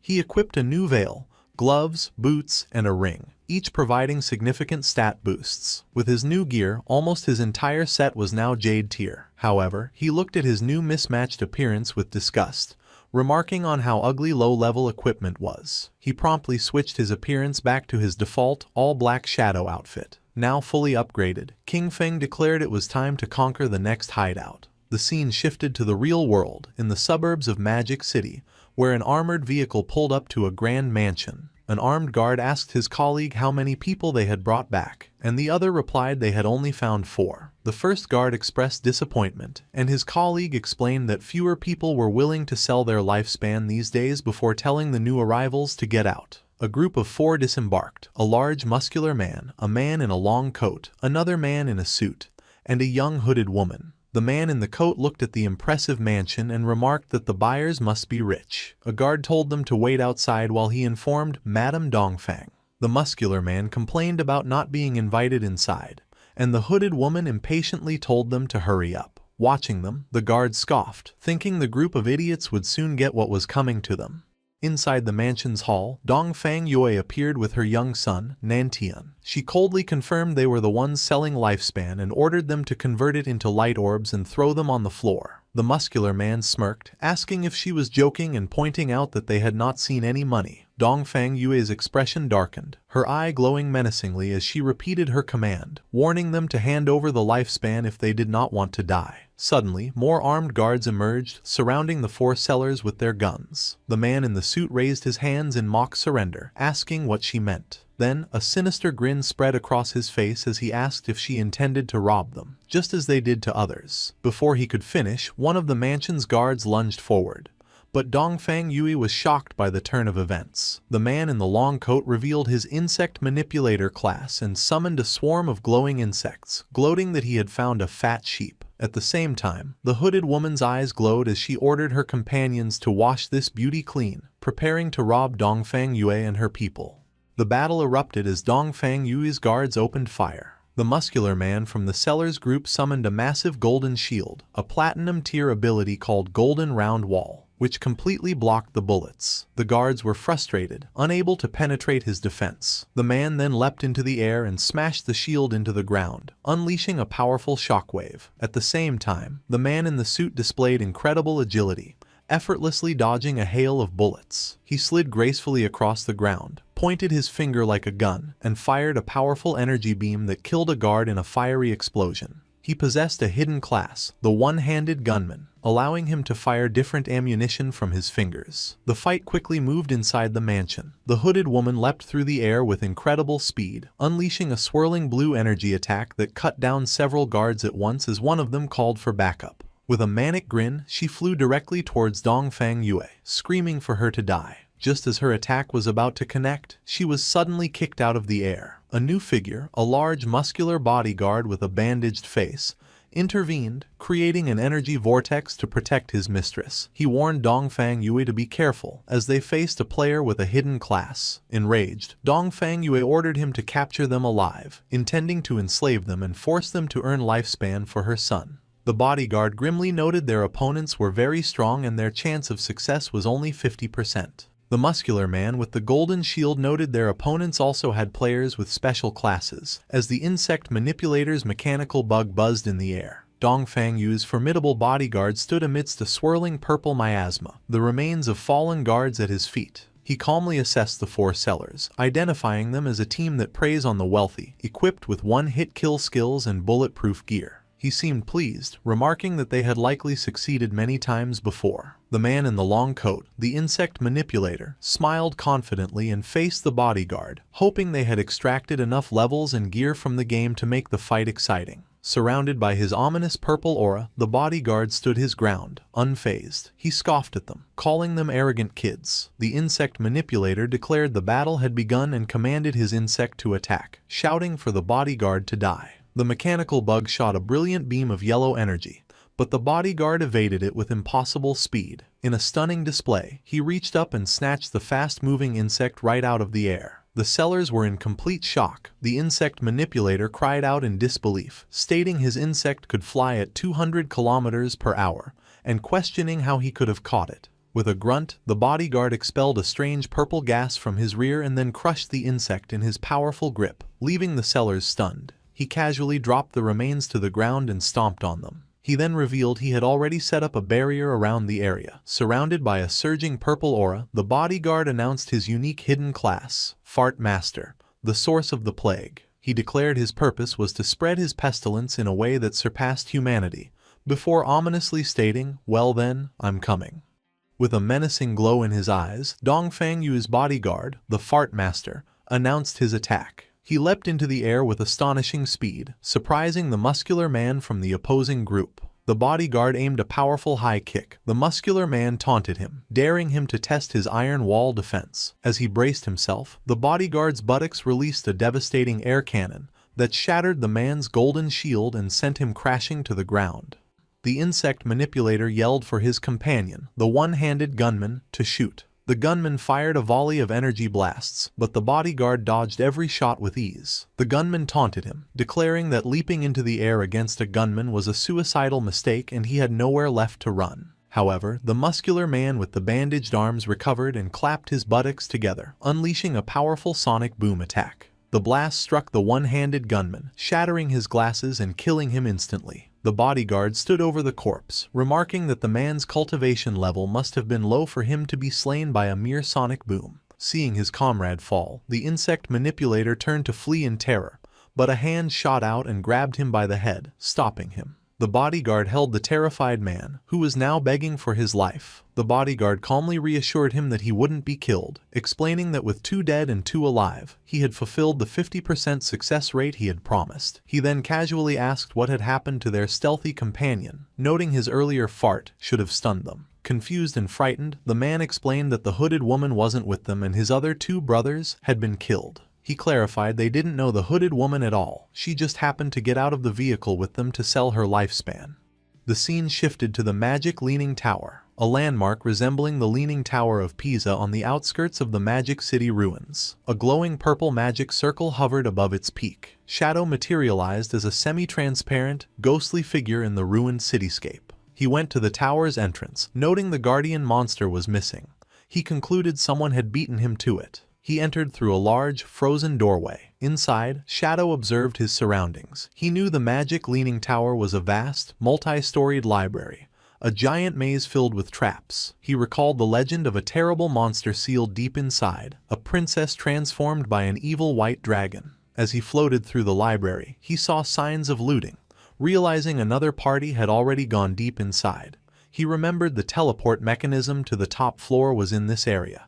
He quickly found a glowing book titled Postpartum Care for Sows. He knew pulling this book would trigger the teleportation magic. As he pulled the book, he was instantly engulfed in light and teleported away. He materialized on the tower's rooftop, floating behind 2 players who were shocked by his sudden appearance. Looking over the rooftop arena, he saw a large group of players battling the tower's guardian, a massive, tentacled monster called the Desperate Princess. Shadow assessed the situation, noting the players' equipment was subpar and their casualty rate was high. He was impressed they had made it this far despite their disadvantages. His attention was drawn to the group's leader, a woman with long gray hair rallying her troops. She shouted for them not to be afraid and to simply run back after they died. Shadow recognized the group as the Feka Heavy Industry Guild and their leader as Huang Haifan. In his past life, Feka Heavy Industry was a major corporation. After the game descended, their leader, Huang Haifan, had reacted quickly, converting company funds into lifespan and forming a guild with her employees. He recalled her class was the Illusionist, a powerful support class whose signature skill, Teleportation Gate, allowed her to move forces around the battlefield. Watching from afar, Shadow analyzed their strategy. He knew the teleportation gate was incredibly powerful. It let them set an entrance and exit, creating a stable portal for anyone. By placing the entrance near their respawn point and the exit near the boss, any player who died could instantly rejoin the fight and recover their dropped lifespan. Shadow recalled this tactic had allowed the guild to become one of the nation's top 20 guilds in his past life. However, he knew that against this guardian, the level 18 platinum tier boss Desperate Princess, their strategy was useless. This boss had a terrifying ability. She absorbed the lifespan of players she killed 100 times faster than any other monster. This meant every player who fell became fuel, powering her up. Shadow could see that if they continued this war of attrition, the princess would soon evolve into a Jade tier boss and regenerate her health. He realized this would lead to a total party wipe, and the lifespan cost would destroy the guild. He decided to intervene. Leaping down, Shadow landed before the guild leader, Huang Huifan. Startled, she watched as he made an offer, 1,000 years of lifespan, and he would kill the boss for them. Any assassin loot would be his. Huang Huifan was stunned, stammering as she realized she was face to face with the legendary Shadow. He calmly confirmed his identity and gave her a stark warning, telling her and her guild they could not win this fight. He advised them to either accept his offer or retreat immediately. Before Huang Huifan could respond, an arrogant young man challenged Shadow, angrily asking who he was to say they couldn't win. He scoffed at the demand for 1,000 years of lifespan, calling Shadow crazy and telling him to get lost. Huang Huifan tried to stop him, shouting, "Huang Ziking, don't be rude," but it was too late. Before she could finish, Shadow grabbed Huang Ziking by the face. With a fluid motion, he threw the young man into the guild's teleportation gate. As Huang Ziking emerged on the other side, Shadow unleashed his Dark Night Ring Blade skill, a wave of dark red energy that sliced him in half and shattered the teleportation portal. As the remains of her subordinate fell, Huang Huifan screamed, "Son!" She turned on Shadow, demanding to know why he had destroyed her portal. She acknowledged her son had offended him but argued a simple lesson would have been enough. With glowing golden eyes, Shadow looked down at her and calmly said she would soon understand. He repeated his offer, 1,000 years, and he would solve her boss problem. As Shadow dissipated, Huang Huifan and her guild were left speechless. Shadow knew the guild was unaware the boss was about to evolve. He had destroyed their portal because their strategy of endlessly respawning would have only fed the boss until they were wiped out. His true motivation was more pragmatic. He summoned his spectral wolf, thinking that while the guild's destruction was a minor issue, losing 1,000 years of lifespan was a major one. He landed in the city ruins, confident. He knew the remaining guild members would provide just enough lifespan for the boss to evolve, and the pulsing light from the tower was the final sign. His plan was simple. Once the boss reached the Jade tier, he would return to kill her and reap greater rewards. Just as he settled in to wait, a message came from Ghost Spirit. She excitedly reported finding Dongfang Yue in a suburban manor, but she was being protected by a strong player who had nearly killed Ghost Spirit. Shadow told her to meet him at the Withered Bone Field with the details. He was impressed. Finding someone in the vast magic city showed she was very capable. Not long after, the two assassins met in a desolate, bone-littered landscape. Shadow asked her to describe Dongfang Yue's guard. Ghost Spirit explained he was a fast, powerful melee fighter whose main attack was, bizarrely, farting. She added he could see through her stealth and was surrounded by a 10-meter smoky aura. Shadow understood immediately. He explained she had encountered a player with the Source of the Plague hidden class. The aura was a first-tier ability, a plague field that could sense any physical body within it, countering her stealth. He explained the class could strengthen its body and regenerate using plague abilities, and at higher tiers, it was rumored to be nearly immortal. Hearing this, Ghost Spirit was horrified, despairing if she would ever get her revenge. Shadow then revealed the class's critical weakness. While the plague strengthened the user's body, it also corroded their mind. A weak mentality, he explained, was its greatest flaw. He then told her the Blade of the Underworld class had its own evolution. At Tier 2, it would become the Yellow Spring Evil Ghost. As he spoke, a massive spectral green demon materialized behind her, its eyes glowing. Ghost Spirit stood in awe, her own eyes glowing with ethereal light as she realized her own potential. In a desolate field of bones, Shadow advised Ghost Spirit to advance her class to Tier 2 to overcome her limits, as it was her true path. Amazed, Ghost Spirit asked how he knew so much about her class. Instead of answering, Shadow leaped to the top of a large tombstone. From there, he explained that the game was profound and encouraged her to be persistent, as a solid foundation was key to greatness. Inspired, Ghost Spirit was filled with determination. Understanding his incredible power came from constant hard work. Shadow revealed that this graveyard was the perfect place for her to level up, as the monsters respawned quickly and would also allow her to upgrade her class weapon, the Underworld Chain Blade. However, he warned her the place was dangerous, as all the monsters were elites with triple the health, defense, and attack of normal enemies. To show her how it was done, he said that with the right technique, it was not so difficult. He then leapt into a group of monsters and annihilated them effortlessly by striking their weak points. Ghost Spirit watched, blushing and astonished by his strength. Appearing by her side, Shadow urged her to give it her all, explaining that only by betting everything could she complete her path of revenge. With that, Shadow disappeared in a flash of blue energy, leaving Ghost Spirit alone. She was left thoughtful, realizing that for an instant when he mentioned revenge, she had felt an intense and unmistakable killing intent from him. Meanwhile, in the ruins of Zhanghai City, the sun was setting.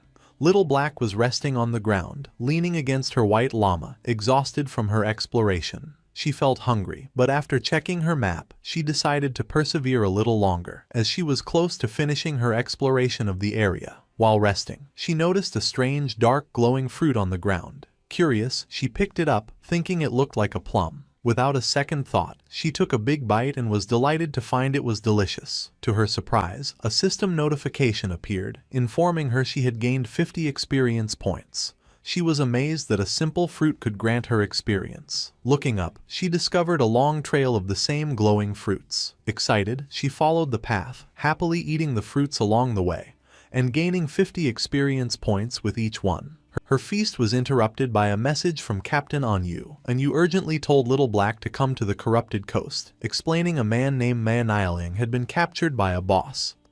He was carrying over 500 years of lifespan, so they needed her help. Little Black checked her map and replied she was already in the area. Captain Anyu told her to wait, promising they would be there shortly. Still following the trail of glowing fruits, Little Black crawled along, complaining to herself about Manhwa. She thought he was a good-for-nothing, but her thoughts quickly returned to the delicious fruits. As night fell, she reached the top of a hill and stopped in surprise at the scene before her. The path of fruits had led her to the desolate, corrupted coast, where a small slug-like creature sat at the end of the trail, having apparently produced the fruits she had been eating. Nearby, a horrifying sight awaited her. A colossal bloated monster with several sharp-toothed mouths on its back held a small, screaming humanoid figure. Little Black, her face still smudged with fruit juice, was shocked and wondered what kind of boss this giant creature could be. Her eyes then darted to the ground, where she saw the motionless bodies of two players, and recognized one as Manhwa. She realized this grotesque monster must be the boss Captain Anyu had warned her about.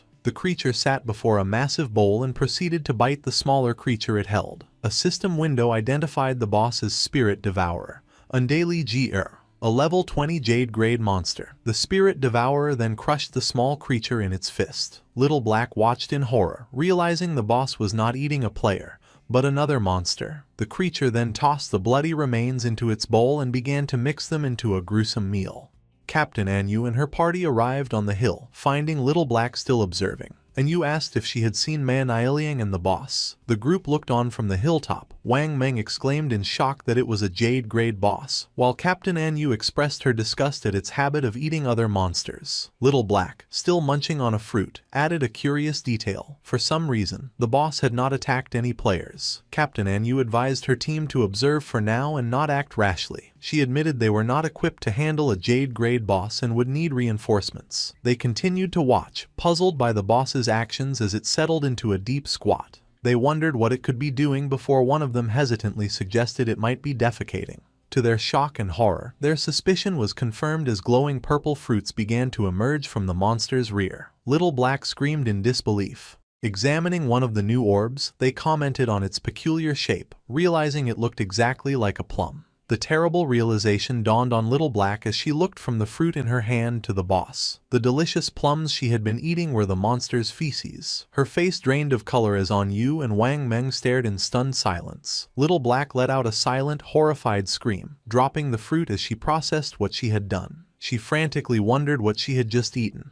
while Captain An Yu and Wang Meng desperately tried to quiet her. Her scream was too loud, and the massive spirit devourer slowly turned its head, its attention now fixed on them. The colossal boss loomed over them, and as it opened one of the mouths on its back, it let out a terrifying roar that seemed to echo with the whispers of an ancient, gluttonous god. The party was frozen in terror, knowing they were in grave danger. After the spirit devourer's terrifying roar, the world seemed to distort around Captain An Yu and Wang Meng. A strange power washed over them, making their eyes glow red as they screamed in agony. They clutched their heads, overwhelmed by a ravenous hunger that consumed their thoughts. Little Black watched in confusion as Captain An Yu and the rest of the party rushed past her with crazed desperation. Ignoring the monster, they sprinted towards the massive bowl filled with the bloody remains of the creature the boss had been preparing. With frenzied expressions, they plunged their hands into the gruesome mixture and began stuffing the gore into their mouths, muttering about how hungry they were. As they ate, their bodies began to unnaturally swell and bloat, their faces becoming round. From her hiding spot, Little Black watched in horror, exclaiming that her friends had gone mad, eating themselves into obesity. She then wondered why she was the only one unaffected by the strange hunger.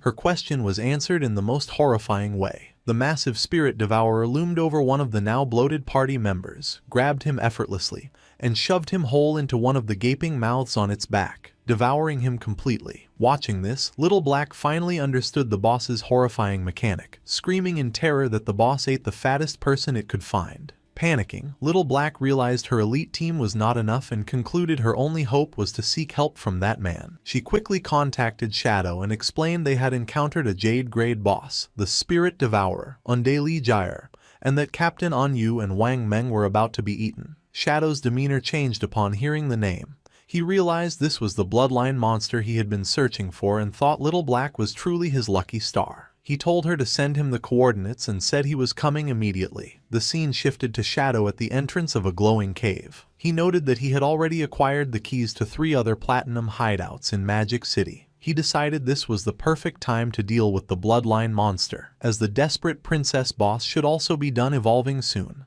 A short time later, Shadow arrived at the corrupted coast. Little Black greeted him with relief. He asked where the boss was, and she pointed just ahead. She frantically told him that Captain An Yu and Wang Meng had already been eaten and begged him to rescue them. As they watched, the giant boss squatted down again, straining as if about to defecate. To their absolute disgust, a large translucent purple orb was expelled, and inside it, the horrified face of Manhwa was clearly visible. Both Shadow and Little Black were shocked. Little Black cried out that the boss had excreted Manhwa and worried the same would happen to An Yu and the others. Shadow explained the monster's mechanics. The spirit devourer was a servant of the gluttonous ancient god, and emitted a whisper that drove players into gluttony. The more they ate, the fatter they became, and the boss then devoured these fattened players to digest their lifespan. He continued, revealing there was only one way to be immune. One must eat the boss's excrement. He added that although it was disgusting, he had heard it tasted good. He then looked at Little Black, realizing she was unaffected, and began to ask if that meant she, mortified and crying. Little Black cut him off, begging him to stop. Still on her knees and horrified, Little Black tearfully begged Shadow to hurry and rescue her friends. Without a word, Shadow leaped into action, speeding towards the pulsating purple orb containing Manhwa. He snatched the orb out of the air and, instead of trying to free the man, hurled it directly at the massive spirit devourer. The orb, with Manhwa's terrified face trapped inside, smashed squarely into the monster's soft belly. The boss let out a pained roar as a white, viscous liquid erupted from the mouths on its back. The impact forced the creature to violently spit out everyone it had swallowed. Captain An Yu, Wang Meng, and the other party members were expelled from the monster's gullet, landing in a heap, covered in slime but alive. With his allies safe, Shadow's eyes glowed with a brilliant yellow light as a powerful red aura enveloped him. He activated his mythic skill, Graceful Release, followed by his legendary instant Shadow Slash. A storm of bright blue energy slashes descended upon the spirit devourer, inflicting devastating hits, each dealing tens of thousands of damage. Shadow saw his finisher skill gauge was full and decided it was the perfect time to test its power. He unleashed his ultimate attack, the Scarlet Blade. A colossal blade of pure red energy formed and sliced vertically through the Spirit Devourer, dealing an astounding 1,032,015 points of damage in a single strike. A system-wide announcement declared that player Shadow from Great Zia had achieved the world's first kill of a Jade-grade boss. Little Black watched from the sidelines, her jaw dropped in utter disbelief. She screamed in astonishment at the million-plus damage number, exclaiming how completely insane Shadow's power was.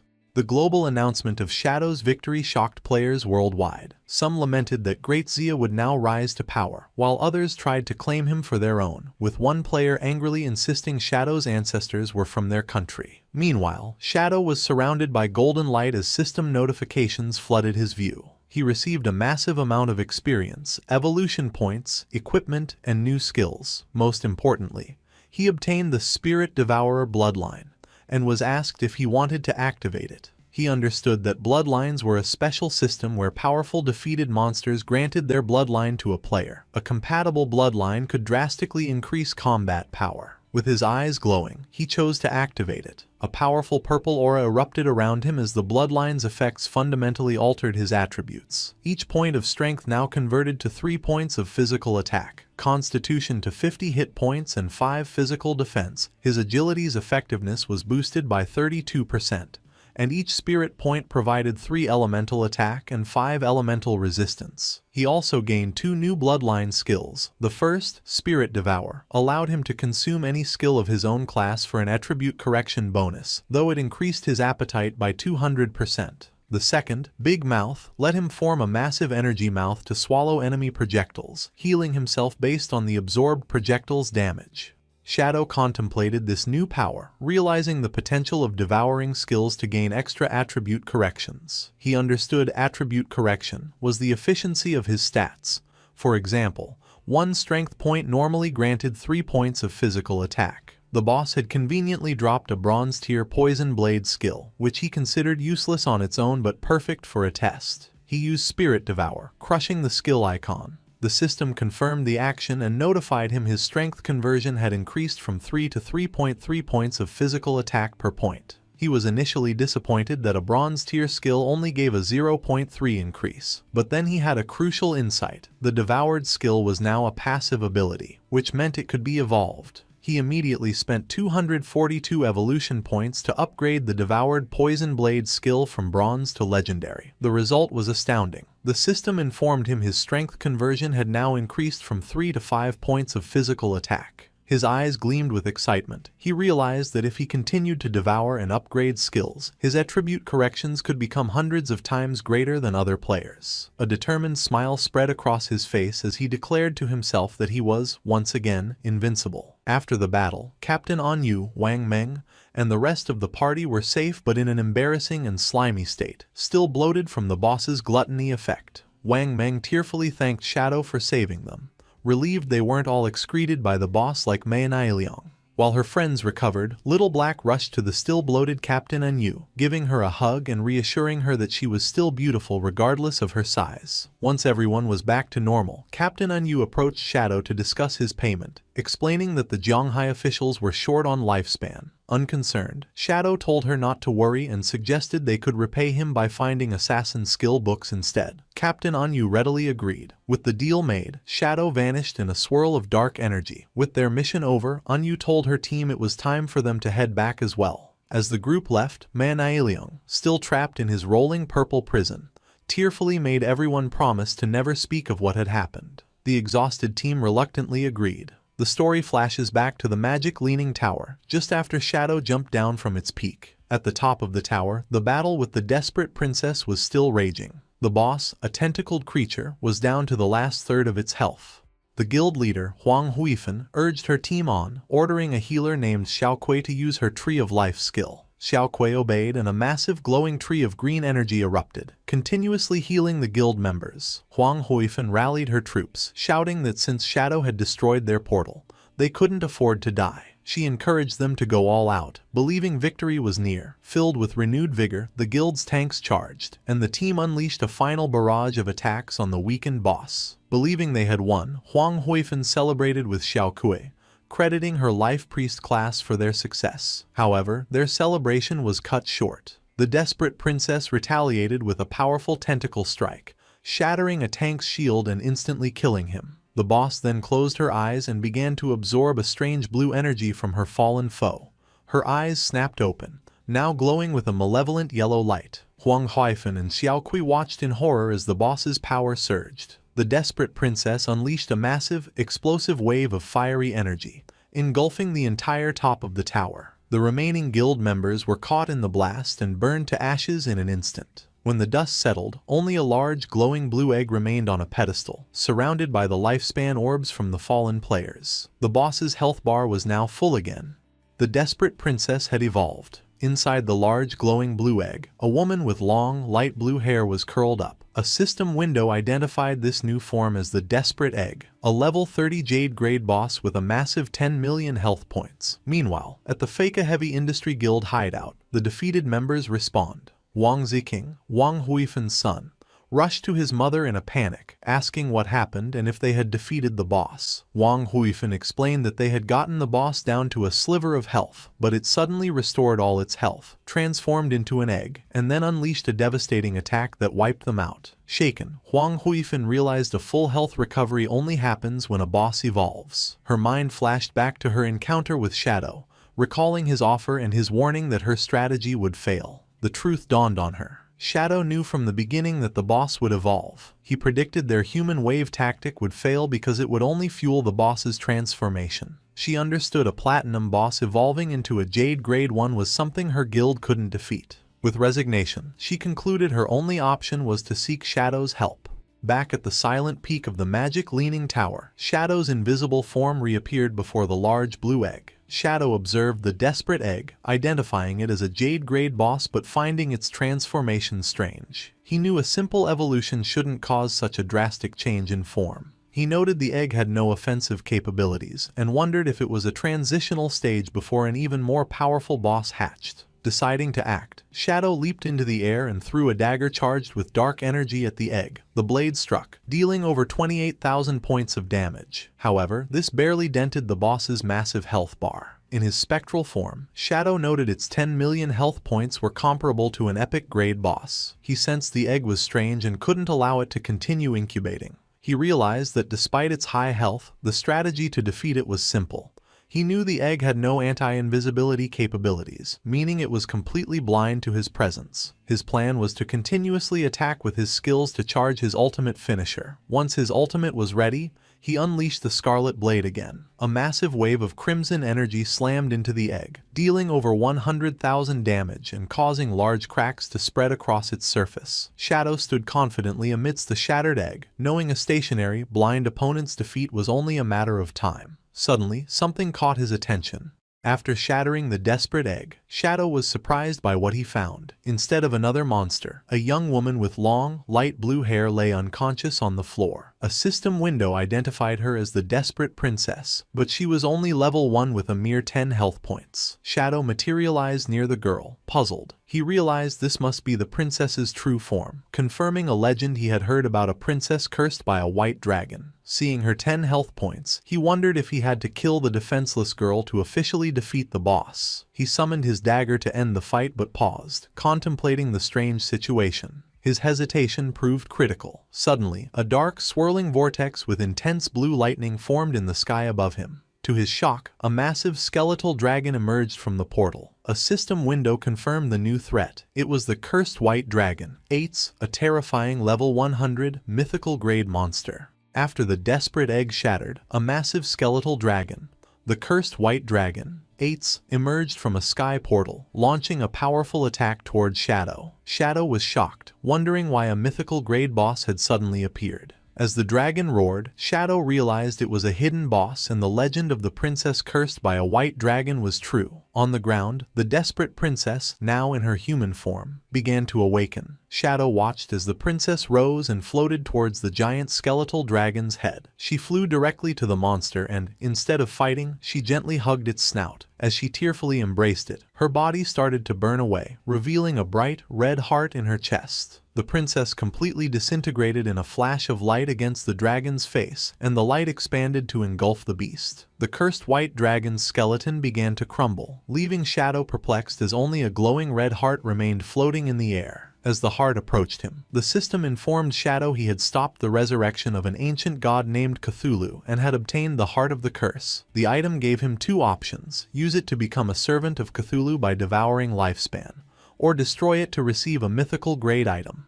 Faced with the choice, Shadow weighed his options. He considered that using the heart might grant powerful new skills, but the description suggested it was a parasitic curse that could lead to him being devoured by Cthulhu. Deciding the risk wasn't worth it, he chose to destroy the heart immediately. As he crushed the pulsating organ, it exploded in a brilliant flash of light. Shadow was surprised by the intensity of the blast, which completely engulfed him. When the light faded, he found himself transported. He was still on top of the magic leaning tower, but something was different. He realized he was inside the body of a knight with horns, looking down at his own armored hands. He wondered if he had triggered some kind of trial or memory. Just then, a young princess with long greenish hair ran up and affectionately called him Atez.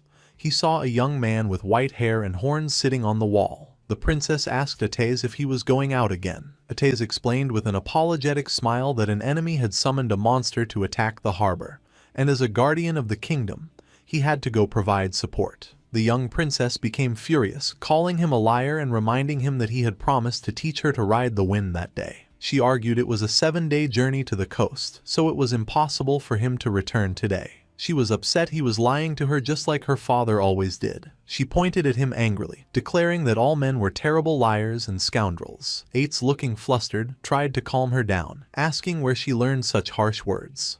He then presented her with a silver scale-like object, calling it the Scale of Promise. He explained that under its witness, anyone who broke a promise would lose their wings and never be able to fly again. The princess, blushing and flustered, immediately rejected the gift, exclaiming that she didn't want Atez to lose his wings. Reassuring the princess, Atez promised he would not break his word and told her not to underestimate his wind-riding skills. He then unfurled a pair of magnificent, large white wings. The princess watched with stars in her eyes, exclaiming that his transformation was always handsome and cool. Before leaving, he promised to return for dinner and explained that his 3 shadow guards would stay to keep her company. With that, Ates launched into the sky and flew away, as the princess waved and wished him a safe journey. Filled with determination, the princess declared that since Ates was working hard, she couldn't fall behind either. She commanded the shadow guards to follow her, announcing she would go prepare ingredients so Ates could have a grand dinner. At this point, Shadow understood he was witnessing a memory sealed within the heart of the curse, showing the past shared between the desperate princess and Atez, the white dragon.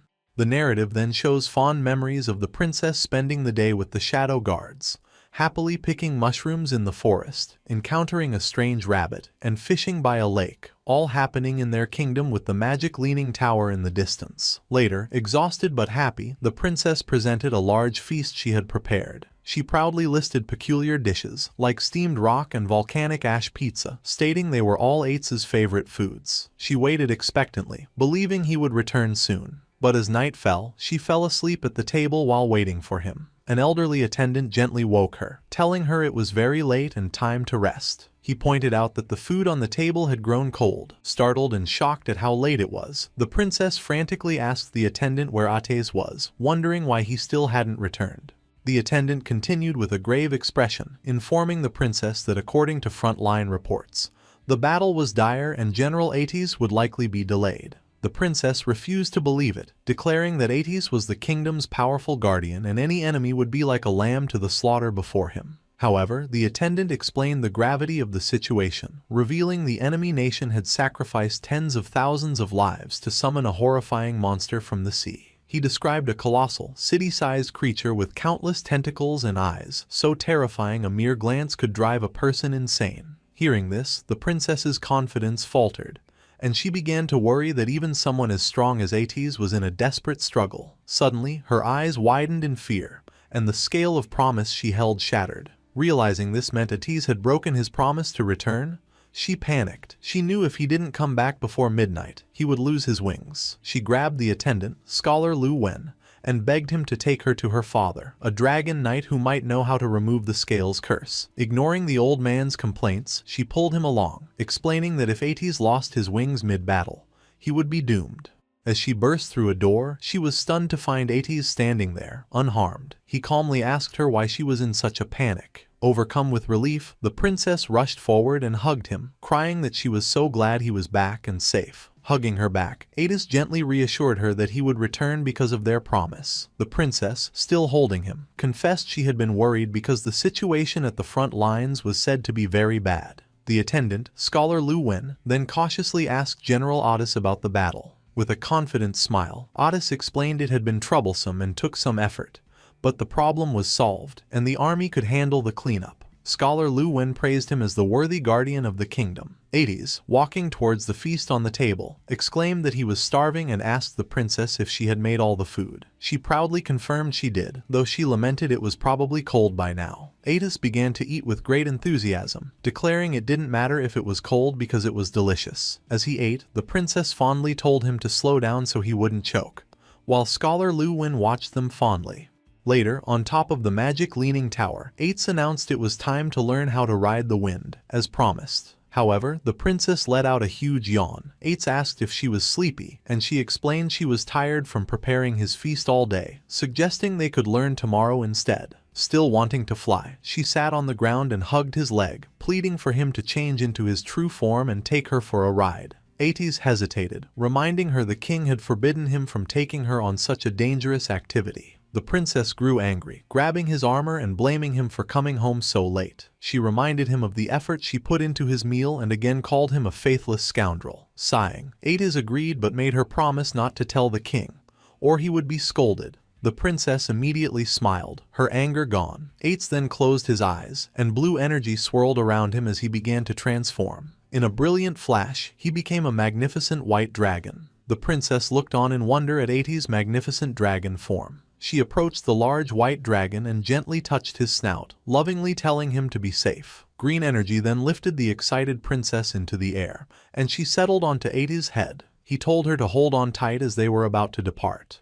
With a powerful beat of his wings, Ates launched into the night sky, soaring high above the land. From the tower, Scholar Lu Wen and a shadow guard watched them disappear into the starry sky. Lying on Ates' back, the princess looked down at the world in awe. She marveled that this was the beautiful world Ates saw from above. Ates asked if she thought it was beautiful, and she agreed it was super beautiful. As they flew past a large tolling bell tower, the princess asked Ates if he would protect this place forever. After a pause, he solemnly promised that he would. Now sleeping peacefully on his back, she whispered a quiet, "Thank you." The memory continues, showing Ates gently tucking the sleeping princess into bed with a teddy bear. After she is settled, he quietly leaves her room, looking back one last time before closing the door. Later, Ates is seen speaking with the king. The king noted with concern that Ates was badly injured and asked if the monster he fought was truly that formidable. Ates, though weary, smiled and reassured the king. He explained his injuries were not fatal and he just needed time to recover, adding that he had already burned the monster to ashes with his dragon flames. The king's expression remained grave. He revealed he believes the enemy empire is conducting a dark ritual, and he senses a terrible wave preparing to sweep across the continent. He warns Ates that they must all be prepared, as not even he, a member of the dragon race, will be exempt from the coming danger. Standing resolute against a dark sky, Ates pledges his loyalty and agrees to follow the king's arrangements. The scene then shifts to a later time, showing the magic leaning tower under a starry night sky. The mood quickly turns grim, as the next view is of shattered pieces of Ates' armor and blood splatters on the floor, indicating a terrible battle. Ates is on his hands and knees, his armor destroyed and body covered in wounds, coughing in pain. He clutches his chest, where a strange, pulsating red object is embedded, with dark veins spreading from it. The story jumped forward 5 years into a dark, violent future. The kingdom was in a terrible war, under constant attack by a horrifying army. Soldiers and civilians cried out in terror that an enemy nation had attacked with an army of monstrous inhuman creatures. People ran for their lives, screaming for help as they were mercilessly crushed by the invaders. The city was overrun by feral, red, skinless monsters that rampaged through the streets. From a high balcony, the king watched the chaos as the monsters swarmed his city. He grimly observed the overwhelming number of creatures, stating the Manga Empire had truly gone mad. He concluded their enemy intended to drag the entire world into destruction with them as their dark banner was raised over the battlefield. Amidst the chaos, the desperate princess ran frantically. She screamed Atez's name, desperately shouting that the enemy had breached the city walls. She found Atez sitting passively on a high wall, flanked by his 2 shadow guards. Looking down at the carnage, she rushed towards him and implored him to act, explaining the enemy's army was filled with inhuman monsters their soldiers could not fight. She questioned why he had not intervened, pleading that the kingdom needed his help now. Ates calmly turned to the desperate princess and said he was just on his way to find her. He instructed her to stay inside the magic leaning tower, assuring her it was safe and she should not go anywhere else. The princess agreed but urged him to hurry and defeat the enemy army. However, Ates refused, stating he would remain there to protect her. Confused and angry, the princess asked what he was talking about. She reminded him of his duty, declaring he was the guardian of the kingdom and his purpose was to protect the entire nation. Not just her. She gestured desperately towards the city below, where soldiers were being overwhelmed, exclaiming that the capital was about to fall and its people were being slaughtered. She insisted his role was to transform into a dragon and burn their enemies to ashes. The princess told him she only needed his shadow guards for protection, as he had always arranged in the past. Ates simply lowered his head in silence. He then began to explain the history behind their enemy's power. He revealed that 5 years ago, they had discovered the Manga Empire was performing a mysterious ritual known as Forsaken by the Gods. The ritual was simple. One could sacrifice their lifespan to summon inhuman creatures. The more lifespan offered, the more terrifying the summoned monster. Ates explained this was an ancient ritual, as no sane person would trade their life for a monster. However, he continued, for the Manga Empire, this desperate ritual was their only hope. He elaborated by showing a map. The Manga Empire was an inland archipelago, rich in a rare magical plant called the Blood Flower. This unique plant, which only grew there, emitted a powerful magic that had greatly extended its people's lifespan to an average of 700 years. Thousands of years ago, conflict began to spread from their nation across the continent. To end the endless wars, the Manga Empire sent powerful envoys, like Ates, to other nations. These envoys were bound by contracts to serve the kingdoms they were assigned to. By lending their strength to the weaker side in any conflict, they could maintain a balance of power and bring peace. However, the king of Manga grimly reflected that they had underestimated the malice of humankind. The envoy's arrival made other nations realize a terrifying truth. The long-lived people of the Manga Empire were the greatest threat. Soon, the leaders of other nations secretly formed a consensus with a single goal. The people of the Manga Empire had to be completely eradicated. What followed was a period of immense suffering for the Manga Empire. They were afflicted by curses, plagues, and division. Even their own envoys were turned against them. The other nations relentlessly plundered the Manga lands until the blood flower finally began to wither and die. Without the flower, the balance of power was shattered, and the Manga Empire lost its last bit of value. The death of the last blood flower's petal triggered a devastating avalanche. The Manga Empire was invaded, and its people were slaughtered by their former allies. The sole reason for this disaster was greed. The other nations could not stand for the Manga Empire to possess a resource they could not have. In the darkness, the dying people of Manga clung to one last, desperate hope. That hope was the ritual, Forsaken by the Gods. As terrifying purple energy surged through a chamber of bones, the ritual began. This was less a ritual and more a curse. Every person from the Manga Empire was branded, causing their lifespan to drain as monstrous creatures grew inside their bodies, eventually bursting out. These monsters had only one purpose: to destroy humanity. Bringing his story to a close, Ates turned back to the princess, his face etched with pain as he prepared to tell her the consequence of this curse. As the princess listened, Ates revealed his face, now covered in grotesque, bloody growths. He explained with a sorrowful expression that he could no longer transform into a dragon. From now on, he would only become a monster. The princess stared back in shock and horror, stammering his name as she asked why this had happened. Ates continued, revealing a deep secret. He stated that very few people knew the true identity of the Manga people. They were also known as the Dragon Race. The envoys like him were called Guardians of the Kingdom by most humans. The princess's eyes widened as she processed this stunning revelation. Standing on the wall, Ates told her that an unstoppable tide of darkness had swept across the continent and the end of humanity was here. Because of this, he declared, his only desire now was to protect her and her alone. Meanwhile, the brutal invasion continued. The red monsters mercilessly devoured citizens, crushed them underfoot, and hunted down anyone hiding.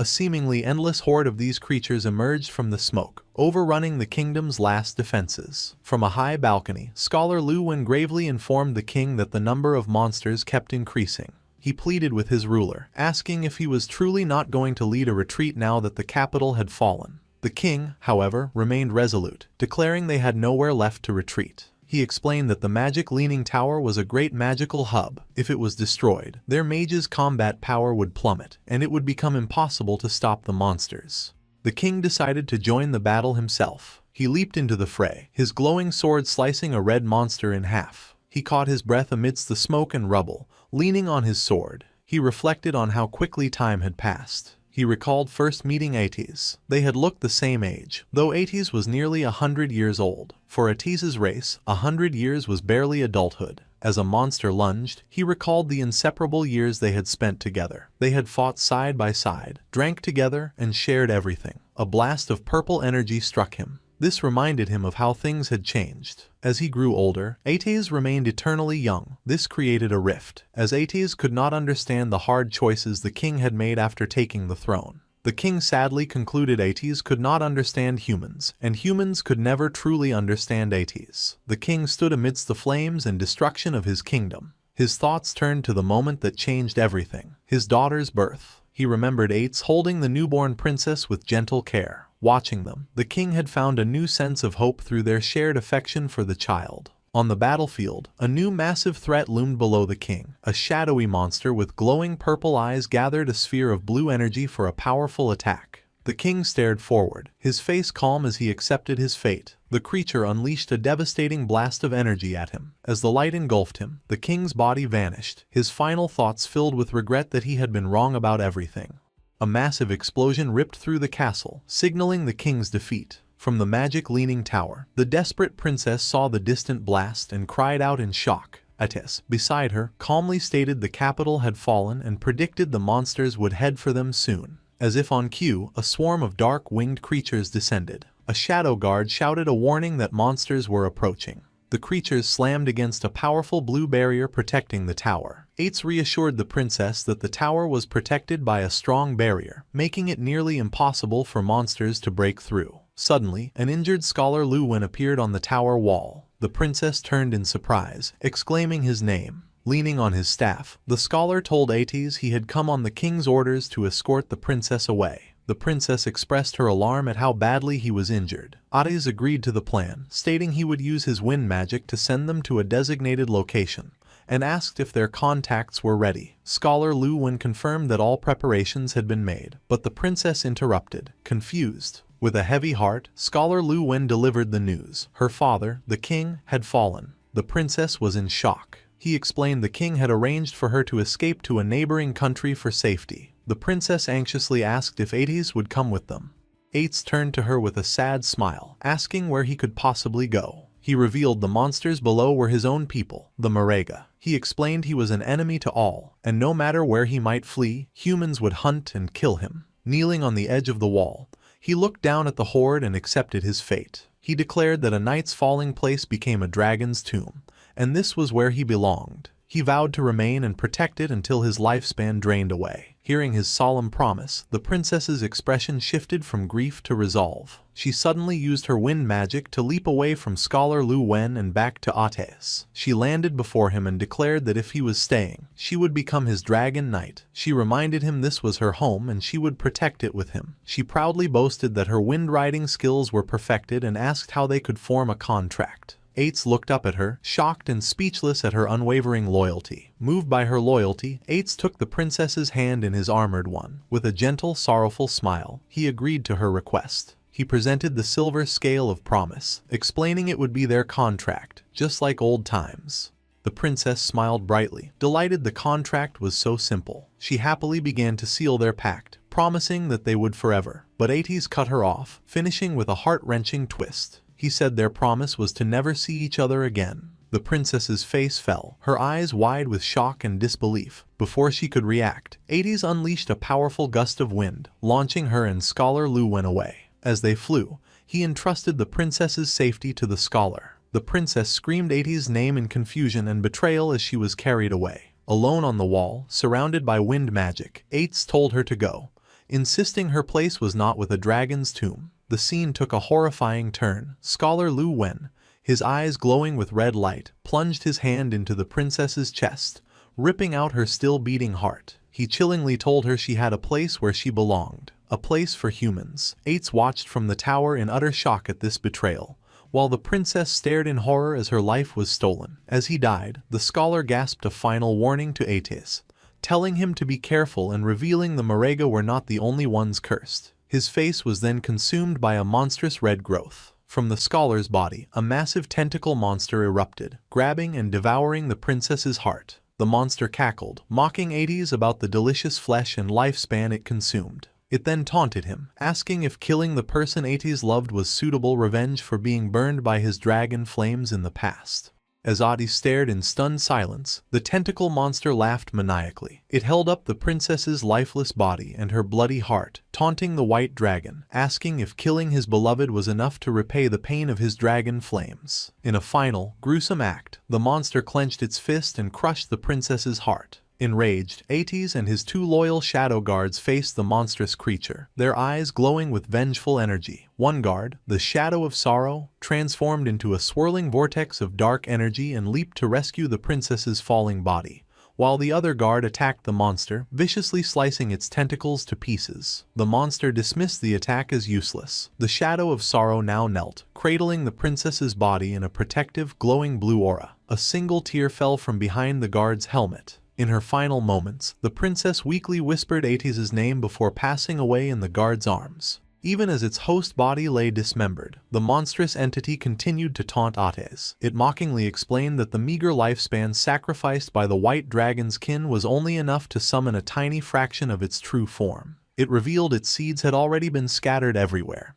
parasitizing hosts and waiting for the right moment to mature and burst forth, just as it did with the old scholar. The creature, Cthulhu, continued its psychological assault, reminding Ates that the monsters born from his own people were now swarming the world. It pointed out that Ates himself was deeply cursed and could transform at any moment, and that he had always known his beloved princess was destined for a tragic end. Cthulhu emphasized Ates' powerlessness, suggesting he was helpless and might even have become the very monster to kill the princess. The entity reveled in Ates' inner turmoil, describing the hatred, sorrow, anger, and despair filling his heart, calling them wonderfully strong emotions. Then it presented a tempting offer, telling Ates it could change everything. Cthulhu formally introduced itself, stating it could hear the violent beating of Ates' heart. It declared itself an ancient, all-powerful god. It made an incredible promise. Not only could it help Ates defeat the monsters and protect the kingdom, but it could also resurrect the princess so they could be together forever. It explained that all of this could be achieved through a simple transaction.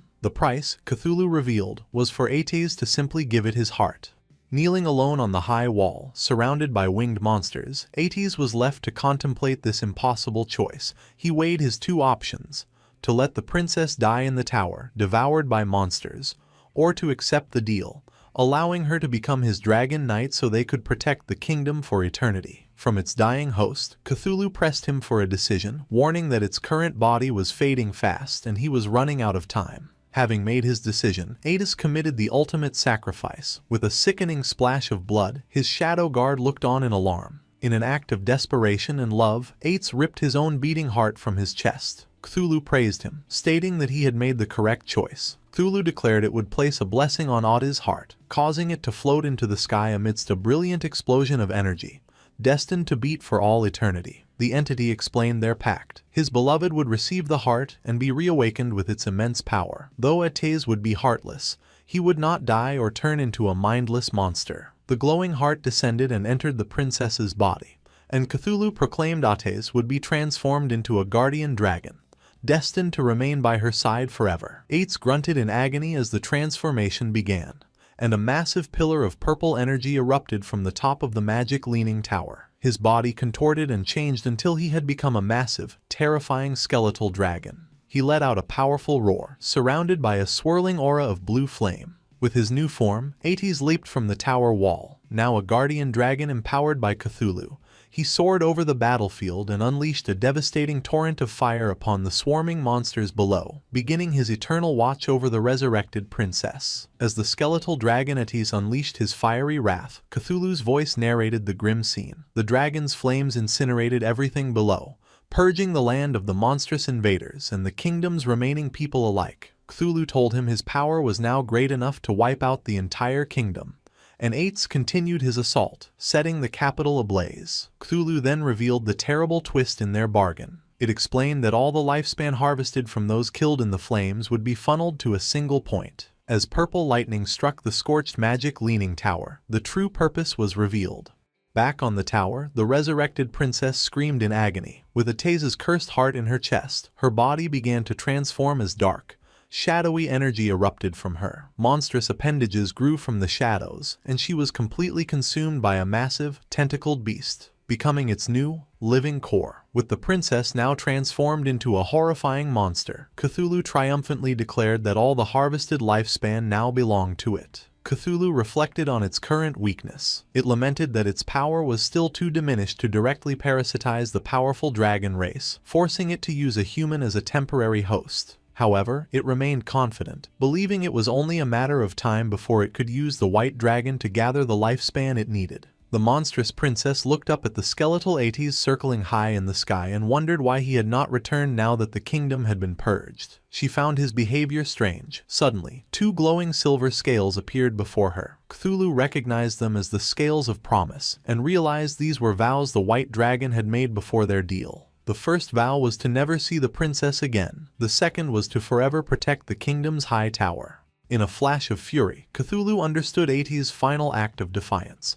He had anticipated the entity's plan and used his own vows to bind himself to the magic leaning tower, locking himself away from the transformed princess. Cthulhu cursed the white dragon, enraged that he chose to become a mindless zombie-like guardian rather than be used as its pawn. Thwarted, Cthulhu declared it would use the tower as its nest, preying on the lifespan of anyone who approached. It vowed that one day, it would be fully revived and rule the world again. The memory faded with the image of the tower standing alone as countless ages passed. The memory faded, returning to the present at the magic leaning tower. Shadow reappeared on the desolate rooftop, purple energy lingering in his hand. He processed the tragic story he had witnessed, wondering if the vivid images were just game lore.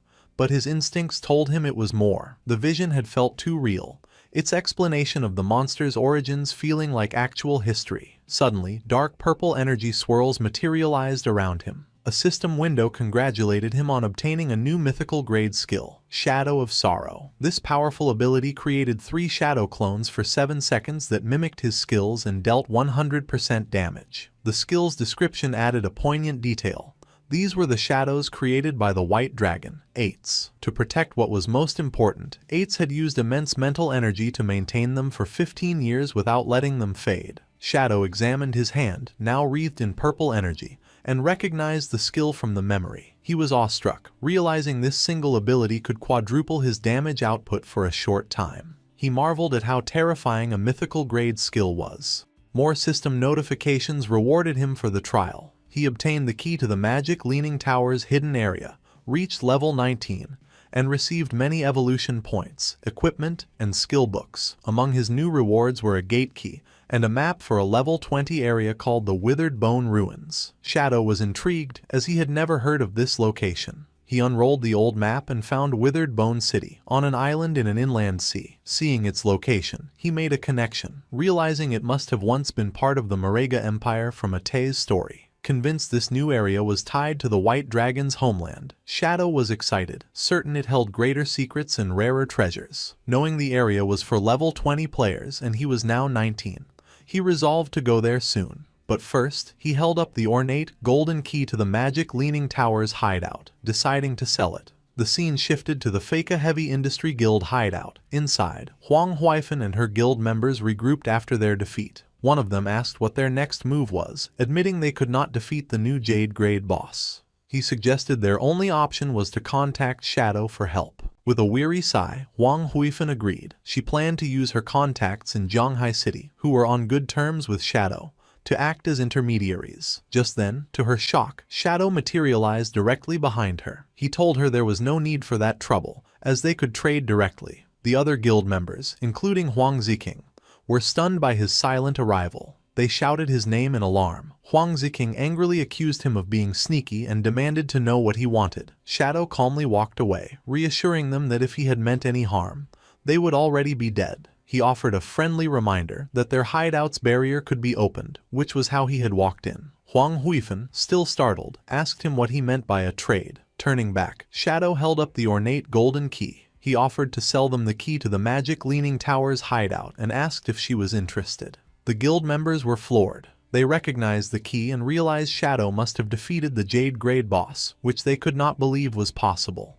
Huang Huifan eagerly accepted and asked him to name his price. Shadow stated his price remained the same, 1,000 years of lifespan. While his mother agreed, Huang Ziking erupted in fury. He screamed at Shadow, calling him shameless and accusing him of planning this from the start. Pointing an accusatory finger, Ziking laid out his theory. Shadow had first attacked him, used it to destroy their portal, cut off their reinforcements, and gotten their team wiped out.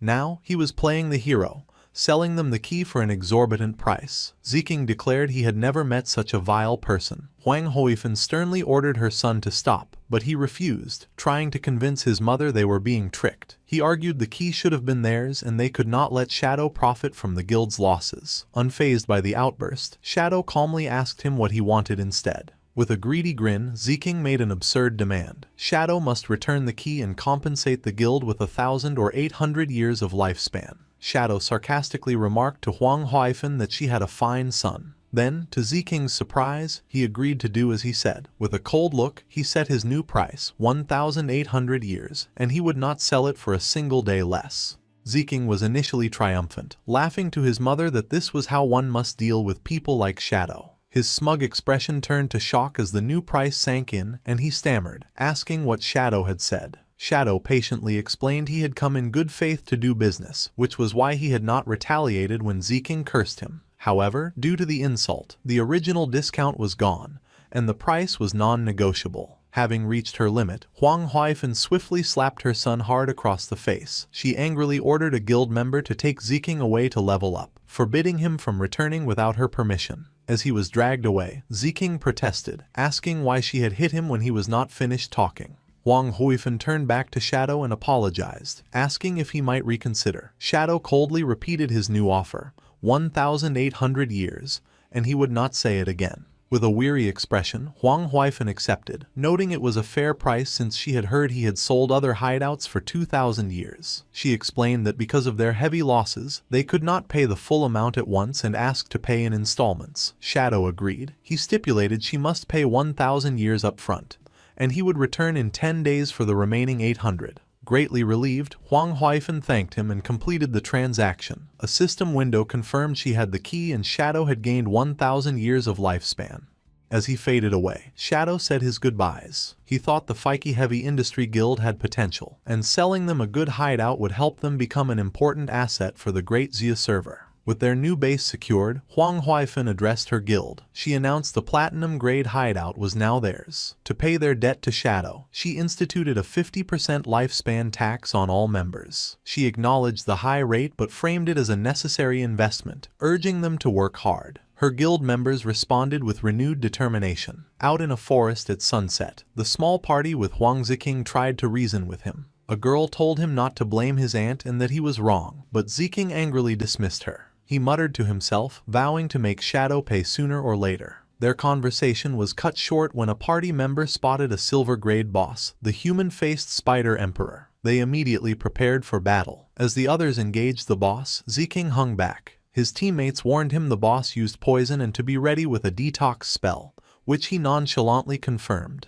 However, instead of helping, Ziking turned and fled into the woods, abandoning his team. As he ran, he cursed them as idiots, thinking they could fight the boss themselves. He was disgusted by the girl who had tried to lecture him, wondering what his mother was thinking trying to set them up. He found a secluded spot and crouched, seething with resentment. He believed his entire guild was made of spineless rats, who only developed slowly and safely. He thought they did not understand the true path to power was to seize every opportunity. He concluded that Shadow must operate this way, which was how he had become so powerful. With a sinister smile, Ziking revealed he was not as foolish as his guildmates thought. He scoffed at confronting Shadow without a plan. He then summoned a dark, ornate vase with a single glowing red eye, declaring it a treasure from a jade-grade chest. A system window identified the item as the Abyssal Vase. By reaching into it, the user could randomly pull out a powerful skill, but it had a long 48-hour cooldown. Reaching into the vase, Zeking pulled out a small, grotesque, fleshy object. The system informed him he had acquired an epic-grade skill, the Abyssal Puppet Curse. This magic let him turn any corpse into a puppet he could completely control, retaining all the deceased's original abilities. Zeking laughed with manic glee, overjoyed with his new power. He hatched a plan. If he could kill Shadow, he could use this skill to enslave him, becoming truly invincible. As he celebrated, the Abyssal Vase glowed with a menacing purple aura. A final, ominous message warned that the Abyss holds extraordinary power, but when one gazes into it, the Abyss also gazes back, foreshadowing a dark future for Zeking. In the withered bone field, a desolate graveyard in the Magic City ruins, night had fallen. During a battle, Ghost Spirit used her energy-infused paper ribbon to wrap around and pierce a skeletal monster's eye. She beheaded the enemy with a precise blow, dealing over 5,600 damage. System notifications appeared, informing her that her weapon had upgraded to gold and she had enough experience for a class advancement. Standing amidst the energy orbs of defeated enemies, Ghost Spirit sighed in relief, confirming she had enough experience for her advancement. With a determined expression, she accepted the class advancement. A bright magic circle formed at her feet as a column of purple energy surged from her, enveloping her in the transformation. After completion, the system detailed her new abilities. Her weapon was now the Yellow Spring Chainblade, Gold, which could change shape. Her class had evolved to Yellow Spring Evil Ghost, Tier 2, granting a passive stealth bonus and unlocking 2 new skills, Eye of the Yellow Spring and Touch of the Yellow Spring. The system explained the Eye was a mental attack that trapped enemies in an illusion, while the Touch allowed her to track opponents by their aura. Transformed and enveloped in a blue aura, Ghost Spirit now wielded her weapon as a fearsome scythe. The system notified her she would deal double damage to lower-level opponents, with a 50% chance of applying a burn effect. With her eyes glowing golden, she felt stronger than ever. She knew her increased damage, speed, and new mental attack would let her avenge her parents and defeat Dongfang Yue, and the source of the plague wielder. Ghost Spirit messaged Shadow, her teacher, informing him she had advanced to Tier 2 and would repay his guidance. From a rooftop, Shadow saw she had logged off. Understanding her thirst for revenge had led her to immediately seek out Dongfang Yue. He recalled his past life where Ghost Spirit had gotten her revenge, but sparing a dog had allowed a Beastmaster to track her. This exposed her real identity, leading to a massive hunt by powerful families. The resulting war caused heavy losses for official forces, and Ghost Spirit eventually died of exhaustion, leaving the Magic City region in chaos. Shadow reflected on her potential, but worried her youth and unstable mind made her reckless. To prevent her from repeating this fatal mistake, he decided to log off and check on her in the real world. The scene shifted to the Dongfang Manor on the outskirts of Magic City, shrouded in a poisonous fog. 2 guards on patrol complained about their shift. They talked about girls, and one remarked that Mrs. Dongfang was still attractive, which his friend agreed with. They fantasized about defeating her bodyguard and having their way with Dongfang Yue. Suddenly, one guard noticed something in the mist. An illusion of Dongfang Yue materialized before them, dressed in a seductive black dress and kneeling provocatively. The guards were completely stunned, stammering as they asked why she was there and dressed so revealingly. The illusion leaned in, whispering that she could no longer tolerate her weak husband and needed other men to satisfy her desires, asking if they were up to the task. Completely captivated and drooling, the guards couldn't believe their luck and eagerly asked if she was being serious. The guards argued over who should be first with the alluring illusion. The kneeling illusion of Dongfang Yue slyly suggested they could both enjoy her company at once. Before they could react, a streak of purple energy decapitated both guards instantly. Their headless bodies collapsed as the illusion dissipated. Dark energy erupted from their necks as the magical ribbon swirled around them.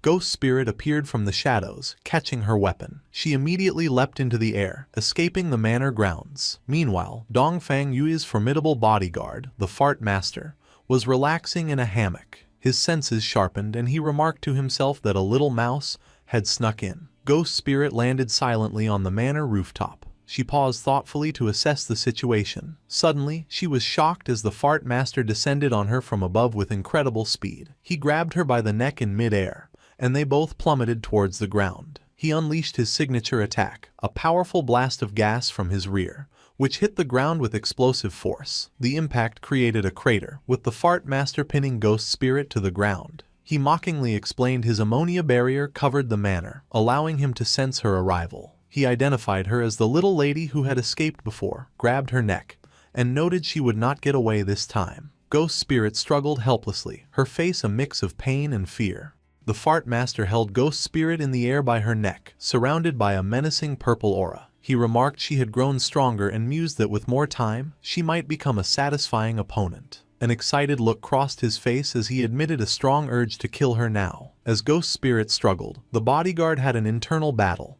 telling himself to wait until she was more powerful. He immediately contradicted this, admitting he was losing self-control. He cursed, tormented by his indecision. Losing control, his grip tightened with a sickening sound. He panicked, realizing he had accidentally crushed her to death. Horrified, he let her lifeless body fall to the ground, shouting in despair. Suddenly, he froze as a purple energy claw pierced his chest from behind. In disbelief, he turned to see Ghost Spirit behind him, her arm in his back. The body he had dropped was a decoy. Bewildered, he questioned how this was possible, as he had been certain she was dead. With her eyes glowing red, Ghost Spirit revealed the truth. She informed him he had been trapped in her illusion all along, a product of her new skill, the Eye of the Yellow Spring. Coldly, she told him to die. Impaled by Ghost Spirit's energy claw, the fart master struggled to understand how he had been caught in an illusion. With her glowing red eye fixed on him, Ghost Spirit explained his fate had been sealed the moment he looked into her eyes. A flashback revealed the illusion had begun when he first grabbed her by the neck. Accepting defeat, the bodyguard collapsed. Ghost Spirit stood over him, acknowledging he had been a worthy opponent.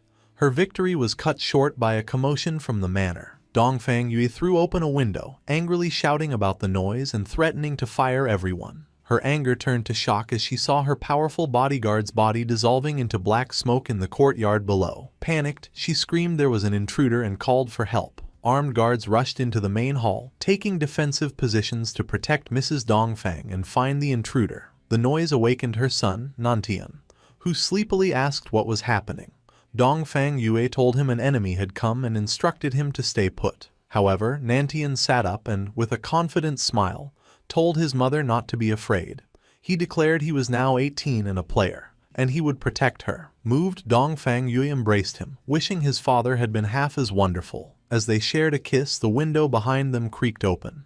Startled, they pulled apart, and Dongfang Yue demanded to know who was there. In the hallway outside, the guards' bodies lay dissolving into shadow. Dongfang Yue stared in horror, unable to comprehend how they were all dead. Her mind raced, wondering if Shadow had discovered their plan to ambush him. Just then, the spectral form of Ghost Spirit appeared behind her, asking, "What plan?" Dongfang Yue whirled to face the hooded figure, demanding to know who she was and why she was being attacked, insisting they had no feud. Ghost Spirit calmly asked if Dongfang Yue truly did not recognize her. With her eyes glowing a menacing red, Ghost Spirit ordered her to look closely and remember. Horrified recognition washed over Dongfang Yue as she realized her attacker was the girl she thought was long gone, cursing that she was still alive. Before Dongfang Yue could react, she was impaled by an energy attack.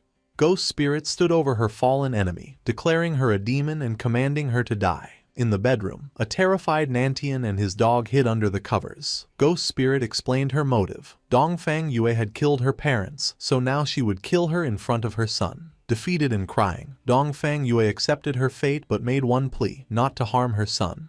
Ghost Spirit laughed mockingly, her energy ribbons lifting Dongfang Yue into the air as Nantian cried for his mother. She scoffed at the request, asking what right she had to make demands. Dongfang Yue continued to plead, insisting the grudge was between them and her son was innocent. Enraged, Ghost Spirit screamed, asking if Dongfang Yue had considered this day when she murdered her parents. With a final, furious cry, Ghost Spirit unleashed a devastating attack, obliterating Dongfang Yue's body in a burst of dark energy. From the bed, Nantian and his dog watched in horror. Ghost Spirit stood panting, her vengeance complete. She then turned her intense red-eyed gaze toward the bed, where Nantian was now paralyzed with terror. With her revenge complete, Ghost Spirit stepped away from the scene. She walked out of the bedroom, leaving Dongfang Yue's body on the floor as the terrified Nantian and his dog watched. As she disappeared, Nantian's fearful expression transformed into a sinister grin.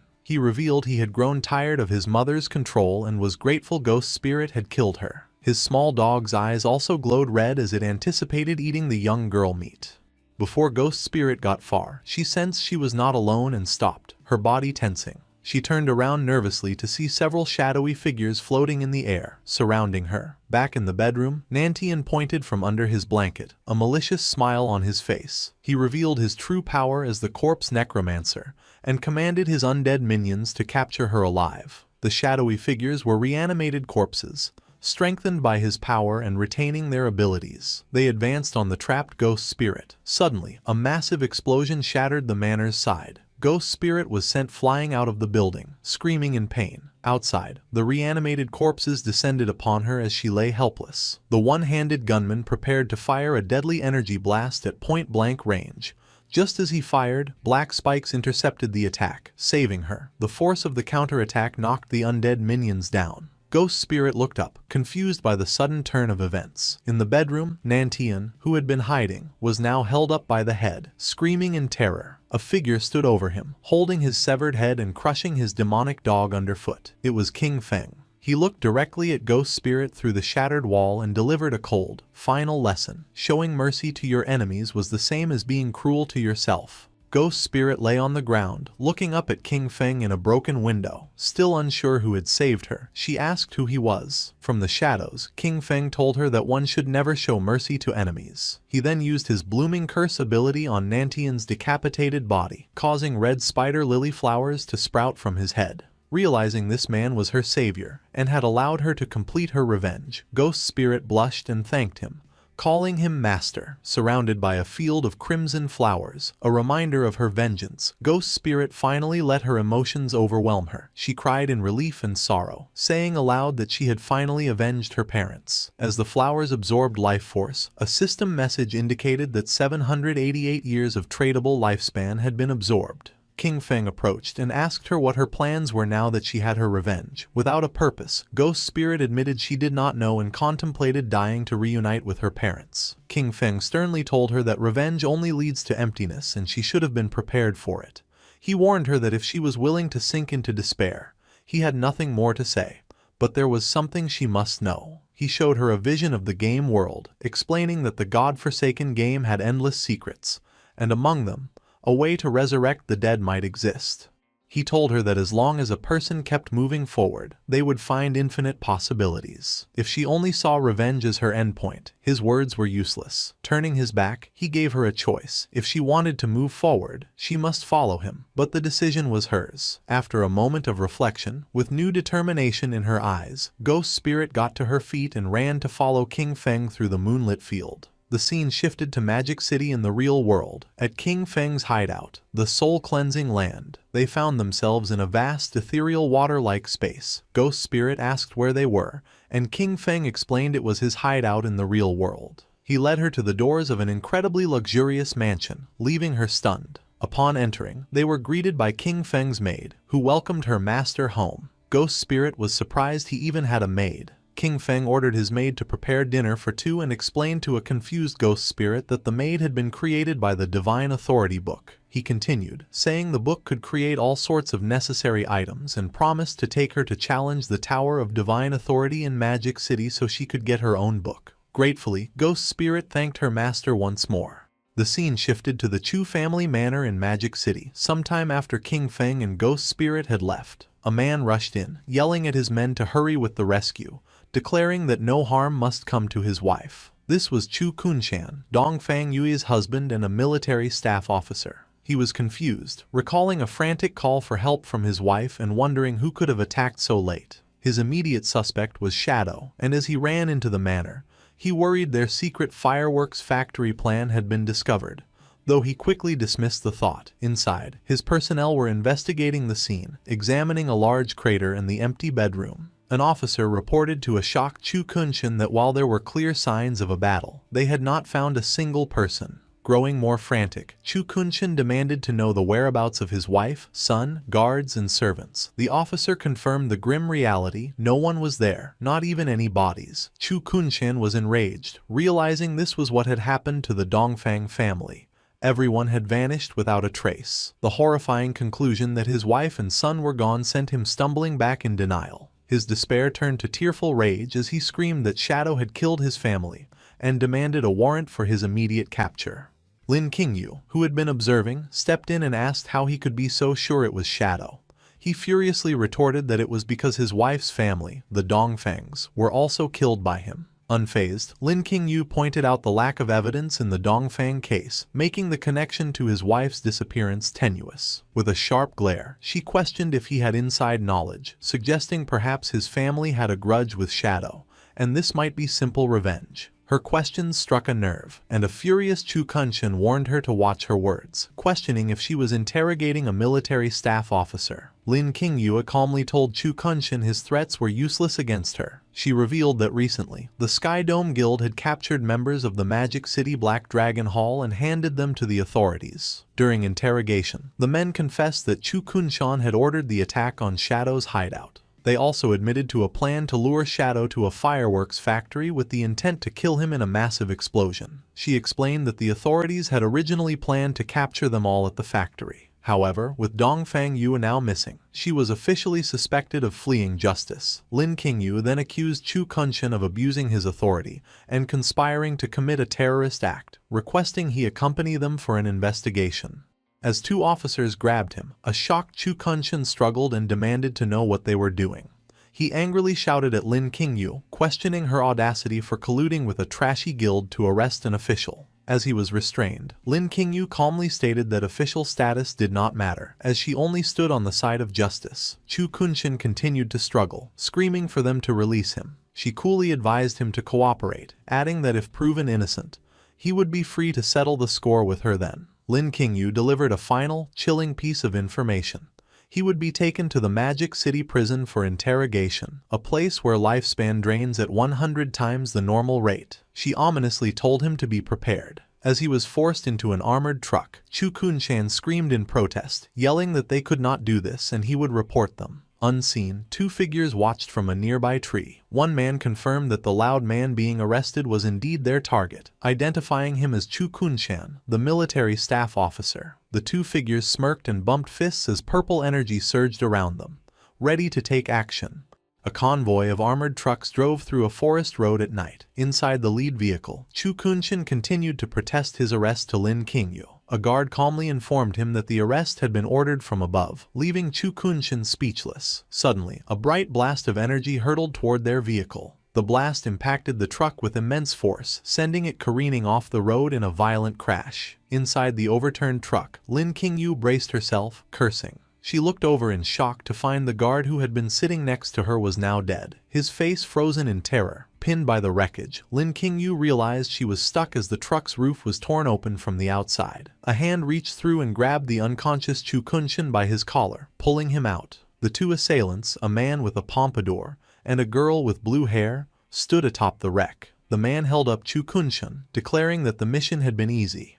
Just then, reinforcements from the second truck arrived, ordering the pair to release their prisoner and surrender. The two assailants only laughed, mocking the officials. As the arriving officers took aim, one of them noticed another threat. A large, muscular man with glowing red eyes descended from the trees, swinging a massive flaming hammer. He brought the weapon down with incredible force, striking the official's vehicle and leaping away as it erupted in a massive explosion, with screams coming from the flames. The man with the pompadour and another bald, muscular man watched the destruction. The pompadour-wearing man remarked on the attack's power, stating that a Mr. Theodore had not been lying. The hammer-wielding attacker landed amidst the fiery wreckage as orbs of lifespan floated up from the fallen officers. He laughed maniacally, reveling in the power of his attack and the joy of killing the official dogs of Great Zia. The muscular man with the hammer stood amidst the fiery wreckage, gloating over a glowing card he held. He boasted that the card from a Mr. Theodore had multiplied his attributes by 5, giving him the power of a level 50 player even though he was only level 10.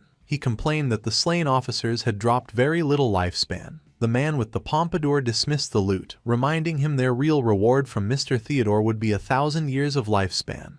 Inside the overturned truck, an injured and tearful Lin Qingyu looked out. She thought to herself that with Mr. Theodore's help, they could soon kill Shadow and avenge Qian Shishi. As the attackers prepared to leave, the girl with blue hair suddenly told them to wait. With a sinister smile, she announced she could sense a little mouse still hiding inside the truck. Lin Qingyu, concealed within the wreckage, realized she had been discovered. She hurled a massive fireball at the already destroyed truck, causing a second, larger explosion. She declared with a smirk that no official dogs would be left alive. As the group walked away, the woman complained that they were still thinking about Qian Shishi, asking if she was not beautiful enough. The man with the pompadour laughed, explaining that while she was cute, Qian Shishi had been an old partner, and it was their tradition to help her get revenge. With that, they departed into the night. Hidden behind a tree, a naked and battered Lin Qingyu watched them go. She realized the attackers were remnants of the Alice Guild. Her passive skill, killing intent perception, confirmed they had been sent by a man named Theodore to capture Chu Kunshan. Understanding her squad had been wiped out, she knew she must report this immediately. Having left the real world, Shadow had brought Ghost Spirit to the Tower of Divine Authority, located within the ruins of Magic City. He explained to a surprised Ghost Spirit that the NPC guarding the tower was known as Old Mom, but her true name was Queen Vier of the Waning Moon. Shadow elaborated on her tragic past. Vier had witnessed the brutal murder of her son and daughter. The trauma had driven her mad, and she now lived under the delusion that her children were still alive, often giving players impossible quests. He revealed that there was a way to exploit her delusion. If a young man and woman entered the tower together, Viger would mistake them for her long-lost children. This made the challenge significantly easier and improved the rewards. Shadow then instructed a horrified Ghost Spirit that when they entered, she must immediately call the NPC Mom, explaining this was why she had earned her nickname. He told her to focus on that while he handled the rest. Hesitantly, Ghost Spirit agreed, and they walked towards the tower's large glowing doors. Inside, a path of light led them to Viere, who appeared in a starry, ethereal space. With tears of joy she welcomed them, calling them her children and asking if they had returned for the Divine Authority book. Playing along, Shadow confirmed that was why they were there, addressing her as Mom. Ghost Spirit, embracing her role, began to cry, telling Vier how much she had missed her. Vier was overcome with emotion, saying she had missed her child as well. She explained that while she wanted to give them the book, the rules dictated they must first complete a challenge. She summoned her avatar, a massive level 20 Jade tier entity, and told them they must defeat it. A system notification confirmed they had received Mother's Blessing, boosting all their stats by 20%.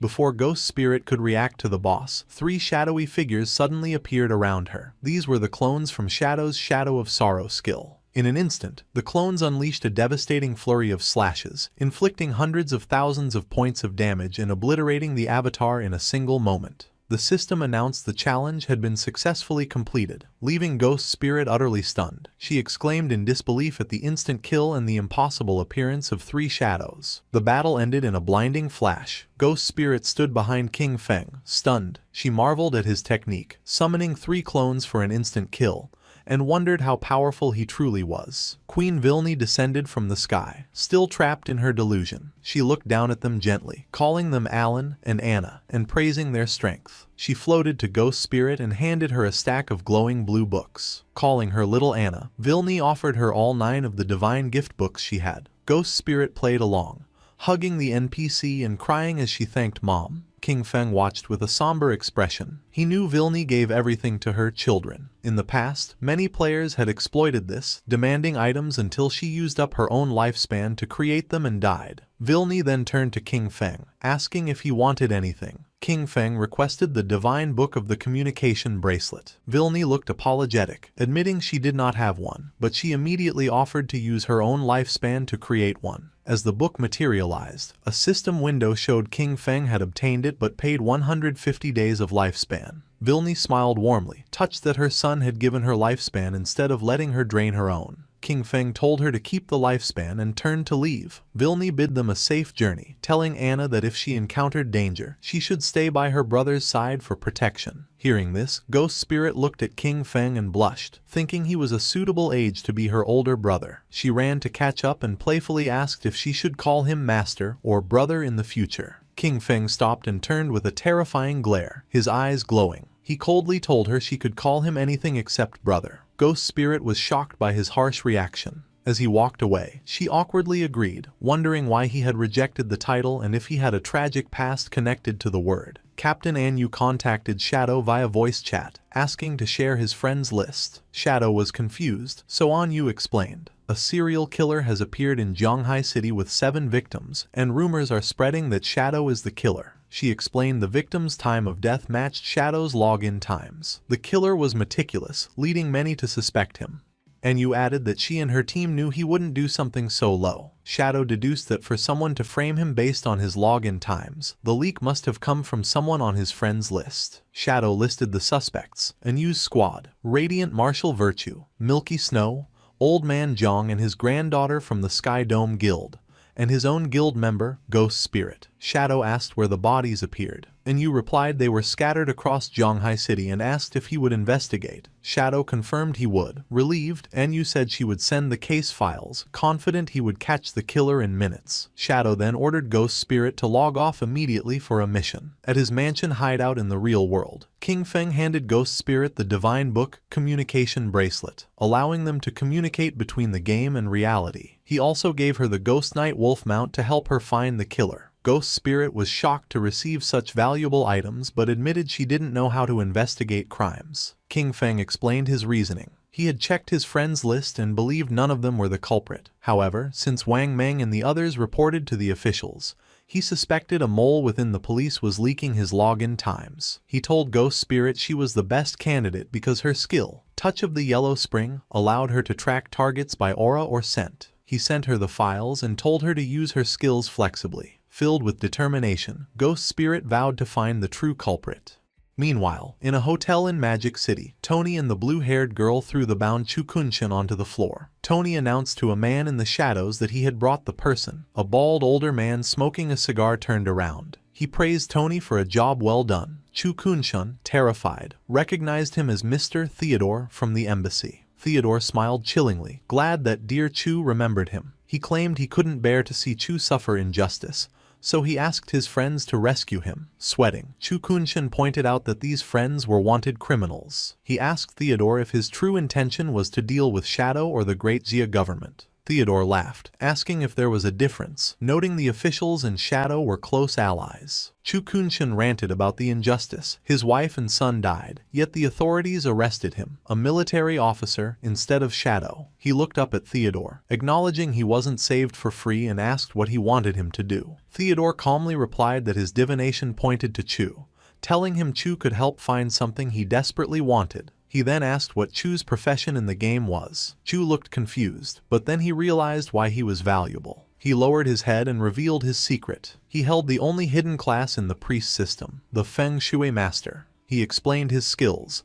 Yin-Yang Harmony let him manipulate enemy emotions and deal extra damage to ghosts, and Ley Line Perception could find treasures and monsters. Chu lamented that his hidden class was only a support role, not much help in a direct fight against Shadow. Suddenly, a sinister glint appeared in Chu's eye, and a yin-yang symbol materialized as he activated his yin-yang harmony skill. Immediately, the effects took hold of Theodore's subordinates. Tony and the bald muscular man began to argue violently. The argument instantly escalated into a savage brawl. Chu watched coldly, explaining that under his skill's influence, they would fight to the death, though it was ineffective against enemies more than 5 levels higher. Theodore watched with amusement, laughing and clapping. He praised Chu, saying finding him was the right choice. Then, he pulled out a magical tarot card glowing with blue flames and commanded his men to stop fighting, remarking that infighting was bad. Theodore cast the card, unleashing a spell called Moon God's Purification. A massive beam of blue light descended from a spectral moon, enveloping the 2 brawling men. The light washed over them, instantly purifying the negative emotional effects from Chu's skill. Tony and the bald man collapsed, unconscious. The blue-haired girl, Mei Jing, laughed, commenting on how strong Mr.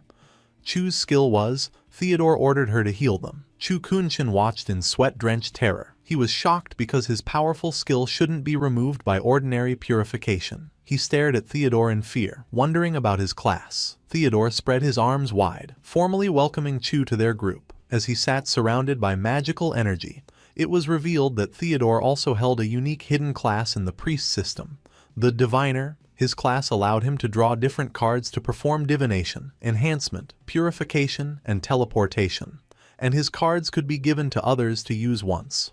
On the streets of Zhonghai City, Ghost Spirit was crouching, using her skill, Touch of the Yellow Spring. A red aura emanated from her fingertips as she sensed a trail. She declared that she had found the killer's aura. The trail led off into the distance, and Ghost Spirit pointed the way for her mount, the Ghost Night Wolf. She told the wolf to move out, mounting the beast as they dashed through the empty city streets, following the Crimson Trail. The scene shifted to a high-rise apartment, King Feng's former residence, where a knock was heard. Inside, Xiao Yu opened the door with a bright, expectant smile, greeting the visitor as Mom. Standing in the doorway were a middle-aged woman in a suit and a tall white-haired man, also in a suit. Xiao Yu excitedly asked if the man was there to buy the house, praising the woman for finding a buyer so quickly. However, the woman looked apologetic and corrected her. She explained this was not a buyer, but a diviner she had hired to help find Xiao Yu's brother. The white-haired man adjusted his tie and introduced himself as Diviner Ren Tu.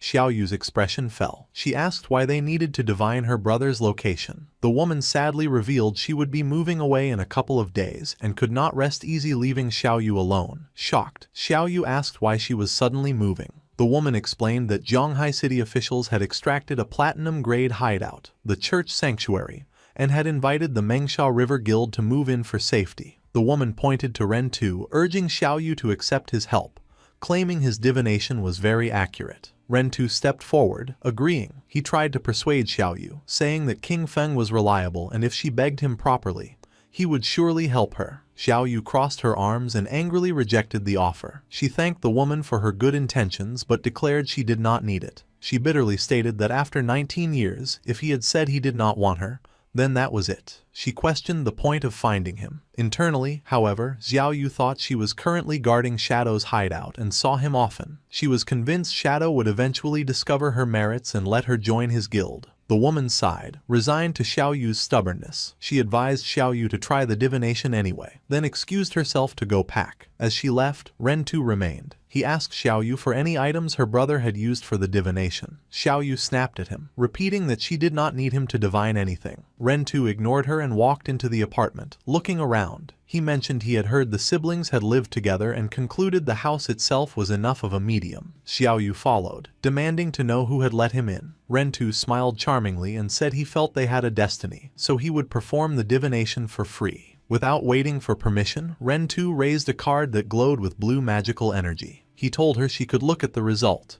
If she was satisfied, great. If not, it did not matter. A holographic tarot card appeared in the air. Ren Tu activated the divination card, which displayed a vision of a dark figure lying in the deep sea. He interpreted the image for Xiao Yu with a regretful expression, informing her that her brother had already been burned to death and his corpse had sunk into the ocean. Xiao Yu was left in total shock. Ironically, while the real King Feng was shown relaxing on a sofa in his hideout, Xiao Yu burst into a rage. She furiously thought he was trash for dying so easily, as he should have waited until she was powerful enough to trample him. Outwardly, Ren Tu simply offered his condolences. Ren Tu then changed the subject, mentioning he had heard she interacted with Shadow. He claimed his divination had found Shadow's location and asked if she wanted to go with him. Holding a gold card, he explained he could teleport her there immediately. He manipulatively suggested that although her brother was dead, if she recognized Shadow as her new brother, everyone would be happy. Xiao Yu eagerly agreed. Internally, she scoffed that King Feng had gotten off easy by dying, but decided it did not matter because Shadow would surely protect her. As she accepted, Ren Tu activated a blue magic circle beneath them, and they were transported away. They rematerialized in a dark, dingy room that looked like an abandoned lab. Xiao Yu looked around in confusion, asking where Shadow was. Ren Tu, looking menacing as he removed his suit jacket, coldly replied that he should be asking her that. Without warning, Ren Tu struck Xiao Yu with a vicious right hook to the face, causing her to cough up blood. He then grabbed her by the ankle, dangling her upside down and demanding she tell him everything she knew about Shadow. Terrified and crying, Xiao Yu stammered that she did not actually know him. Ren Tu accused her of lying, reminding her she had claimed to guard his door and see him often. He delivered a brutal punch to her stomach while she hung defenseless, knocking her unconscious. Ren Tu remarked that she had fainted too easily and was shocked she had not extracted a single ability from the game to protect herself. He dragged the unconscious Xiao Yu across the floor. He spoke on the phone, telling the person on the other end the prey was ready. With sadistic hunger, he asked when he could make his move, complaining that his blade was thirsty. Ren Tu threw Xiao Yu's limp body onto a metal table. He He checked his phone and read a message from his boss forbidding him from killing her without further instructions. Rentu clicked his tongue in disappointment. However, a sinister look returned as his eyes glowed red. He pulled out a scalpel and decided that if he could not kill her, he would just play with her slowly. Meanwhile, in a restroom, Officer Xiaoma noted there had been no news of Shadow logging off for 2 days. He walked out, reasoning that a person's need for food became very high after extracting game stats, making it impossible for Shadow to stay online this long. He concluded Captain Anyu had not reported Shadow's activity because she suspected someone was framing him. Xiaoma entered the main police office, thinking he needed to speed up his plans. His face darkened with malice as he imagined a scenario where the public turned against Shadow, viewing him as a serial killer. He laughed, believing that once public opinion exploded, the officials would be forced to eliminate Shadow. Elsewhere, the Ghost Night Wolf's paws landed softly on the pavement. Ghost Spirit sat atop the mount, declaring she had arrived. A trail of red energy swirled through the air. She looked down from a vantage point at a concrete facility below, confirming the killer's aura led directly into that house. Ghost Spirit leapt down, activating her shadow sneak ability to blend in. She landed silently on a window ledge. She peeked through the glass, initially smiling that finding the culprit was great. However, her expression instantly shifted to pure shock and horror at the scene inside. Inside, Xiao Yu was hanging from the ceiling by her wrists. In a gruesome display, her legs had been severed at the knees, dark blood dripping steadily to the floor. Rentu was on his knees below her, his head tilted back with a twisted expression of ecstasy, proclaiming it had been a long time since he had enjoyed himself this much.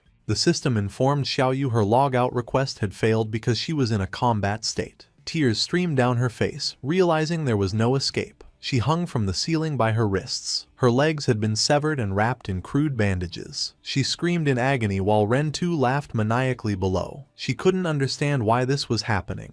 She only wanted to sell a house, yet had fallen into this hell. She felt death approaching. Consumed by despair, she cried out for anyone to save her. In her darkest moment, an image of her brother, King Feng, appeared in her mind. She thought if King Feng were here, he would save her. She cursed her brother, wondering why he had to die and leave her alone. Suddenly, a bright green light enveloped her broken body. She watched in confusion as magical energy began knitting her flesh back together. She realized someone was casting a healing art. For a moment, hope filled her eyes, believing someone had come to rescue her. However, Rentu looked up with a twisted grin and introduced himself again. He revealed his game ID was Human Butcher, and his profession was a priest. He walked toward her, bathing in the green light of his own healing spell. With sadistic calmness, he told her not to worry, assuring her he wouldn't let her die so quickly. He covered his face and laughed uncontrollably, explaining his sick philosophy. Playing with prey to the extreme and killing them slowly was the only way to have a wonderful experience. That was why he chose to be a priest. The torture wasn't over. Rentu looked at the terrified girl and announced he would rip off her chest next. The terror was too much for Xiao Yu. Her eyes rolled back, foam formed at her mouth, and she fainted. Rentu looked disappointed that she had passed out so easily, mocking her for being such a weak girl. Suddenly, Rentu sensed danger, his expression changing to shock as he dodged a fast-moving object. A cloaked figure with glowing purple eyes descended. Ghost Spirit. She used her Blade of the Underworld skill, sending a glowing energy ribbon that pierced Rentu, suspending him in the air. With a cold expression, she glared at the captured killer. She demanded to know why he had framed Shadow for his crimes. Rentu activated his healing art, looking arrogant, believing he was in control. His confidence was cut short as the ribbon wrapped tightly around him, immobilizing him. Ghost Spirit descended with terrifying speed, grabbing the killer by the throat and smashing him down. She pinned Rentu against the cracked wall, threatening to saw off his legs if he didn't confess everything.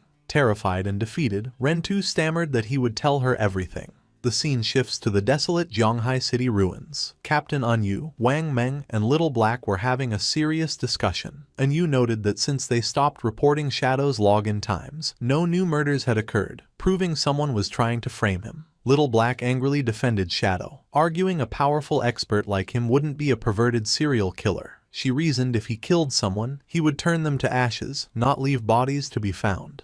Captain Anyu explained that while they knew Shadow was innocent, the public did not. She worried that spreading rumors would cause chaos, which was likely the killer's true goal. She feared that if the chaos grew, officials would be forced to kill Shadow to calm the public. even if he was innocent. Little Black asked if the officials could actually defeat Shadow. With a grim smile, NU admitted they could not. She explained that such a conflict would result in heavy losses for the government, allowing other countries to take advantage of the situation and endangering Great Xia. Wang Meng stated they needed to clear Shadow's name quickly. He deduced the person framing Shadow must be among the Zhonghai city officials. Deep in thought, Captain NU realized that considering someone within the Zhonghai officials who also had a grudge against Shadow, she could only think of one person. Officer Xiaoma stood in his office, sweating nervously as he looked at his phone. He was frustrated because 2 days had passed without news of Shadow logging off, and he worried Ren 2 might have lost control and accidentally killed the prey. Alone in the dark office, his obsession with Captain Anyu consumed him.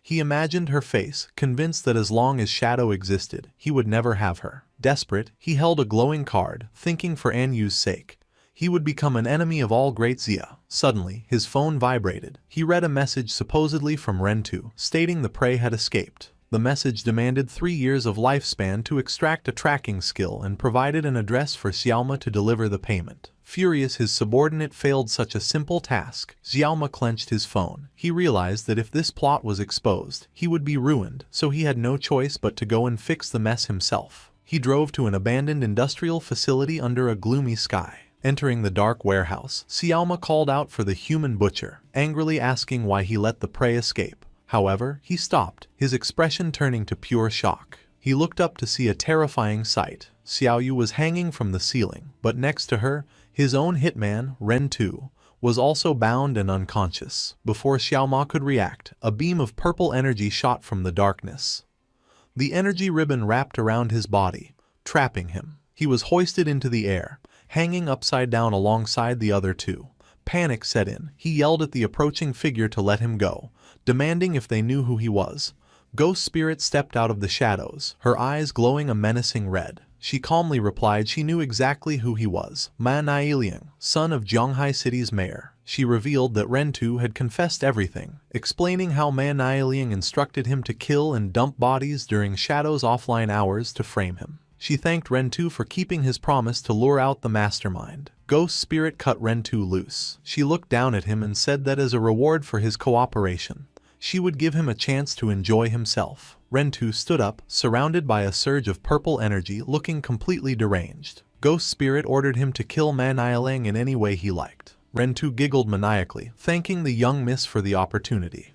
Ghost Spirit ordered the brainwashed Ren 2 to kill Ma Nieliang using his favorite method. Ren 2, completely under her control, agreed with a maniacal laugh, telling Ma Nieliang to stop struggling. Ma Nieliang screamed, but Ren 2 lunged forward with a scalpel. The human butcher mockingly apologized to Boss Ma, claiming he had no other choice. Ma Nieliang looked up in terror as the blade aimed for his throat. However, Ma Nieliang was prepared. Just before the blade connected, he activated a golden card. A shockwave erupted, pushing Ren 2 back and allowing Ma Nieliang to roll to safety. A massive explosion of fire and energy engulfed Ren 2. Ghost Spirit watched calmly as the blast lit up the warehouse. When the smoke cleared, Ren 2 lay dead, his body transforming into lifespan orbs. Ma Nieliang stood panting, glaring at Ghost Spirit, realizing she must be Shadow's disciple. Furious, Ma Nieliang slapped a glowing golden card onto his forehead. The card, imbued with the power of the Sun God, granted him a massive agility boost for 2 minutes. A golden crossbow appeared in his hand as he declared he would kill both Shadow and his disciple. Moving with incredible speed, Ma Nieliang leapt through the air, firing multiple energy arrows at Ghost Spirit. She calmly dodged the barrage, weaving through the explosions. Ma Nieliang tried to keep up the pressure, but Ghost Spirit vanished using her stealth ability. Panicked, Ma Nieliang floated in the air, realizing she had the same assassin abilities as Shadow and he had lost her. Suddenly, purple energy ribbons shot out from the darkness. Before he could react, the ribbons pierced his arms and wrapped around his body, immobilizing him. He screamed in agony as he was hoisted into the air with the other captives. Ghost Spirit reappeared below him, coldly asking if he was the one who wanted to harm her master. Ghost Spirit glared at him with glowing purple eyes. She noted Ma Nieliang was too weak to have such powerful card skills on his own and demanded to know who was backing him. In tears and pain, Ma Nieliang confessed everything. He revealed that the foreigners associated with Qian Shishi had found him. They gave him the cards and asked for his help to kill Shadow, promising a big shot, was backing them. Sobbing, Man claimed he didn't know anything else. He begged for his life, promising his father, the mayor, would give her anything if she let him go. Ghost Spirit simply turned her back, muttering he was too noisy. Behind her, the ribbons constricted violently, causing Man body to erupt in a shower of blood, killing him. With cold red glowing eyes, Ghost Spirit walked away. She recalled her master's words, never let a single enemy escape. As she left, she looked back at Xiao Yu, still hanging from the ceiling, unconscious and legless. She pitied the girl but left her for the authorities to save, thinking her survival was up to her own fate. Soon after, police arrived following an anonymous tip. The officers rushed into the warehouse and were shocked by the scene, calling for a healer upon seeing the injured girl. They identified the bodies, Man and an unidentified man, Ren 2. They noted the girl was in a coma but not in life-threatening danger. A captain shouted that there was a message. On the wall, 2 phones were embedded in the concrete. A message above stated the serial killings were committed by these 2 to frame Shadow. The evidence was in the phones, and the girl was a witness. It was signed, doing good deeds without leaving a name. The officers checked the phones and found records confirming everything. Man had conspired with Ren 2 to kill and frame Shadow. They also discovered a mole inside the department who had been leaking Shadow's login times to Man. The captain furiously ordered an immediate arrest for the traitor. Meanwhile, in the real world, King Feng was enjoying a massive meal when his phone rang. It was Captain An Yu. She excitedly shared the good news. The serial killer case had made a huge breakthrough. King Feng feigned ignorance, asking if they had found the killer, and Yu confirmed they had identified Man and Ren 2 as the culprits, noting both were dead. She explained they had found evidence and a witness, but since the girl had lost her legs and was in a coma, they needed to wait for her testimony to close the case. King Feng thought to himself that Ghost Spirit had completed the mission perfectly, and Yu apologized for the trouble the investigation had caused him. As an apology, she offered him some intelligence. She described a strange phenomenon in a novice town in Zhonghai City. 5 flying monsters were circling the sky, hunting players. Strangely, whenever one was killed, there were always 5, and Yu suspected a treasure was hidden there and urged Shadow to solve it. King Feng's eyes widened as he realized the implication. Another ancient god slate had appeared. King Feng analyzed the information.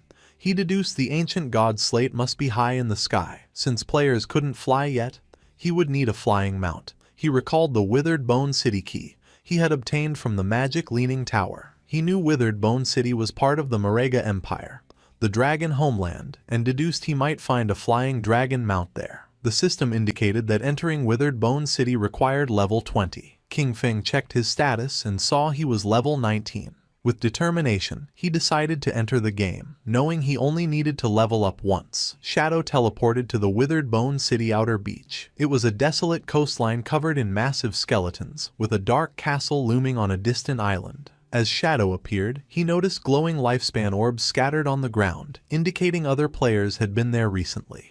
Shadow's expression sharpened as he sensed a disturbance and hid behind a large skeleton. In the distance, a massive, skeletal lobster monster stood on its hind legs, spitting green acid at a group of players. Among the group was Lin Qingyu, Late Night Drizzle, and a large bald man. Lin Qingyu looked shocked as bubbles of green acid floated toward her. The bald man in her party stepped forward confidently, telling the others to watch him. A green ghostly aura surrounded him. The system identified his class as the Soul Walker, a hidden support class that allowed the user to turn themselves and their teammates into a spirit form. In this state, they couldn't attack but were also immune to damage and had no physical collision. The monster unleashed a torrent of green acid breath, but thanks to the Soul Walker's ability, the attack passed harmlessly through the intangible players. Watching from his hiding spot, Shadow's eyes narrowed. He recognized this group from his past life. He remembered that this bald man, Zuma, Theodore, and others had teamed up to trap Magic City officials. This scheme caused heavy casualties for the official forces, leaving them unable to maintain order. As a result, Magic City fell into chaos for 3 months, indirectly causing hundreds of thousands of deaths.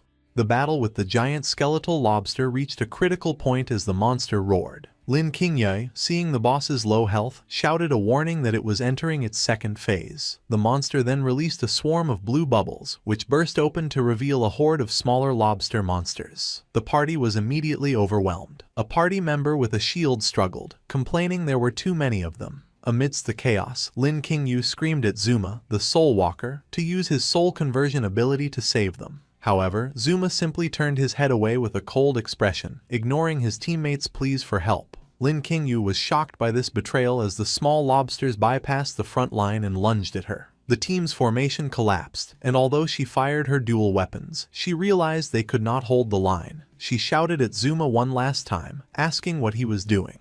But it was too late.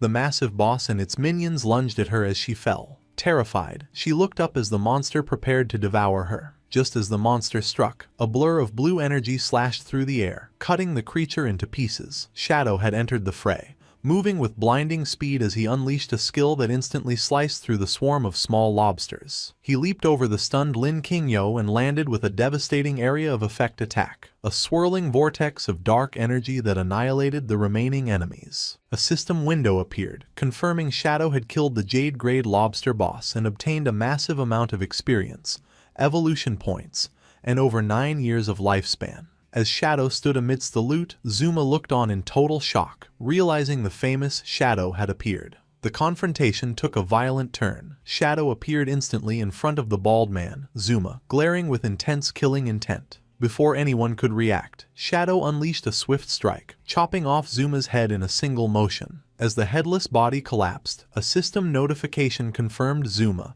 had been killed. His corpse dissolved into light, leaving Lin Qingyu staring in disbelief. She thanked Shadow for the rescue but questioned why he had killed their team member. Shadow glanced back with a cold, glowing eye and asked why the Magic City official team included a foreigner. Lin Qingyu explained that Zuma was hired as external aid because his class was key to defeating the boss, though she admitted she hadn't expected him to get distracted at a critical moment. Shadow scoffed at her naivety, saying it wasn't a distraction. He quoted a proverb, warning that those not of one's own kin will have different hearts, implying Zuma's betrayal was intentional. Lin Qingyu broke into a nervous sweat, asking if he meant Zuma did it on purpose, unable to understand what he would gain from letting them die. Shadow turned his back, his cape billowing. He told her investigating the motive was their job, not his. He then proposed a deal. If Magic City officials found a boss they couldn't handle, they should contact him. He stated his terms clearly. He only wanted the lifespan drops and any assassin class equipment. Everything else was theirs, identical to his deal with the Zhonghai officials. The surviving team members erupted in joy. Shadow confirmed the deal applied only to platinum-grade bosses or higher, and he required full looting rights. Lin Qingyu, seeing the immense value, immediately agreed and prepared to message their exploration teams.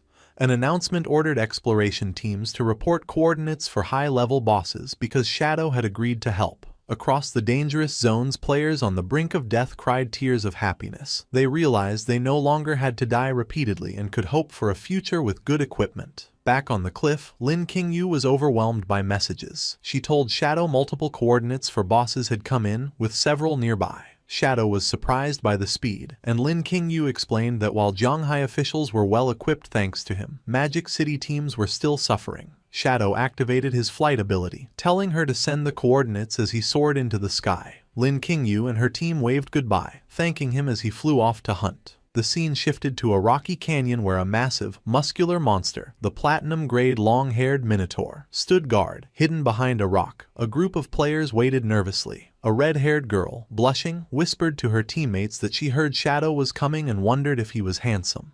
Her teammates were more skeptical. One player doubted Shadow could easily defeat a platinum-grade boss, arguing its stats were too high. His doubts were silenced in a fraction of a second. A colossal vertical beam of blue energy slashed down from the heavens, bisecting the Minotaur instantly and dealing over 300,000 damage. As the beast fell, a system notification confirmed the kill for Shadow, awarding him experience, evolution points, over 5 years of lifespan, and a platinum-grade assassin skill, Smoke Bomb. Shadow simply noted the Minotaur was dealt with and identified his next target in the east.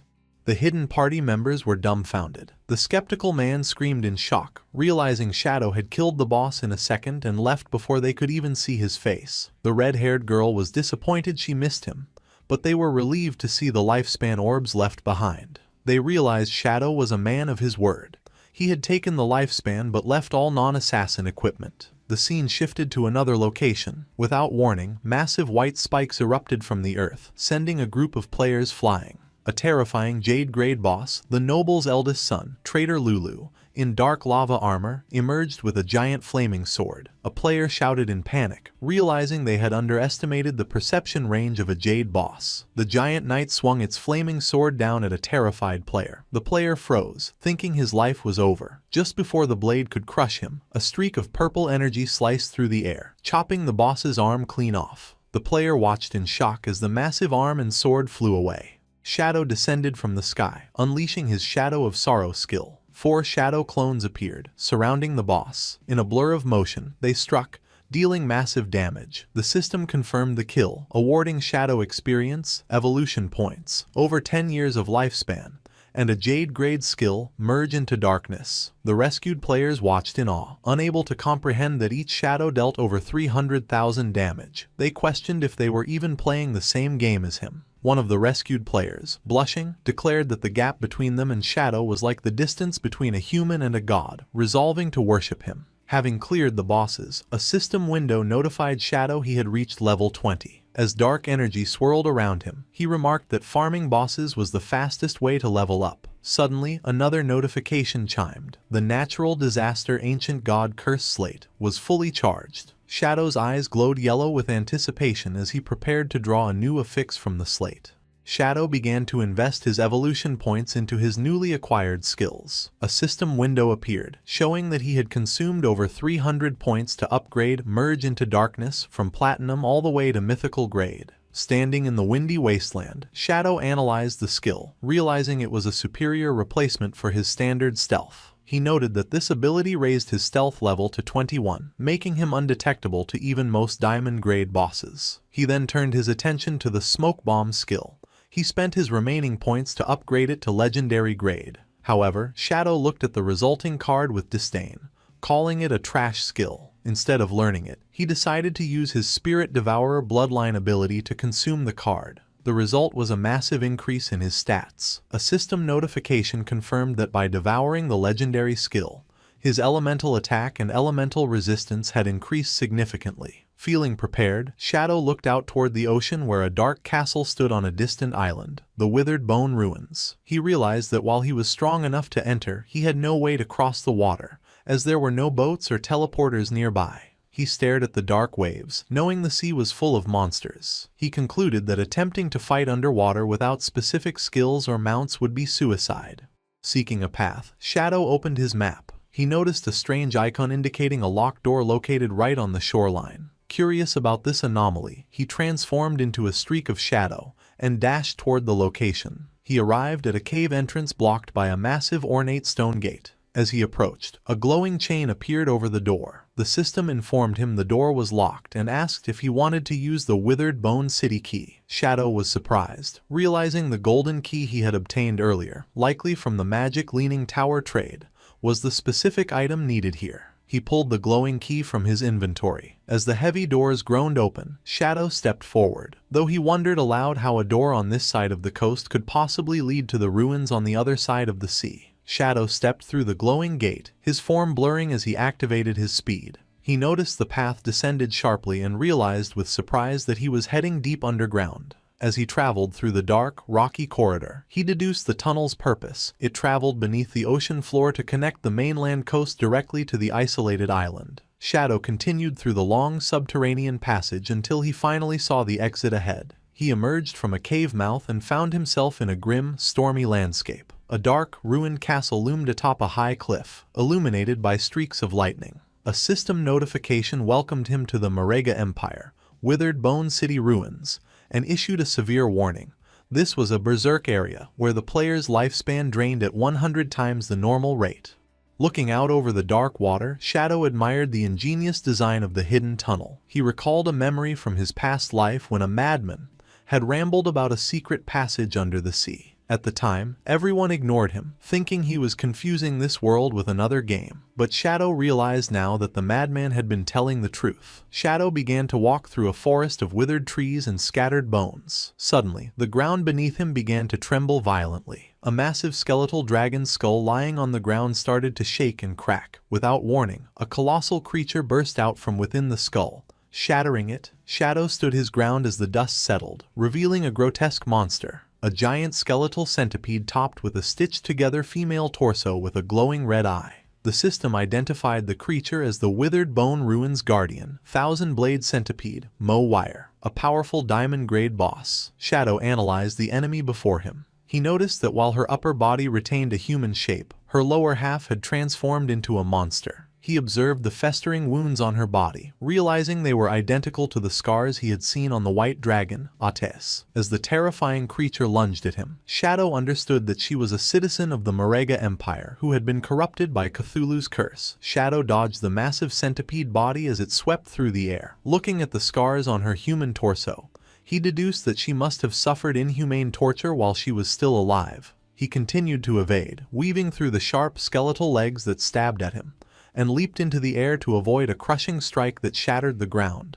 Launching his counterattack, Shadow activated his skills. He summoned his shadow clones and used a technique called Blessing of Release to inflict massive additional damage. In a flash of purple energy, he and his clones unleashed a synchronized Shadow Flash Slash, striking the boss 4 times instantly. The blade slashed across the monster's neck. Shadow's eyes glowed as the system indicated his skill cooldowns had instantly reset. He prepared to strike again. He unleashed the Blessing of Release once more, surrounding Wire with a chaotic aura of red energy. The 4 shadows coordinated a final, devastating formation attack, slicing through the boss from all angles with beams of purple light. Wire's monstrous body was sliced into pieces, exploding in a burst of magical fire as Shadow landed safely on the ground. A system notification appeared, confirming he had killed the Diamond-grade Guardian, Wire. He gained a massive amount of experience, evolution points, over 10 years of tradable lifespan, and multiple items. Shadow looked down solemnly and told her to rest in peace. As she died, the monster faded away, briefly revealing the spirit of the beautiful woman she once was. She smiled peacefully, finally free from the curse, before dissolving into glowing orbs of lifespan. Shadow, having just dispatched the Diamond-grade Guardian, proceeds further into the desolate landscape. He looked up at the ominous lightning-wreathed castle perched atop the cliffs. Shadow unleashed a long-range attack, hurling a wave of dark energy from his hand. The attack struck a spider-like monster lurking in the shadows. The creature, a human female torso fused to a spider body, screamed as the dark energy impaled her. A system notification appeared, confirming Shadow had killed the cursed spider, Moli, granting him a massive amount of experience, evolution points, and 10 years of tradable lifespan. Shadow stood amidst the floating loot, observing the grim reality of this place. He noted that all the monsters here had human upper bodies fused with a twisted monstrous lower half. Furthermore, he realized they all still retained their human names. He looked at a massive dragon skull on the ground, pointing out that even the bones were mutated. The skull had multiple eye sockets and strange horn growths, suggesting extreme biological corruption. Shadow concluded that the entire Withered Bone Ruins was a biochemical experimentation ground. He recalled the lore Ates had told him. To win the war, the people of Manga had summoned Cthulhu, an ancient sea god, who cursed the city. This curse twisted everyone, transforming the entire population into monsters. As Shadow walked deeper, he sensed the curse becoming thicker and more intense the closer he got to the city center. Suddenly, a massive object plummeted from the sky. A giant, rock-skinned golem crashed into the ground in front of him, blocking his path. The system identified the enemy as the Royal City Guard Commander, Ma Ren, a level 25 platinum-grade boss. The golem glowed with internal magma-like energy. Shadow looked up at the towering giant but was unimpressed, questioning why a Royal Guard Commander was just a low-level platinum-grade boss. The Guard Commander raised its massive stone arm, glowing with red energy. It slammed its fist into the ground with earth-shattering force, but Shadow easily evaded the attack, leaping aside as the ground cracked beneath the impact. The battle began as Shadow unleashed his Shadow Blade, striking the stone golem with a powerful slash. However, as the damage numbers popped up, a strange bounce effect triggered. Shadow was shocked to feel pain as the exact damage he had dealt was instantly reflected back onto his own body. Shadow landed on the ground, realizing the danger. He identified the ability as damage reflection. Staring at the glowing red eyes of the Royal City Guard Commander, Shadow analyzed that this boss had 10 times the health of a normal platinum boss and a terrifying 100% damage reflection attribute. He noted grimly that if he hadn't had his black light shield active, that single exchange would have killed him. He realized he could not be careless in such a dangerous land. Shadow leaped high into the night sky, silhouetted against the moon. To counter the reflection, he fully activated his defenses, summoning 10 layers of the black light shield. From the air, he rained down a barrage of 10 shadow blades. He explained his strategy. He would use multiple low-damage attacks to charge his ultimate move, while his shield absorbed the constant reflected damage. Once his energy was fully charged, Shadow descended with his ultimate attack. Blessing of Release combined with the Crimson Blade. A massive vertical beam of red energy sliced through the golem, dealing a staggering 450,000 damage. Immediately, Shadow braced himself as that massive damage figure was reflected straight back at him. However, a golden barrier erupted around him, absorbing the impact completely. Shadow stood unharmed. He revealed that the damage reflection was meaningless because his Crimson Blade provided 600% lifesteal. Since he was at full health, the massive healing was converted into an overflow shield worth 2.7 million points, making the 450,000 reflected damage feel like nothing more than a scratch. With the Royal City Guard commander defeated, a system window appeared confirming Shadow's victory. He received a massive amount of experience, evolution points, and over 14 years of lifespan. However, the message contained a warning. The commander's death had alerted every guard within the city. Shadow paused, confused by the sudden shift in the atmosphere. High on a cliff, a monstrous sentry blew into a large horn, sending green sound waves rippling through the air to signal the alarm. Immediately, the ruins came alive. Monstrous figures began to descend from the cliffs in droves.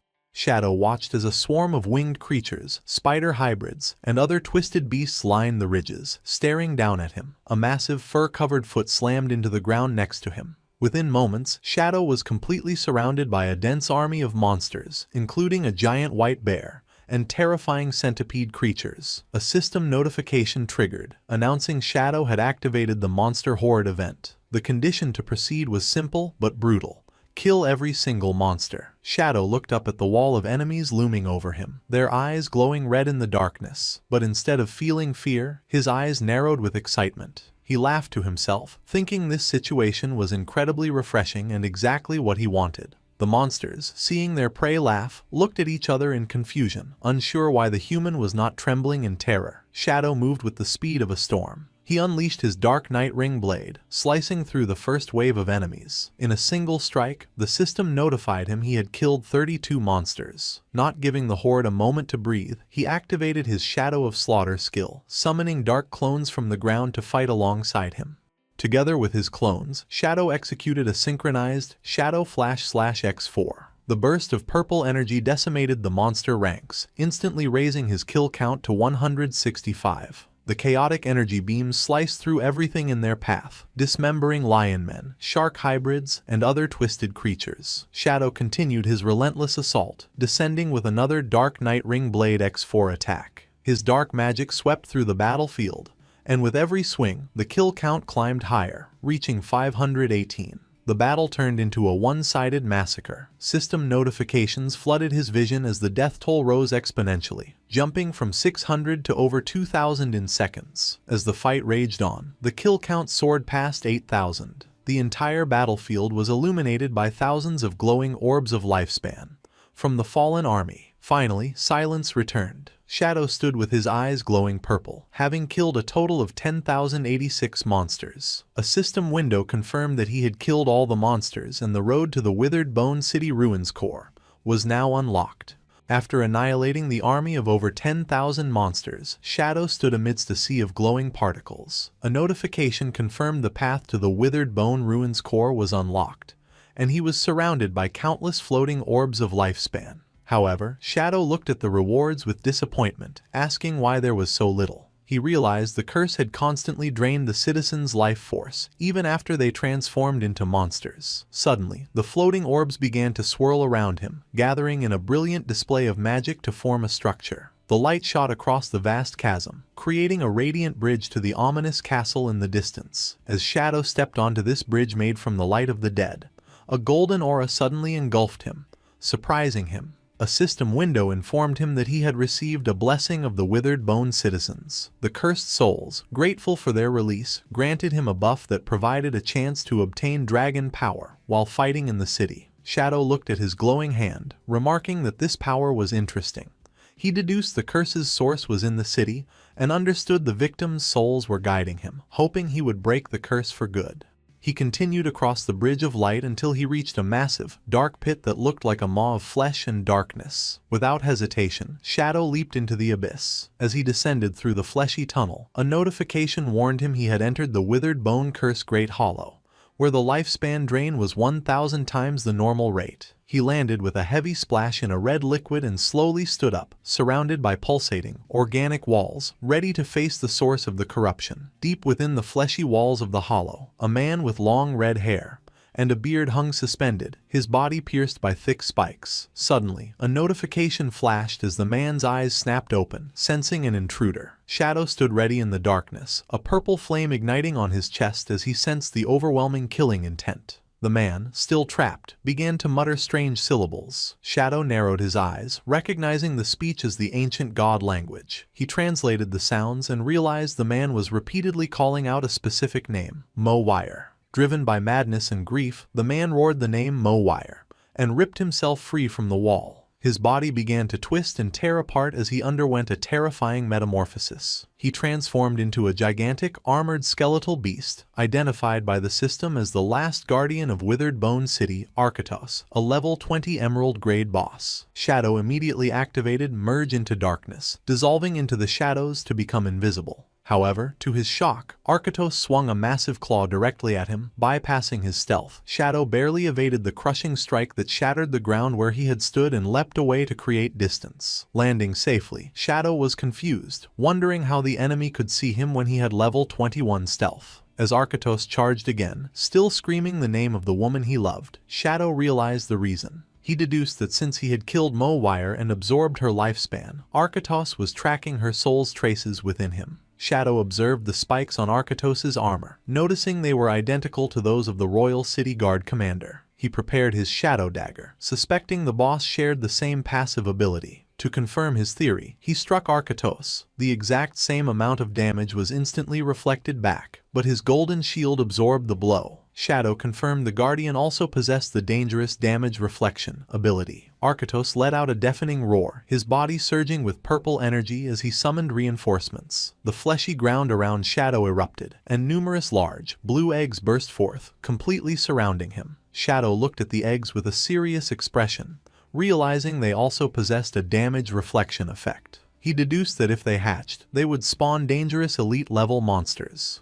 Testing their durability, Shadow threw a shadow dagger at one, dealing over 3,000 damage. The egg shattered, but he quickly calculated the cost. Destroying a single egg required 3 daggers, meaning he'd have to sacrifice 3 layers of his black light shield to the reflected damage. Since regenerating a layer took 2 seconds, he concluded he couldn't clear all the eggs in time. With no other choice, Shadow decided to let them hatch. He leaped high into the air for a tactical advantage, accepting he would have to face whatever came out. As he descended towards Arkatos, he noted his ultimate skill was fully charged. He unleashed the Crimson Blade, a massive red energy beam that slammed down on Arkatos for a staggering 450,000 damage. Shadow landed silently, protected by a massive golden barrier from his lifesteal.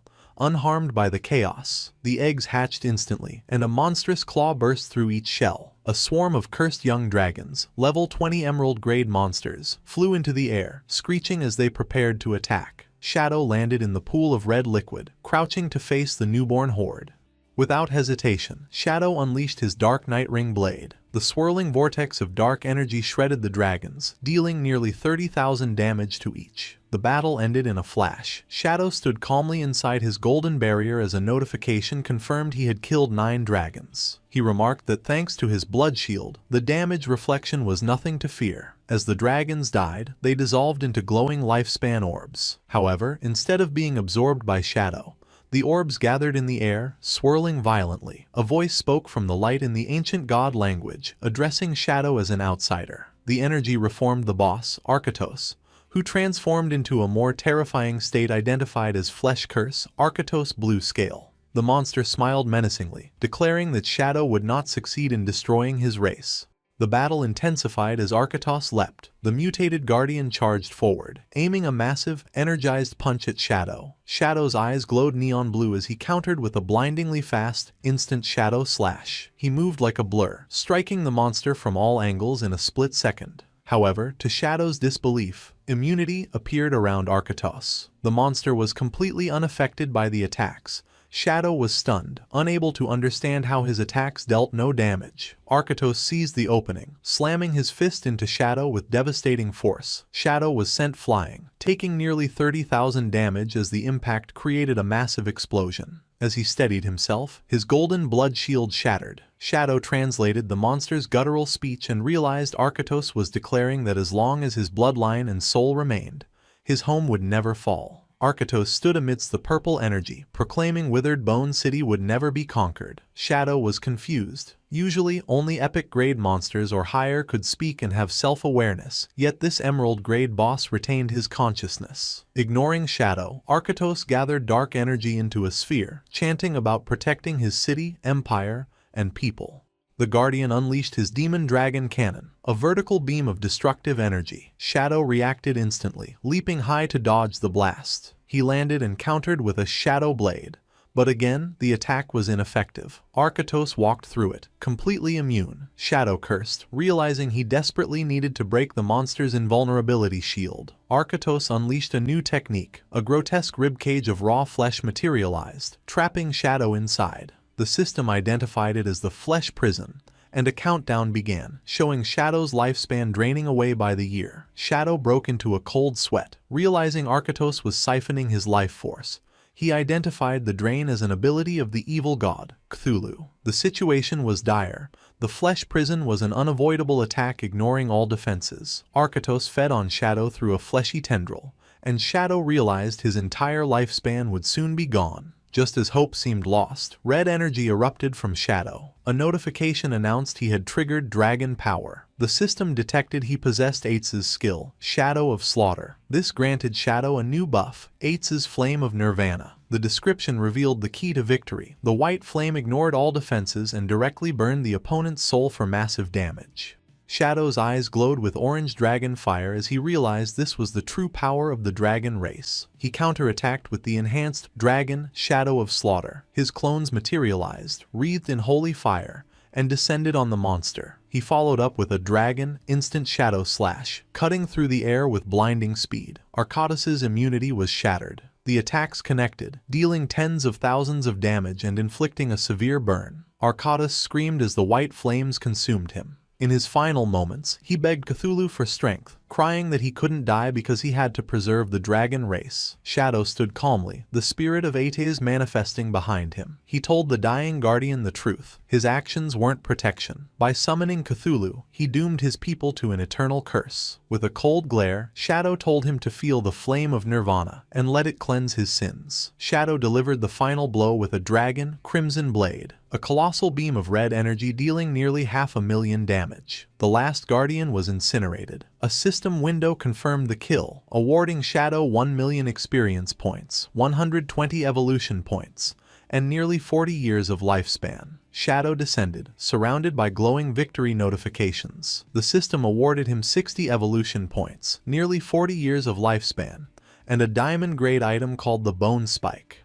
As the dragon power buff faded, Shadow analyzed the rewards. The 1 million experience points proved the city's monsters had funneled resources to Arkatos. However, the lifespan reward was suspiciously low at 39.8 years. Shadow suspected most of the lifespan had been stolen by the evil god, Cthulhu. Suddenly, a grotesque chest emerged from the red liquid on the ground. A system message informed Shadow that using dragon power had unlocked a hidden reward. The chest opened, revealing 2 glowing golden items, a withered bone rune and an epic-grade Mount Bell. Shadow inspected the rune, a key to the tomb of the withered bone god. He noted that 3 runes would grant him entry to the secret ruin. Next, he held the golden bell, intrigued by the epic-grade mount item, and decided to see what it would summon. Activating the item, a massive winged skeletal dragon materialized. The system identified it as King of Scavengers, Osiris, a level 20 epic grade entity, now soulbound to Shadow. Osiris was a former guardian, now a flying mount and combat pet that could summon smaller bone dragons. To Shadow's surprise, the dragon spoke intelligently. Osiris looked down, asking in shock if Shadow was the one who purged the city and killed Arkatos. Shadow calmly confirmed the deed and asked the dragon if it knew the truth about the cursed place. Osiris recounted the city's tragic history. It was an old guardian who died long ago but was resurrected by necromancy to fight in the war between the Manga Empire and the continent as the empire faced defeat. It revealed that in a desperate attempt to turn the tide, the city lord, Arkatos, decided to summon the evil god, Cthulhu. The dragon explained the condition for summoning Cthulhu was for Arkatos to sacrifice the person he loved most, his daughter, Mo-Wire. However, at the last moment, Arkatos hesitated. He saved Mo-Wire, and instead sacrificed the entire population of Withered Bone City, including himself, to the evil god. The consequences were horrifying. The citizens were cursed and granted immense power, allowing them to defeat their invaders, but they were transformed into monsters and lost their humanity. Osiris revealed that Mo-Wire, the only human left, suffered the worst fate. The monstrous citizens hated her and tortured her until she was also consumed by the curse and became a monster. With the story finished, Osiris expressed deep gratitude to Shadow for bringing release to these miserable souls and ending the tragedy. Sensing a powerful aura on Shadow, the dragon bowed its head and pledged to follow him forever, asking for its new master's name. With glowing eyes, the protagonist looked up and simply replied his name was Shadow.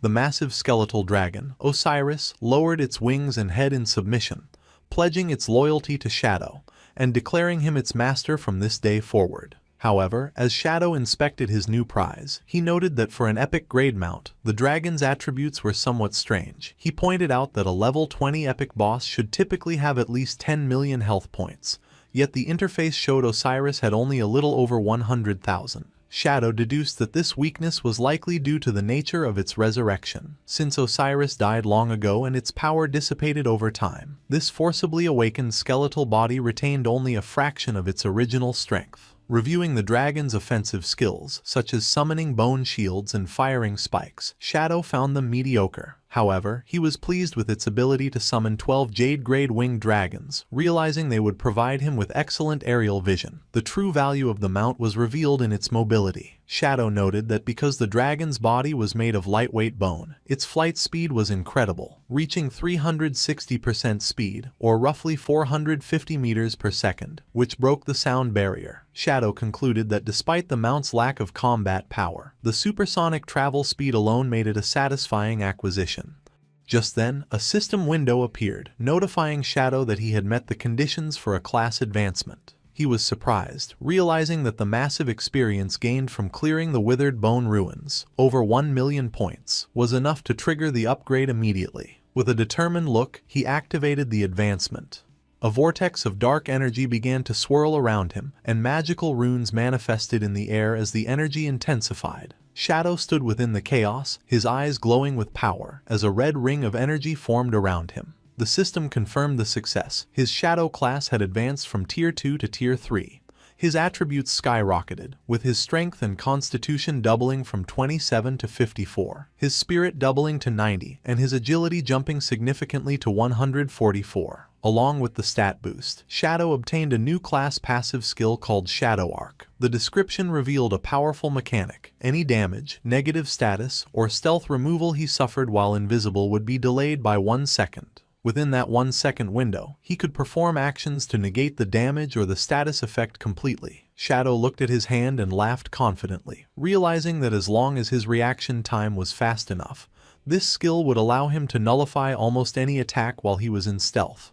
Shadow reflected on his new class advancement with deep satisfaction. He was certain that in his past life, no player with the Shadow class had ever survived the third advancement. Otherwise, the power of the Shadow Arc skill would have been famous for drastically lowering death rates. He reasoned that while a 1 second window for reaction seemed short, high-level players possessed incredible reaction speeds, making it more than enough time to cast multiple skills and turn the tide of battle. Moving on to his rewards, Shadow manifested a glowing red energy in his hand, revealing a diamond-grade weapon he also obtained. The system window identified it as the Spike of the Skeleton, a powerful dagger that significantly boosted physical and elemental attacks, along with a unique effect that broke the enemy's defense and resistance. Shadow equipped the weapon immediately, noting that between the class upgrade and this new gear, his power had increased massively. Ready to leave the ruins, the skeletal dragon Osiris leaped into action, and Shadow landed gracefully on its head. He decided to test his stealth capabilities with the mount and activated Merge into Darkness. As dark energy surged around them, Shadow was shocked to discover that the dragon's stealth level was actually level 21, which was higher than his own current level. Impressed, Shadow commanded the dragon to take off so he could witness its speed firsthand. Osiris obeyed, launching into the air with explosive force. They ascended rapidly from the depths of the underground hollow, moving as a blur of purple light. The dragon burst out of the ruins and shot straight up into the sky. The speed was so intense that Shadow was left speechless, the wind rushing past him. As his eye glowed in the wind, he had to admit that the dragon was incredibly fast. Having tested the incredible speed of his new mount, Shadow burst out of the underground tunnel and shot into the sky above the ocean. As he soared through the air, he formulated his next plan, deciding to head toward the location Captain Onyu mentioned where a flying monster and another ancient god slate were spotted. He resolved to fly to the Magic City ruins first and then use a teleporter to reach Lucky Town. Shadow noted that the journey from the Magic City to the Withered Bone City had originally taken him several hours of travel. Meanwhile, in a forest below, a party of adventurers was in the middle of a raid against a large black bear monster. The group included a swordsman, a mage, and a healer. The female mage charged a holy light fireball, while another member shouted for the team to kill the beast. Suddenly, a massive shockwave tore through the forest as Osiris flew past them at supersonic speed. The sheer force of the wind blew the entire party and the monster off their feet, sending them tumbling across the ground. In the aftermath, the mage looked around in confusion, while the swordsman was bewildered to find that the boss monster had been slammed into his sword by the wind and died instantly. Ignoring the chaos he caused below, Shadow continued his flight, appreciating that with Osiris, the return trip to the Magic City ruins took only 10 minutes. In the ruins of the Magic City, a dramatic scene unfolded between a couple standing in the desolate streets. A man held a woman's hands and begged for forgiveness, admitting that he only cheated on her once with another man, and that he was thinking of her the whole time. The woman asked him to promise to cut ties with the other person forever, and after he agreed, they shared a passionate kiss, professing their love for each other. Their romantic moment was violently interrupted as a massive pressure descended from the sky. The force slammed the man face first into the pavement, and the woman was also flattened against the ground by the impact. Shadow stepped off his dragon, his boot landing near the crushed couple. As the dragon loomed behind him, Shadow touched his mask and wondered if he hit something on his way down.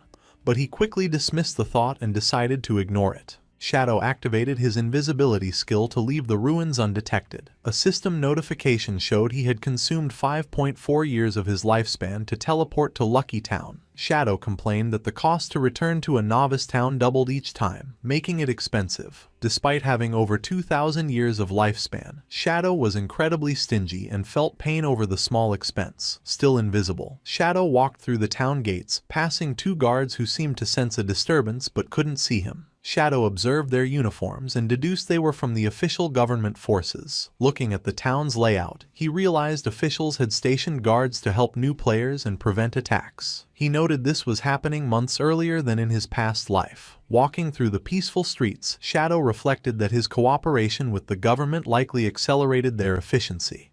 He noticed that even elderly players were surviving well in this protected environment. He passed a heartwarming scene of an old man and woman sitting on a bench, acting like a couple in love. Suddenly, Shadow was startled by a desperate cry for help. At the town gate, a massive black insect monster had seized a player. The two official guards Shadow passed earlier sprang into action. The female guard cast a spell from her magic book, creating a holy shield around the player that blocked the monster's attack. The male guard charged forward, cursing the monster, and executed a powerful leap slash, striking the creature for over 1,600 damage.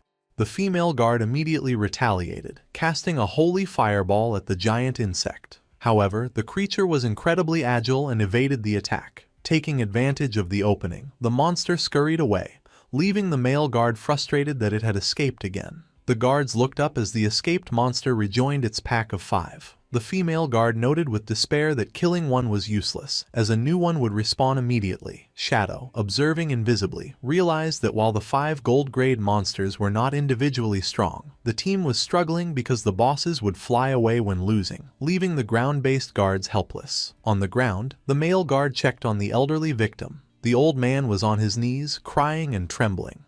However, his fear instantly transformed into ungrateful fury. He screamed at the guards, calling them useless. Sitting in the dirt, the old man continued to berate his rescuers. He complained that these flying monsters had been blocking the town for days, making it impossible to hunt. He accused the guards of failing to care for the elderly and threatened to file a complaint. The female guard, stressed and confused, tried to calm him by explaining that Shadow was arriving. The male guard, losing patience, told the old man to show some respect. The mention of Shadow only agitated the crowd. The old man and the onlookers began to shout, asking where Shadow was. They mocked him, saying, "Big shots are always too busy and he was taking too long just to kill a few bosses." The increasingly hostile mob yelled that if Shadow was so powerful, he should be helping them. A bald old man shouted that he was waiting for his son to farm lifespan and Shadow was wasting their time. The situation spiraled out of control. The female guard tried to reason with the angry mob, assuring them Shadow would arrive. She suggested those who couldn't wait should log off. However, the male guard realized reasoning was futile and urged his partner to leave. The crowd blocked their path, accusing the officials of running away from their responsibilities without solving the monster problem. The mob screamed that the guards were wasting taxpayer money, useless for failing to kill a few bugs, and demanded an explanation. Pushed to his limit, the male guard exploded in anger. He reminded the crowd the officials had already power-leveled them to level 3, asking what more they wanted. The ungrateful mob retorted that level 3 was useless and continued to jeer. The elderly players weaponized their age, accusing the guard of wanting to beat up old people. As the male guard tried to move forward, the ungrateful old man from earlier deliberately bumped into him. The old man threw himself to the ground theatrically, wailing that the officials were beating the elderly. He claimed his heart disease was acting up and he was dying. The male guard looked down in panic, insisting he didn't touch him. The mob seized this opportunity, surrounding the guards and daring the officials to beat them to death. They claimed their old lives were worthless and accused the government of not only failing to help but actively hurting them.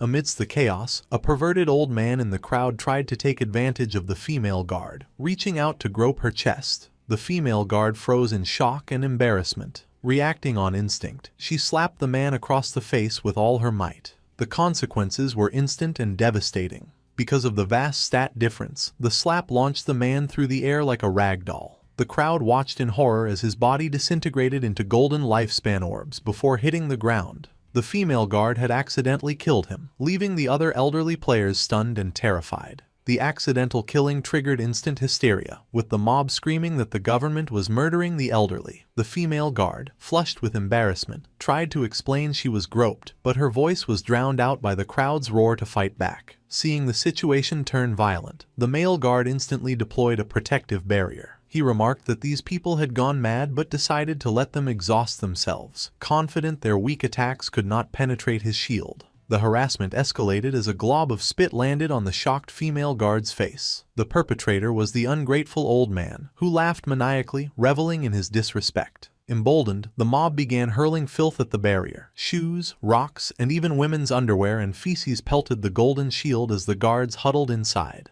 Suddenly, a terrifying presence descended. Shadow materialized on his skeletal dragon Osiris behind the riotous crowd. A heavy silence fell as the massive dragon loomed over them. Shadow and his dragon glared down with glowing eyes, radiating an aura of death. Without a word, a massive gust of wind erupted from the dragon. The force was catastrophic. The elderly players were blasted away like leaves in a storm, unable to resist. Their bodies were flung violently against the surrounding trees with bone-crushing force. Silence returned to the forest. The two guards stood safe within their barrier, looking out in disbelief. Where the angry mob once stood, only dozens of golden lifespan orbs remained, indicating Shadow had instantly wiped out the entire group. High above the town, Shadow and his skeletal dragon, Osiris, soared into a swirling orange vortex. Shadow spotted his targets, 5 winged insect monsters flying in formation, linked by magical energy to a floating stone tablet. Recognizing the object, Shadow commanded his dragon to give chase. From the ground, the two official guards watched in awe as the massive dragon pursued the monsters against a red, eclipse-like sun. Shadow stood firm on the dragon's head as dark purple energy surged, preparing for an aerial strike. The 5 insects frantically tried to escape with the slate, but they were no match for the dragon's speed. Shadow's eyes glowed with intense purple light as he locked onto his prey. In a blur, Osiris spun and unleashed a devastating slash. The attack was precise, slicing all 5 gold-grade insect bosses in half at once. The 2 guards on the ground were left with their mouths open, shocked by the instant victory. Meanwhile, on the ground, the situation with the elderly mob took a ridiculous turn. The elderly players, just wiped out by Shadow's wind, had respawned and marched back to the scene.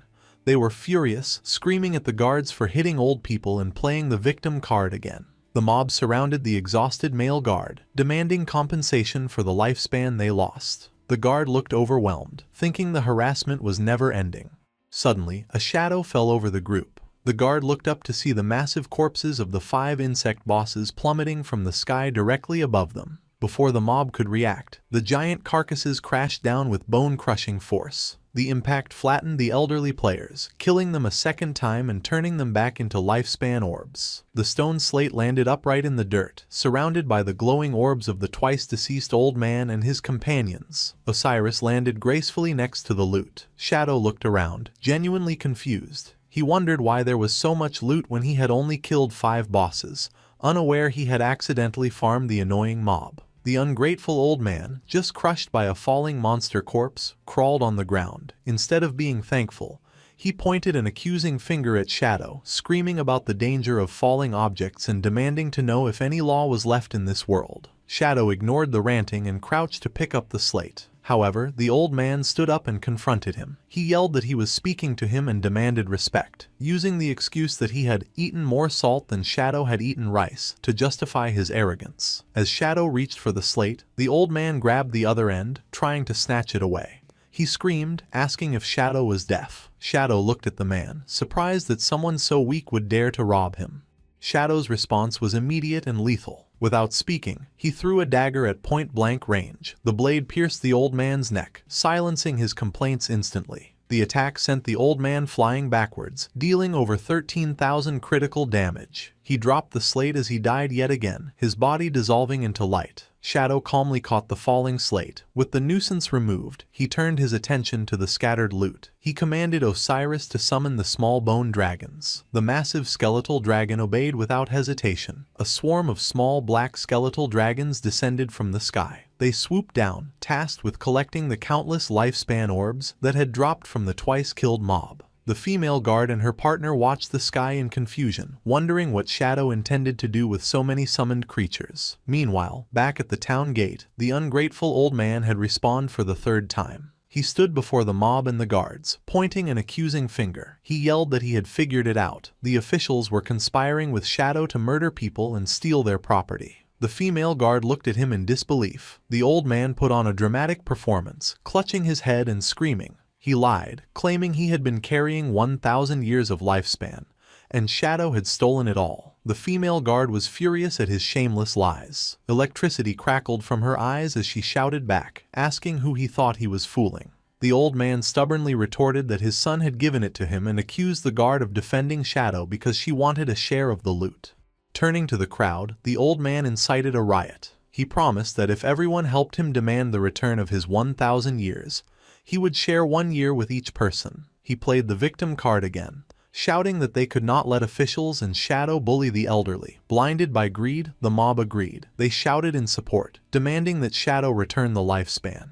They demanded their lifespan back. The male guard gritted his teeth in frustration, wishing he could arrest them, but noted the troublemakers were cunningly staying inside the town's safe zone where guards could not attack. The elderly players, led by the ungrateful old man, pumped their fists in the air, screaming greedily. Suddenly, the small bone dragons swooped down into the crowd. Their claws gripped the elderly players, lifting them off the ground before they could react. The mob was hoisted into the air, dangling helplessly. The old man looked up in terror, wondering where these monsters had come from. The dragons flew high above the town, carrying the screaming players over the walls and outside the safe zone.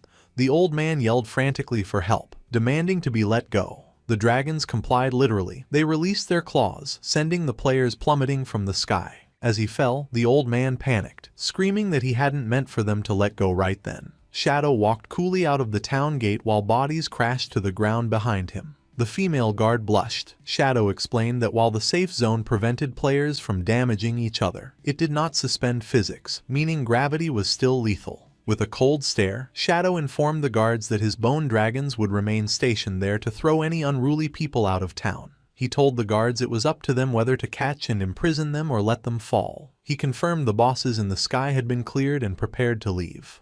The male guard called out, pointing out that Shadow had not collected the scattered loot. As his body dissolved to teleport away, Shadow simply told them to keep it as a gift, leaving the guards stunned. The male guard was in awe of Shadow's generosity. He looked at the ground covered in glowing lifespan orbs, marveling that the expert had left behind so much treasure. He turned to his partner, the female guard, calling her Electric Fox, and invited her to help him collect the loot. However, the female guard was completely distracted. She stood frozen with a dreamy expression. The male guard looked at her with a mix of confusion and disgust, asking what she was doing. Completely infatuated, she clasped her hands together and declared that her heart had left along with Shadow. To snap her out of it, the male guard tossed a lifespan orb at her. It struck her on the forehead with a solid impact. She cried out in pain and anger. The male guard scolded her to stop daydreaming. He brutally reminded her that a big shot like Shadow would never look at a minor character like her, saying she was a toad wishing to eat swan meat. Triggered by the insult, the female guard lashed out, shouting that he was the toad. The male guard playfully agreed, joking that if he was a male toad, then she was a female toad, implying they belonged together. Holding the glowing orbs, the female guard blushed deeply, flustered by his teasing.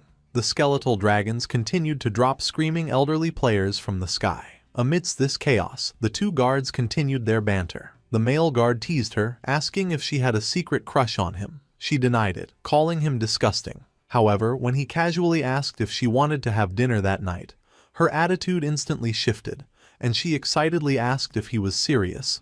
In the real world, outside Zhanghai City Hospital, inside a room, Xiaoyu sat up in her bed, looking pale and miserable. A male official by her bedside expressed sympathy for her losing both legs during her ordeal. However, the conversation turned to the cost of her treatment. A female official informed Xiaoyu that her treatment had cost 50 years of lifespan. She explained that while the government reimbursed 10 years, Xiaoyu was responsible for the remaining 40. Xiaoyu panicked, exclaiming she did not have that much lifespan.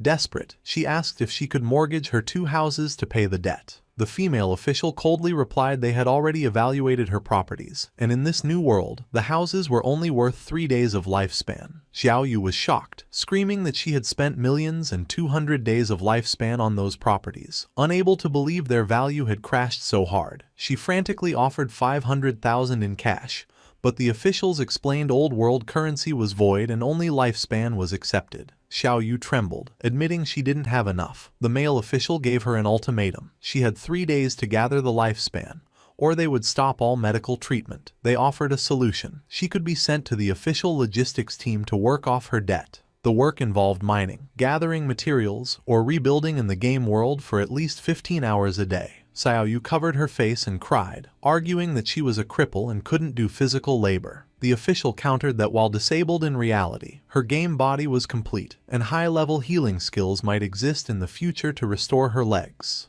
Xiaoyu broke down screaming, terrified of the status, not the work. She yelled that she didn't want to be a laborer or be around sweaty, smelly people, calling it disgusting. She threw a tantrum, wailing that she was already pitiful and demanding to know why she was being treated this way, insisting none of this was her fault. The 2 officials stood silently, unimpressed by her victim mentality. The female official offered another solution. She asked if Xiaoyu had any family or friends who could act as guarantors. She explained that if she could find someone to vouch for her, they could approve a loan for the 40 years of lifespan with a low interest rate, allowing her to avoid forced labor. Tears streamed down Xiaoyu's face as she thought about her options. She fell into despair, believing her brother, King Feng, was dead. She thought of her mother but was unsure if she would be willing or able to guarantee such a debt. She curled up in pain and fear, sobbing quietly. Alone in the dark room, she admitted to herself she didn't know anyone who would help her, feeling completely abandoned. Suddenly, the door was kicked open with a bang.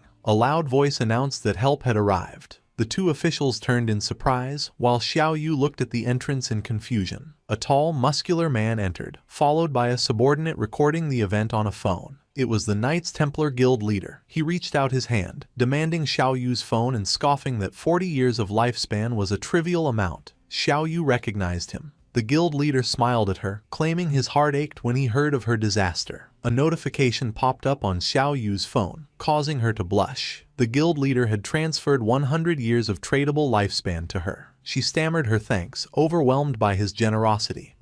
The guild leader sat on her bed and put his arm around her, telling her there was no need to thank him. He said if she needed more, he could continue to help her get loans. However, Xiao Yu noticed a detail on the transaction regarding a 30% annual interest. The guild leader casually explained this was the 3 points interest for his guarantee. He then put on a charming smile, telling her to focus on her treatment and get well soon. He declared that the Knights Templar Guild was her strongest backing and her true home. Moved to tears by his perceived kindness, Xiao Yu looked up at him with admiration and thanked him, unaware she had signed a predatory contract. As the Knights Templar Guild leader prepared to leave, his subordinate continued to record. The guild leader waved goodbye, telling Xiao Yu to rest well because he had business to attend to. He left her with a final, manipulative comment, assuring her that no matter when, the guild would be waiting for her return. Xiao Yu was left alone, tears streaming down her face, but her despair had turned to resolve. With a flushed face and determined expression, she clenched her fist and vowed to do her best, completely falling for his act. Outside the room, the guild leader's demeanor shifted. His subordinate showed him the recording. The guild leader approved, ordering him to edit the footage properly before publishing it. As they walked down the hospital corridor, the guild leader gave specific instructions on how to spin the story. He wanted the propaganda to emphasize her miserable situation and highlight that while no one else would help, only their guild stepped up. A sinister grin appeared on his face as he revealed his true intentions. Since Xiao Yu had caused the guild a loss, he would use her tragedy as an advertisement to recruit more members. He viewed this as the true way to make use of waste. Looking out at the city, the guild leader announced it was time to log into the game, as his meeting with Shadow had arrived. The scene shifted to the virtual world, showing the Knights Templar hideout in the ruins of Zhonghai City, protected by a blue energy barrier. Inside the dingy hideout, the guild leader sat on a toilet checking a holographic interface. He noticed many online posts cursing Shadow and laughed, noting Shadow had offended many people. However, his jealousy showed as he muttered that if Shadow were not 10 times stronger, he would have tried to kill him too. Suddenly, Shadow materialized from a cloud of black mist. The guild leader immediately dropped his arrogant attitude and fell to his knees. Shadow asked if the slaughterers were ready. The guild leader eagerly replied they had been ready for a long time and he had been waiting for Big Brother Shadow. Trying to curry favor, the guild leader gestured to the toilet and invited Shadow to sit. Shadow coldly rejected the offer and ordered him to bring out the targets. The guild leader gestured to a large group of bound players. He presented 200 slaughterers, players with red names, and told Shadow they were all there for him to deal with. Shadow accepted the offering. With a casual acknowledgement, he walked past the guild leader. In a display of power, Shadow unleashed his dark energy, instantly slicing the gathered slaughterers into pieces. The guild leader watched in awe as the bodies were torn apart by invisible blades. As the prisoners died, they dissolved into a sea of lifespan orbs. A system notification confirmed Shadow's slaughter value had decreased by 2 layers. Standing amidst the floating lights, Shadow told the guild leader their debt was settled and turned to leave. Desperate to keep Shadow's favor, the guild leader hurriedly called out to stop him, shouting he had something urgent to report. He asked if Shadow had offended anyone recently and projected a holographic screen showing a viral news post. The article featured a picture of the ungrateful old man from Lucky Town, with sensational headlines accusing Shadow of killing an old man, scamming people, and colluding with corrupt officials. Shadow looked at the image and recognized the troublemaker he had dealt with. However, Shadow's sharp eyes caught another notification on the screen. It was the propaganda advertisement the guild leader had just created. The headline read, "Poor girl brutally mutilated and lost legs. Knights Templar Guild gives generous help." With a photo of a crying Xiao Yu, Shadow was stunned. He exclaimed her name, realizing the victim ghost spirit had rescued from the serial killer Ren 2 was his sister, Xiao Yu. He chuckled to himself, remarking on how small the world was and what an incredible coincidence it was. Keeping his discovery to himself, Shadow simply said, "Understood," and vanished. The guild leader, oblivious to the realization, stood by the toilet and bowed enthusiastically, shouting for his big brother to take care and come back often. High in the sky, flying on his skeletal dragon Osiris, Shadow contacted his disciple. He ordered Ghost Spirit to investigate and eliminate the person spreading the slanderous rumors online, deciding this small matter wasn't worth his personal attention. Ghost Spirit appeared in the communication window, furious that someone dared to slander her master, and vowed to handle it immediately.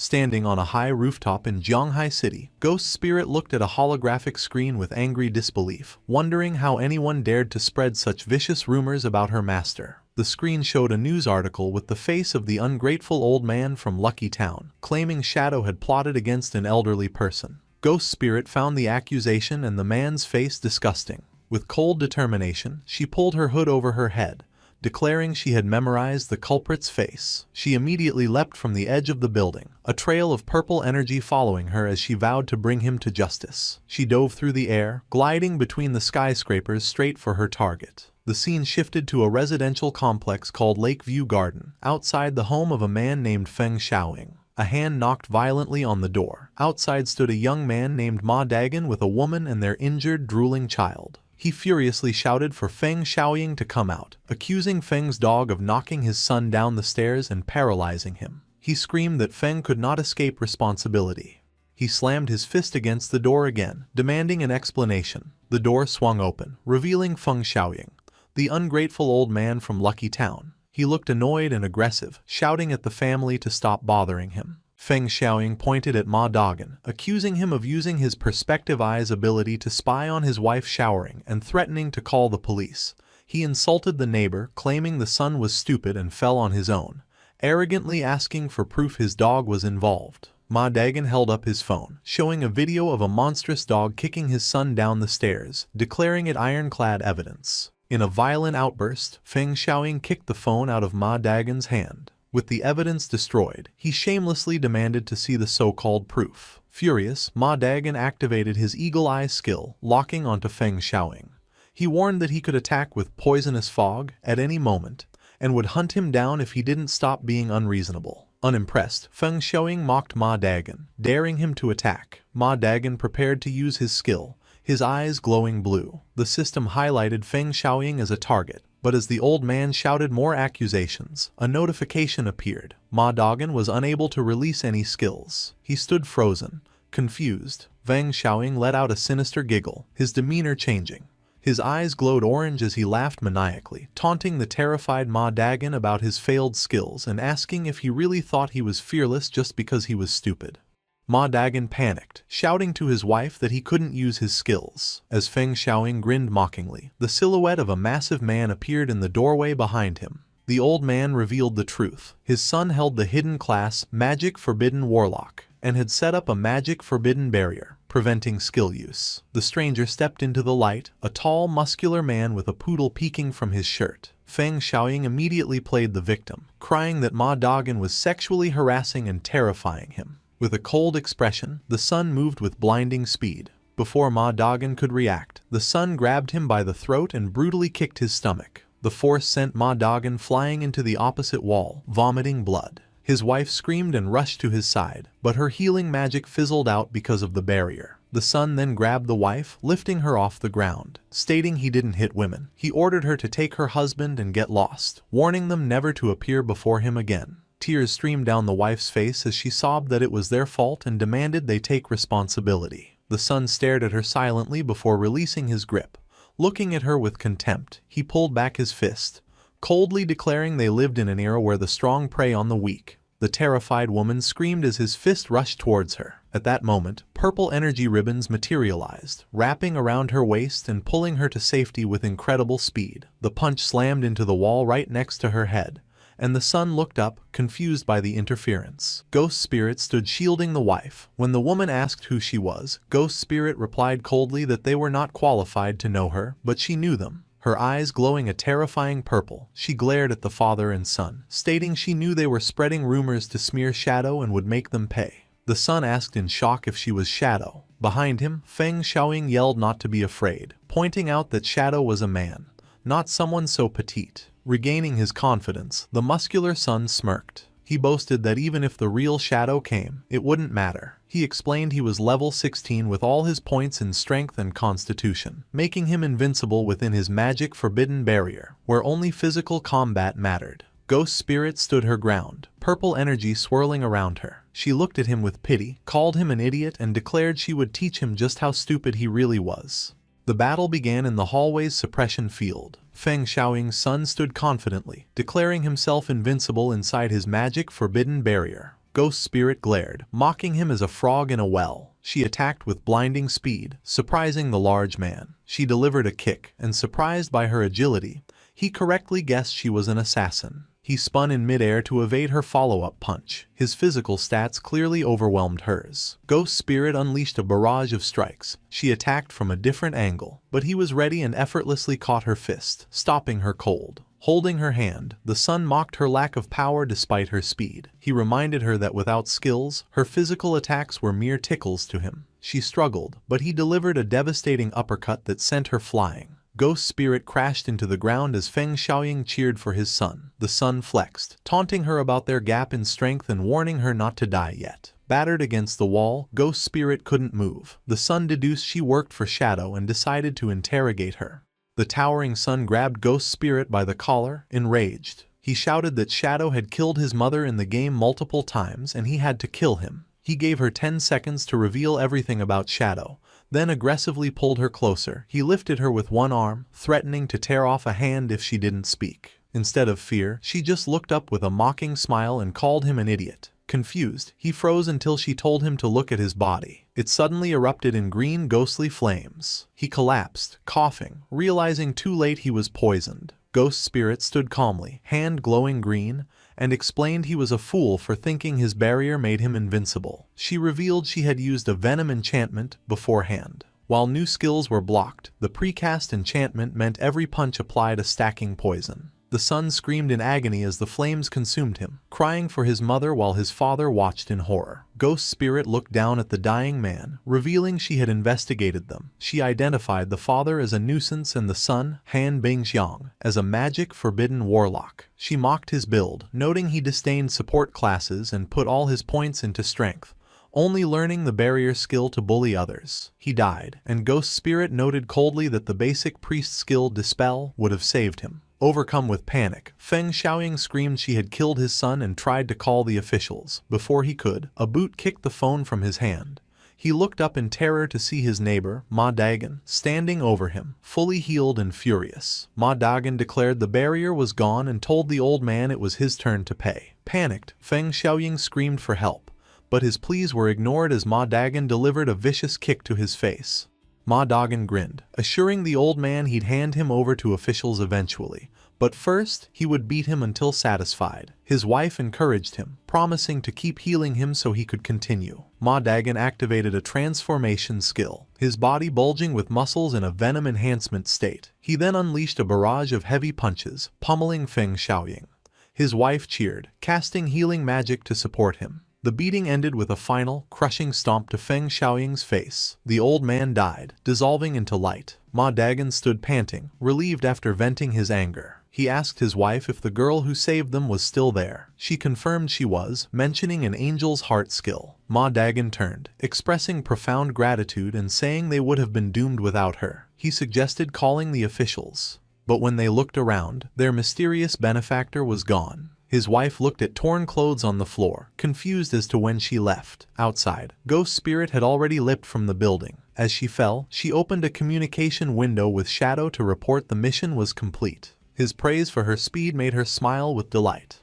The scene shifted to a wasteland 300 kilometers from Magic City. 4 cloaked figures trekked through, guided by Chu Kunshan. A subordinate questioned Chu, worried they were in the wrong place. The area was filled with poisonous gas and volcanic fumes that constantly drained their health, making him doubt anything could live there. Theodore remained confident. Chu Kunshan, using his ley line perception, assured them the treasure was in a nearby cave. They soon arrived at a massive cave entrance spewing ominous red energy. Before entering, Theodore ordered Zuma, the Soul Walker, to immediately turn the group into an invincible spirit state if they encountered danger. Zuma confirmed he understood. The four walked into the red vortex, navigating the terrain until they reached a cliff overlooking a sea of red liquid. Chu Kunshin suddenly pointed, shouting for them to look. Theodore laughed, realizing they had found it, a massive fiery plant rising from the center of the crimson pool. Chu Kunshin identified it as the Hell Flower of Nightmares, and declared with certainty that with this item, Shadow would undoubtedly die.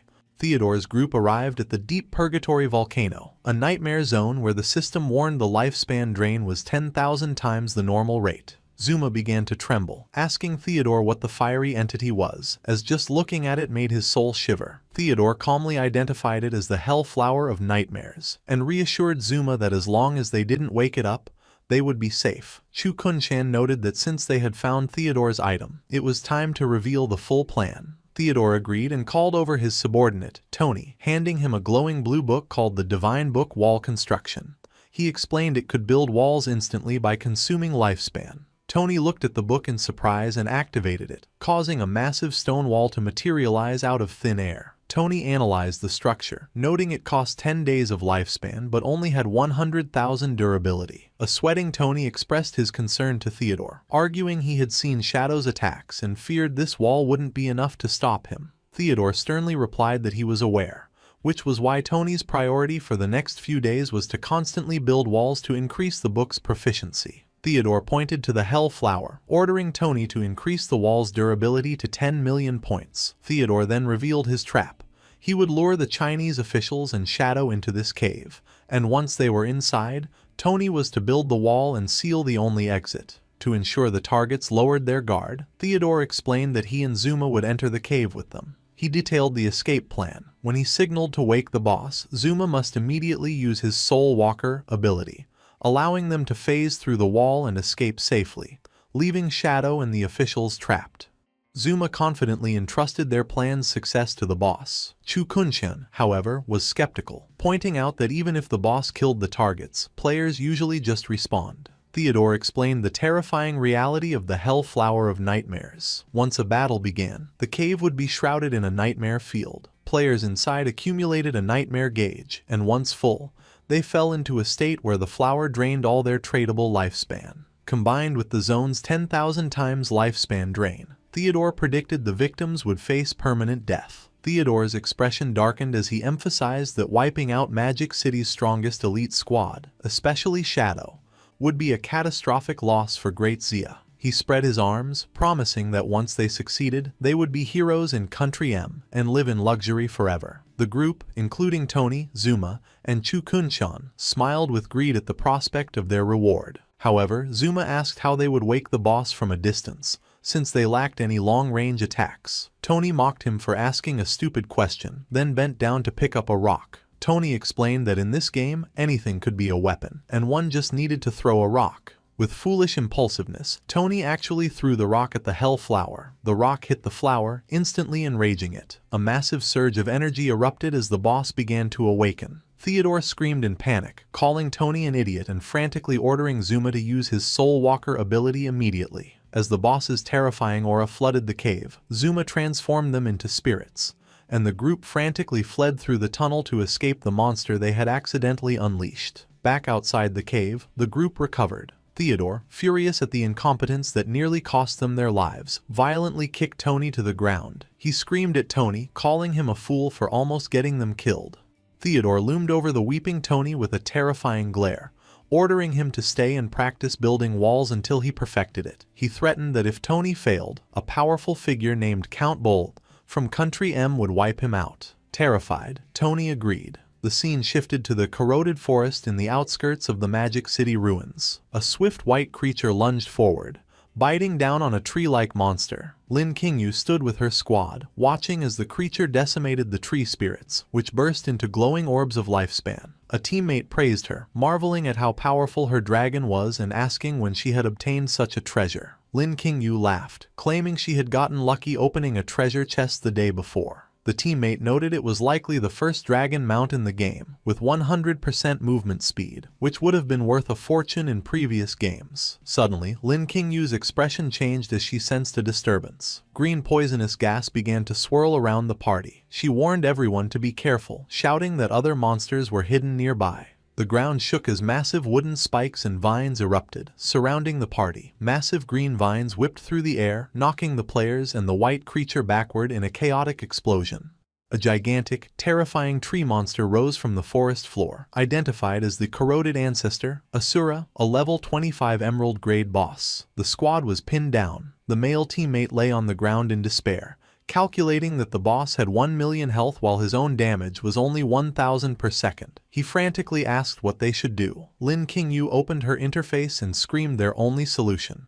They needed to invite Big Brother Shadow to save them. She immediately messaged Shadow, frantically reporting that a huge emerald-grade boss had appeared and invited him to her party to track their location. Standing in the city ruins, Shadow accepted with a calm confirmation. Shadow checked the coordinates and messaged the team, stating he was over 10 kilometers away but would arrive immediately. Back in the corroded forest, Lin Qingyu looked at the map and her heart sank. She shouted to her team that although Shadow was coming, she estimated it would take him nearly half an hour to arrive. Her teammates cried out, warning that the poison damage was too high and their healing couldn't keep up. Realizing they couldn't survive, Lin Qingyu cursed and ordered a retreat. However, the moment she gave the order, Osiris descended from the sky above the giant tree monster. Shadow calmly announced that he had arrived, leaving Lin Qingyu completely confused. A tremendous gust of wind from Shadow's arrival swept through the forest. A system notification informed the squad that the wind had blown away the poison gas, removing their status effects. Lin Qingyu and her team stood with their eyes wide in comedic shock. The male teammate stammered, asking the captain why she had said half an hour when it had only been half a minute. Another teammate stared up in awe, trembling as he asked if the creature Shadow rode was a flying dragon. Atop the skeletal dragon Osiris, Shadow looked down at Lin Qingyu's squad, who stared in disbelief. Osiris, with glowing purple eyes, focused on Lin Qingyu's mount and wondered aloud if the creature was a hybrid dragon. At the sound of Osiris's voice, Lin Qingyu's mount trembled in terror. The squad was stunned, wondering if the massive dragon had actually spoken. Standing calmly on his mount's head, Shadow explained that creatures of epic grade or higher could talk. Osiris asked for permission to eat the hybrid below, but Shadow coldly told it to be quiet. On the ground, Lin Qingyu's mount had fainted from fear. She looked up with awe, remarking that she never imagined Big Brother Shadow was already using an epic-grade creature as a mount. Shadow ignored her and turned his attention to the giant tree monster, confirming it was the boss with 1 million health points. He analyzed the situation, realizing his current damage output required a full combo to kill the boss, which he found inefficient. He wanted a single, decisive blow. Declaring the timing was perfect, he pulled out the glowing ancient god slate. The system identified the item as the blessing slate of the blood source ancient god Aniclimax. Its power was to bestow a blessing upon any skill, providing a random buff. Shadow considered his options, noting his primary damage skills had overlapping effects. He chose to bestow the blessing upon instant Shadow Slash. A golden aura enveloped him, and a notification confirmed his skill had been enhanced with the blessing of Aniclimax. The system detailed the upgraded skill, Aniclimax's blessing, instant Shadow Slash. It was now a single target attack, but the number of hits was multiplied by 6. Every strike was a weak point attack, and each hit charged his ultimate skill. Shadow's eyes gleamed as he realized his skill had been transformed into a powerful, single-target burst ability. He quickly calculated the power increase. A single use now delivered 54 strikes. With his clones, that became a staggering 216 hits, enough to instantly charge his ultimate skill multiple times. Lin Qingyu's teammates watched in confusion, wondering why he was glowing. His analysis complete, Shadow decided to test his new ability. He vanished in a swirl of dark energy. A moment later, a teammate spotted him high in the air, yelling that he was fighting the boss alone. Shadow moved with incredible speed, unleashing the empowered instant Shadow Slash on the giant tree monster. The boss was hit by a devastating storm of attacks, with dozens of damage numbers, each over 10,000, erupting at once. The attack instantly filled Shadow's ultimate skill meter. His eye glowed with red energy as he realized a single basic skill use was now enough to fully charge his ultimate. Without pausing, he charged forward and unleashed the Crimson Blade. The massive red slash cleaved through the boss, dealing a final 450,000 damage. The system confirmed he had killed the Emerald Grade boss and detailed his rewards. The onlooking squad was stunned. The male teammates screamed in disbelief that he had instantly killed an Emerald Grade boss. Lin Qingyu, however, remained calm, asking if this was the first time they had seen Big Brother Shadow fight a boss. implying such feats were normal for him. Surrounded by a fading red aura, Shadow assessed his new power. He noted that a single use of instant Shadow Slash now dealt around 600,000 damage. In comparison, the 450,000 base damage of his Crimson Blade ultimate seemed almost insufficient. As Shadow landed amidst the glowing orbs of lifespan, he reflected on his power. He found his old methods clumsy and inefficient for high-level battles. He concluded that his previous skill rotations were too much trouble. Gripping a sword, he realized the slate had created a powerful synergy between his skills, boosting his damage and survivability. Still, he believed this was just the beginning of the Shadow class's true potential. Lin Qingyu rushed over, exclaiming how amazing he was. Shadow casually dropped the loot from the boss, telling her team they could have it. Overjoyed, they thanked him. He then asked if there were any other bosses nearby. Lin Qingyu excitedly confirmed there were, listing off several in nearby locations. Cutting her short, Shadow told her to get on his dragon so they could take care of them one by one. Lin Qingyu was ecstatic. Osiris shot into the sky, carrying Shadow and a screaming Lin Qingyu into the distance. Left behind, the two remaining male members of her squad looked up in stunned silence, one asking with a defeated expression,